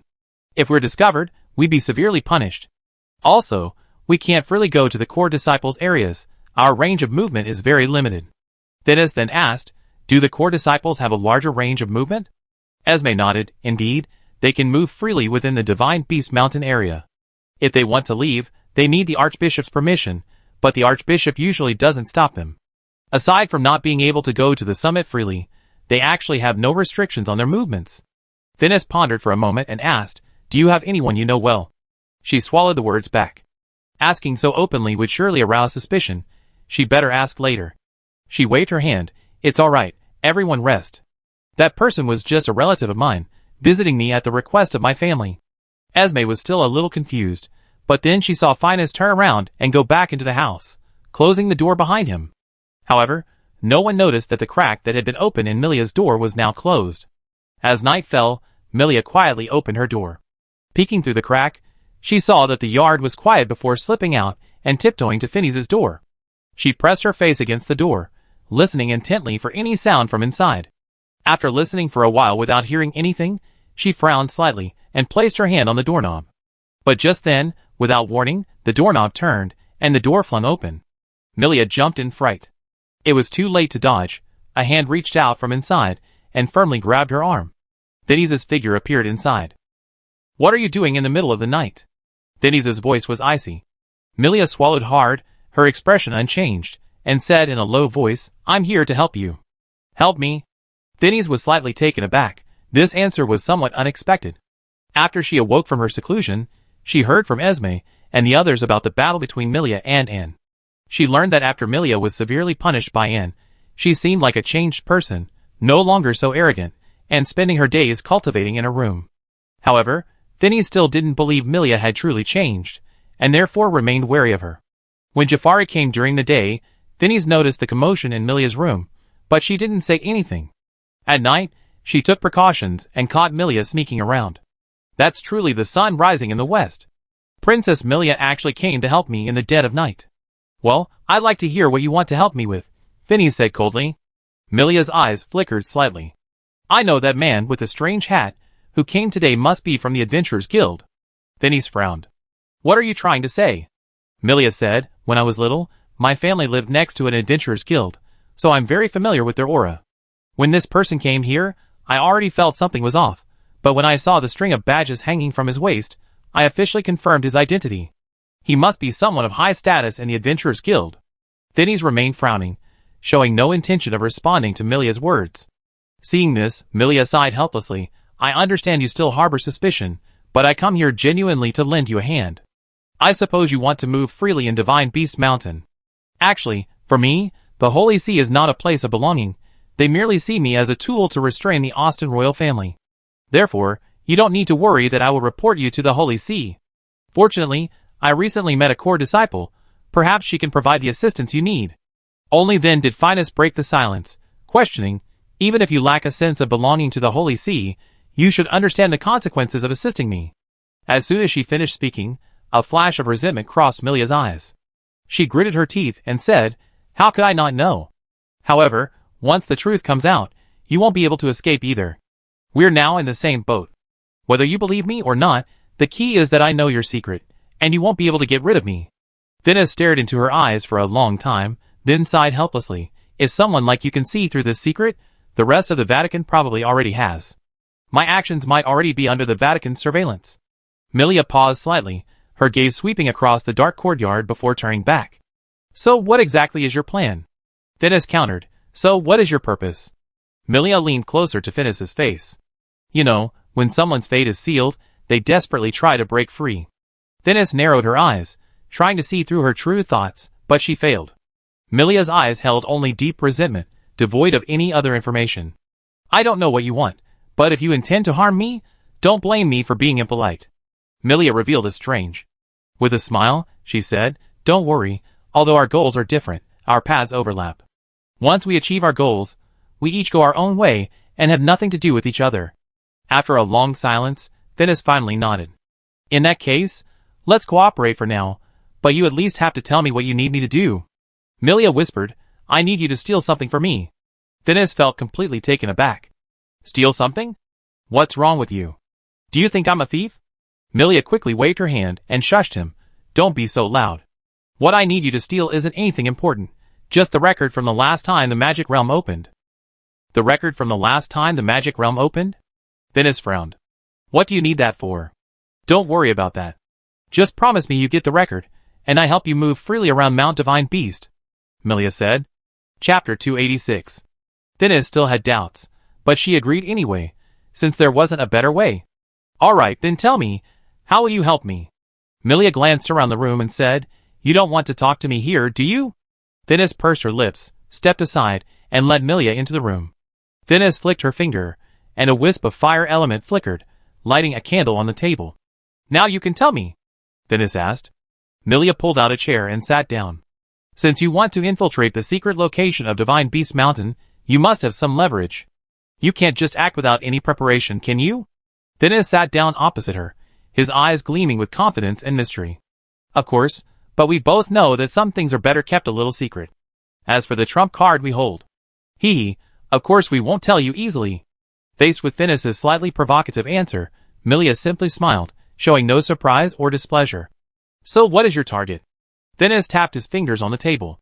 Augustine's office. Hearing this answer, Milia seemed unsurprised. She calmly replied, Actually, I'm not very interested in your so-called trump card. What I'm really concerned about is how to successfully infiltrate Augustine's castle for you. Of course, what actions you plan to take to achieve your goal once inside is entirely up to you. After all, everyone has their own unique way of doing things and strategies. Hearing this, Finis raised an eyebrow, a hint of doubt and curiosity in his eyes.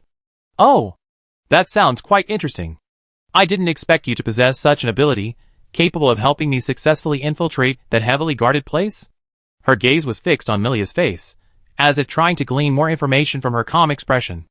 Milia calmly replied, You don't need to try to trick me anymore. I tell you the truth. Although I'm a low-ranking figure in the royal family, I still have royal blood flowing through my veins. My status grants me certain privileges here, privileges that Esme and the others don't have. Finis nodded. All right, under what pretext will you take me to Augustine's residence? Milia stroked her chin. Based on what I know of Augustine, he's extremely ruthless and arrogant. He has a very bad relationship with Cardas because Cardas is dissatisfied with his methods. He often complains to Simon, so if I, as Carthus's apprentice, were to expose him, he would be very happy. Finis frowned. But that would offend Cardas. If he knew you were acting recklessly, he definitely wouldn't let you off. Milia shook her head. I don't necessarily need to see Augustine. As long as I hint at my intention to one of his core disciples, I can easily find an excuse to get away with it if things get serious. Finis still felt this plan was unreliable. But what exactly are you planning to expose about Cardas? Milia thought for a moment. Their conflict simply stems from their differing attitudes towards heretics. Augustine believes heretics should be cruelly tortured and killed, condemning them to eternal damnation. Cardas, on the other hand, believes that ordinary heretics should have their hearts purified, influenced by the will of God, and allowed to witness divine power. As for necromancers, they should be killed directly with holy light magic, thus achieving purification. Finis frowned and asked, So what do you mean? Milia smiled slightly. I have evidence that Cardas brought heretics to the divine beast mountain. We must see Augustine to produce the evidence, and then his core disciple will take us to him. Once we get there, I think of an excuse. Just run away, and everything will be fine, right? Finis's heart skipped a beat. Come to think of it, there really was a heretic here, and not just any heretic, but a necromancer. However, her expression remained unchanged. After a moment's thought, she nodded and said, Okay, but you still have to cover for me. Ah! By the way, where is the record you need?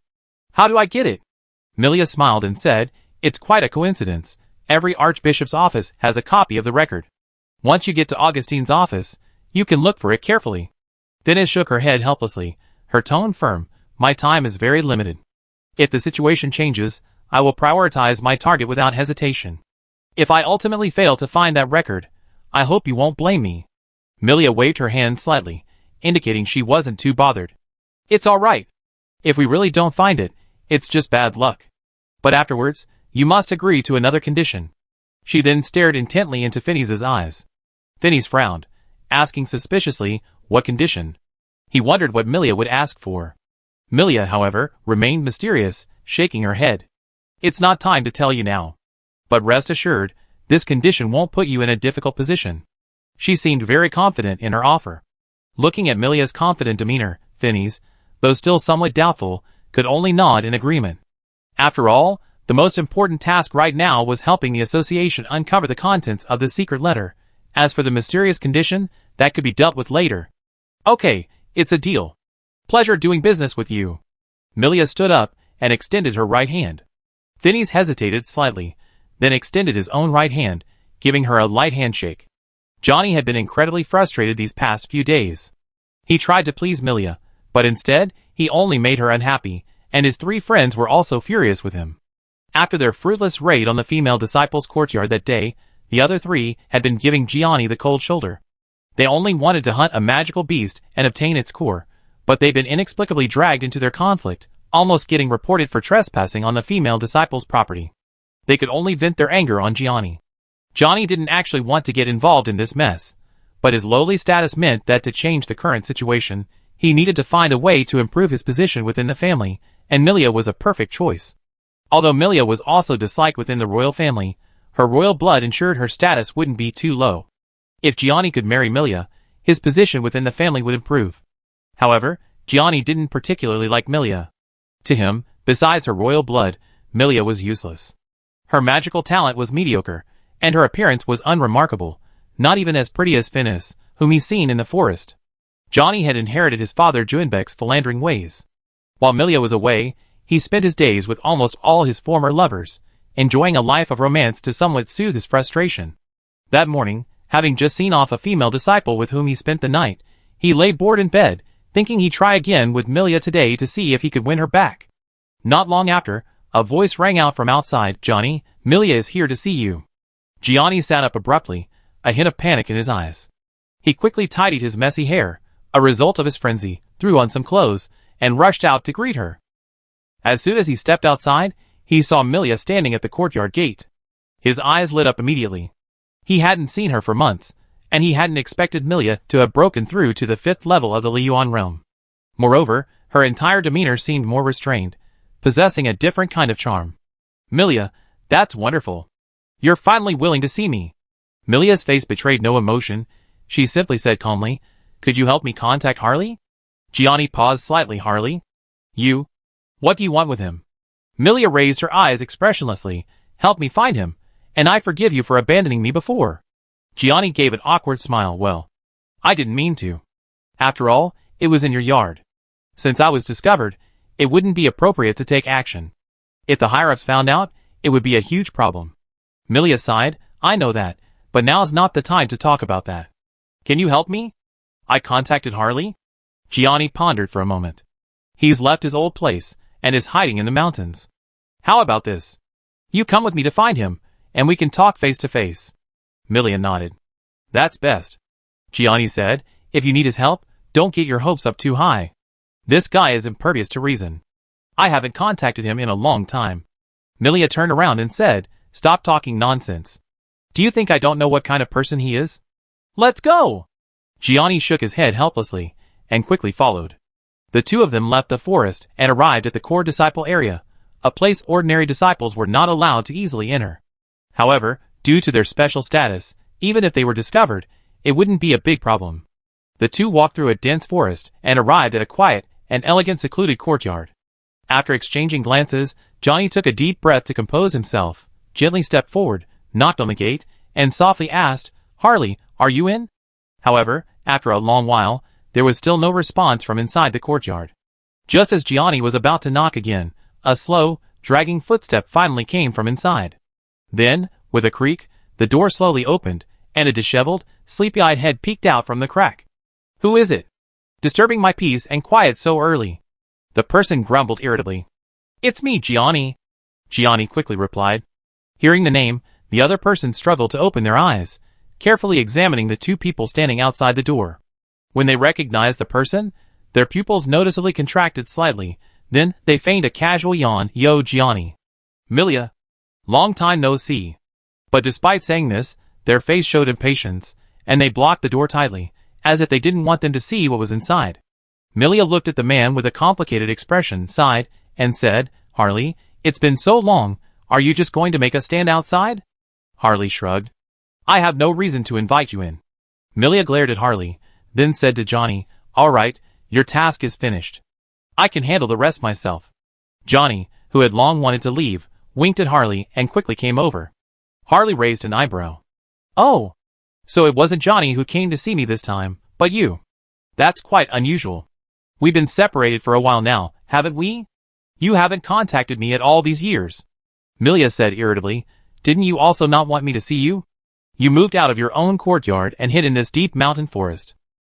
Harley shrugged. "I didn't come here to avoid you.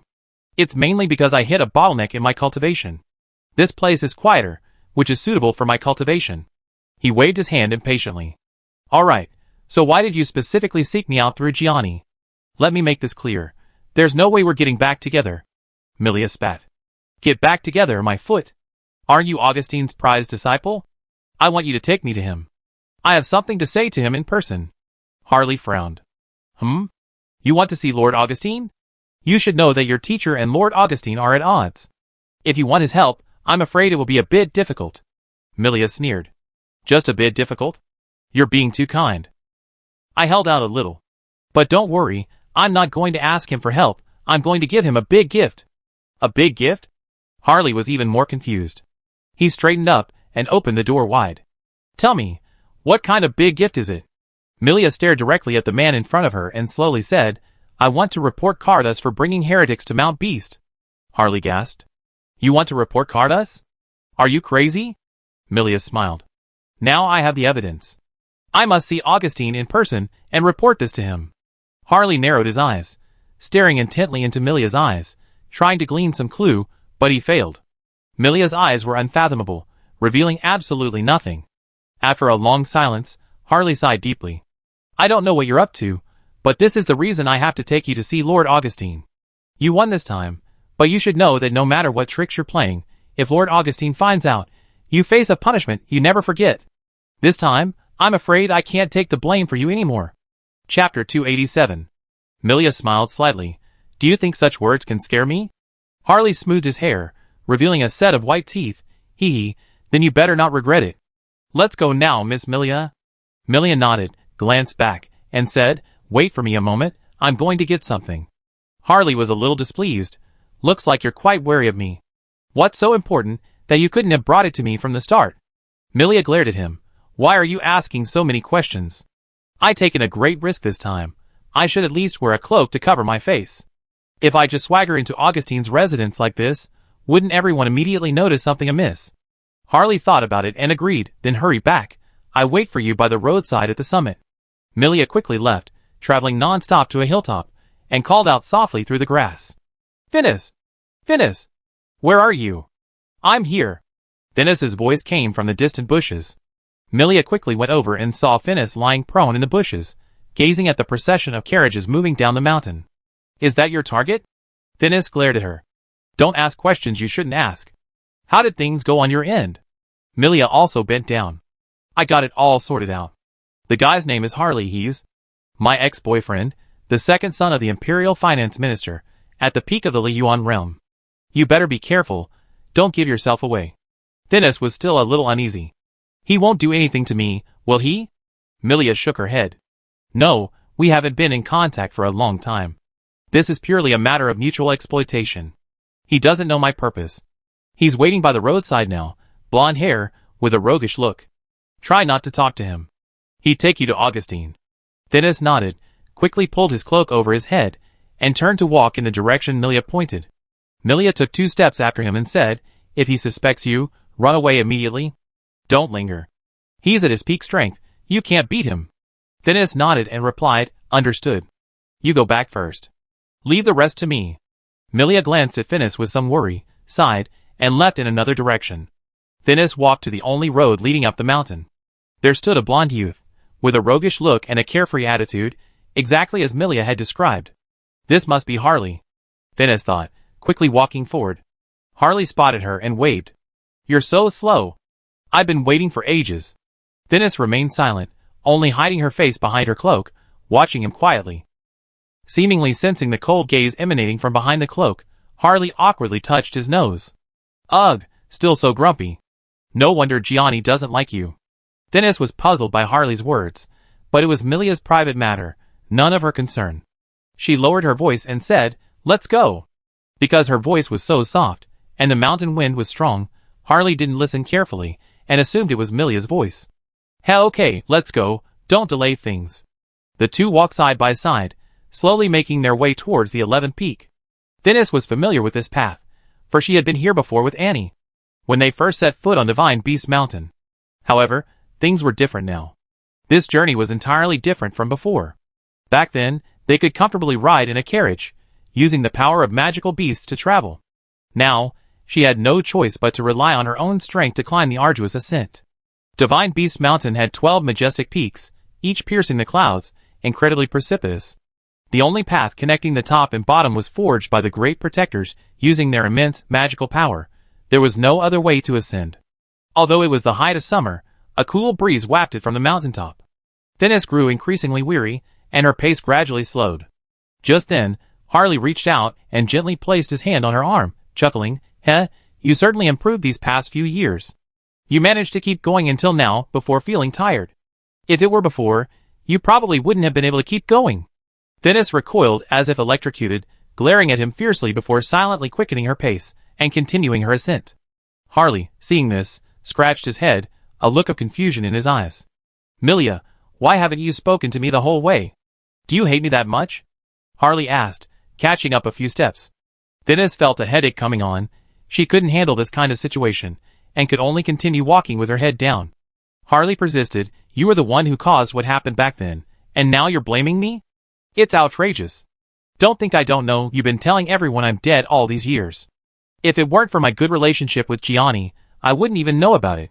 "Oh my God, stop talking," Finnis cried out inwardly, completely at a loss for what to do. Harley continued, "It's fine if you don't admit it now. It's all in the past anyway. I just consider all my years of sincerity wasted. From today onwards, we're never to see each other again, never to speak to each other again." Seeing that the person before him remained silent, Harley sensed something was wrong. If he had said these things to Milia before, they would have definitely started arguing. Milia's tongue was just as sharp as his, in no way inferior. What was wrong with him today? Had he suddenly changed his personality, becoming so taciturn? Or perhaps, the person before him wasn't Milia at all? Thinking of this possibility, Harley felt a chill run down his spine. If he really took this person of unknown origin to Augustine's residence so casually, the consequences would be unimaginable. Without hesitation, he took a large step forward, tightly gripping the other's arm. A continuous stream of powerful magic surged from his palm, instantly enveloping the other's entire body. "Stop!" With a furious shout, Harley's eyes grew even sharper. Finnis's heart skipped a beat. "Oh no, he's suspicious." She was frantic, struggling with all her might to break free from Harley's iron grip, but it was all in vain. No matter how she struggled, his large hand remained as if forged of steel, firmly holding her arm, unmoving. "You're not Milia. Tell me, who are you?" Harley's voice had unconsciously lowered considerably, revealing a hint of coldness, and his already deep eyes were now even more icy. "Let me go!" Finnis shouted, both anxious and angry. But Harley remained unmoved. He decisively reached out and grabbed Finnis's hood. Finnis dared not unleash her magic to resist, for her fire element was vastly different from Milia's water element. "No!" Before Finnis could finish speaking, her vision blurred, and her hood was abruptly ripped open. Harley frowned, staring intently at the face before him, speechless for a moment. Time seemed to freeze. After a long while, a look of surprise gradually appeared on Harley's face. This, Milia. Why aren't you saying anything?" At this moment, what was presented to Harley was undoubtedly Milia's snow-white face. However, unlike usual, this Milia was now filled with anger, glaring fiercely at him. That gaze made Harley's heart tighten, and goosebumps rose all over his body. Finnis hurriedly pulled his hat down, covering his face again, then lowered his head, not daring to look at Harley again. Harley seemed somewhat at a loss, and the scene instantly fell into an awkward silence. Finnis felt his heart was about to jump out of his chest, secretly relieved. Luckily I had a backup plan. I used that small square mirror to look at Milia, transforming myself into Milia's appearance, otherwise it would have been terrible. Harley sighed. "Okay, you're still angry with me after all. To be honest, I don't blame you. I know what you're thinking, and I'm willing to take the risk, but I can't accept your betrayal. I've done so much for you." "Alright. Stop talking," Finnis said in a strained voice. "Let's get down to business." Harley shook his head slightly, and stopped pressing the matter. The two quickly arrived at the summit, which was divided into 3 areas. The main hall, where the west gate was located, the area where the archbishops lived, located to the left and right of the main hall, and the area where the core figures who had reached the transformation realm resided, located behind their respective archbishops. Harley himself was Augustine's disciple. Several years ago, he was punished with a year of confinement for making a mistake. After that year, he moved out of the core disciples' courtyard, and went into seclusion in the mountains to cultivate diligently until now. No one knew his whereabouts except for his friend Gianni. This was his first time climbing the mountain in many years. Arriving before Augustine's castle, Harley felt a sense of unreality. The 2 guards at the gate saw them, and immediately asked, "What are you doing here?" Harley bowed slightly and replied, "I am Harley, and I have important business to discuss with Master Augustine. Harley? The two guards clearly recognized him, their faces showing slight surprise, but they quickly regained their composure. You may enter, but who is next to you? Harley explained, the matter I need to report is very important, and I require her help. But don't worry, she is also from our Divine Beast Mountain. The two guards nodded slightly. After all, this was the 11th peak of Divine Beast Mountain, and no dangerous individuals would dare to come here, so they let them in. As soon as they entered, they encountered a tall, slender man standing expressionlessly in the hall, seemingly waiting for something. Seeing the two enter, he frowned slightly. Harley stepped forward and greeted Kane. Kane, long time no see. Kane glanced coldly at Harley and said indifferently, Harley, years have passed, and you haven't improved at all. Harley smiled wryly, how can I compare to you? You're with Teacher Augustine all day long, receiving his personal instruction. Naturally you learn faster than me. By the way, I'm going to see the teacher this time. Could you take me with you? Kane frowned and decisively refused. No. Harley asked, why? Doesn't everyone need to announce their arrival before seeing the teacher? Kane said calmly, you're right, but I don't have time right now. Harley looked around in confusion. You don't have time? You're just standing here slacking off, aren't you? How can you not have time? Kane glared at Harley. Which eye of yours? You saw me slacking off? Harley leaned closer, pointing to his eyes. Both eyes saw it. Kane scoffed, shoving Harley away. Get away. I'm waiting for someone here. An important letter is arriving today, and I must personally receive it and deliver it to the teacher. Phineas, who had been silent until now, shuddered. Before going up the mountain, she had already observed the delivery team's route. The letter would probably arrive in about 10 minutes, and Kane was the one Augustine had assigned to receive it. A thought flashed through Phineas's mind. She tugged at Harley's sleeve.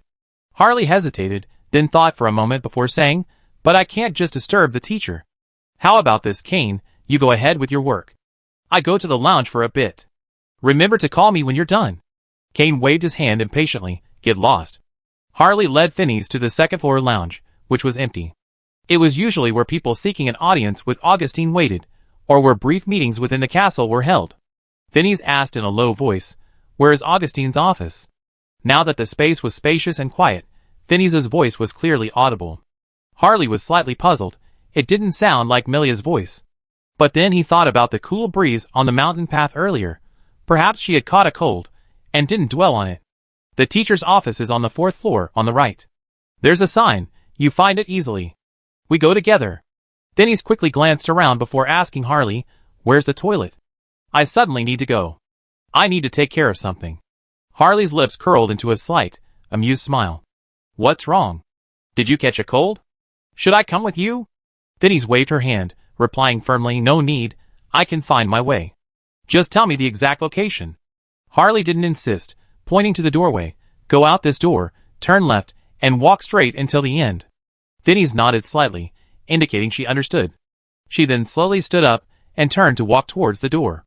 At the same time, her right hand subtly and naturally slipped into her pocket, quietly pulling out a small, delicate square mirror. While Harley wasn't looking, Phineas swiftly took the mirror out and quickly waved it a few times in his direction, completely unaware of her subtle movement. Having successfully completed her secretly taking pictures, Phineas walked out of the lounge as if nothing had happened. Once they were in a secluded spot, she slowly removed her hood. Then, an astonishing scene unfolded. Phineas, who had previously had long red hair, instantly transformed into someone with short, full blonde hair, and her appearance was exactly like Harley's. Phineas nodded in satisfaction. The plan begins. Chapter 288. After changing her form, Phineas headed straight for the 4th floor. Now, she could only pin her hopes on the ancient artifact Jafari had given her. However, while the artifact could change her appearance, it couldn't change her voice. Now that Phineas was in the form of Harley, most people wouldn't notice anything amiss, but if she spoke, she would give herself away. Therefore, to avoid unnecessary trouble, she had to tiptoe, like a cat, carefully making her way to the 4th floor. Along the way, she cleverly used the corners to successfully avoid two groups of people. Upon arriving on the 4th floor, the scene before her astonished her. Compared to the 3 floors below, this was a completely different world, luxurious and solemn, like being in a palace. Clearly, this floor belonged entirely to Augustine, his private area for daily activities. It not only had an incredibly spacious reception room, but also a secret room for cultivation, A study filled with books, and a comfortable bedroom. It had everything one could need. At the far left end of the corridor was Augustine's office. 2 guards stood on either side of the door, their postures upright as pines, wielding sharp knight's lances, exuding an aura of authority. Even from a distance, Phineas could sense their formidable strength, secretly thinking, these guards must be experts. Faced with this situation, Phineas didn't dare take another step forward. She could only cautiously hide behind the wall, peeking out with one eye to stealthily observe what lay ahead. The 2 guards were clad in gleaming silver armor, helmetless. One sported a small mustache, while the other had a square face with a menacing scar on his left cheek. Phineas hesitated for a long time before finally choosing the scarred-faced man. She took out a small square mirror, held it out from the corner of the wall, and waved it at the scarred man. A surge of magic flowed into her, and her figure changed again, becoming even more muscular. This small square mirror was indeed magical. It could not only mimic a person's appearance, but also copy their clothing. At this moment, Phineas was completely transformed into the scarred-faced man's likeness. After doing all this, Phineas threw a pebble towards the reception room, making a loud, clattering sound that was particularly jarring in the almost silent 4th floor. The 2 guards were instantly drawn to the sound. "What's that?" the mustachioed man asked. Scarface frowned slightly. "The 4th floor is Lord Augustine's private area. No one is allowed to enter. How could there be a sound out of nowhere?" The man with the mustache picked up his spear and said, "Let's go. Let's go see."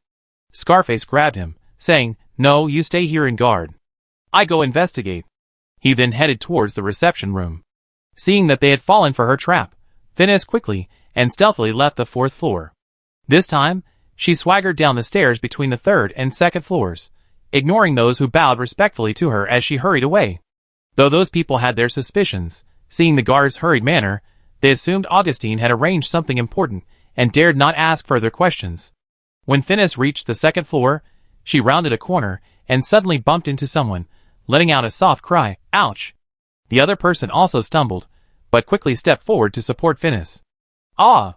Lord Justin, I'm so sorry, so sorry. I was clumsy and bumped into you." Hearing this voice, Phineas's heart skipped a beat. It was Cain! She quickly shook off Cain's hand, glared at him fiercely, her lips pressed together, and remained silent. Cain was startled by the scene, and quickly took 2 steps back, bowing his head deeply, and apologizing repeatedly. "I'm so sorry, Lord Justin. A companion of mine went to the restroom a while ago, and I was worried, so I came out to look for her. I didn't mean to bump into you. Please forgive me." Phineas was furious. She hadn't been out for long. Isn't that how long a normal person takes to use the restroom? Cain had clearly gone out on his own, using her as an excuse.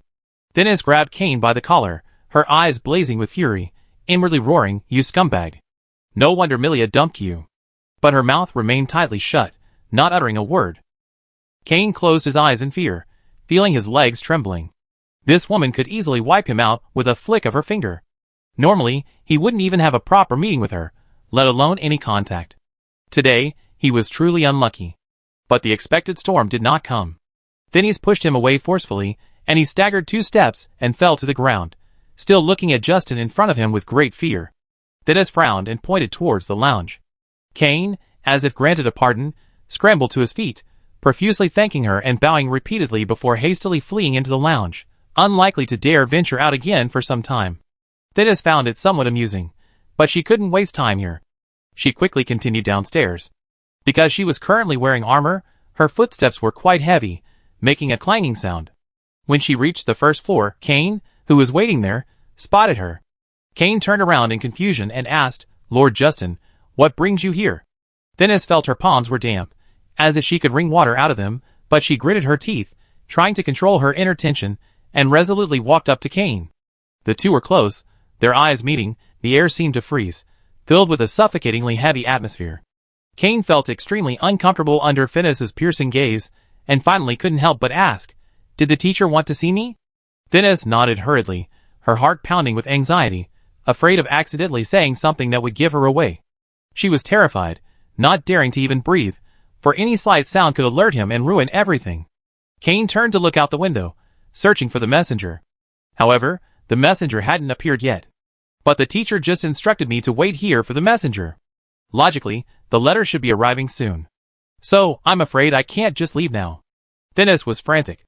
If Cain continued this standoff, once the messenger arrived, their carefully planned scheme would undoubtedly fail. Her face grew increasingly grim, her eyes flashing with anger and impatience. She glared fiercely at Cain and, without hesitation, raised her right hand, pointing her thumb sharply backward. Cain was taken aback, hesitated for a moment, then nodded and said, "You're right. Since the teacher called me, there must be a reason. But we can't leave this place unattended. Why don't you stay here and keep watch for me? If the messenger arrives, tell him to wait a little while." Dennis breathed a sigh of relief and nodded. Seeing the Justin in front of him nod in agreement, Cain didn't hesitate any longer. He walked past her and went up the stairs, quickly running upwards. Meanwhile, Dennis, standing downstairs, held a small square mirror, pointed it at Cain's disappearing figure, and with a slight jog of magic, his appearance slowly transformed into Cain's likeness. The real Cain quickly vanished. A smile played on Finis's lips. "Excellent, the plan has been progressing smoothly so far. Now, only the final step remains." Sure enough, Finis had barely turned his head when he saw the messenger's carriage already parked at the gate, the guards verifying someone's identity. Finis rushed to the gate, grabbing the messenger's hand, startling both guards and the messenger.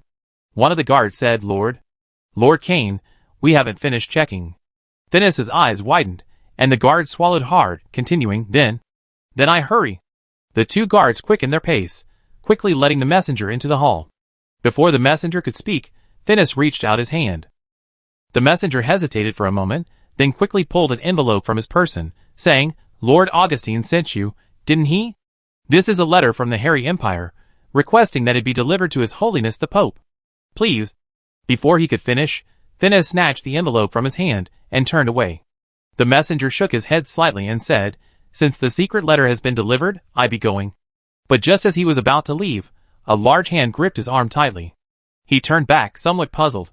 "Lord Cain, is there anything else?" Finis's eyes were bright, gesturing for him not to move. Although the messenger was suspicious, he obediently stood still. Finis quickly turned his back, holding the envelope in his left hand, and lit a flame on the back of his right index finger. The flame shone through the envelope, illuminating the contents of the letter inside. She quickly calculated that Cain should already be on the 4th floor. Having discovered Augustine hadn't come looking for him, he would surely return even faster. Her time was running out. Finis didn't hesitate. Her brow furrowed, she used the strongest memory she had ever possessed to memorize the contents of the secret letter, word by word. Fortunately, the letter wasn't long, and it was laid flat in the envelope, making it easy for Finis. In no time, she had memorized everything. Then she turned around and shoved the letter back into the messenger's hands. The messenger looked bewildered, not understanding what was happening. Finis pointed to the ground with her right hand, indicating she would leave for a moment, and then jogged upstairs. The messenger felt his brain was starting to malfunction. Why was Cain acting so strangely? Was he in such a hurry to leave because he needed to pee? Come to think of it, there was no toilet on the 1st floor, only on the 2nd. Maybe Cain had been holding it in while waiting for him, and now that he confirmed the secret message was genuine, he was telling him to wait while he went to relieve himself. Thinking this through, the messenger found it perfectly reasonable and relaxed, smiling to himself, No problem. I already come this far, a little more time won't make a difference. I just wait a bit longer." Finis reached the 2nd floor and encountered Cain coming downstairs. Finis gasped, quickly reverting to his original form. Cain, looking utterly frustrated, scratched his head with his right hand, muttering to himself, "What's going on? I went upstairs, and they said they didn't call me, but Lord Justin clearly told me to come up. How strange." Then, he saw Finis coming upstairs. He frowned and asked coldly, "Who are you?" Finis took a deep breath, then slowly raised his head, looking firmly at Cain, and said softly, "Lord Cain, we just met. I was with Harley." Cain frowned slightly, trying to recall the scene. It seemed that Harley had indeed brought someone, but he hadn't paid much attention to the person's appearance, only remembering that the person was wearing a black cloak. Cain examined Finis's matching black cloak again, and his doubts gradually dissipated. He asked, "Then why are you here?" Finis pointed to her left, explaining anxiously, "I'm so sorry, I'm new here and don't know where the restroom is. I went the wrong way in my haste, but luckily someone pointed me in the right direction."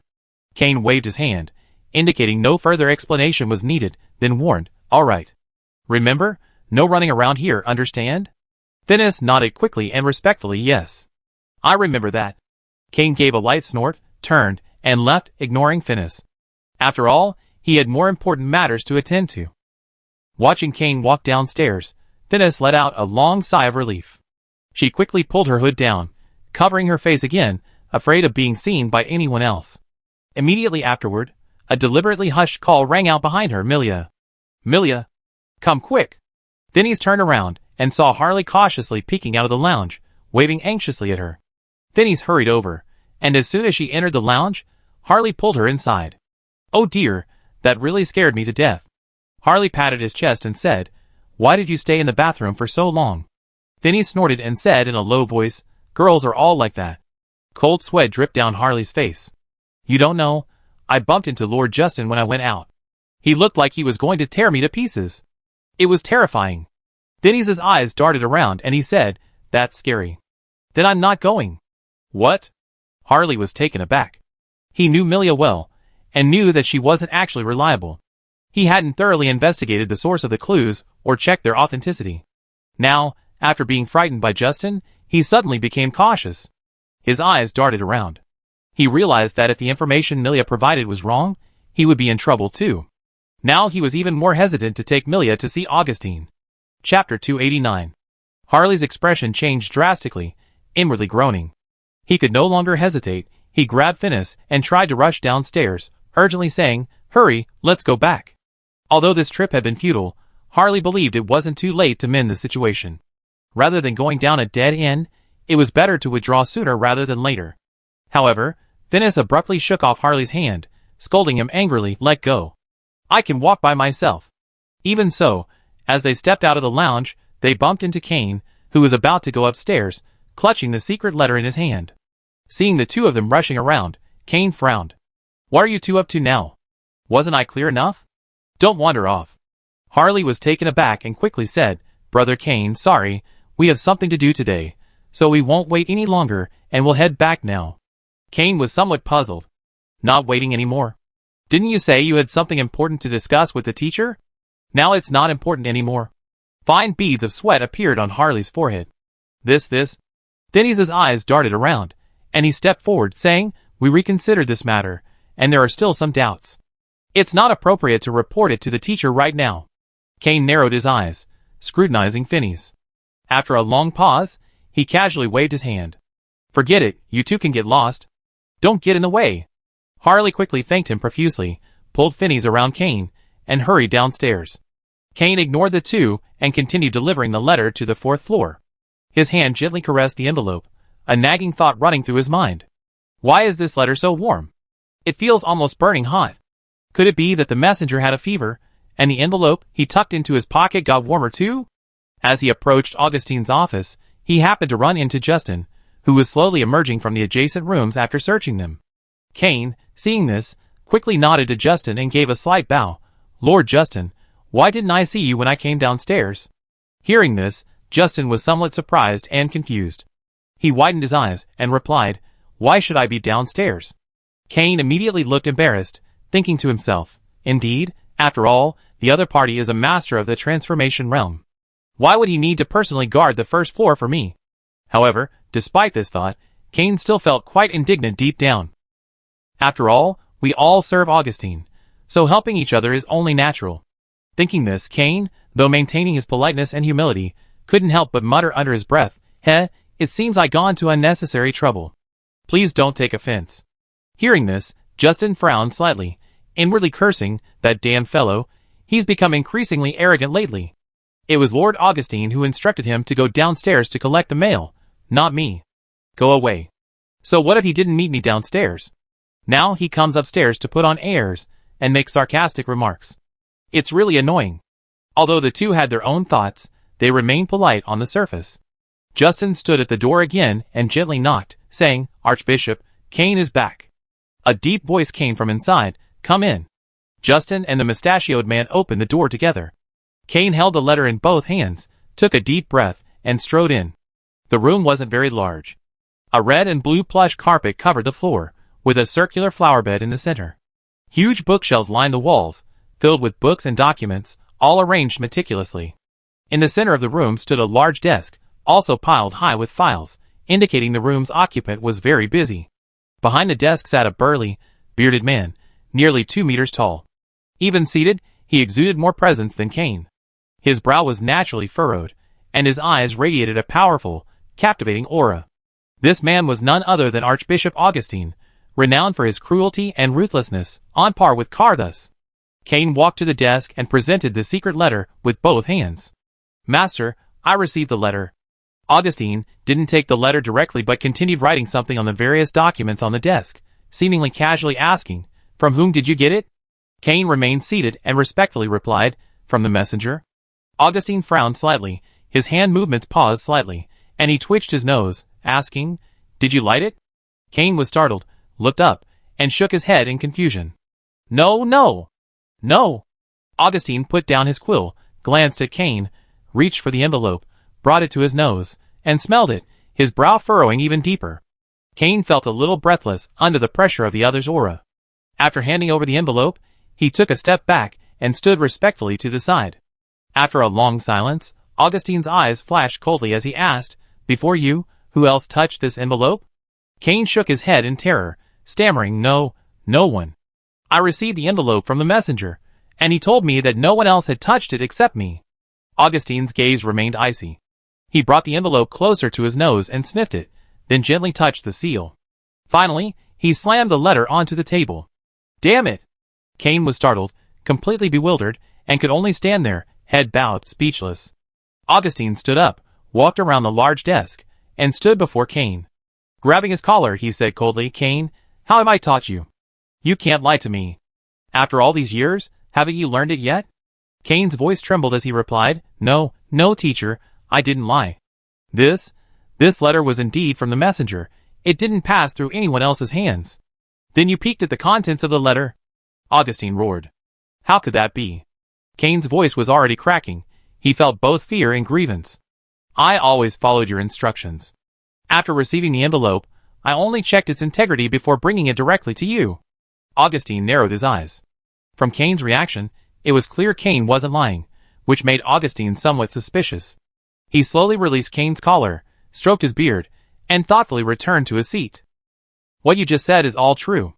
Augustine raised an eyebrow. Kane quickly nodded. "It's true. Absolutely no one touched the envelope midway." "That's strange." Augustine felt his thoughts were blocked. "The envelope has burn marks and smells, indicating someone used firelight to illuminate its contents. I believe it wasn't you. After all, you only have light element, so seeing the contents wouldn't require such trouble. It shouldn't have been the messenger either. He had the envelope in his hands for so long, and he only peeked at it right before handing it to me. That doesn't make sense." Kane finally understood the problem, his eyes lighting up. "Teacher, now I remember. When I first received the envelope, I found it strange. Why was it so hot? I thought the messenger had a fever." Augustine glared at him. "The messenger? Fever? I think you're the one with the fever." Kane shrank back. "It was my oversight. I didn't expect anyone to tamper with the envelope, especially right before the messenger handed it to me. It's unbelievable. Who would dare to do something like that?" Augustine shook his head. "I don't know. We don't even know who they are, let alone their methods." Kane racked his brains, still unable to figure out how the envelope had been tampered with. Augustine sighed and waved his hand. "Get out of here. Be more careful next time. Don't be so careless." Kane felt wronged. He had been meticulously following Augustine's orders, and now he was being scolded. He was extremely unhappy, but in Augustine's presence, he didn't dare to breathe loudly. He could only obediently nod and leave. After Kane left, Augustine rubbed his temples. Cass has really let a wolf into the fold. Letting that Jafari into Mount Beast has caused all this trouble in just one day. He didn't know exactly who had read the secret letter, but he had a feeling Jafari was involved. However, there was no evidence, and Jafari had only stayed at the foot of Mount Beast for a short time yesterday, before leaving hastily. He had many spies following him, and he hadn't done anything out of line. There was no way to pin today's events on him. Frustrated, Augustine could only stop thinking about it, and open the secret letter. Inside was a combination of symbols and numbers. It was clearly encrypted. Augustine smiled slightly. Who cares who it is? Even if they saw it, so what? Only specialists can decipher this kind of coded message. It's impossible for someone who sees it in a short time to understand its meaning. As he spoke, he stood up, rummaged through the bookshelf on his left, and took out a thick book. The book looked very old, as if it had been used for countless years, but its surface was clean, without a speck of dust. Augustine took it to his desk, opened it, and began to decipher the contents of the coded message line by line. A slow smile crept onto his lips. Then, he picked up the coded message, flicked his hand, and a burst of magic erupted, shattering the message into powder, which he scattered into the trash can. Harley and Phineas sped down the mountain, neither of them speaking. Phineas didn't want to talk, and Harley was simply in no mood for it. Reaching the bottom of the mountain, Harley finally breathed a sigh of relief, glaring angrily at Phineas. "Milia, I'm truly exasperated with you. I almost fell for your trick. If the clues you provided were wrong, we'd both be in trouble, you know that?" Phineas nodded slightly. She didn't need to explain anything. Now that they were down the mountain, her mission was complete. Next, she only needed to pass on the strange string of characters she had memorized to Jaffarly. Seeing Phineas remain silent, Harley became even angrier. "This is the last time I trust you. If you need anything again, don't come looking for me. I don't know you, understand?" Phineas chuckled inwardly, but outwardly kept her head down. She waved her hand, and was about to leave towards her courtyard. Just then, Harley grabbed her hand. Phineas stiffened, a bad premonition rising in her heart. She tried to break free, but Harley's strength far surpassed hers, leaving her no room to resist. "We're already at the foot of the mountain. Why are you still covering your face?" Harley questioned coldly. Phineas remained silent, only slightly raising her head, her gaze fixed on him with a cold and resolute intensity. She had revealed her true identity. She couldn't let Harley discover her true nature. Harley slowly reached out, intending to pull back Phineas's hood. At that moment, the air seemed to freeze, save for the chirping of insects. Just then, a voice suddenly rang out, "Harley! What are you doing here?" Harley paused slightly, turning to look at Gianni walking anxiously towards him. Harley was somewhat taken aback, but didn't release Phineas's hand, instead asking, "Johnny? You're looking for me? Don't even mention it. Your house is about to be demolished." "Hurry back," Johnny gasped. "What?" Harley exclaimed in surprise. "I lived in the woods for years. I built that house myself. Whose business is it? Who dares to demolish my house? Oh dear, don't delay. Come with me." Johnny grabbed Harley's hand. Harley, concerned for his cabin, released Phineas and quickly headed towards it. Then he breathed a sigh of relief. Giannis had arrived just in time. Otherwise, her identity would have been exposed, and the information she had just obtained might never have spread. When Harley followed Gianni back to the cabin in the woods, he was stunned. A large horde of magical beasts, all at the Liyuan realm, had gathered around the house. Some were gnawing on trees, some were arching against the walls, and some were rolling around. They were having a party right in front of his cabin. Not only were the outer walls dilapidated, but several windows were also shattered, and he didn't even know if any beasts had broken in. Harley roared, unleashing his magical power. The powerful aura dispersed the surrounding beasts, which howled and fled. Harley angrily flung open the door. Whoosh! Whoosh! Whoosh! A small flock of bird-like magical beasts flew out. Looking closer, he nearly fainted. Chapter 290. This hut was built brick by Harley himself when he was heartbroken. He lived here for 2 years, and although he rarely cleaned it, it was relatively tidy since he lived alone. But now, the entire room was a mess. Chickens, ducks, cats, dogs, and all sorts of wild animals were scattered about, stopping their activities and turning to look at Harley when he entered. Harley felt his mouth go dry and his head buzzing. The next second, these magical beasts seemed to be startled, running wildly around the room, scattering pots, pans, and scraps of paper everywhere. In no time, they were all gone, leaving only ruins. Gianni, clutching her head, peeked out from behind Harley, afraid of being hit by something, and glanced into the room. She was immediately speechless with shock. The magical beasts were no longer in the room, but strange noises seemed to be coming from the direction of the kitchen. Harley, his anger surging, grabbed a wooden stick and headed for the kitchen. When he rushed in and stared, the scene before him horrified him. A colossal monster was curled up inside. The beast was flawlessly white, except for the fine black stripes covering its body, which twisted and writhed with every movement. At that moment, the giant beast's head was buried deep in the food jar Harley used to store, completely unaware of the change in its surroundings. "Damn it!" Harley roared, swinging his stick fiercely towards the monster's back. In the blink of an eye, the monster was no ordinary creature. Its senses were exceptionally sharp. Sensing the approaching danger, It propelled itself through the air with a burst of strength from its powerful limbs, attempting to leap out of the window. But with his head inside the jar, his vision obstructed, his orientation slightly off, he slammed into the wall, and the ceramic jar on his head shattered instantly. Shards flew everywhere, the sound like a booming bell. The crashing noise echoed throughout the room. My jar. Harley's heart bled. That wasn't an ordinary jar, it was engraved with water magic using a magic stone, capable of lowering the internal temperature and preserving food. At this moment, the monster truly revealed its true form. Gianni stared in disbelief, utterly dumbfounded. Wasn't this the same monster that had been with Annie? Xiuxia shook her head, scattering the shards from her head, then glanced at Harley, her mustache twitching slightly, her eyes filled with mockery and sarcasm. What? Harley had never felt this kind of emotion in a monster's eyes before. You beast dare to look down on me. You are infuriating. He grabbed his stick and was about to charge again, but Xiuxia reacted quickly, grabbing a package and dashing out the kitchen window.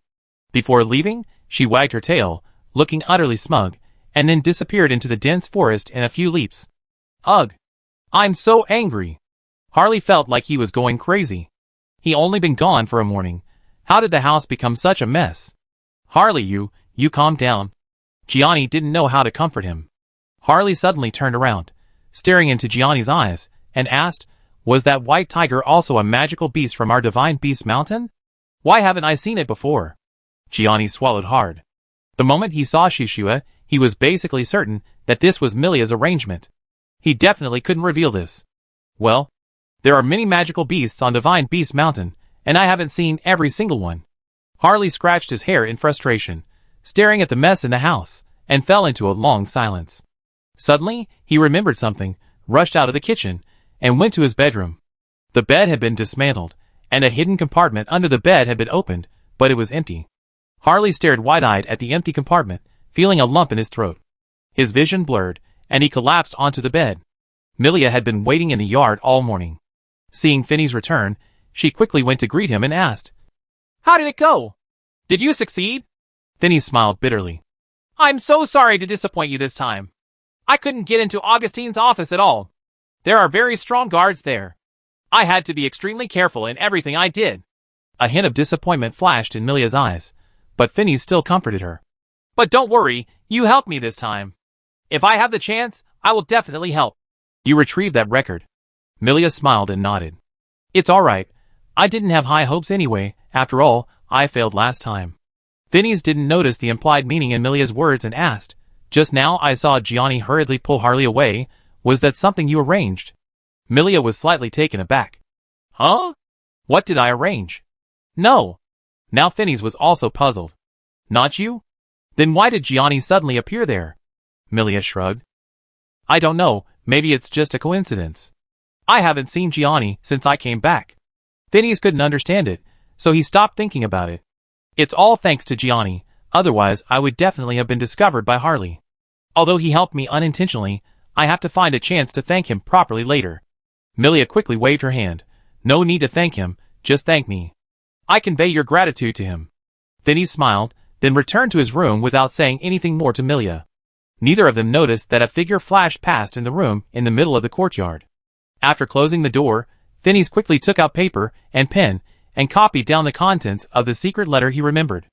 What was the beginning again? Phineas frowned, trying to retrieve the information she needed from her jumbled memories. Oh, right. It's by the Goddess of Light, 26-3H15-6P2. What was the next part? This coded message, composed of numbers, letters, and symbols, was incredibly difficult to memorize. Phineas had memorized it all in less than 2 minutes back then, and now being able to recall the beginning was already quite an achievement. Phineas felt a pang of regret. If only she had more time. She scratched her hair and rubbed her temples, trying to squeeze the information out of her mind bit by bit. This method actually worked. Slowly, she had written 2 lines of text. No, not enough. Phineas continued her efforts. Time ticked by. Phineas hadn't eaten or drunk anything all day, just hunched over her desk, sometimes frowning in thought, sometimes pacing back and forth, sometimes gently tapping her head. Finally, as the sun set, she let out a long sigh, held up the paper in front of her, and a relieved expression appeared on her face. "Ah, I finally managed to memorize it." The paper contained 10 lines of text, all in a format of overlapping numbers and letters. The content was utterly random. Thinis, an intelligence gatherer trained by the Adventurers Guild long ago, and having worked in the chaotic world of taverns, possessed a memory far exceeding that of ordinary people. Only she could memorize such seemingly random text in about a minute. So what does this text mean? Thinis pondered, staring at the paper.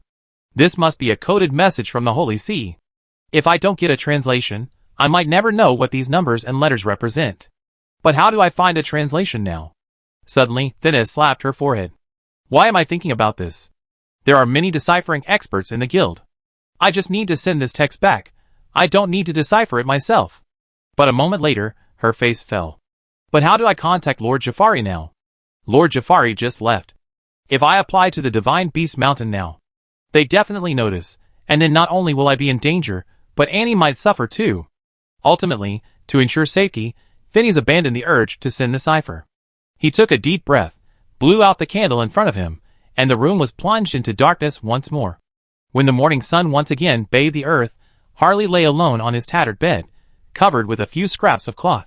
The room was a mess, the windows were broken, and sunlight streamed through the empty windows onto his face. He frowned slightly, scratched his cheek, wiped away a few stray animal hairs from yesterday, turned over, and continued sleeping facing inwards. But a moment later, there was a knock at the door. Knock, knock. Harley thought he had misheard and ignored it, but soon the knocking started again. Knock, knock, knock. This time, the sound was louder and more urgent. Harley sleepily got up, stretched, and thought, the door's already broken. What's the point of knocking? He reluctantly went to the door, opened it, and saw Kane, whom he had met the day before, standing there.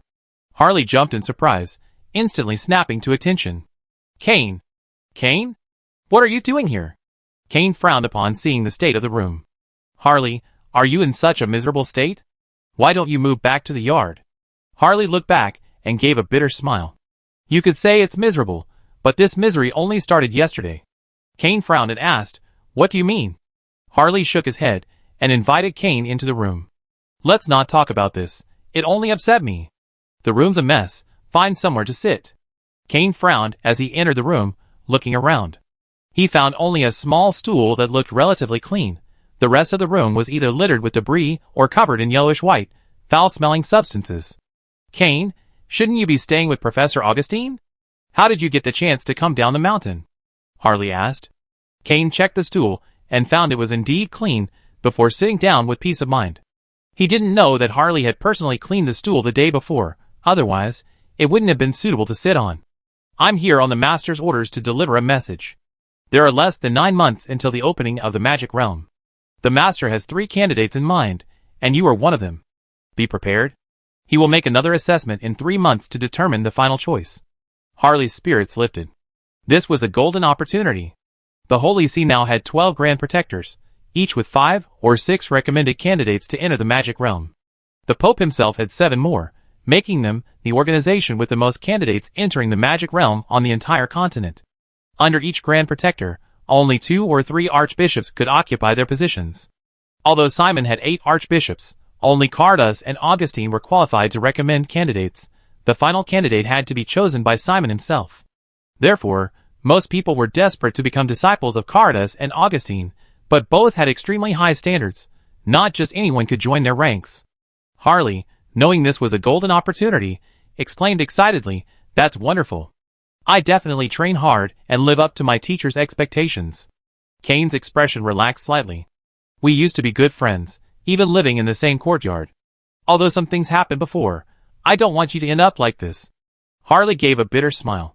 "Let's not talk about the past, but the current situation is truly indescribable. You probably wouldn't believe it if I told you. Just yesterday, this place was a clean and tidy little house." Kane shook his head. "I don't care what you're up to. Time is running out. You still have 2 opponents. If you can't widen the gap between them during this time, then that would be dangerous." Harley nodded. "Yes, I'm already at the peak of the Liyuan realm. If I still can't enter the Magic Realm this time, I never have another chance. Thank you so much, teacher, for giving me this opportunity." "Don't be so quick to thank me," Kane said. "What are your plans?" "In my memory, those 2 guys are also at the peak of the Liyuan realm, no worse than you." Harley smiled slightly. "I've been cultivating here for 2 years, and I haven't come away empty-handed. It'd be difficult for them to catch up with me. Kane stood up and said, "Since you're so confident, then I have nothing more to say. But remember, don't disappoint your teacher." Harley nodded, watching Kane leave. Meanwhile, standing in front of Phineas was a familiar face, Sunita, who had brought them to Divine Beast Mountain 3 months ago. "Sunita, what brings you here?" Phineas asked in surprise. Sunita smiled slightly. "I'm here to convey Lord Simon's instructions. Lord Cardas is not here, but he has already finalized the quotas for entering the magic realm and obtained additional quotas from Lord Simon. He specifically asked me to inform you that your quotas have been determined. Annie will use Lord Simon's quota, and you will use Lord Carthas's quota." Phineas paused slightly, then smiled somewhat awkwardly. "That's truly unfortunate. If we use up all your quotas, won't the other core disciples have no chance?" Chapter 291. Sunita waved her hand. "It's all right. One of our core disciples was personally appointed by His Holiness the Pope. She can use His Holiness's quota to participate. Besides, isn't there Clement? He participates in your Adventurers Guild, so it's equivalent. Don't worry." Phineas nodded. "I see. Then we accept." Phineas suddenly remembered something and asked, "Right, isn't there Margot? Didn't we say she also entered the secret realm?" Sunita's face showed disdain. With her level, she wants to go to the magical secret realm? I already thought Lord Carthas's decision was inappropriate, but there was no other way. Now Lord Simon had to allocate another quota for her, and place her under another archbishop, as a kind of balance. From now on, she will no longer be Lord Carthas's disciple. "I see. Will the other archbishops accept her?" Phineas asked doubtfully. Sunita chuckled. "Who wants to take her in? But it's Lord Simon's decision after all, and they have to obey. Besides, even if Margot's aptitude is average, she still gained something after coming out of the secret realm. She have more opportunities than ordinary disciples, and she'd be a great asset in the future.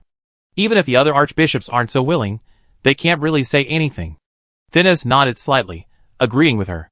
Sunita suddenly raised an eyebrow and asked, "I was going to inform Annie earlier, but that tiger was guarding the door and wouldn't let me get close." "What's wrong with Annie?" Phineas chuckled. "Don't worry, Annie's in seclusion right now. She's been in her room for over 3 months, probably trying to reach the peak of the Liyuan realm before it opens." "Peak of the Liyuan realm?" Sunita exclaimed, stunned. "That's incredibly difficult. She was only at the 3rd level of the Liyuan realm when she came up the mountain. To break through 7 realms in a year, that takes incredible talent." Phineas covered his mouth and laughed. "Don't underestimate her just because she's young. Her talent is extraordinary. She's already broken through 2 levels in these 3 months. At this rate, she might actually be able to." "What?" Sunita explained in surprise. She could have already broken through too. She's already at the 5th rank?" Phineas put his index finger to his lips, indicating he should speak softly. "No one else knows about this yet.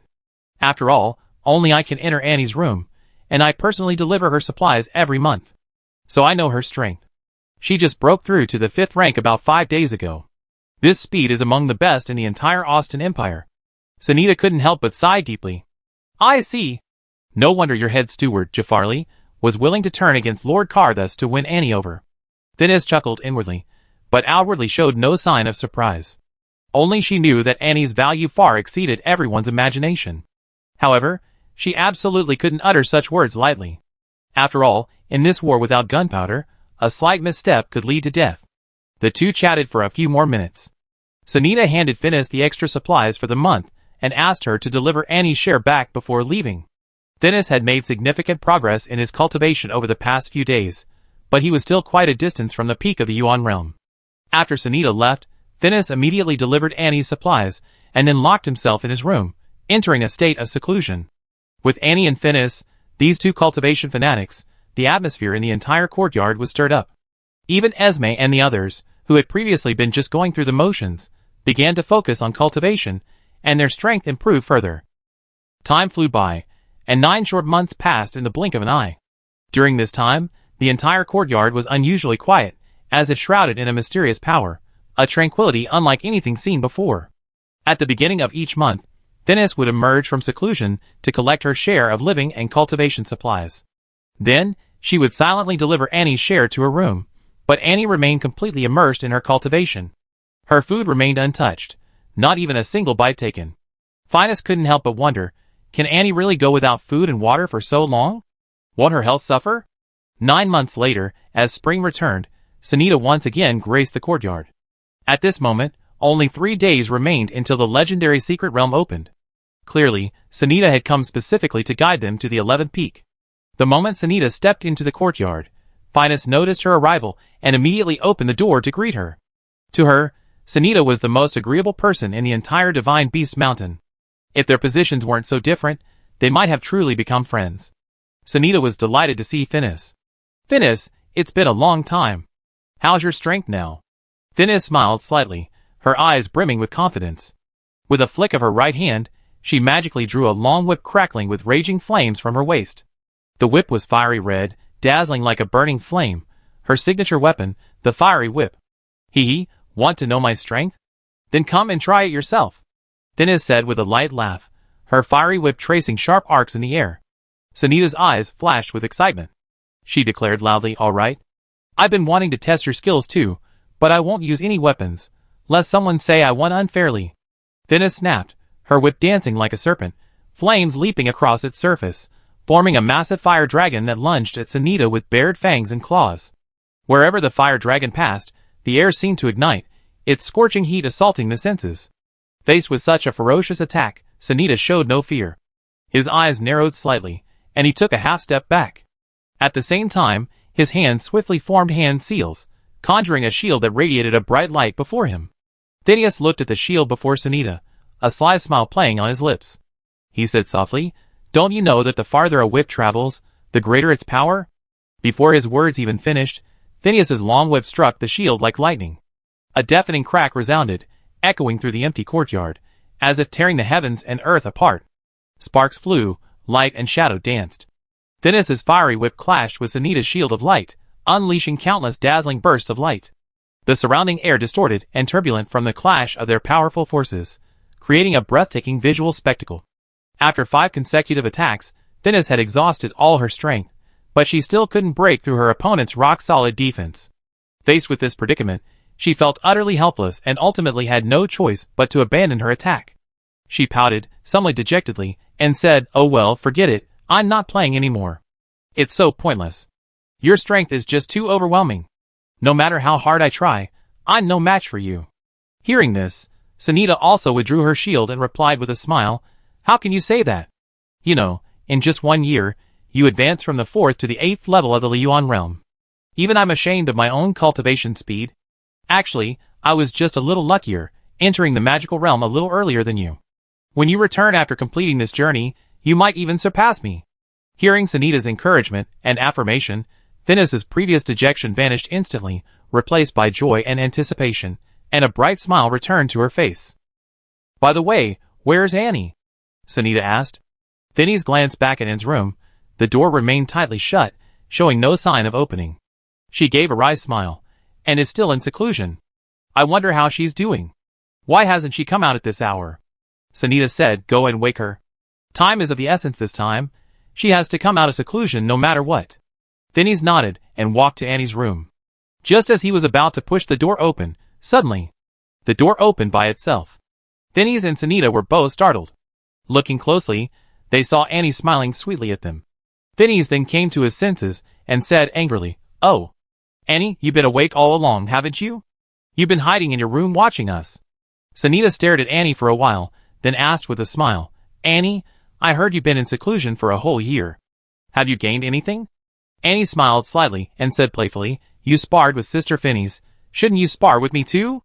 With that, she raised her hand, flicked her finger, and an ice spike shot out. Sunita was startled and quickly cast her light shield again. But just then, a crisp crack rang out, and the ice spike pierced through the shield, embedding itself deeply for at least half an inch. Clear cracks appeared on the shield's surface, spreading rapidly like a spiderweb.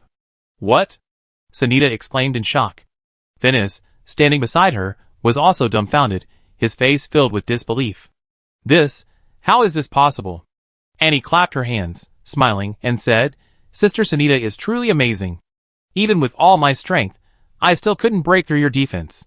At this moment, the smile on Sunita's face vanished, replaced by utter astonishment. She dispelled her shield, her eyes wide, and asked in a trembling voice, "Annie, have you already advanced to the 8th rank?" Annie sighed with a wry smile and replied, "Alas, I wanted to press my advantage and reach the 9th level of the Liyuan realm, or even higher, but I was just one step short and had to stop here. Finis's eye twitched. She had originally been stronger than Annie, only reaching the 8th level of the Liyuan realm after giving it her all. However, Annie, who started later, had overtaken her, and now, while their realms were the same, Annie's attack power was even greater than that of this fire elemental mage. Even so, Annie was still not satisfied. Alas, in the face of genius, effort is worthless. Finis shook her head with a wry smile. Sunita was overjoyed. I originally thought you two could only enter the secret realm with 7th tier strength. Now it seems I was overthinking it. The stronger you are, the safer you be in the secret realm. Annie smiled. That's all thanks to the cultivation resources you send every month, otherwise, I wouldn't have been able to improve so quickly. Sunita's gaze passed over Annie, and fell upon the semi-transparent crystals piled up like a small mountain in the room. Her brow furrowed slightly. Logically, ordinary disciples shouldn't be able to obtain so many resources. Where did these resources come from? Annie couldn't possibly steal resources from others. After all, she had been in seclusion in her room for a whole year, never stepping outside. So, she turned to look at Finis, but Finis, apart from coming out to collect resources each month, was also in seclusion the rest of the time. Moreover, the other people in the courtyard seemed to have a good relationship with Finis and Annie. They didn't seem to have been exploited. Just then, a huge white tiger lazily emerged from Annie's room. It yawned widely, didn't even glance at Sunita, merely nuzzled Annie's arm with its head, and then went to sunbathe. However, the gray bundle that had been wrapped around its tail was now empty. It fell to the ground with a thud as its tail swayed. If Harley were to see this now, he would surely recognize it as the package Xiaoxue had taken after wreaking havoc at his house. If he guessed correctly, it was full of magic cores and magic crystals for cultivation.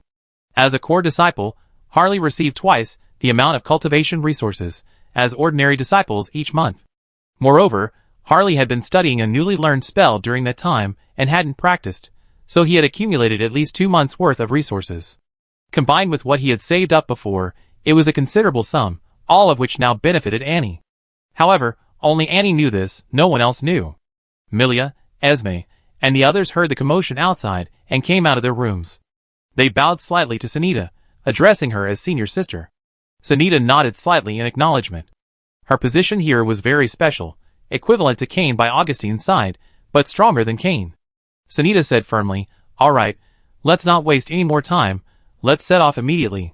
First, we need to report to Lord Simon, and then we can continue towards the main peak. This journey will probably take 2 days, and it certainly won't be easy." Annie and Finis exchanged a knowing glance and smiled, nodding in understanding.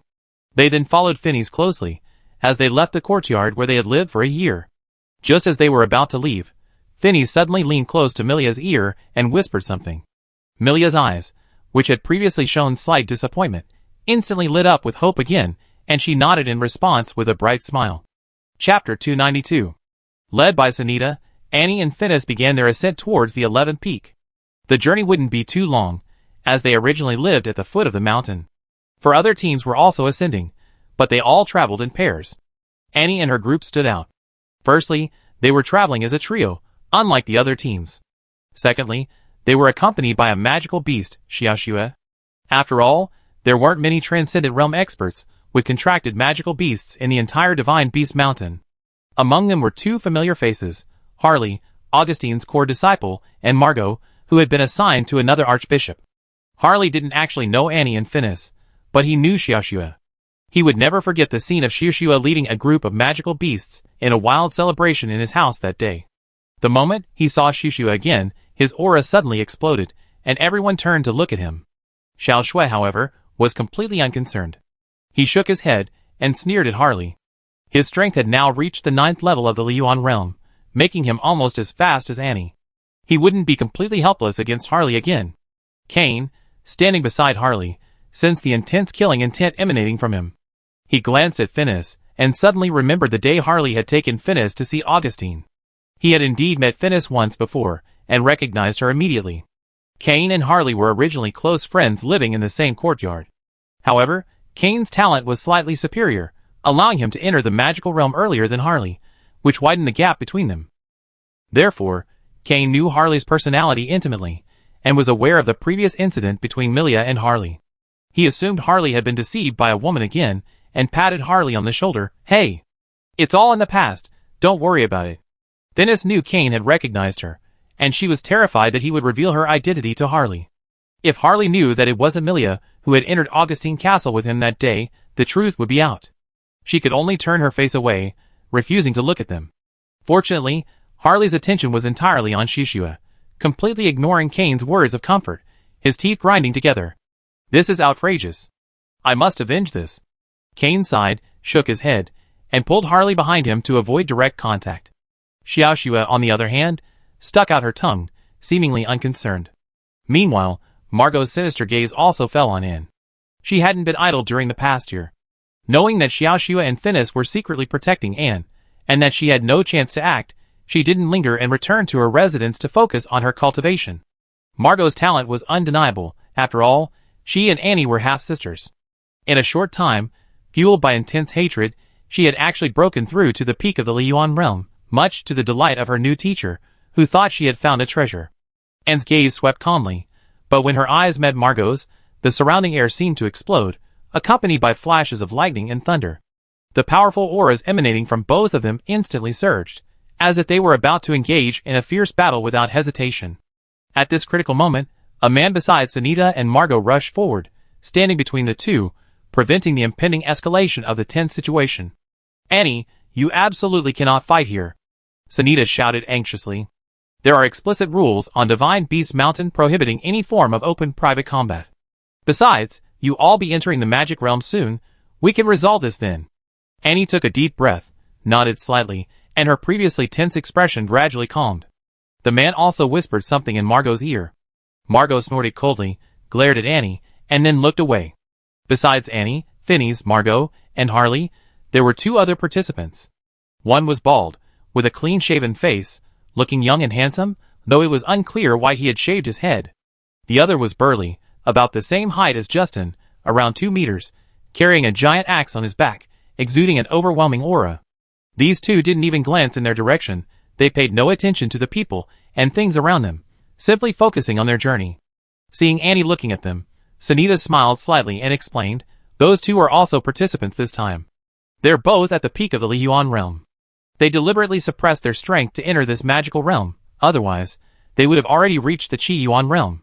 Annie nodded and asked, what are their names? Sunita pointed to them and introduced them. The bald guy is called Dylan, and the big guy is called Adams. Don't let their cold appearance fool you. They're actually quite nice. Thinis smiled slightly and agreed, yeah, I also think Dylan looks kind. If we enter the magical realm together later, perhaps we can team up and look after each other. However, and scoffed, come on, after witnessing the elemental magic we unleash, they probably changed their tune and stopped considering us allies, right? Sunita nodded with a wry smile. Sigh, it's a bit embarrassing to admit, but you're absolutely right. After all, our church has always placed great importance on the element of light, so it's unlikely we get any assistance from them this time. Thinis then leaned close to Anne's ear and whispered, Keller. Where did you put his body? And pointed to her chest and said, after Keller died, his body became lifeless, so I put him in the breastplate. Thinis breathed a sigh of relief. Phew, I see. The group quickly arrived at the 11th peak and entered the main hall. Sunita and the other guides withdrew at the entrance, not allowed to enter again. Once everyone was lined up, the hall doors slammed shut, leaving only the 6 of them and the high-ranking officials on the platform. Simon remained seated on the platform, overlooking their arrival. Except for Anne and Thinis, everyone else knelt and bowed, showing great respect to Simon. Simon smiled faintly and waved his hand, a gentle force lifting everyone up, and noticed that the chairs on both sides were now full, with Karas among them, indicating he had finished his business outside. Sheeman surveyed the area and slowly spoke. This time, you all represent the honor of the 11th peak as you enter the magic realm. Everyone must help each other and strive to gain something within the realm, improve your strength, and return to contribute more to the Divine Beast Mountain. Opportunities in the magic realm are always accompanied by dangers. A slight misstep can lead to utter destruction. Since you 6 are entering the realm together, you must help each other and prevent any casualties due to infighting. If I find out, I will punish you severely. He paused for a moment, then continued, this time, your entry into the secret realm is not only about improving your own strength, but also about fulfilling the mission entrusted to you by Divine Beast Mountain. He looked at Annie and Thinis, and smiled faintly, saying, Many talented experts from our Holy See have perished here throughout history, some even carrying the Holy See's secret treasures. If you have the opportunity to retrieve those treasures, you will be heroes of Divine Beast Mountain and will receive generous rewards. Secret treasures? Annie looked at Finus beside her with some doubt. Finus said in a low voice, "This can hardly be considered a secret anymore. After all, the magical realm is fraught with danger. Even the most talented can perish there. This applies not only to the Holy See, but also to our Adventurers Guild, the various empires, other smaller organizations, and even other races." Simon continued, "Furthermore, you have another mission this time, personally appointed by His Holiness the Pope. I won't go into details about it. You learn about it once we reach the main peak. Now let's set off." He stood up, and with a flick of his sleeve, the heavy doors of the hall swung open, two long, drawn-out dragon roars echoing from outside. Anne turned her head, and saw two golden dragons standing outside the door, bound by massive iron chains, carrying something resembling a carriage. She had seen this scene before. Years ago, when Prince Reiner of the Norma Empire ascended the throne, the Pope arrived with a vast entourage of golden dragon knights, a sight unforgettable. These two golden dragons, however, were mere dwarfs compared to that dragon knight formation. Simon led the archbishops onto the first golden dragon, while the 6 contestants, along with Annie's contracted magical beast Xiaoxua, rode on the second golden dragon. With a flap of their wings, the two dragons created immense wind pressure that lifted them up, and the surrounding magic surged, carrying everyone into the sky. Annie and Xiaoxua had never experienced anything so novel before. Soaring through the sky atop a giant dragon. This wondrous feeling transformed them into curious children, eagerly clinging to the edge of the dragon carriage, their eyes glued to the receding landscape below. A powerful gale, like surging waves, lashed their faces, distorting their beautiful features, but the two remained unperturbed. Instead, they boldly opened their mouths, letting the howling wind rush into their mouths, producing strange sounds. Then, they exchanged a knowing glance and burst into laughter. The laughter echoed in the vast sky, mingling with the wind to create a unique symphony. At this moment, Annie and Xiaoxua were completely immersed in this unparalleled joy, forgetting all their worries and anxieties. They reveled in the thrill and exhilaration of free flight, their hearts filled with boundless longing for the unknown world. As the dragon soared higher, Annie and Xiaoxua rose further and further from the ground, their view expanding ever wider. Above them lay a jewel-like blue sky, and below stretched rolling mountains and boundless forests. The magnificent scenery captivated them, leaving them utterly mesmerized. Their antics attracted the attention of others. Phineas laughed, "Xiaoxua, you're so big now, yet you're still so playful, like a little tiger, ha ha ha." Xiaoxua paid no heed, happily rolling around in the carriage, causing the golden dragon to lose its balance and sway violently. "Hey! Big cat! Behave yourself. We're in the sky. If you fall, you be smashed to pieces." The giant Adams grumbled. "Oh ho, the notoriously short-tempered man isn't angry this time, that's rare." Harley sneered from the sidelines, secretly hoping Adams would step in and teach Snow a lesson to vent his anger. But Adams didn't respond, instead glaring at Harley. "Did I give you face? You dare talk to me like that?" Harley, feeling slighted, turned away dejectedly. Annie, on the other hand, held Snow down, patting its belly and saying, "All right, Snow, if you keep acting up, Dragon won't be able to take it." "Dragon? Dragon?" Phineas was speechless. The golden dragon was majestic and imposing, but Annie's way of calling it that made it seem rather cute. Snow, panting, gradually calmed down under Annie's soothing touch, lying on the ground, its eyes fixed on what lay below. Bald Dylan then said, "Now that the 6 of us can finally be alone together, why don't we introduce ourselves? We be traveling together after entering the secret realm."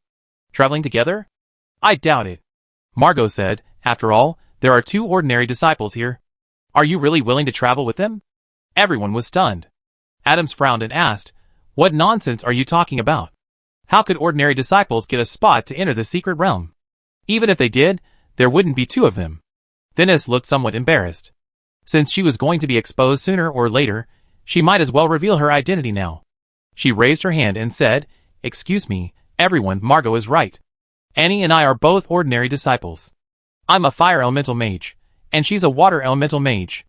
Adams, Dylan, and Harley were all stunned. This was unprecedented. Although there were precedents of ordinary disciples entering the magical secret realm from Divine Beast Mountain, those were extremely rare cases, and each time only one person entered. This time, however, 2 appeared at once, Both from the 11th peak. Dylan laughed. This is truly eye-opening. How did you get this spot? Finney shrugged. I cannot tell you. Dylan wasn't angry. It's alright, don't tell me. But Lord Simon just said that the 6 of us should help each other. Since that's the case, we can't abandon him. It's better to travel together. Margot shook her head. I'm against traveling with him. Dylan raised an eyebrow. In that case, how about we vote? Just the 4 of us, majority rule. Seeing no one object, Dylan raised his hand first and said, those who agree to travel with the 2 of them, raise your hands. Dylan had initially proposed traveling together, so his raising his hand was expected. What surprised everyone was that Adams also raised his hand. Adams? You? Harley hesitated, not raising his hand. After all, deep down, Milia had hurt him before, which made him naturally hostile to ordinary disciples. In addition, the existence of the magical beast Xiaoxue made him even more hostile to Annie and Phineas. Chapter 293. Dylan glanced at the others, his face showing difficulty. This is a 2-2 tie, it's tricky. Phineas then said, well, since we all came from the 11th peak, regardless of whether we're core disciples or not, we're still considered fellow disciples. How can you vote for a tie? We need to vote too. The group exchanged bewildered glances. Margot scoffed. What right do you have to vote? You're just a bunch of little insects living on Divine Beast Mountain. If you weren't somewhat useful, you would have been expelled long ago. Dylan shook his head vigorously, just opening his mouth to say something, when Annie interrupted. Annie smiled at Margot and said, oh dear, what's the rush? We haven't even discussed how to vote yet. Let me tell you, Phineas and I have decided to vote against it. What? The group was stunned, their faces showing astonishment and confusion, completely bewildered. However, Margot immediately shouted, no. Absolutely not. This only confused everyone more. Just moments ago, Margot had deliberately revealed the 2 girls' identities, hoping everyone would ostracize them, but now she was the first to object. What was going on? Are you out of your mind? Adams roared, are you playing us? Margot looked somewhat flustered. Her intention was merely to make everyone ostracize Annie and Phineas. She didn't actually want to drive them away. After all, she was tasked with monitoring them. If Annie were allowed to roam freely in the secret realm, away from the sight of the Holy Seas group, wouldn't that be disastrous? Although the others remained silent, their faces betrayed their displeasure. Facing their gazes, Margot coughed twice. I changed my mind, okay? There's no rule saying I have to object. Harley shook his head. Forget it, what's the point of arguing? Dylan added, alright, since it's settled, you 2 can stay with our group. More people are always better than fewer, and we can look after each other. Margot scoffed. We have to look after them. Don't expect them to look after us. A year ago, they were only at the 3rd or 4th level of the Liyuan realm. They probably haven't even reached their peak yet. What? Harley jumped up. They haven't reached their peak? Then why did Lord Simon allow them to enter the magic realm? Margot shrugged. How should I know? Ask them. Adams grew increasingly confused, so he simply ignored them, hugged his great axe, and closed his eyes to rest. Harley then turned his gaze to Phineas, who smiled slightly. This is Lord Simon's own decision. Whatever the reason, we are qualified. If you question our qualifications, you are questioning Lord Simon's decision, and also questioning His Holiness the Pope's decision. Are you sure you want to do this? Harley and Margot were shocked. This was a huge accusation. Who could bear the crime of questioning the Pope? Don't talk nonsense. Margot retorted angrily. When did we question the Pope? Watch your words. Phineas retorted without backing down. So please watch your words too. Dylan sighed. He could tell that most of these people had some old grudges. He waved his hand and said loudly, all right, stop arguing. Look, you already woken Adams up. I'm not asleep, Adams said with his eyes closed. Dylan's eye twitched. All right, let's get down to business. Since we decided to travel together in groups of 6, we should at least get to know each other. I only recognize Adams here, since he's easily recognizable. Am I famous? Adams opened one eye and glanced at Dylan. Dylan rolled his eyes at him. Who among the younger generation of Divine Beast Mountain doesn't know you? Adams, who can split mountains with his bare hands, the #1 warrior in the Liyuan realm under Lord Shiman. Adams snorted and closed his eyes again, but the smile on his lips betrayed his feelings. Dylan ignored him and spoke first. Okay, I go first. My name is Dylan. I'm at the peak of the Liyuan realm, skilled in ranged support spells, and I also have a contracted magical beast named Cece. Upon hearing this, Annie and Phineas sat up straight and looked in all directions. But the dragon carriage wasn't very large, and they didn't see any magical beasts other than Xiaoxue. Ha ha ha, you don't need to look anymore. Dylan laughed. Cece is hidden on my person. As he spoke, he stretched out his right hand, and a small white snake slithered out from his sleeve along his fair arm, flicking its tongue at the group. As soon as the snake appeared, the previously languid Xiaoxue suddenly stood up and growled at Dylan. Xiaoxue, relax, that's a teammate. Annie comforted her. Under Annie's reassurance, Xiaoxue gradually calmed down, but she remained extremely vigilant, her muscles tense, not daring to relax for a moment. Annie was also amazed. She had never seen a magical beast that could make Xiaoxue so tense before. The little white snake was only as thick as a twig, and although only its head was visible, it didn't look very long. Why was Xiaoxue so wary? Dylan explained with a smile. Cece is my contracted magical beast. The silver moon white snake, one of the famous light-type magical beasts of our divine beast mountain. It has very strong attack capabilities, which compensates for my lack of attack power. Phineas asked, what realm is Cece at now? Dylan said, she only recently broke through. Broken, reached the 9th level of the Liyuan realm. Harley clapped his hands and laughed, haha, White Snake Dylan, I remember now, you're quite the celebrity. These subtle attacks are both concealed and tricky, making it very easy for opponents to fall into their traps. You're definitely a key player for our team. Dylan waved his hand modestly, you're too kind. Now, next one, Adams, it's your turn. Adams opened his eyes impatiently.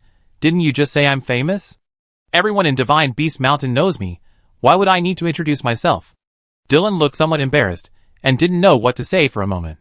Phineas chuckled, sorry, we're all new here and haven't heard of your great name yet.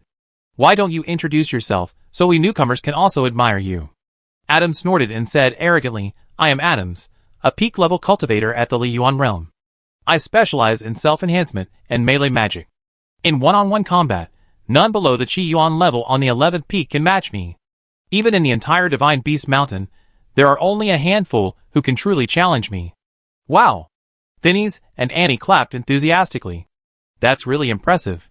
This is the first time we've seen someone as strong as you. Adams was very pleased with this. Of course. Don't worry, once we're in the secret realm, as long as you stand behind me, there won't be any danger. Wow! Phineas and Annie exclaimed exaggeratedly. So reassuring. So cool. Dylan was exasperated and quickly pulled the arrogant Adams back to his seat. Alright, next one, Miss Redhead, please introduce yourself. Phineas. With a flick of her red hair and a faint smile, she said, my name is Phineas, an 8th level Liyuan mage, a fire mage, specializing in offense, the kind that charges forward without hesitation. Dylan nodded slightly. Fire elements are known for their ferocity. Although your level is a bit low, your attack power should be very strong. We have to rely on you. He then turned his gaze to Annie, who leaned against Xiaoxue and smiled faintly. I'm Annie, an 8th level Liyuan mage, a water mage. I'm somewhat skilled in both offense and defense, so I say I'm fairly balanced. Margot scoffed, a water mage? How dare you say that? Phineas frowned. What do you mean? Annie is a water mage, from beginning to end. If you think she isn't, then show me the evidence. Back in Sharia, you were just spouting nonsense, is it the same here? Margot was furious, but she couldn't reveal that, and was a necromancer. Even if others believed her, Karas had warned her beforehand not to cause any trouble, and not to tell anyone Anne's identity, a rule Margot dared not disobey. Dylan quickly stepped in to smooth things over. Alright, let's not ruin things. By the way, and your magical beast is quite special, tell me about it. Hearing that someone was interested in him, Xiaoxue arrogantly raised her head, even snorting through her nostrils, further emphasizing her smug and overbearing attitude. Annie patted Xiaoxue on the back and said, this is my contracted magical beast. Xiaoxue the White Tiger. It excels at offense, and can unleash lightning magic. Oh! So it's a Thunder White Tiger. Dylan's eyes lit up. This is a rare breed living in the northern misty forest, truly remarkable, but something looks a little different. Harley suddenly interjected, what Thunder White Tiger?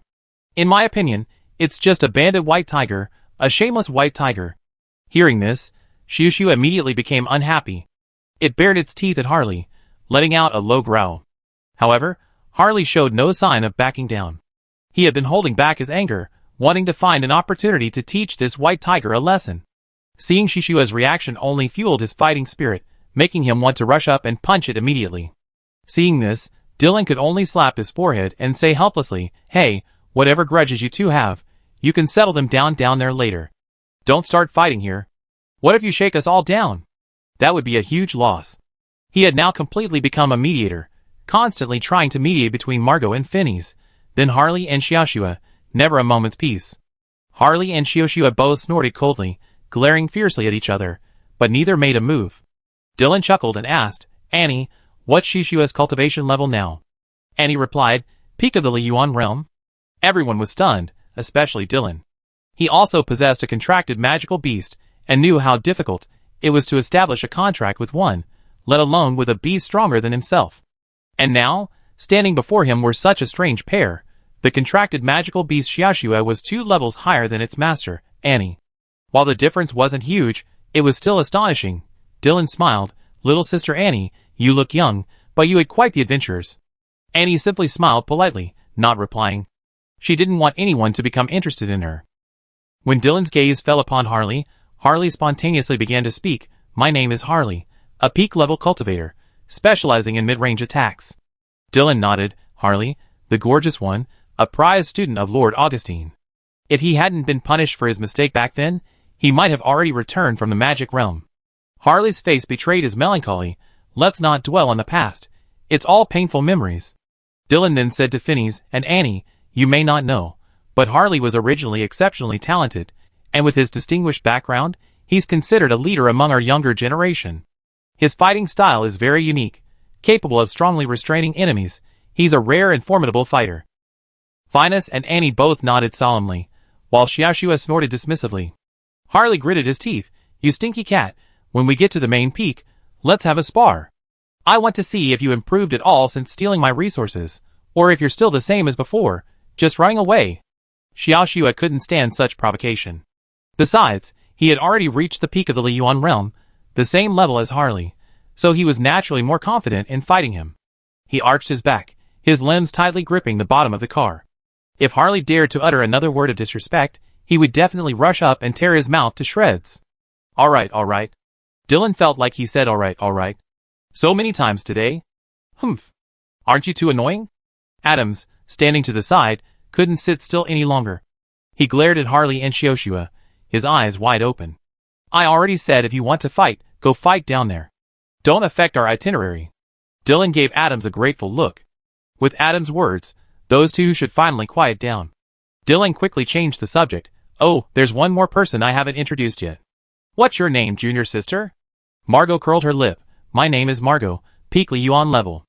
I specialize in support and defense, but don't bother me with offense, I can't." Dylan clapped his hands and laughed. "Haha, isn't that perfect? Our team is missing someone skilled in defense, so we have to entrust our backs to you." Margot sneered, looking at Phineas and Annie. I'm afraid some people won't think that way." Phineas crossed her arms and said, "That's right. I would never entrust my back to someone with a heart of stone." "Who are you calling heart of stone?" Margot snapped. Phineas turned her head away. "Who I'm talking about, everyone knows." Chapter 294. "You?" Margot's eyes widened, her chest heaving. She was so angry her face turned red, and she couldn't utter a complete sentence. All right, everyone, stop arguing." Dylan tried to mediate. "Don't say all right, I'm sick of hearing it." Adams interrupted impatiently.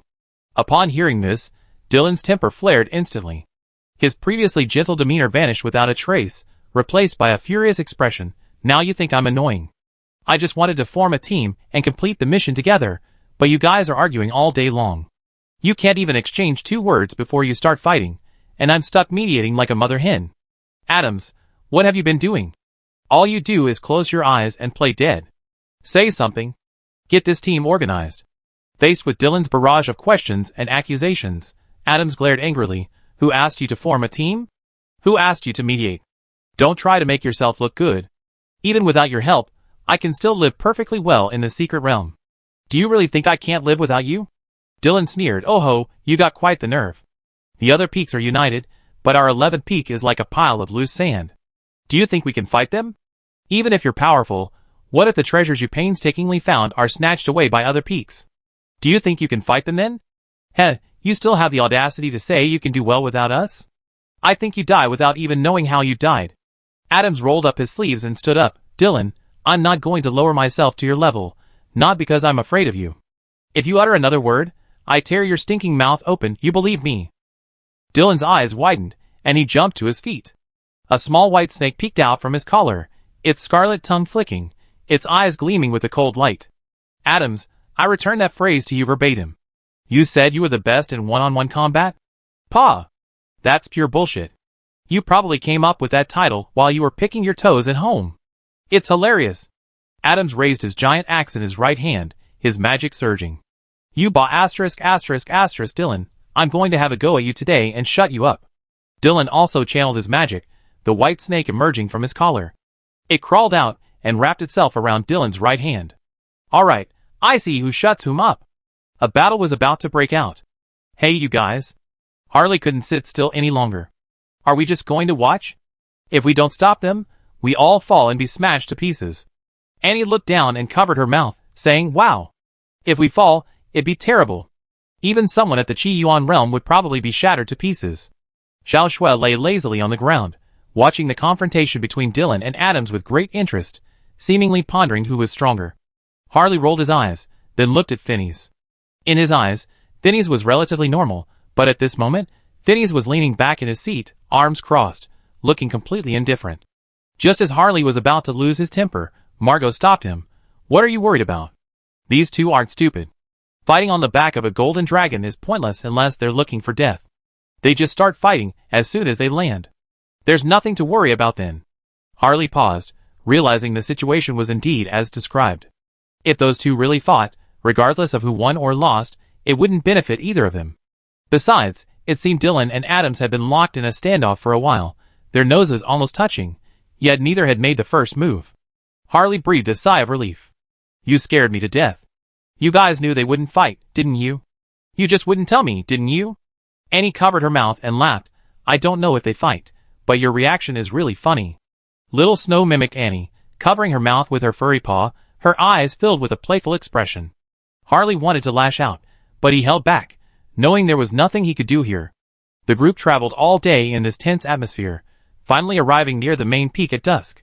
Sensing the golden dragon descending, Annie poked her head out and peered down.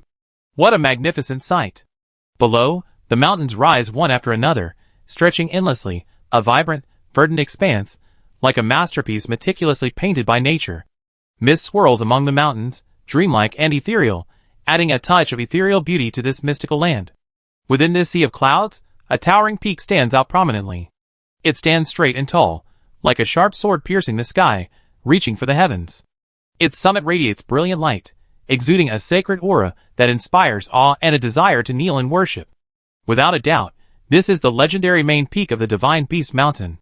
Looking down upon the earth from the back of the Golden Dragon, everyone is awestruck by the grandeur and magnificence of the place, marveling at the Creator's divine craftsmanship and boundless power. Have you been to the main peak before? Dylan asked. Everyone except Harley shook their heads. Dylan looked at Harley and said, as expected of Lord Augustine's disciple, the treatment is different. I came here once before with Lord Simon for some missions. To be honest, even if I came countless times, I would still be amazed by the scenery here. It's so beautiful. Adams rarely agreed with Dylan. Yes, this kind of natural treasure is probably only found in our holy see. The major empires, and that Adventurers Guild have probably never seen such a beautiful and rich place. Phineas was a little displeased upon hearing this, but she couldn't refute it.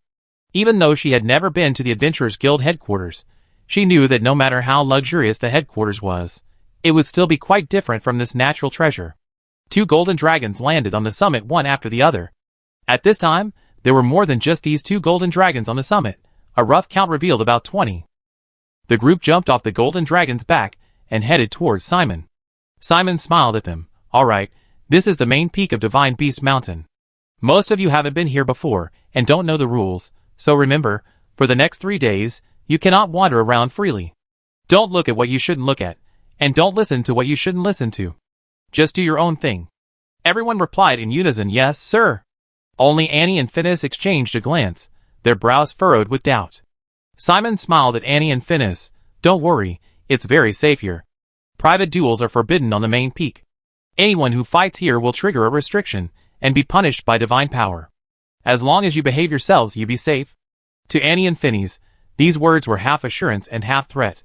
However, Annie didn't care what the Holy See was up to. She only cared about successfully entering the magical realm. Once inside, the higher-ups of Divine Beast Mountain wouldn't be able to control her. The same was true for Phineas. She had successfully intercepted the secret letter from the Hairy Empire.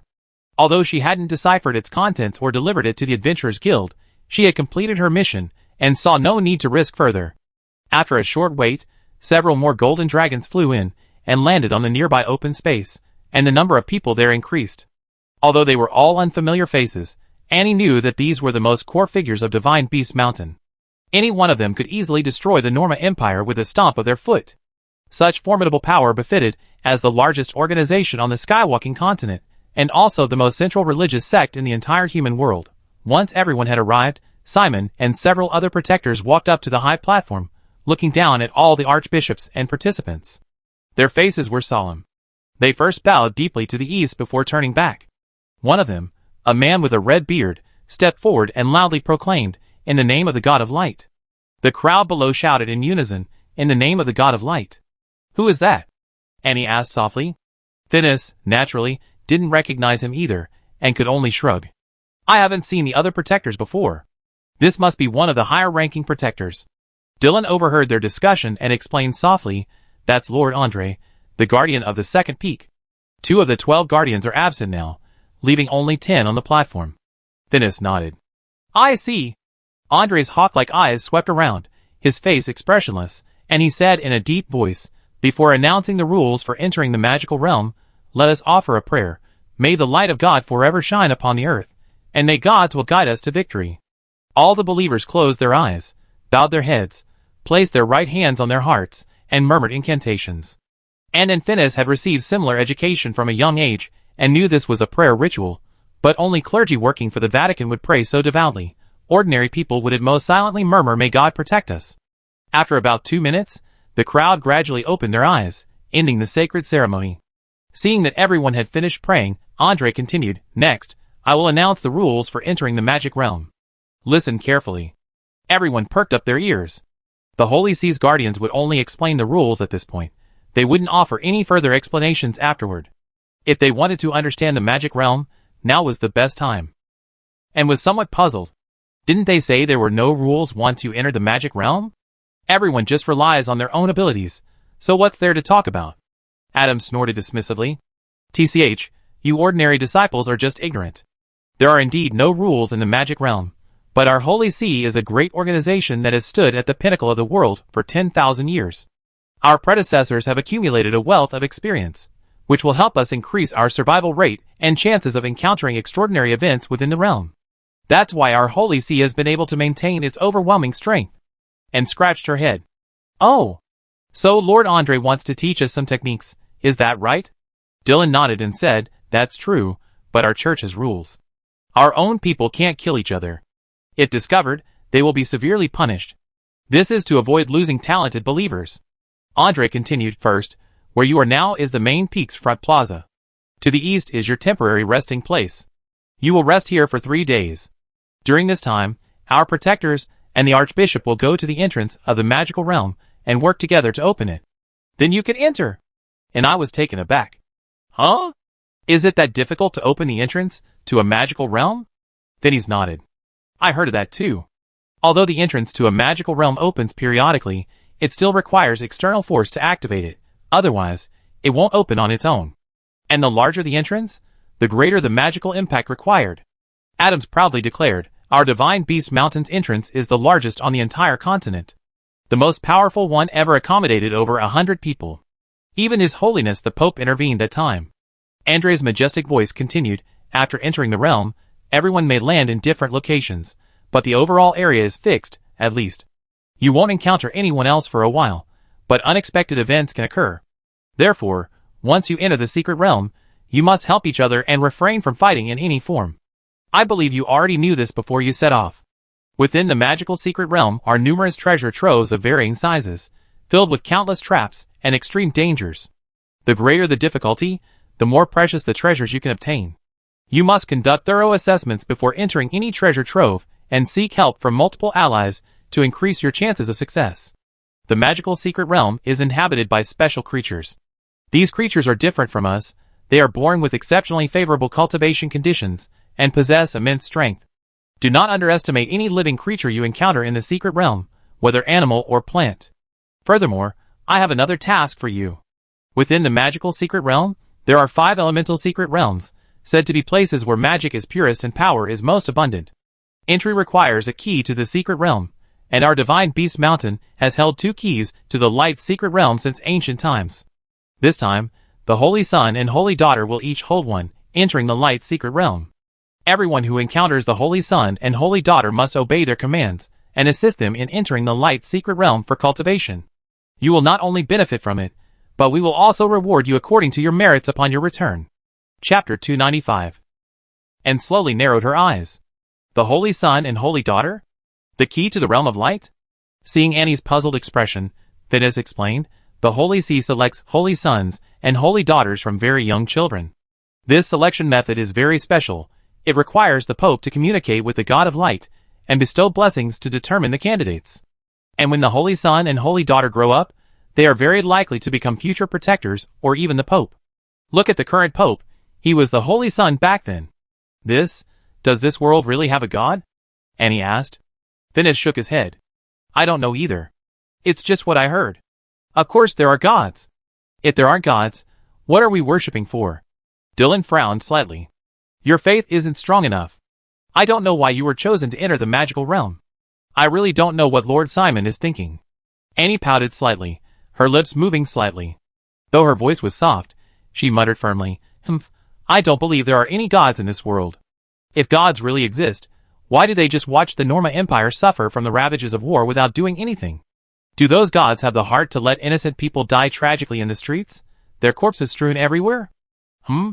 What did you just say?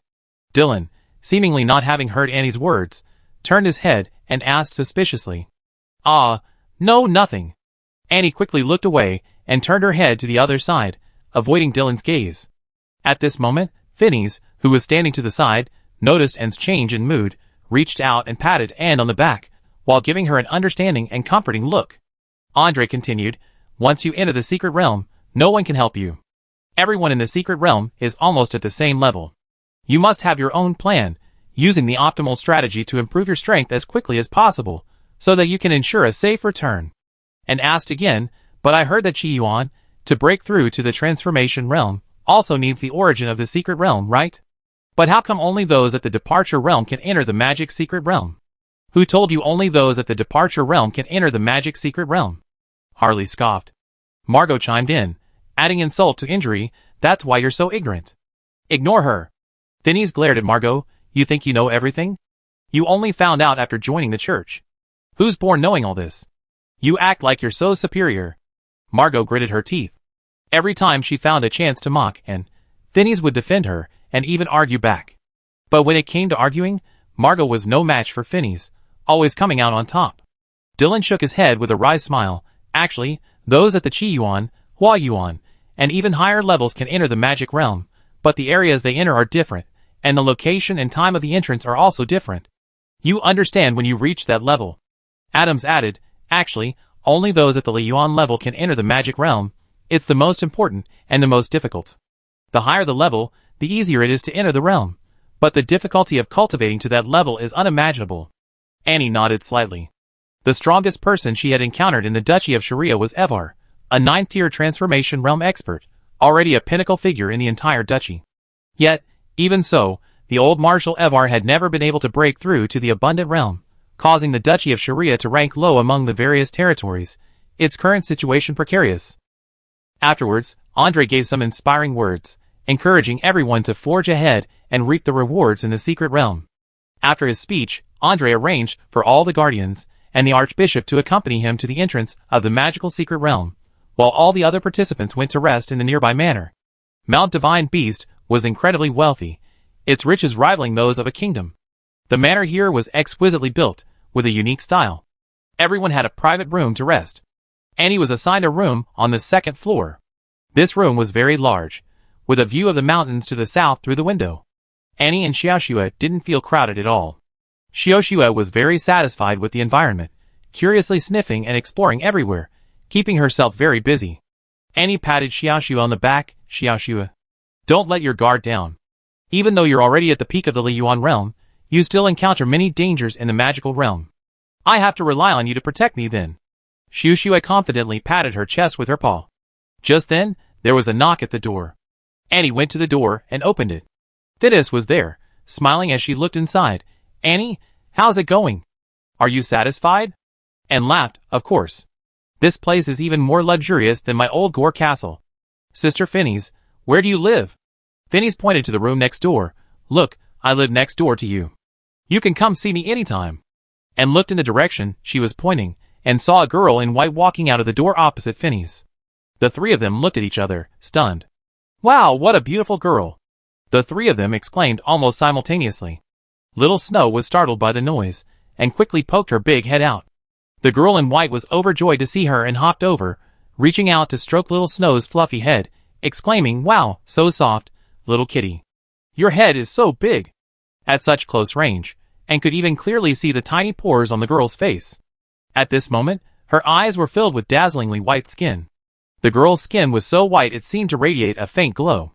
Her long, silky golden hair cascaded down her shoulders, like a waterfall, exuding both casual elegance and undeniable beauty. Her bright eyes and pearly white teeth were breathtakingly beautiful. Judging from her appearance alone, the girl seemed to be around the same age as Annie. Perhaps realizing her earlier actions had been somewhat inappropriate, the girl quickly withdrew her hand, and bowed deeply to Annie and Phineas, saying apologetically, I'm so sorry, please forgive my impetuousness. This incredibly cute cat was just too irresistible, I couldn't help but reach out and touch it. Phineas smiled wryly, have you ever seen a big cat? Xiaoxue also snorted in dissatisfaction, deliberately puffing out her chest to appear even more imposing, a gesture that only drew more giggles from the others. At this moment, Annie extended her right hand, smiling as she introduced herself. Hello, my name is Annie, from the 11th Peak. The 11th Peak? The girl's eyes lit up. No wonder we live so close, I'm also from the 11th Peak. But I never seen you before. Who is your teacher? Phineas asked curiously, you're also from the 11th Peak? But you weren't on the Golden Dragon when we arrived. The girl smiled, I wasn't on the Golden Dragon, because I came to the main peak to cultivate some time earlier than you. Oh, I see. Phineas still looked puzzled, but she still introduced herself. My name is Phineas, also from the 11th Peak. 11 Peaks, we are all ordinary disciples brought by Lord Carthus, so it's normal that we haven't met before. So you were brought by Teacher Carthus. Then we're fellow disciples. That's wonderful. The girl seemed even happier. Then you must be from the Austin Empire. That's great. I haven't left Divine Beast Mountain for many years. I really want to go out and see it. Annie and Phineas exchanged bewildered glances, momentarily confused about the situation. The girl slapped her forehead. Oh, right, I haven't introduced myself yet. How rude of me. My name is... But before she could finish, a tremendous, startling noise erupted beside them, startling all three of them. What happened? Phineas turned to look and saw a large hole smashed through the floor above. A person had fallen from above, lying on the ground clutching their stomach and groaning in pain. Above the hole, a cold-faced man stood arrogantly, his eyes radiating a chilling ferocity. I told you, don't mess with me. The cold-faced man's lips barely moved as he uttered a few words, then he flicked his sleeve and left. Annie scratched her head. Isn't it said that private fights aren't allowed here? Is this really okay? Phineas shrugged. Who cares? It's their own business anyway. If they get punished by the higher-ups, they deserve it. The girl who had been standing beside them rushed over, anxiously checking on the groaning man on the ground. How are you? Where are you hurt? Let me heal you. As she spoke, she moved her hands, placing them on the man's lower abdomen. Soft white light emanated from her palms, quickly healing his injuries. A moment later, the man's groans subsided, and the girl stopped casting her spell, a blush spreading across her face. How are you? The man nodded slightly. I'm better, thank you. The girl's expression softened, but then she frowned again. What on earth is Cliff doing? Openly attacking here. He's getting more and more audacious. The man grabbed the girl's hand and said, he lives across from me, but he wanted to switch rooms. I was sharing with my companions, so I didn't really want to switch. But as soon as I expressed my reluctance, he attacked without giving me any time to consider. The girl stood up angrily. No! I'm going to tell Lord Andre about this. No, no. The man quickly pulled her back. Thank you for your kindness, but let it go. He is, after all. I can't fight him. Even if Lord Andre punishes him, he come back to bother me. Let it go. With that, he limped away and headed upstairs. The girl's face was very pale. After thinking for a while, she quickly went upstairs and asked doubtfully, "Who is that Cliff?" Then he shrugged. I don't know, but he seems to hold a high position in the Vatican, otherwise these people wouldn't be so afraid of him. Will she be alright going up like this? And looked worriedly in the direction the girl had left. Phineas chuckled. Annie, you're too kind-hearted. We only known each other for less than a minute, and you're already worrying about her. Besides, we don't even know her name yet. Annie smiled slightly. Although it's our first meeting, I don't think she's a bad person. And she said, she's also from the 11th peak. Maybe we even be able to travel together when we enter the secret realm. Phineas suddenly remembered something. Sunita did mention the quota allocation to me before. Apparently someone from the 11th peak used the Pope's quota instead of Simon's, which freed up our spots. But she didn't say who it was. Now it seems it must be this girl. Annie nodded. Yes, the fact that she can use the Pope's quota means she's not low-ranking. We should try to get on her good side. Just then, through the hole in the corridor, a knocking sound and the girl's shouts could be clearly heard from above. Cliff! Open the door! What are you doing? A cold voice rang out. This must be Cliff, the stern-looking man from before. What am I doing? How dare you ask? You openly started a fight here in front of so many people over such a trivial matter. Don't you feel ashamed? The girl scolded. None of your business. Cliff was clearly very impatient, but compared to the others, he seemed to have a slight fear of the girl. I advise you not to meddle. It's even worse if we fight here. The girl was silent for a moment, then warned, Fine, I won't hold it against you this time, but you better watch out. Don't let me see this happen again, or I definitely report it to Lord Andre. Fine, get lost. The words had barely left her lips when the door slammed shut, and Phineas exchanged a glance. Annie said, well, I think they're both in a bad mood today. Let's talk to her another day. Phineas nodded. Yeah, I think so too. After saying that, the two quickly returned to their room and closed the door. The girl stormed downstairs, and seeing the hallway was now empty, she sighed and walked dejectedly into her room. This minor incident didn't have a significant impact, and everyone quickly entered a meditative state. Although there were only 3 days to wait, who knew what gains they might make in those 3 days? Cultivation was indeed wondrous, and full of unknowns. Meanwhile, Andre led the group to the other side of the mountain. Here, the cliffs were sheer and breathtakingly sculpted by nature, and the path was extremely treacherous. The group followed a winding path down to a cave nestled in the cliff face. The cave clearly showed signs of human intervention, but it was likely built upon a natural cavern. The entrance was enormous, like a monster's gaping, dark maw, inspiring awe and fear. Chapter 296. Many torches illuminated the cave, making it brightly lit. 2 rows of guards stood at the entrance, each clad in armor and wielding a knight's lance, exuding immense power. Upon seeing the group, they all bowed slightly in salute. One of them, a knight of light clad in silver armor and wielding a lance, stepped forward. His expression was solemn, his eyes resolute and sharp, standing as firmly as an unshakable mountain. He called out loudly to Andre, Lord Andre, please show me your pass. Andre calmly extended his hand, pulling a token radiating a mysterious light from his robes. The token exuded an ancient and solemn aura, its surface inscribed with dense runes and patterns, seemingly containing boundless power. The Knight of Light carefully received the token from Andre, his movements gentle and respectful.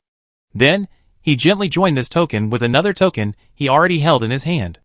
In an instant, a dazzling light burst forth between the 2 tokens, shining as brightly as the most brilliant star in the night sky. After completing the joining, the Knight of Light turned and walked deeper into the cave. The further he went, the dimmer the light became, but a colossal stone gate could be vaguely seen standing before him. This stone gate was tens of meters high and several meters wide, its grandeur astonishing. The stone gate was intricately carved with various complex and mysterious magical patterns. These patterns were intricate and complex, like a magnificent and colorful scroll unfolding before one's eyes. Upon closer inspection, one could see countless giant dragons seemingly soaring and weaving through the clouds within these patterns. They bared their fangs and claws, their imposing presence and deafening roars seeming to threaten to devour the entire world. At the very center of the stone gate was carved a massive, majestic dragon. The dragon was incredibly lifelike. Every scale was clearly discernible. It held its head high, its mouth wide open, revealing sharp, pointed teeth. Within its mouth was a slightly protruding indentation, perfectly matching the shape of the two tokens joined together. The knight first bowed slightly before the stone gate, then gripped the tokens tightly in his hand, took a deep breath, and resolutely inserted them into the indentation in the dragon's mouth. The instant the tokens touched the indentation, the magical patterns on the entire stone gate seemed to come alive, bursting forth with a dazzling, mesmerizing light. The light shone like brilliant stars, illuminating everything around it. And within this magnificent radiance, a deep, resonant dragon's roar faintly echoed, as if a summons from ancient times. As the dragon's roar reverberated, the massive stone gate began to slowly move, emitting a dull, grinding sound. The stone door slowly opened, revealing a dark and deep passage, like an entrance to another world. A mysterious aura permeated the passage, inspiring awe. The group stared at the passage before them. White beads on either side of the passage flickered and lit up, emitting a bright light that illuminated the vast passage as if it were daytime. The knight stepped aside and nodded slightly to Andre. Andre nodded and led the group further in. The passage wasn't long, but it was very wide, with raised platforms on both sides. The group split into two groups and ascended the platforms.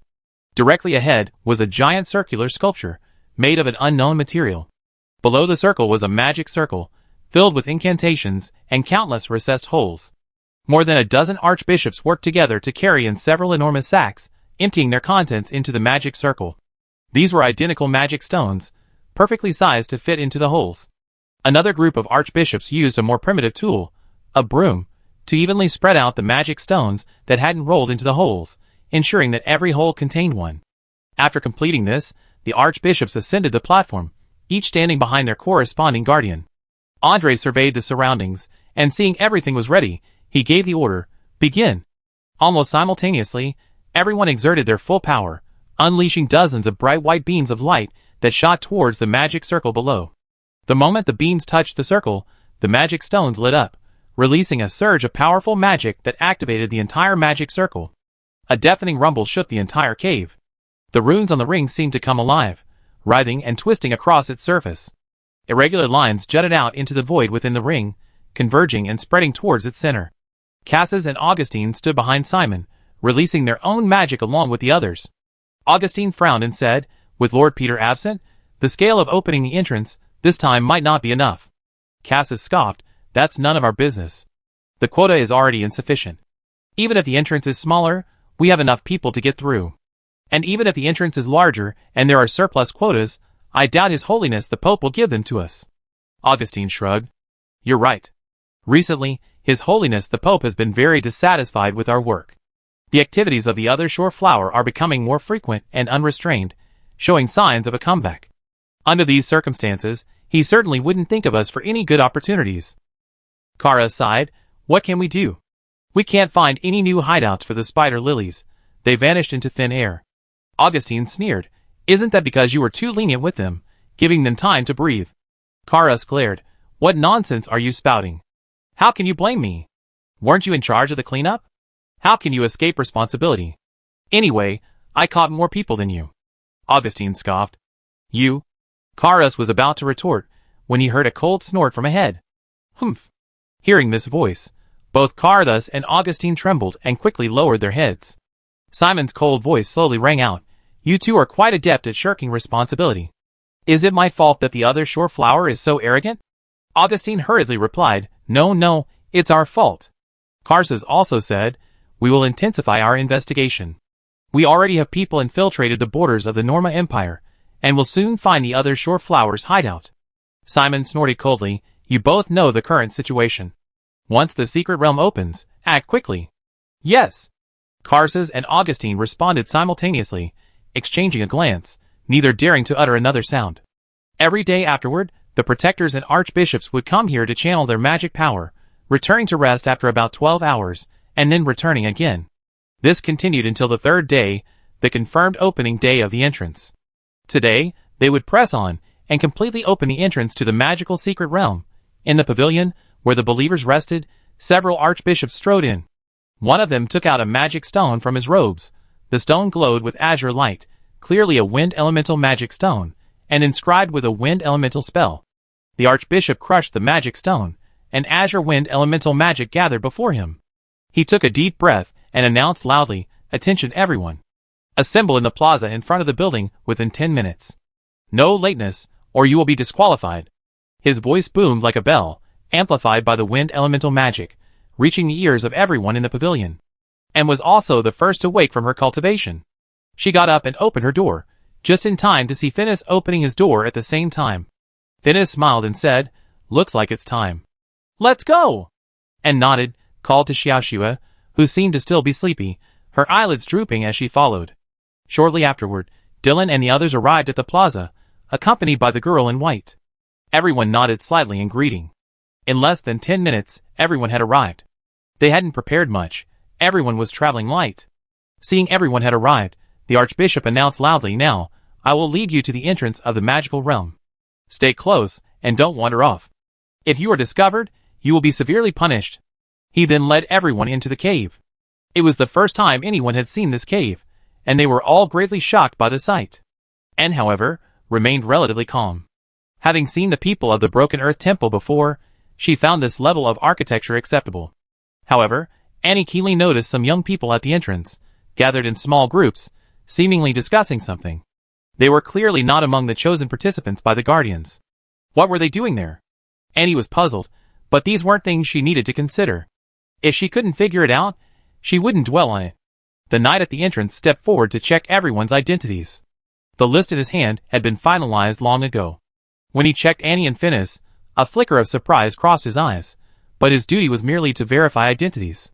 Therefore, although he was somewhat confused as to why the Pope allowed other elemental mages to enter the magical realm through the papacy entrance, he still let Annie and Phineas in. After entering the gate, they saw 11 guardians and numerous archbishops standing on high platforms on either side. They were all releasing magic power, activating a huge magic circle below, its shimmering light dazzling and mesmerizing. Once everyone had completed identity verification, and the activation of the formation reached its crucial moment, Andre announced loudly, "Next, we will open the entrance to the magical realm. All of you must obey my commands, and enter the realm as quickly as possible. No one is allowed to enter prematurely, or you will bear the consequences." Dylan chuckled, "Who would be so foolish? Entering prematurely might lead to a spatial rift, and you wouldn't even know how you died." The girl in white then said, "Everyone, we are all disciples of Master Simon. Let's act together after entering the realm." Margot glanced at her and asked, "Who are you?" The girl in white was about to answer when Dylan burst into laughter. "Ha ha, since the Holy Maiden is willing to act with us, we are naturally more than happy to." The Saintess? And Phineas and Margot were all taken aback. They were the only three who hadn't seen the Saintess before, and they hadn't expected her to be a disciple of Protector Simon. Adams chuckled, Saintess, you're joking. You shouldn't be considered a disciple of Lord Simon anymore, but rather His Holiness the Pope." The girl in white shook her head. "I can't say that. Although I'm currently cultivating here, I am indeed from the 11th peak. If it weren't for Teacher Carthus's help back then, I probably wouldn't have been able to obtain the position of Saintess." Phineas swallowed hard. "I remember the previous Saintess died in the battle against the other Shore Flower, and the Holy See hasn't produced a Saintess for 40 years. You are?" The girl in white smiled. "You must have only recently arrived at Divine Beast Mountain. It's rather shameful to admit. I only officially became a Saintess 2 years ago, and I still feel a little awkward being called one." Annie gently tugged at Phineas. "Does being a Saintess have any special significance?"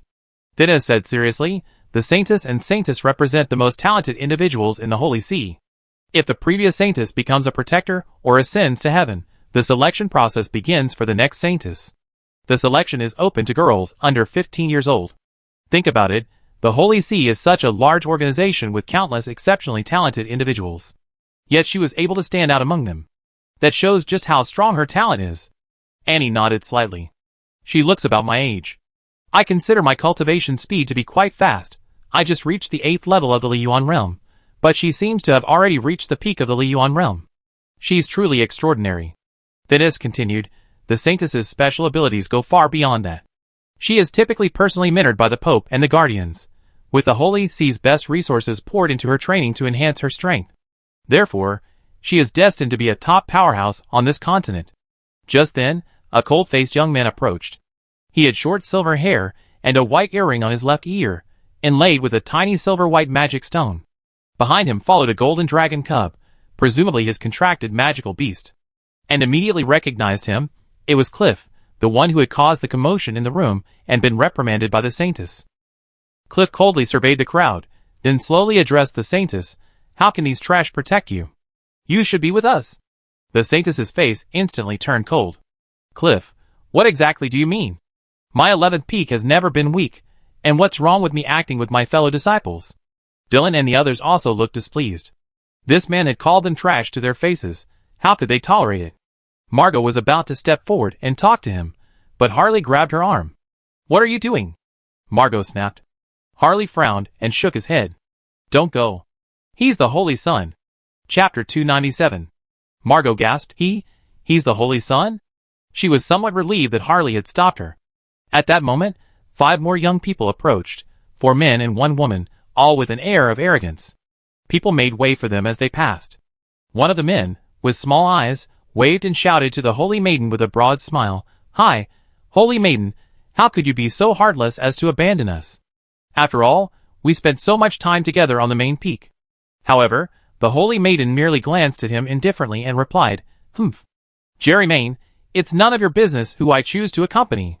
Hearing this, Jerry didn't seem angry or annoyed. Instead, he chuckled. Oh dear, how dare I presume to speak ill of your excellency? I'm merely stating the usual practice. Normally, the Holy Son and Holy Maiden act hand in hand. If you and the Holy Son were not traveling together today, wouldn't that lead to much speculation? Perhaps some might mistakenly believe that your relationship isn't harmonious. Wouldn't that be terrible, needlessly causing trouble?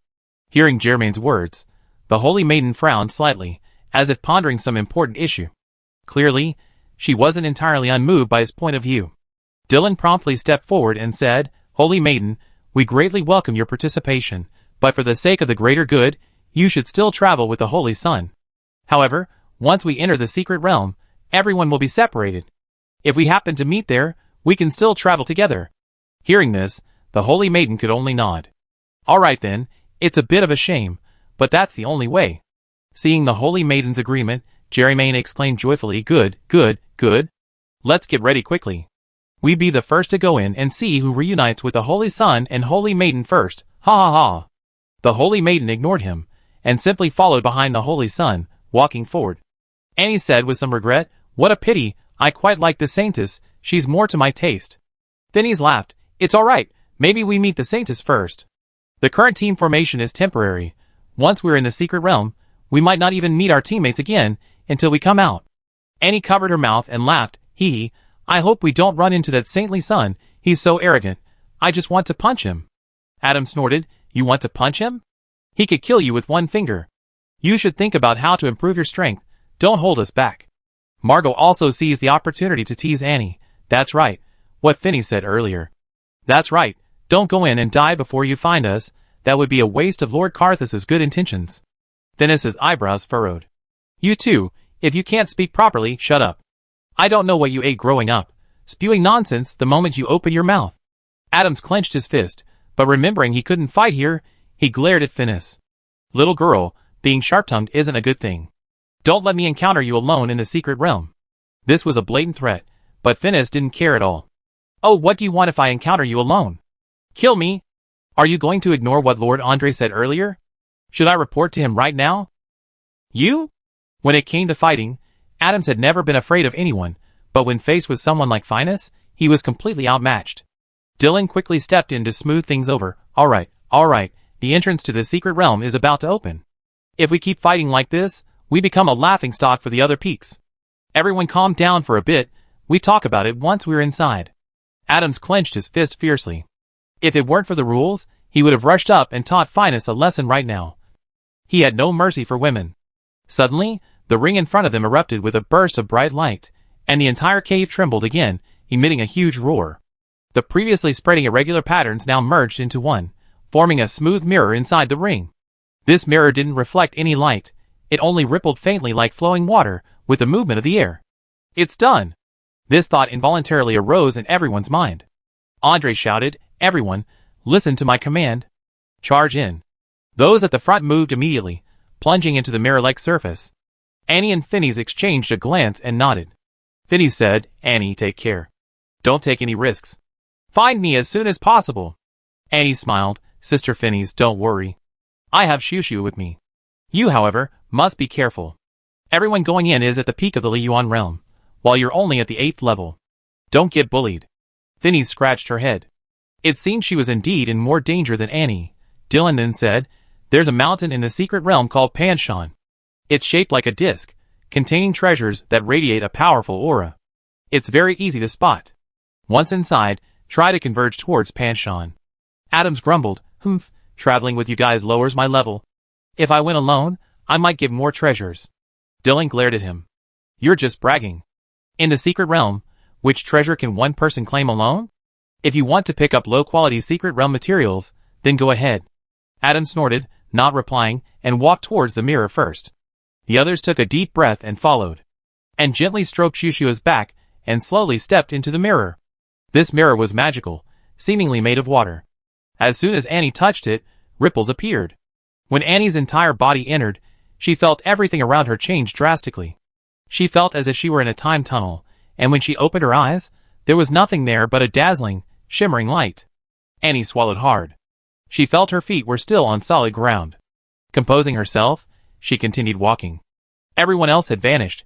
She was alone in the tunnel. Thankfully, Shushua was still beside her. After walking a short distance, a bright light suddenly appeared before her. Annie was blinded by the sudden light and quickly shielded her eyes. After a while, the light dimmed. Annie still had her eyes closed, but a faint, sweet fragrance wafted into her nose. Annie opened her eyes in confusion, and a strange scent washed over her.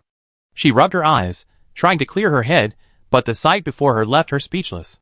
She was in a magnificent sea of flowers. Yes, without a doubt, this was a sea of flowers.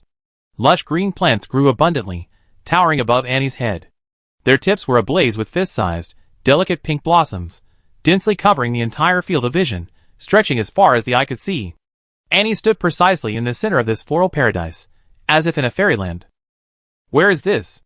Annie gasped in surprise, her mouth agape. She looked around anxiously, her mind filled with questions. Just then, she suddenly remembered something and quickly reached out to touch her side. Sure enough, she felt a furry ear. She felt a great sense of relief. It seemed Little Snow hadn't gotten separated from her. Little Snow seemed equally fascinated by its surroundings.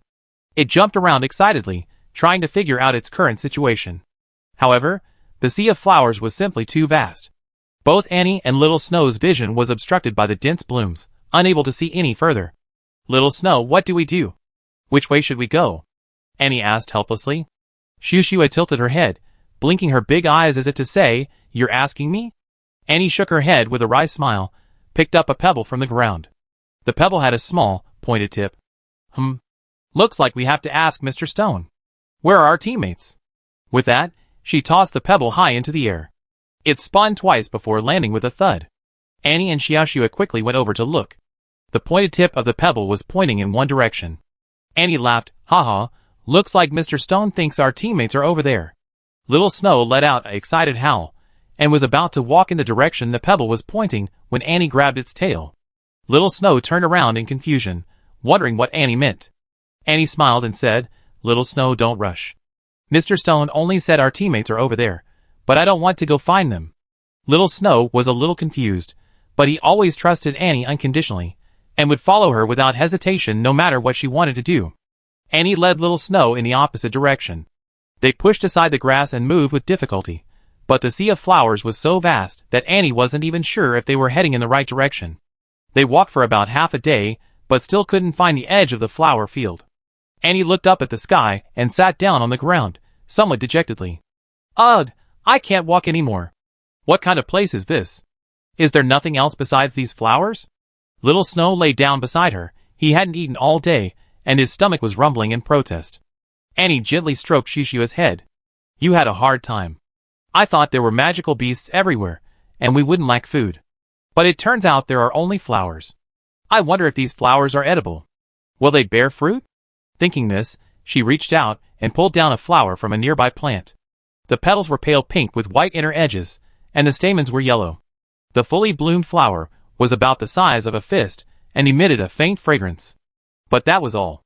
No matter how you looked at it, it was just an ordinary flower. Besides, Annie had never seen or studied this plant before, and didn't know if it was poisonous or edible. Annie sighed helplessly. If only Brother Born were here. He knows so much. He'd definitely know what this flower is. Then, remembering something, she tried to use her magic to break the seal on her body, but her magic power at the Liyuan realm was no match for Karthus's seal. She still couldn't unleash the power of death. Oh well, it's better if I can't release it, to avoid unnecessary trouble. With that, she took out some dry rations from her protective mirror, essential for any adventurer, a temporary fix. She shared some with Xiaoxue, who sniffed it with obvious disgust. Annie smiled. Just bear with it for now. Once we're out of this flower field, I take you hunting magical beasts, okay? Xiaoxue grumbled twice in dissatisfaction, and could only reluctantly begin eating the rations. This magical realm was quite wondrous, almost identical to the outside world, with its own day and night cycles. Just now, a fireball resembling the sun slowly descended, plunging the entire sea of flowers into darkness. Annie leaned against Xiaoxue, looking up at the sky. The sky was pitch black, without a single star. This world is so monotonous. The ground is covered in flowers, and the sky is just the sun, no stars or moon. How boring. Suddenly, Xiaoxue twitched her nose and looked around warily. Annie sat up straight, asking Xiaoxue, "What did you find?" Xiaoxue's eyes also showed confusion, but after a while, there was still no movement. Annie patted Xiaoxue's back. "All right, you must be tired. Why don't you rest? We've been here all day and haven't seen anything besides these flowers. There shouldn't be any danger. We need to continue our journey early tomorrow morning." Hearing this, Xiaoxue shook his head and lay back down on the ground. After a while, perhaps truly exhausted, Xiaoxue felt his eyelids grow heavy. He forced himself to stay awake and looked at Annie, only to find that Annie had already fallen asleep with her head on his, her mouth slightly open, breathing evenly. Xiaoxue also relaxed, waves of fatigue washing over him like a tide, instantly engulfing him. He felt as if he were in a warm pool, as if he had returned to his mother's embrace, making him feel incredibly safe. A voice in his head kept telling him, "Just sleep like this. It's okay, nothing will happen, it's safe here, sleep." However, the instant his head touched the ground, an extremely dangerous feeling rushed into his mind. He opened his eyes wide, and a surge of lightning erupted forth, crackling and spreading outwards. At the same time, all the surrounding flowers and plants were scorched black and withered by the electric shock. Annie was also awakened at this moment. "Xiaoxue, what happened?" However, when she opened her eyes and saw her surroundings, she was stunned. The flowers that had been blooming towards the sky during the day were now eerily emitting a faint red glow, their centers all facing Annie and Xiaoxue, and their stamens had turned into sharp teeth, radiating a cold, eerie light. Chapter 298. And gasped sharply, a chill running down her spine, making her shiver and her scalp tingle. What the hell is this?" She looked around in terror, only to see a large patch of those strange, inexplicable flowers lying dead beside her. Clearly, they had been scorched by the lightning released by Xiaoxue. If it weren't for Xiaoxue, Annie would probably have already become nourishment for these strange flowers. Annie gripped her wand tightly, ready to defend herself against any attack that might come. However, just as she tried to stand up, a sudden wave of dizziness washed over her, making her unsteady on her feet. At the same time, she discovered that her magic seemed to have spiraled out of control. No matter how hard she tried, she couldn't gather it into her wand. What's going on?" Annie was shocked, inwardly groaning. How could magic malfunction at this crucial moment? She quickly turned to look at Xiaoxue, only to see the latter also staggering as if drunk, her eyes glazed, eyelids drooping weakly, as if she might fall into a deep sleep again at any moment.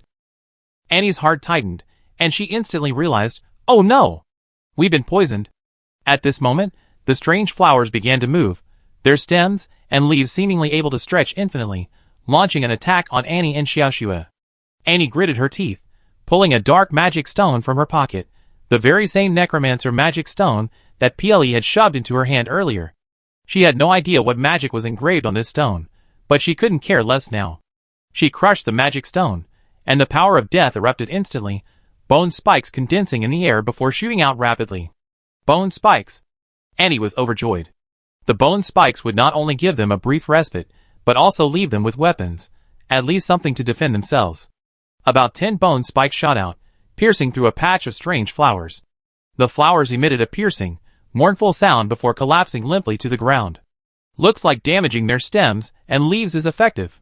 Seeing this, Annie moved forward with Xiaoxue, pulling a bone spike from the ground and clutching it in her hand. Xiaoxue was somewhat dazed, but being a magical beast, he had a higher tolerance for poison than Annie. He swung his claws, tearing the strange flowers that attacked from the side into pieces. But the situation was dire. Annie and Xiaoxue were affected by the poison, unable to cast spells, and were also dizzy and disoriented, even losing their sense of direction. This poison is released by the strange flowers, and their scent is suspicious. Annie felt her head growing heavier and heavier, almost being attacked by the strange flowers beside her.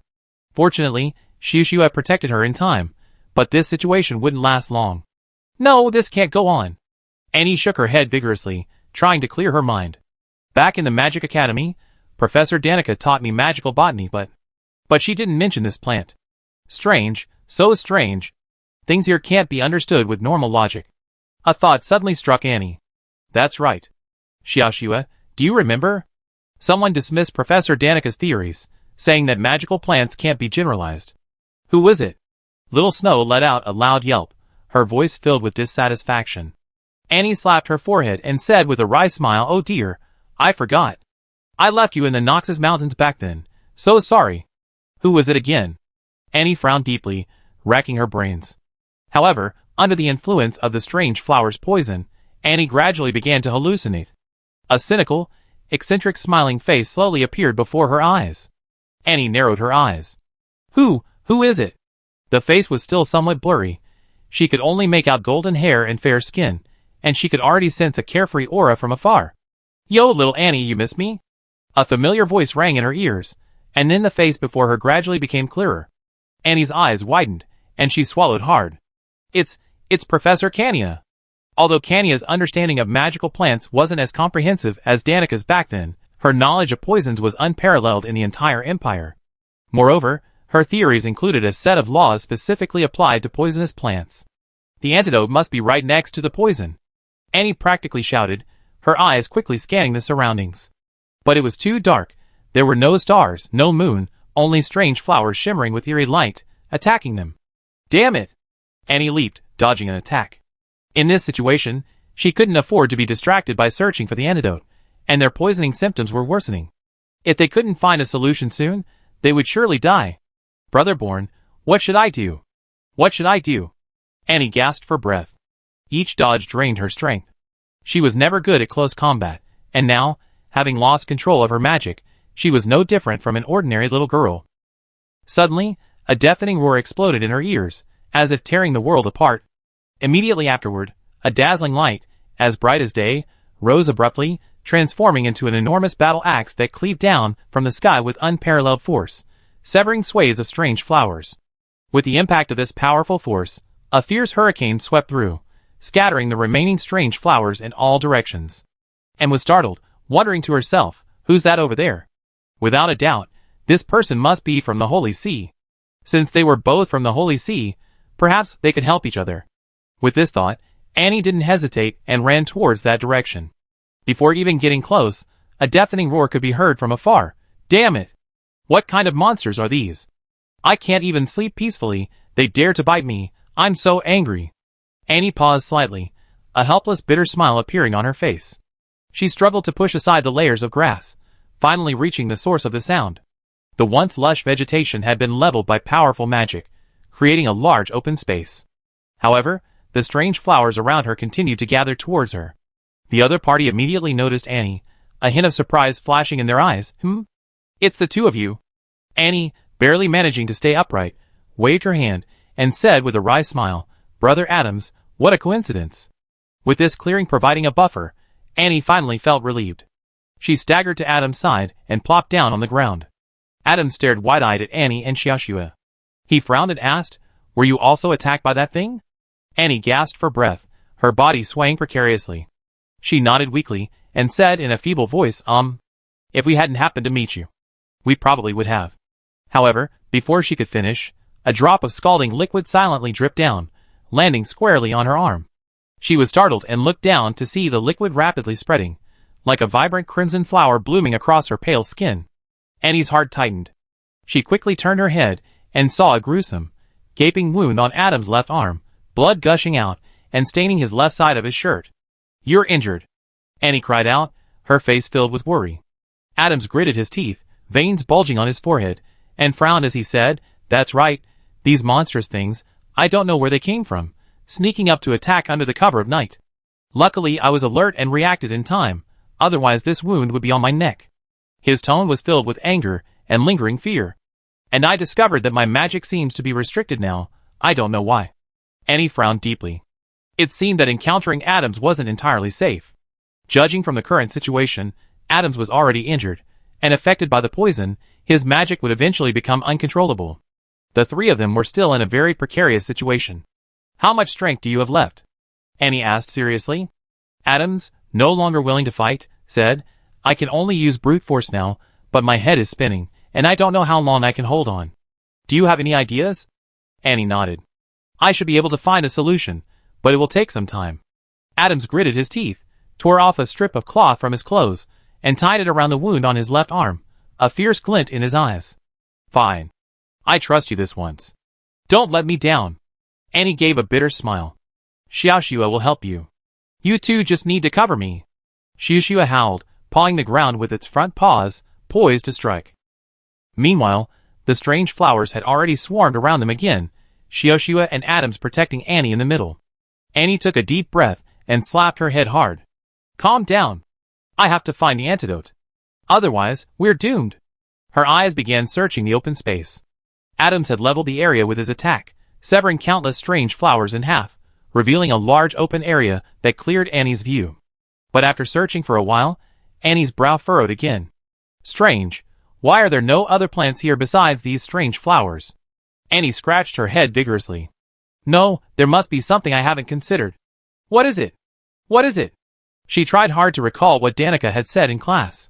The types, characteristics, appearance, features, roots, stems, leaves, flowers, and fruits of magical plants, etc. Suddenly, a thought flashed through Annie's mind. "That's it. Professor Danica said that magical plants have a certain degree of aggression, but their attack range is limited, they can't pursue indefinitely. Also, the roots of magical plants are basically fixed, they can't move freely if they don't leave the soil." She continued to look at the strange flowers that were closing in on them. Only their stems and leaves above ground were moving. She couldn't see their roots at all. Annie immediately crouched down. There were several severed flowers beneath her, only small sections of stem exposed. Annie picked up a stone and dug into the soil, revealing more branches underneath. But even after digging down about 20 centimeters, she couldn't find the roots. Meanwhile, Xiaoxua and Adams had begun their defense. They worked together to fend off the strange flowers' attacks, buying Annie time. A look of horror flashed in Annie's eyes. She shook her head and continued digging, but the plant seemed to have its roots embedded in the earth's core. No matter how hard Annie dug, she couldn't find them. What's going on? How can a plant's roots be hidden so deep? Annie was speechless.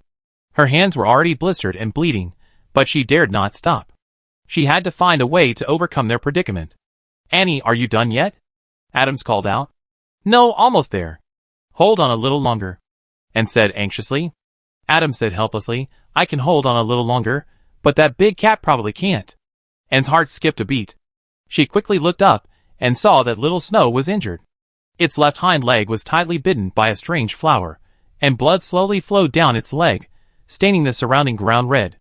The stem of the strange flower had been brutally severed by Adams wielding his axe. "Little Snow," Anne cried out anxiously, her heart aching. Little Snow seemed to sense its owner's concern. It raised its head and roared angrily, then used all its strength to tear the other two strange flowers in front of it to pieces, as if to tell Anne that it could still hold on. And bit her lip, enduring the pain in her heart and the exhaustion in her body. With difficulty, she lifted the heavy stone and slammed it down on the ground again without hesitation, sending dirt flying. She knew time was of the essence, every second counted. Even if her hands ached from being rubbed raw, even if she felt dizzy, she couldn't stop, for only in this way was there a glimmer of hope. Just then, Anne's whole body jolted, her eyes suddenly brightening. She felt her mind clear, and the magic within her seemed to begin to flow again. As if she had discovered a crucial clue, she quickly grabbed a handful of soil and brought it to her nose to sniff carefully. A moment later, her face lit up with ecstatic joy. She was so excited she almost jumped for joy. "I found it!" This sudden joy rekindled Anne's hope. Ignoring the sweat from her brow, She immediately tore 2 strips of cloth from her clothes and rubbed them vigorously with the soil, turning the once white cloths black. Then she ran over and handed 1 strip of cloth to Adams, saying, "Quickly, cover your mouth and nose with this." Chapter 299. Adams was somewhat puzzled, but still reached out and took the strip of cloth. Annie immediately tied another strip of cloth around Shishua's face, covering her mouth and nose. Then she squatted down and grabbed a handful of dirt, smearing it on her face. Seeing Annie's actions, Adams immediately understood. He tied the strip of cloth around his face, and a foul stench assaulted his nostrils, a mixture of dirt and rotting matter, extremely unpleasant. Adams frowned, feeling nauseous, but he didn't remove the cloth. Instead, he took a deep breath. He was shocked. It was as if a clear stream had poured into his head, instantly clearing most of the hazy fog, and his consciousness instantly returned to normal. What a powerful effect! Adams exclaimed in surprise, feeling his vision become clearer. He laughed twice, tightened his grip on the axe with his right hand, and then swung it forcefully. After some of the toxins were neutralized, Adams regained some of his strength. His axe swung, producing a series of whistling sounds as it sliced through the air. With a series of cracking sounds, a patch of strange flowers was cut in half. The severed pieces fell to the ground, writhing in pain for a moment before falling silent. "Ha ha ha, that was awesome!" Adams roared to the sky, his massive axe flashing, relentlessly slicing the strange flowers in front of him to pieces, not a single one able to get close. Shishua also quickly recovered some of her strength, becoming energetic again. Her long-suppressed anger erupted, instantly clearing away a patch of strange flowers. With these two, one human and one beast, Annie didn't even need to lift a finger.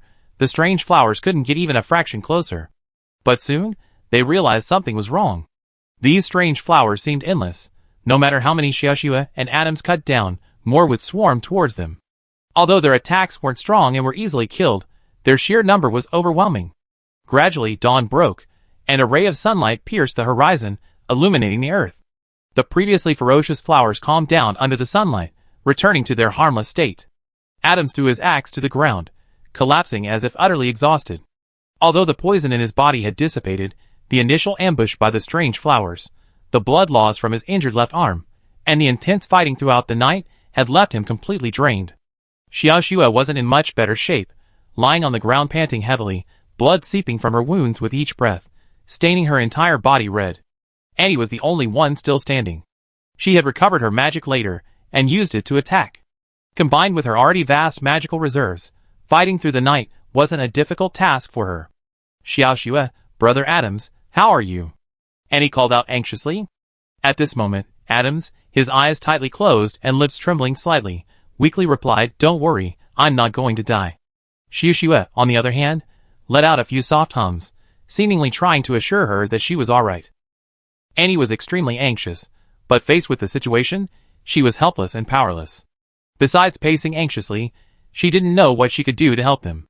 Helpless, Annie could only take a bowl from her breastplate, use water magic to fetch some clean water, and then help Adams clean his wounds. Adams winced in pain, but he endured it, turning his head to the side and letting Annie treat him. After treating Adams' wounds, Annie went to Shishua's side.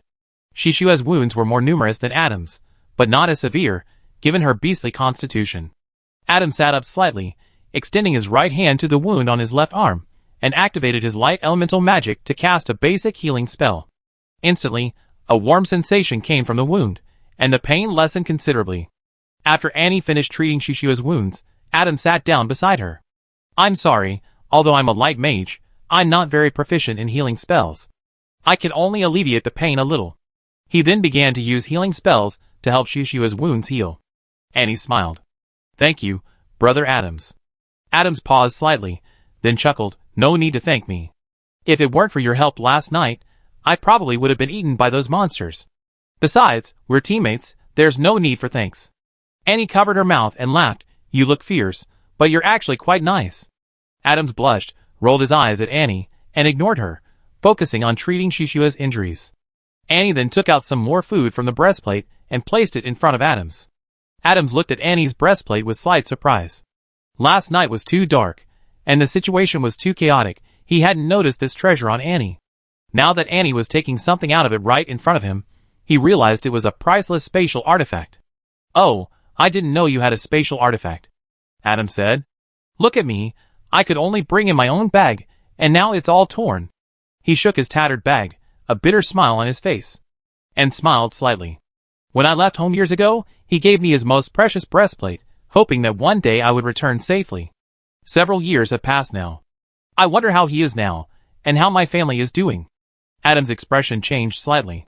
Is your hometown very far away?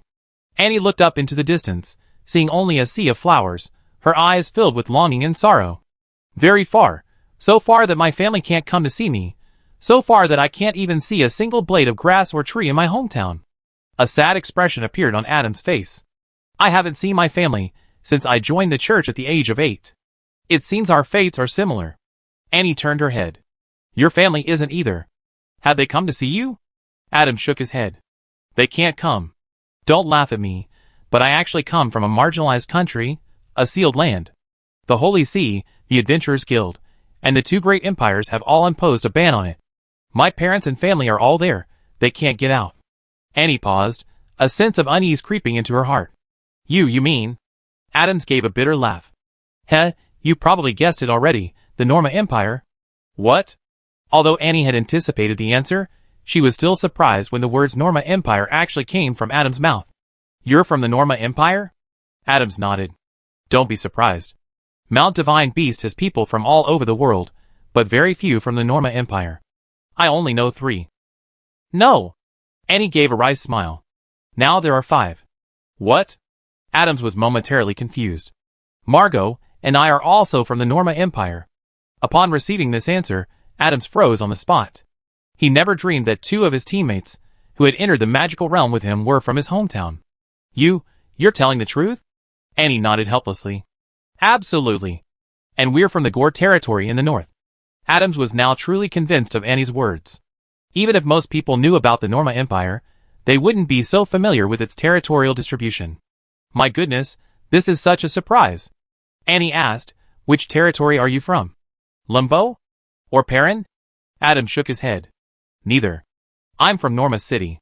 I'm a member of the royal family. Annie was surprised again. You're a member of the royal family? But I never heard of you. Are you very familiar with the royal family? Adams countered. And nodded. We're very familiar with each other.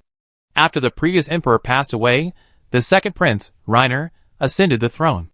I'm very close to the current Norma emperor, Reiner, Regent Amina, and Princess Mommy, who is also the vice principal of the Magic Academy. Oh, cousin Reiner has ascended the throne. I haven't received any news from him since, Adams said nostalgically. My uncle's health was always poor back then. I never imagined he would actually pass away. Cousin? Annie's eyes widened. You are? Adams gave a wry smile. The mommy you mentioned, the vice principal of the Magic Academy, is my mother. What? Annie felt a bit confused. But I never heard of Principal Mommy having a son, and isn't she still single? Adam's expression darkened. Does she harbor a great deal of hostility towards adventurers? Annie paused slightly, not understanding why Adams was asking this, and could only nod. Indeed, my uncle Nicole was her student. Because he became an adventurer midway through, she immediately severed her master-disciple relationship with him. Adams sighed.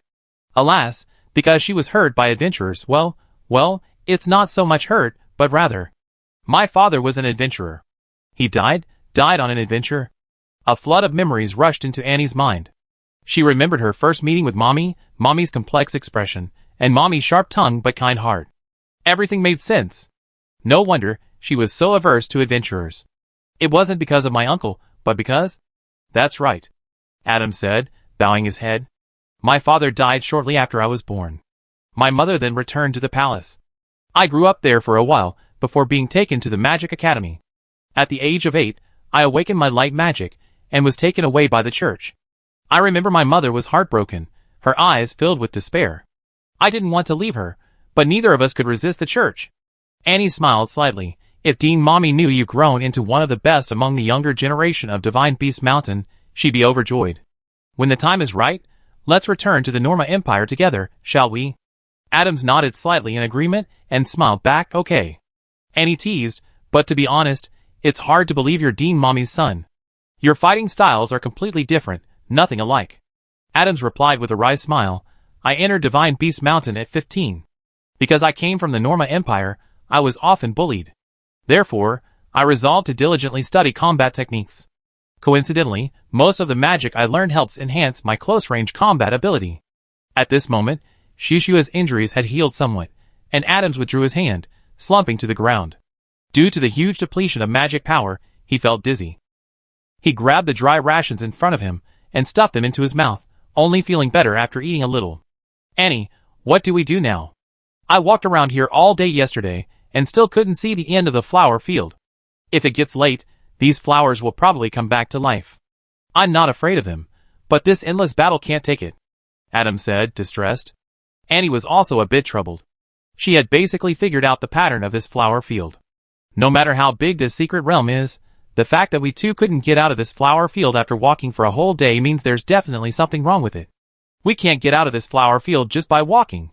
Adams took a sip of water and said, "What do we do then? Are we going to be worn down here?" Annie frowned and asked, "Have you encountered anyone else along the way?" Adam shook his head.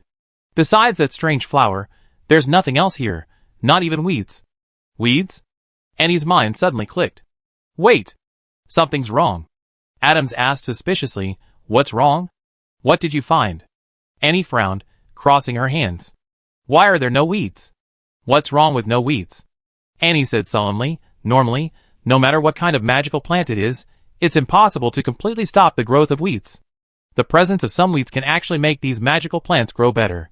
But now there isn't a single weed on the ground where we are. This is very abnormal." Adams bent down and observed the ground for a moment. Now that you mention it, it's true. This is very strange." Annie nodded and carefully walked to the pit they had dug the night before. The pit was about half a meter deep, and a long, emerald green branch stretched out from it. Surprisingly, despite its length, the roots were nowhere to be seen. Just then, without warning, the branch twisted. Even more chilling, the severed end began to writhe, as if something was trying to crawl out. Annie was terrified by this sight, and quickly took 2 steps back in panic. However, the ordeal didn't end there. Not only this branch, but all the other remaining branches that had been cut off also began to move. As if they possessed life, they grew rapidly under the sunlight and nourishment. In the blink of an eye, these branches bloomed again with vibrant, dazzling flowers, exactly the same color and shape as before. Chapter 300. My God! What the hell? Adams jumped to his feet, while Shioshua looked around warily. And frowned, the sunlight slowly obscuring their view as they were once again enveloped by the strange plants. Adams and Shioshua quickly rushed to Annie's side, shielding her, but Annie waved her hand. "It's all right, they won't attack us during the day." Sure enough, the plants only grew and flowered, making no other moves. "This place is so eerie," Adams exclaimed, and grabbed a nearby flower and pulled hard. Finding the emerald green stem incredibly strong, she couldn't break it with her arm strength. Adams waved his hand and said, "Let me do it." He pulled Annie aside, grabbed the stem of the flower, his arm muscles tensing instantly, and with a powerful pull, snapped the stem in two. He then handed the flower to Annie, and took the flower and examined it closely. She saw a thick, dark green sap oozing from the broken end. Carefully, she brought the broken end to her nose and sniffed it. A foul, nauseating stench assaulted her nostrils. This smell was different from the earthy odor. It was a true, rotten smell, making her want to vomit. Ugh! And involuntarily gagged and threw the flower to the ground. "Well? Any discoveries?" Adams asked, and shook her head. "It's very strange. How can a normal magical plant smell like this? The flower is fragrant, but the sap is foul. It's so bizarre." Little Snow leaned closer and pawed at the petals. "Last night, these plants attacked with their petals, but these petals were so soft, how could they have left Little Snow covered in wounds?" Annie's eyes lit up, as if she thought of something. She picked up the broken flower again, forcefully shaking out the sap, then looked at the break. Sure enough, it's hollow inside. The sticky sap at the break had been shaken away, revealing a hollow tube leading all the way to the flower. "Looks like this is the problem." Annie inserted the broken end into the soil, gently moving the flower, pushing all the stamens aside to reveal the stem. A row of hard, white substances was neatly arranged, like teeth. "Looks like this is what bit me last night." Adams also came over, gently tapping the teeth with his axe, making a clanging sound. Annie smiled. "I know." "Huh?" Adams was bewildered. "How do you know? What do you know?" Annie looked at the sea of flowers and took a deep breath. "I know what this is." This isn't a magical plant at all, it's a magical beast. A magical beast? Adams was even more confused. This thing doesn't look like a magical beast at all. Annie laughed. We're in a magical realm now. Encountering any kind of magical beast shouldn't be surprising. My guess is that this sea of flowers is just a hunting tool for this magical beast. The soil shifts its position as we move, keeping us always in the center of the flower field. So no matter how long we walk, we can't escape this sea of flowers. During the day, this monster rests and recuperates, strengthening itself by absorbing the power of sunlight. At night, it activates these flowers, which are actually its feeding organs. If one day isn't enough, it will do it for 2, and if 2 days aren't enough, it will do it for a month, until it eventually exhausts its prey to death. Adams felt goosebumps rise all over his body. How could this be? Then how do we get out? Annie pointed to her feet. Find the monster's true form. Adams looked at the ground in surprise. You mean, its true form is underground? Do we have to keep digging down? Annie nodded. I suspect this monster is located very deep underground, otherwise, it couldn't have formed such a vast sea of flowers. And once we're underground, our situation won't be good either. That's where the monster's core is. It must have powerful defenses, and there might even be danger. We must be careful. At this moment, the plant that Adams had broken had returned to its original state, and the broken flower was gradually rotting on the ground, eventually being swallowed by the soil. Clearly, underground was not safe at all. Adams swallowed hard. If we just openly dig like this, the monster will definitely notice. What if it suddenly attacks and fights us to the death? Annie nodded. I thought of that too. So I think we must act during the day and stay in the ground at night, burying ourselves. That way, the flowers shouldn't be able to find us and attack us. Adams said doubtfully, will that really work? If we bury ourselves and get attacked, we won't even have anywhere to run. Annie said, in that case, let's do an experiment tonight. I hide under the soil, and you guys stay above. If those strange flowers find me, you rescue me. If they don't, I keep making noise down there, and see if the monster reacts. Adams nodded. I think that's a good idea, but we need to dig the pit bigger, otherwise you won't be able to get in. With that, he swung his axe, slamming it into the ground to widen the pit Annie had painstakingly dug the night before. Xiaoxua wasn't idle either, she helped dig. After a while, they widened the pit to about 2 meters deep, more than enough for all 3 of them. Annie patted the dirt off her hands and said, you two should get some sleep. I stay here and watch over you. Adams didn't stand on ceremony, immediately dropping his axe and falling asleep. Xiaoxua was also exhausted and started snoring as soon as she lay down. Annie sat cross-legged beside the two, activating the spirit division technique. This magical realm was indeed wondrous. The elements within were purer and denser than those of Divine Beast Mountain. It lacked a touch of holiness, but possessed a more majestic grandeur, as if containing the world's mysteries and origins. However, Annie dared not immerse herself in it. She vaguely remembered that the strange flower's poison had begun to take effect after sunset last night, launching its attack about 2 hours later. This time, they were prepared, covering their mouths and noses with mud to prevent the poison from entering, allowing them to use all their defenses. Sure enough, the surrounding floral fragrance soon intensified. Annie remained expressionless, stood up, and shook Adams. Adams grunted twice, opened his eyes, and yawned widely. I didn't get enough sleep. All right, that's all for tonight. We can sleep during the day tomorrow. Annie laughed. I'm hiding in the pit now. You make a partition and ventilation on top to conceal me. Adams nodded. Okay, go in. Leave it to me. With that, Annie jumped into the pre-dug pit and lay down. Come on. Adams swung his axe, chopping down several strange flowers from the side, splashing all the viscous liquid from their stems into the pit. He then built a makeshift barrier with stones and began filling it with soil. Annie could only breathe outside air through the stems of those strange flowers. Soon, the entire pit was filled. Adams marked it with petals from the strange flowers to avoid getting lost and unable to find Annie's location once the battle began. After a while, the strange flowers began to react. The once peaceful night was now filled with eerie crackling sounds, as if something was grinding its teeth.